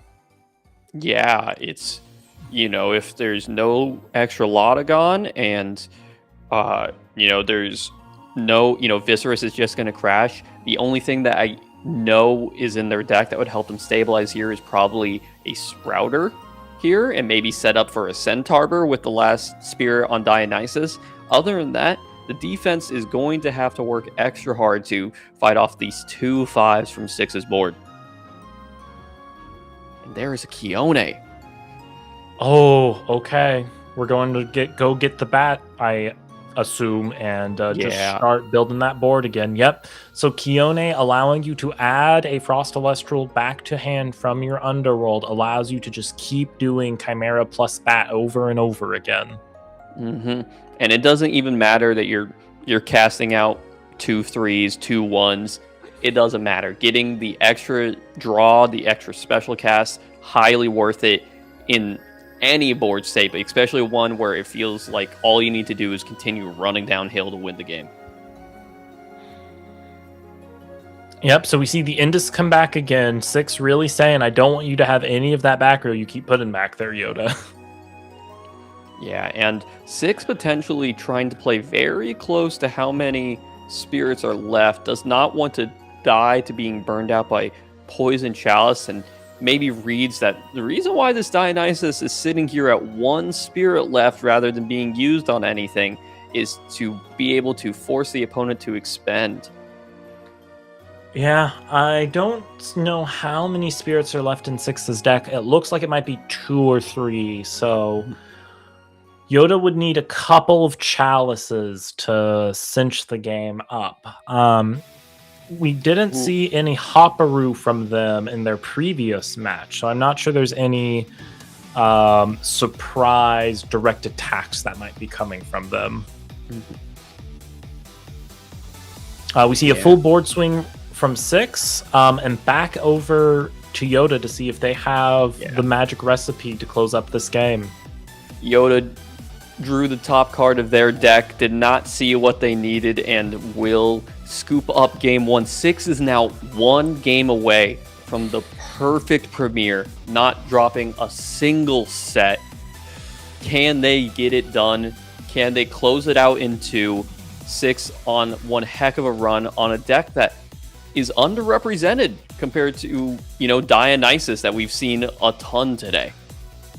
Look, I had to play 6 recently on their Morphrost deck, and they are a terrifying sight to behold. They know their lines so well, they do it so efficiently, it is quite terrifying to go against. So, 6 must have the mental fortitude of a champion here to have been able to hold all those lines in their head and keep executing them game after game today. That was a close game for Yoda, though. They were, maybe one good piece of back row, one good draw away from having turned the tables on 6. So I don't think this is a done and dusted case for 6 yet. Yoda has a lot of tricks up their sleeve. We didn't get to see them go to their Centaur or a Sprouteer. It really looked like after a couple of those interactions, they simply did not draw any good bodies to defend themselves from the Morphrost onslaught. Literally a defense position, say, Sprouteer would have protected them for a few turns while they built up their board again. So going into game 2, it will be exciting to see how both of these players adjust for each other. Yeah, where the game really turned, and I believe this is going to be a card that Yoda might be siding out, is when that Dionysus' Chalice Poison Nectar was cast and a Chimera ended up on the other side of the field. That was a complete blowout of the position. I don't think it was necessarily wrong to cast it, but you didn't know that a bat was in hand, and it completely swapped who had the tempo and who was winning from that point. Well, based on what we saw, there was a Chimera in hand, and if there was a Chimera and bat in hand, it didn't matter that the Chalice was activated. On the next turn, 6 was going to go Chimera into bat, bring back Chimera. Yeah, it really hurts that you didn't get a card out of their hand, that had a lot of value. You didn't hit a Kione or a Narpoon or something. You hit a card that actually, it was something they were going to use anyway. Well, I mean, that's the tough part about Chalice, is your opponent gets to choose what they discard. Mm-hmm. Exactly. And now we're getting to game 2 and starting out with a Cyprong. This is a good start. Cyprong in attack and going to go find a Dionysus and most likely set up this Dionysus for, cards like Madness. I gotta say, Jacques, I have seen so many attack position Cyprongs today, which confuses me. I thought wisdom was put your Cyprong in defense unless you're actually attacking with it this turn. So, because of the specifics of the Dionysus deck, notably with Madness, what you can do is, let's say your opponent casts an Indus form in defense. You can enrage that Indus form, they gotta walk into your attack position Cyprong, and then you can have 2 Elestrals when your opponent doesn't have any. Okay. I could see that. But we are going to go Narpoon here, so I wonder if we're going to see another Narpoon crash for value out of 6. Mm-hmm. And that's good value. Your Narpoon found you a Lycan form and crash with a Cyprong with a very relevant onboard ability. I think 6 has a Divine Mandate today. I think in both of the matches we saw with them on stream, they either opened Narpoon or just straight up Lycan form in hand. It's really good that 6 didn't need to mulligan for this, but you mulligan for this. You go find this. There's very, very rarely hands that you keep that don't have Lycan form. It has to actually have all the cards that you are going to search for Lycan form in the first place. And a great thing about Lycan form, it's in the Underworld after for your Bat Chimera combos. Yep. We do see 3 set back row from 6 and the Narpoon trade we were talking about, which, as we said, is good value. That's why I was saying defense position Cyprong probably would have been really good here. But the boards are now empty, so dropping a Cyanectar Champ could be really good value for Yoda. But instead, what we see is a Viscerus, I believe. Yes, we're going to see a Viscerus go in here and just poke for damage. Dropping a Viscerus on an empty board never feels amazing, but it is damage, and damage is value. Yeah, this, you've got to play something. You can't just expend a draw and then play reactively the entire game. If they're going to cast their back row, they're going to cast their back row. Best do, get them out of it now whenever it's not a bad position for you. And you hope that you're set up for whenever they start doing their good position, like right now. Yep, we're about to do the Chimera Conga. Chimera, discard fast, special cast like it. Mm-hmm. Have you seen this before? It's yes. It looks like the Morphrost deck is doing the same thing every game, and it's what they try to do. But the details on where they change exactly what they do changes if you win or lose by 1 spirit or 5. It is everything. I actually love Morphrost as a deck. By the way, Cryoblast coming out here. Massive value once again from 6. But Morphrost is such a wonderful deck because it has a low learning curve to be able to handle it. You go, oh, I find the Lycan, I do the Chimera. But it has a high skill ceiling where it's like, oh, but there's like a dozen different like subtle variations you can do that put you in very different game states. Yeah, many people have played Morfrost before. Very few have done an excellent job with it, like Six. Perky comes to mind as a player who's done it very well, Caleb. And in that combat step there, a Dionysus Madness, being able to re-enchant to that Dionysus, pay off of it, and also put that Morfrost Chimera form out of position. And that is an OG Cyanectar, one on the board for you. Yes, tell me that the Artemis Arrow is in hand. Have the Artemis Arrow in hand. Pays off of that for the Poison Chalice. It is in the deck still. The Dionysus Chalice Poison Nectar. But Six, don't discard a bat. There's no confirmed bat or anything. Actually, it's fine to discard a bat right now. There's nothing in the Underworld. Bat is the only one in the Underworld, yeah. Nice. Bat says specifically you can't get bat form. Okay.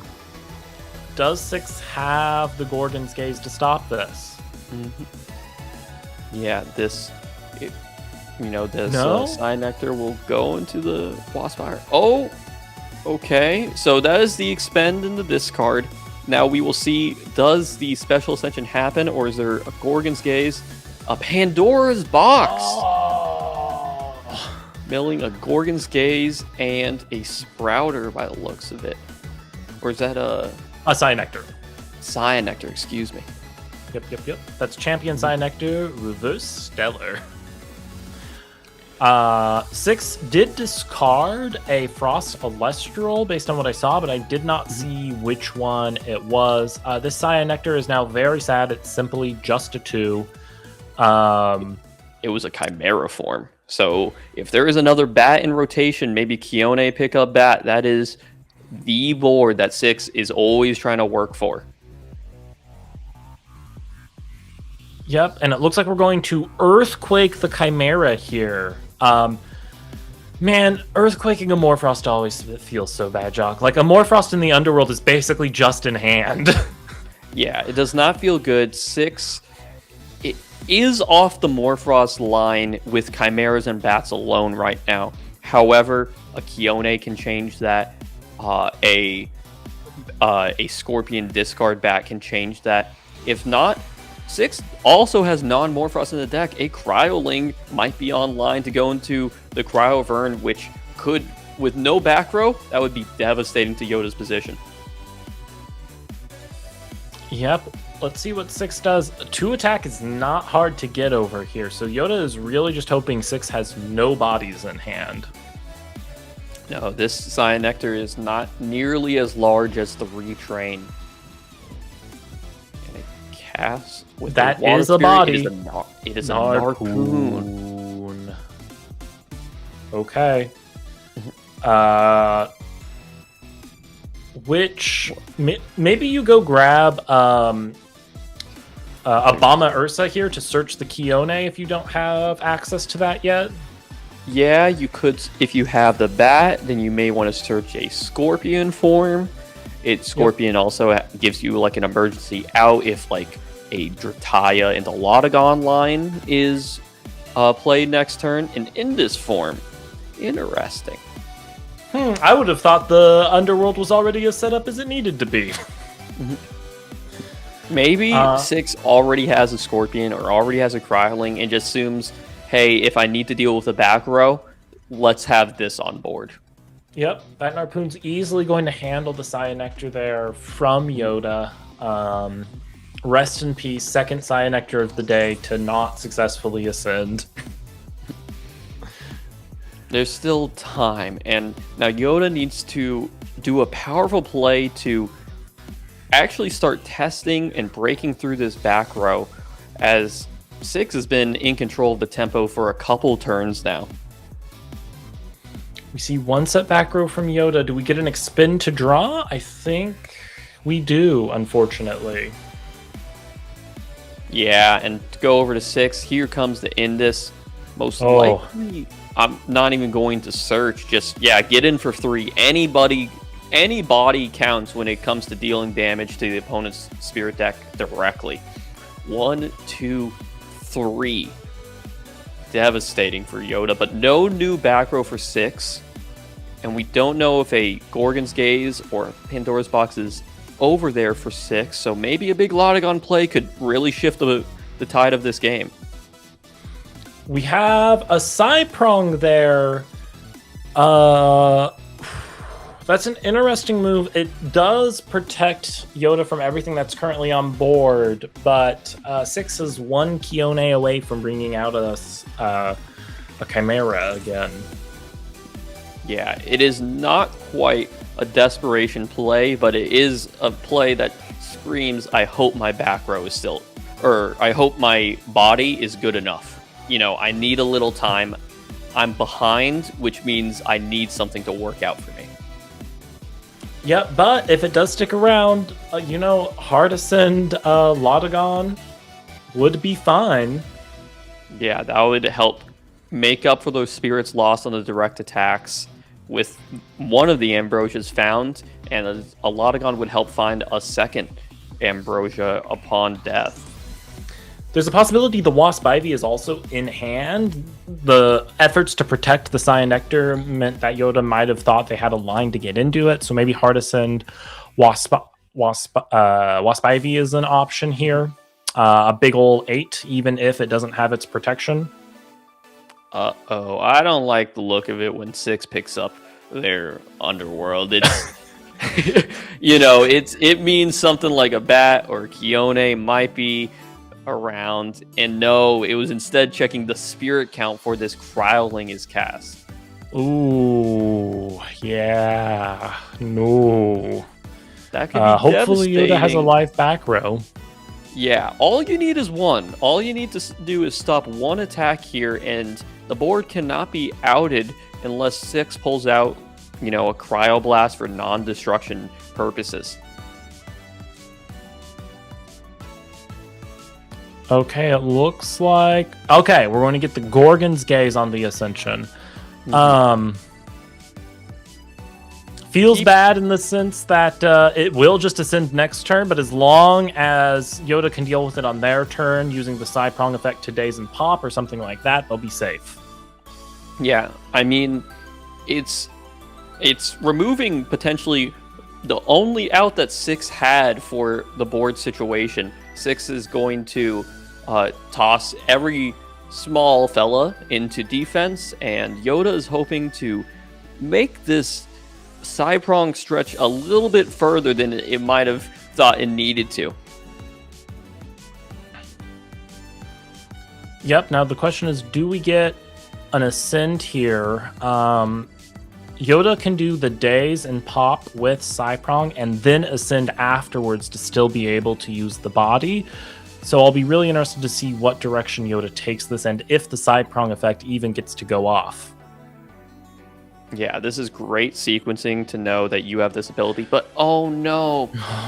Gorgon's Gaze will stop the destruction, and pulling off the Lycan form also to save spirits, as 6 is getting quite low on spirits and does not want to be burned out by the poison chalices.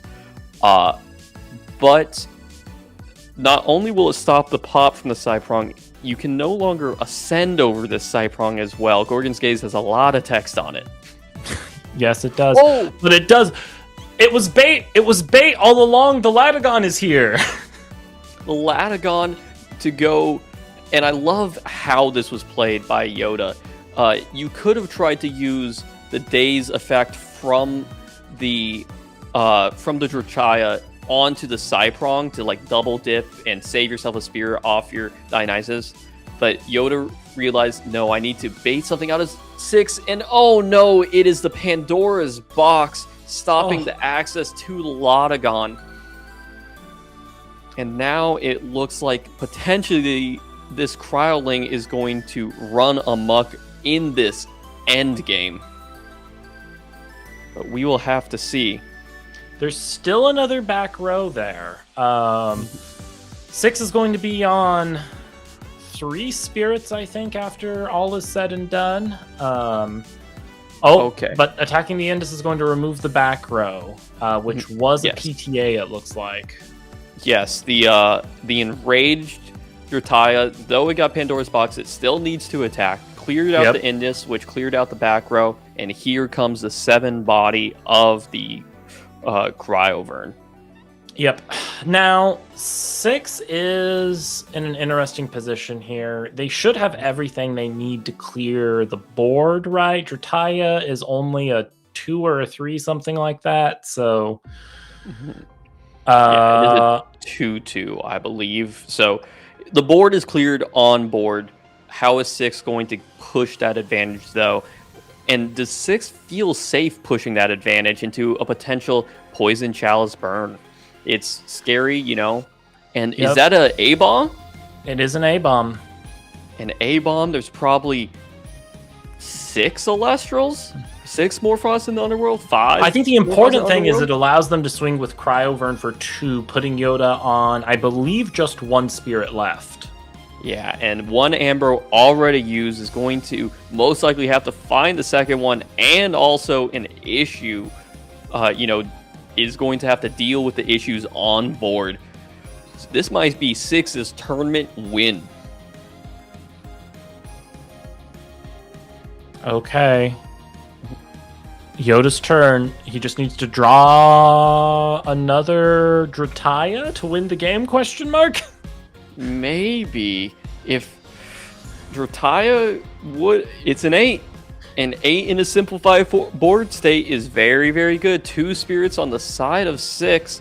So the Poison Nectar for Dionysus' Chalice is not going to get there on its own. Reaching for that final spirit. Is that an Elestral in hand for Yoda? Okay. Let's see it, Yoda. Oh, and flips up cards. And I believe that was a Chalice, and 6 remained at the perfect 2 life. Yeah. And 6 is going to end the game, win in 2, win the tournament. Congratulations to 6 for winning the premiere. An undefeated run. Amazing. Another one to enter the books. Yoda having done such an amazing run today on their Earth Brew, proving themselves the best Earthcaster. But 6 was Kione's chosen champion today, taking Frost all the way to the undefeated victory. It was literally such a crazy snowy whiteout. I don't think in either of the feature matches we saw from 6, we even saw a Brummalinx or a whiteout, though. I think it was literally just the Morphrost show. No, it was Morphrost, and then near the end, it would be like a Cryoling to sort of, punish them for having to use their back row earlier. It was an excellent showing for the Morphrost, not even doing Chimera every turn, oftentimes getting stumbled in that game plan, but just kept on pressuring and kept on eventually finding their way into the position of the Morphrost board. Yeah, what an amazing, exciting win for our second 2027 season champion. 6 is going to get their lovely golden ticket to the next Worlds, all thanks to Morphrost here today. Morphrost and Cryovern showing that you can take some cards out of the Frost deck, but you can't take the Frost deck out of the caster. No. Chimera form going to 2, you could see that being a weaker part of the deck when both the Chimera forms were in the Underworld. It was so much harder to get them back, especially without Kione. And, Bat form, if you didn't have a way to discard, it was hard to get the Chimeras back in rotation. But 6 did an excellent job of making it look like the deck needed to be hit more. Incredible work. It was... it doesn't need to be hit more. It's perfect. No, it was honestly just beautiful gameplay from 6. Knew what they need to do at each step, kept it simple, and didn't extend too much, just said, hey, here's my board, how about you beat it? And just kept on doing that. Yeah. And I mean, shout out to Yoda. They did everything they needed to do too. I mean, that Cyan Nectar was perfectly placed into a Drataya that was perfectly placed. 6 just had all of the back row today. I mean, oh man, in any other game state, I mean, that would have just been an instant win for Yoda to go from attempt to ascend to attempt to ascend. Yeah, and I love how Six boarded actually, rather than be scared of cards like Viscerus and these other attackers that were coming in, just assumed I'll deal with the crackback. I know how to win combat, and instead said I can't beat these power plays like Cyprong popping, and I can't beat Wasp Ivy and Lotagon. Just said I'm not going to let you do that. I'm bringing my Pandora's boxes, and I'm focusing on those and Gorgon's gazes. Hold those back until you're about to do something game-breaking. Yeah, just wonderfully done today. Shout out to our top 2 casters of the day. Six is going to receive that beautiful Champions Celestlio.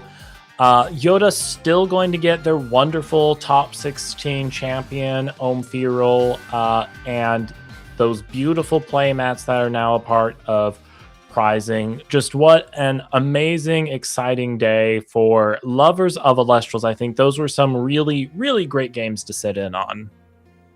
Yeah, it was, Six is going to walk away with the Ares playmat.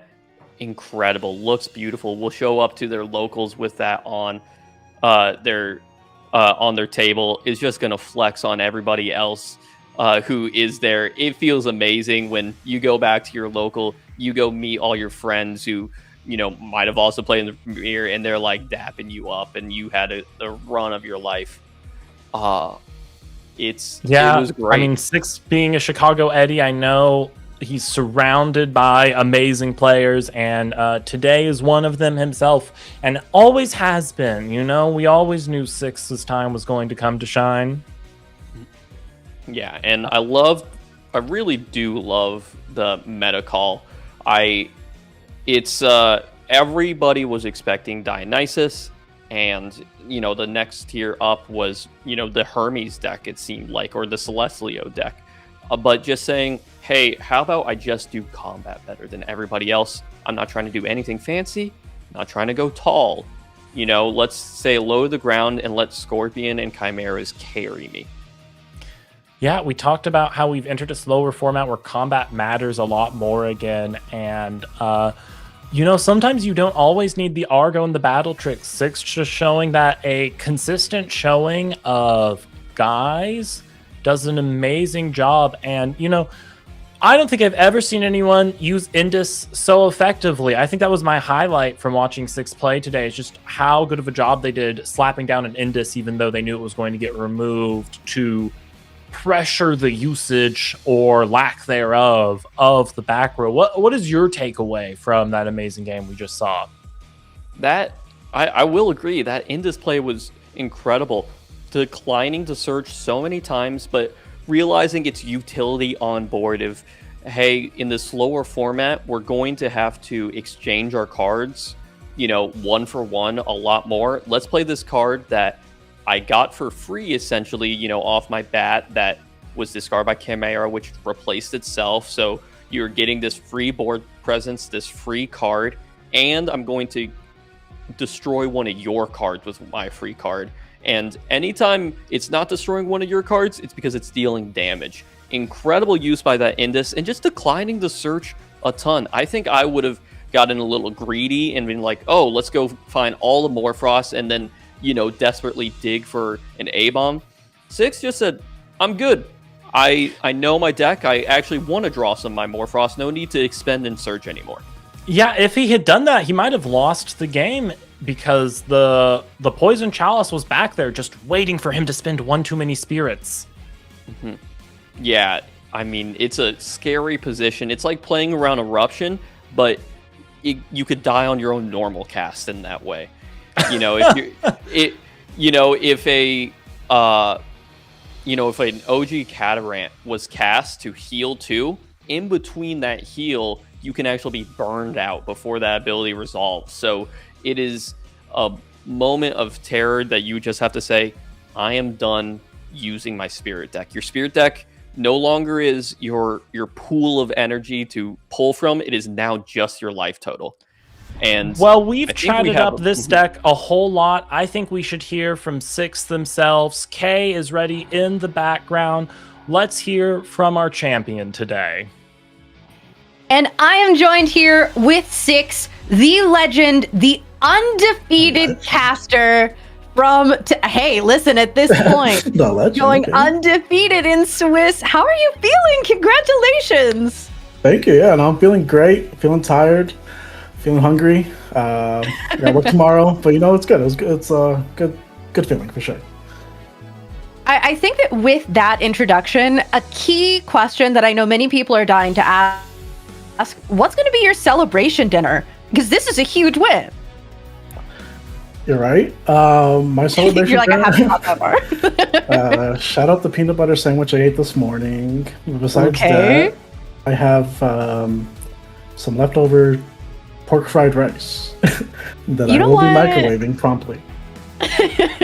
You know what? A little quick and easy after a long day. Yeah. I have to respect it. Okay, let's talk about the Elestrals, the game. You've gone undefeated today. How was your experience in Swiss? How was Top Cut? At any point where you like, oh, I'm okay, I'm winning, I'm still winning. What was going on there? Everything went well. So it was a good day today. I played a lot of great players, a lot of good players, premier winners and whatnot. Top Cut was great. I think the cards were just in my favor. I don't know what else to say.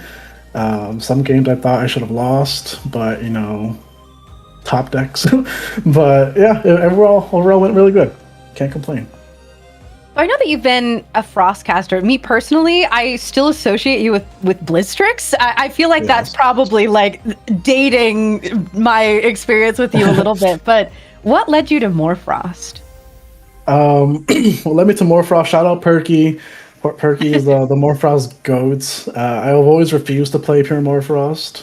I always had my own little twist to it, or play Cryoscorch. But you know what? I've had enough. I decided pure Morfrost is the way to go. With Crowvern, I had to keep Crowvern in there. But I just shout out Perky. I mean, I decided to do it because of him. Now, I know that Morfrost is a list that was hit by the temporary ban list that we had after Worlds. Do you feel like it's really changed how it plays? No, not really. I mean, two chimeras is fine. You just gotta play them a little bit differently. But for the most part, it's fine. You have Keon to recur it, so it almost feels like it's not really a hit, if you're being real. But you cannot do triple chimera anymore, which was a play and which was very powerful. So now you're just down to two. But it's still very good. Still very good. So in preparation for this tournament, what was your process like? Were you grinding games with friends? Did you go to locals? What was that like? We go to locals. I didn't play this deck. I put this together last night. At locals, I just get destroyed. I don't win at locals. So I put it together last night. So yeah, that was not really much practice. I just played a lot of Frost. I know how the deck works for the most part, so I felt comfortable with it. Absolutely insane that this was just a last minute decision of like, might as well shout out Perky, try this out, you know, I know Right, Frost, right. I guess. Yeah, I mean, hey, clearly it worked out for you. But with that, we have Sunstrike on the horizon. Have you been able to do much testing for Sunstrike? Have you been theory crafting? What are you looking at playing? Yeah, no, I'm super hyped for Sunstrike. Still looking at Frost. I'm looking at Neandersloth, champion of Keon. My boy Sloth, Paleoff, champion of Keon. That deck is crazy. I don't know if it's top tier, but it's really crazy. The loop you can do is wild. So that's what I've been playing. That's what I've been liking. And that's for like a post-Moth world. But I'm looking forward for Sloth. Ooh, you know, we've been talking about Sloth a lot today, and I think that if any caster is going to be able to make that powerful, to make it work, I think that you would be definitely one of the top contenders there. I'm trying. I'll try. Now, of course, today, with this big premier win, you have qualified for the 2027 World Championship. I know that's a long ways away. Yeah. It's I'll be there. probably, yeah, you'll be there? Let's go! I'll be there, yeah. Probably. Okay, cool. Hey, you know what? Then I will see you there. And with that, I know that you have that pork fried rice calling your name. You're hungry, you're tired, you're ready to go. So I'll ask you one last question. Is there anyone who you would like to specifically thank, specifically shout out for helping you get here today? Yeah, I mean, obviously, I'm going to shout out Perky. Shout out to all my Chicago area brethren, the Chicago Eddies, Eddie, Michael, Evan, Trevor, Justin, Aldo, even Trish. Literally everybody in the Chicagoland area. Ryerson, the GOAT judge. Yeah, shout out to all of them. Thank you for playing me at locals and beating me. And yeah, that's it. That's amazing. And congratulations again. With that, hey, I'll let you go. I'll let you rest. And congratulations, 6 undefeated all day today. We're going to go ahead and send it back over to the boys. Thank you. Well, Jock, that was such a wonderful interview to hear from 6 themselves about the deck and how it had gone for them today. It's so fun to hear that this specific brew was a last minute pickup from someone who just has seeped so much frost into their mind. They felt comfortable just running the tournament with it and completely went undefeated. That's totally insane. Jock, what have you picked up from that interview? What I've picked up is they just have incredible instincts for the element and the game, and I'm sure has a ton of reps on Morphrost type decks, but just understood how the lack of one Chimera is going to change the texture of their turns and game. It's incredible, and the fact that wasn't even they weren't even playing it at locals previously. It was just like, I don't know, this seemed powerful and I like to play it, so I'm gonna show up and I'm gonna play it. Hey, and it worked. It worked so amazingly. It'll be interesting in the data diving afterwards to see if 6 was one of very few Morphrost players today. How many of them actually showed up? They were certainly the best version of the deck today if others showed up, and the best player as their new title will go to show them. I hope they are enjoying that delicious, I think they said pork fried rice, right? That sounds like a delicious champion's meal. And Kay, it's so good to have you back here with us now. Kay, hasn't it been just such an incredible day today? It has been an incredible day. It's been a long day. And here we are at the end of everything all together again, which I think is truly so lovely. And you know what? Andrew, you and I have done this before. Jock, how are you feeling? How is this experience for you? A little tired, very happy with the whole experience. It's been a ton of fun watching a ton of Elestrals, getting to talk about a ton of Elestrals, about the cards, talk about the games, talk about the decisions. There's a lot of great players. There's a lot of great games. I'm happy I got to talk over it. Well, it's been great to have you here. And of course, Andrew, as always, I've loved commentating with you. And what a day it has been. Andrew, do you have any favorite moments, any highlights from today's tournament?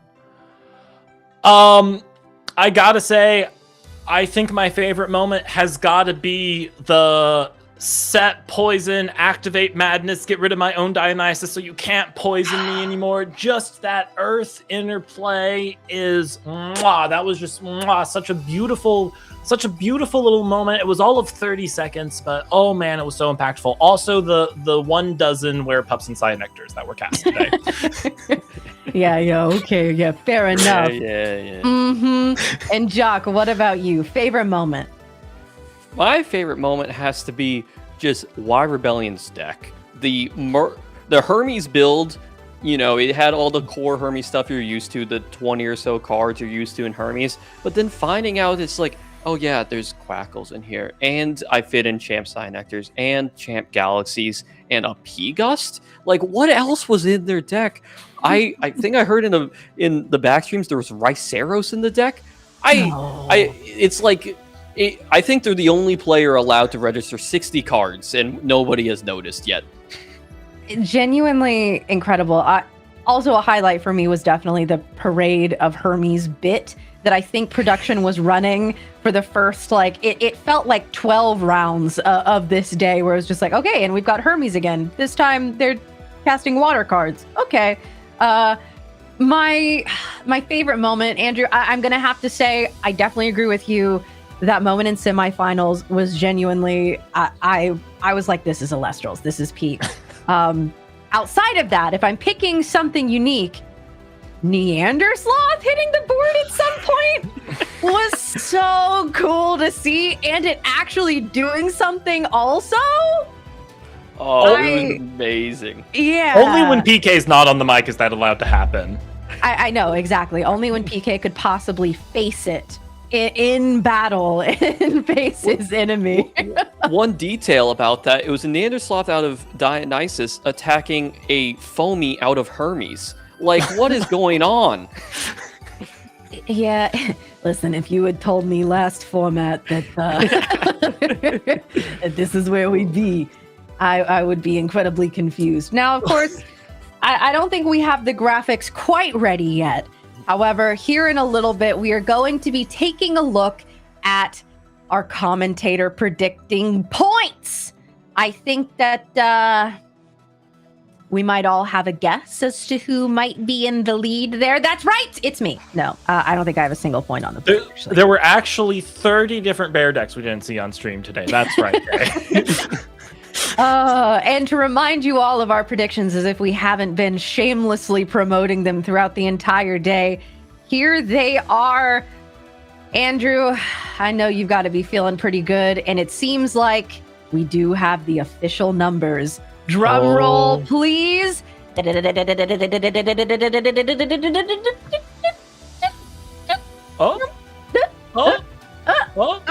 won? Who won? No. Who won? I feel like they're just they got to be messing with us. Hey! Oh. Okay, I'll take second place. Oh, I can't believe it. I knew the packs of wild dogs were going to beat me. Go, What do you mean? Where were all these bears? I can't believe it. They weren't at the top tables, I'll tell you that much. We saw a few Pence running around. There wasn't a single champion of Zeus player who looked at Race to the Top and went, yeah, I can do that. Well, apparently there wasn't a single champion of Zeus player who looked at Voltempest and said, yeah, this is a good call. So I think we're similarly both devastated. I mean, this is look at the numbers. This is a blowout, I fear.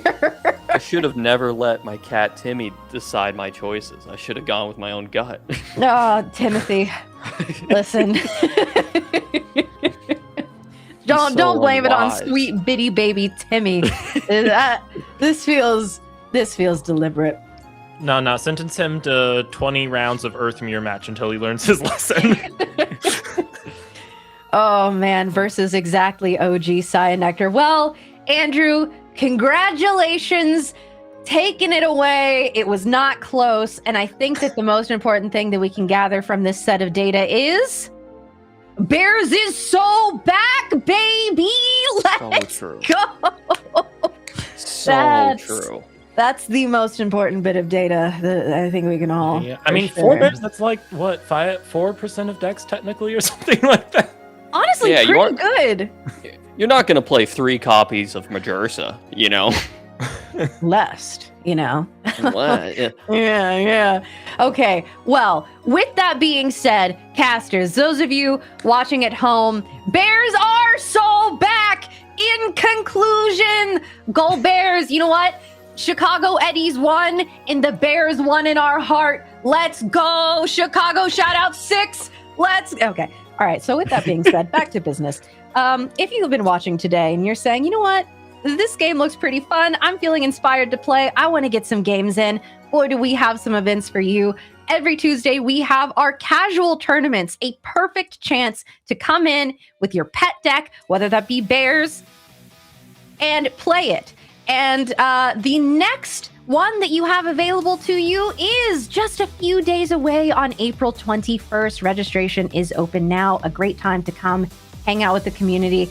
Either of my fellow commentators here, do you guys ever hit up the casual nights? Do you get to play in these?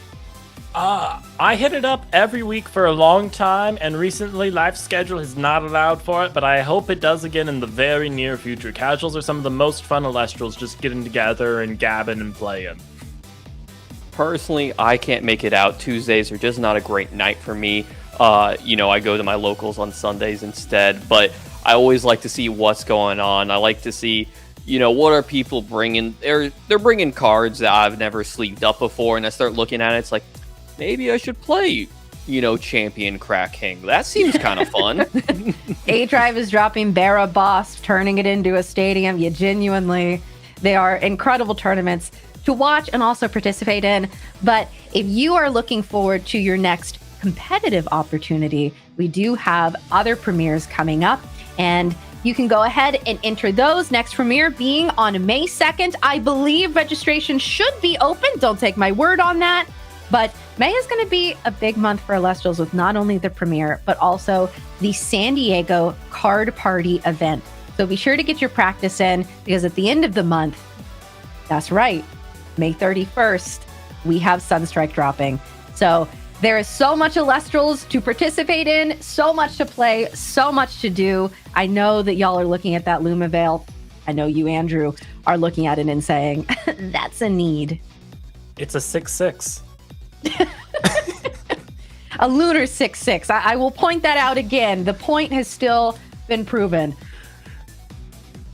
Yes, I'm excited for it. I got to get my hands on some of those, Kay. And I believe the next premiere is the final Lifestream premiere. Isn't that right, Kay? I think that sounds right. So you know what that means? It's time to bring bears. No, be sure to come out. You want to close out Lifestream on a big win. Bring your all, give it your best, and most importantly, maybe play something a little fun. Get a little crazy with this. Send Lifestream out with a bang. Jock, are you looking at anything specific that you're like, ooh, I think that this needs a little more love in this format? I think we should be splashing all 8 spirits into Hermes. I think you can fit more and more different packages into Hermes. The more I look at Hermes, more I look at it, it's just you pay 4 spirits to, find your EQ, and then heal 4 spirits afterwards. You can do anything with the rest of it. Let's put the wolves in there. Let's put Ampup package in there. Let's throw bears in there. It doesn't matter. Put in anything next to Hermes. You might be able to get it done. Something for everybody. Hey, you know what, Cass? Just some food for thought. And as we are getting to the end of this day, of course, this tournament could not have happened without so many people coming together and putting an entire day of work in. Not only my fellow commentators here, we had the easy job. We just got to talk about Elestrals all day. Production keeping things running. Of course, the judge and helper staff, thank you so much. Honestly, the GOATs, I see them constantly running around, constantly making sure things are running well. And of course, to everyone at home who's been watching, casters who came out and played today, thank you for making this an incredible premiere. And it's been a great time. Jock, Andrew, thank you both so much for being here with me. Thank you for running it, Kay. It's been a delight, like it always is, Kay. And hey, you know what? I think we all have that proverbial leftover pork fried rice in the fridge to get to, so I won't take too much longer. With that, I'll bid you all a good night. Thank you so much, and we'll see you next time.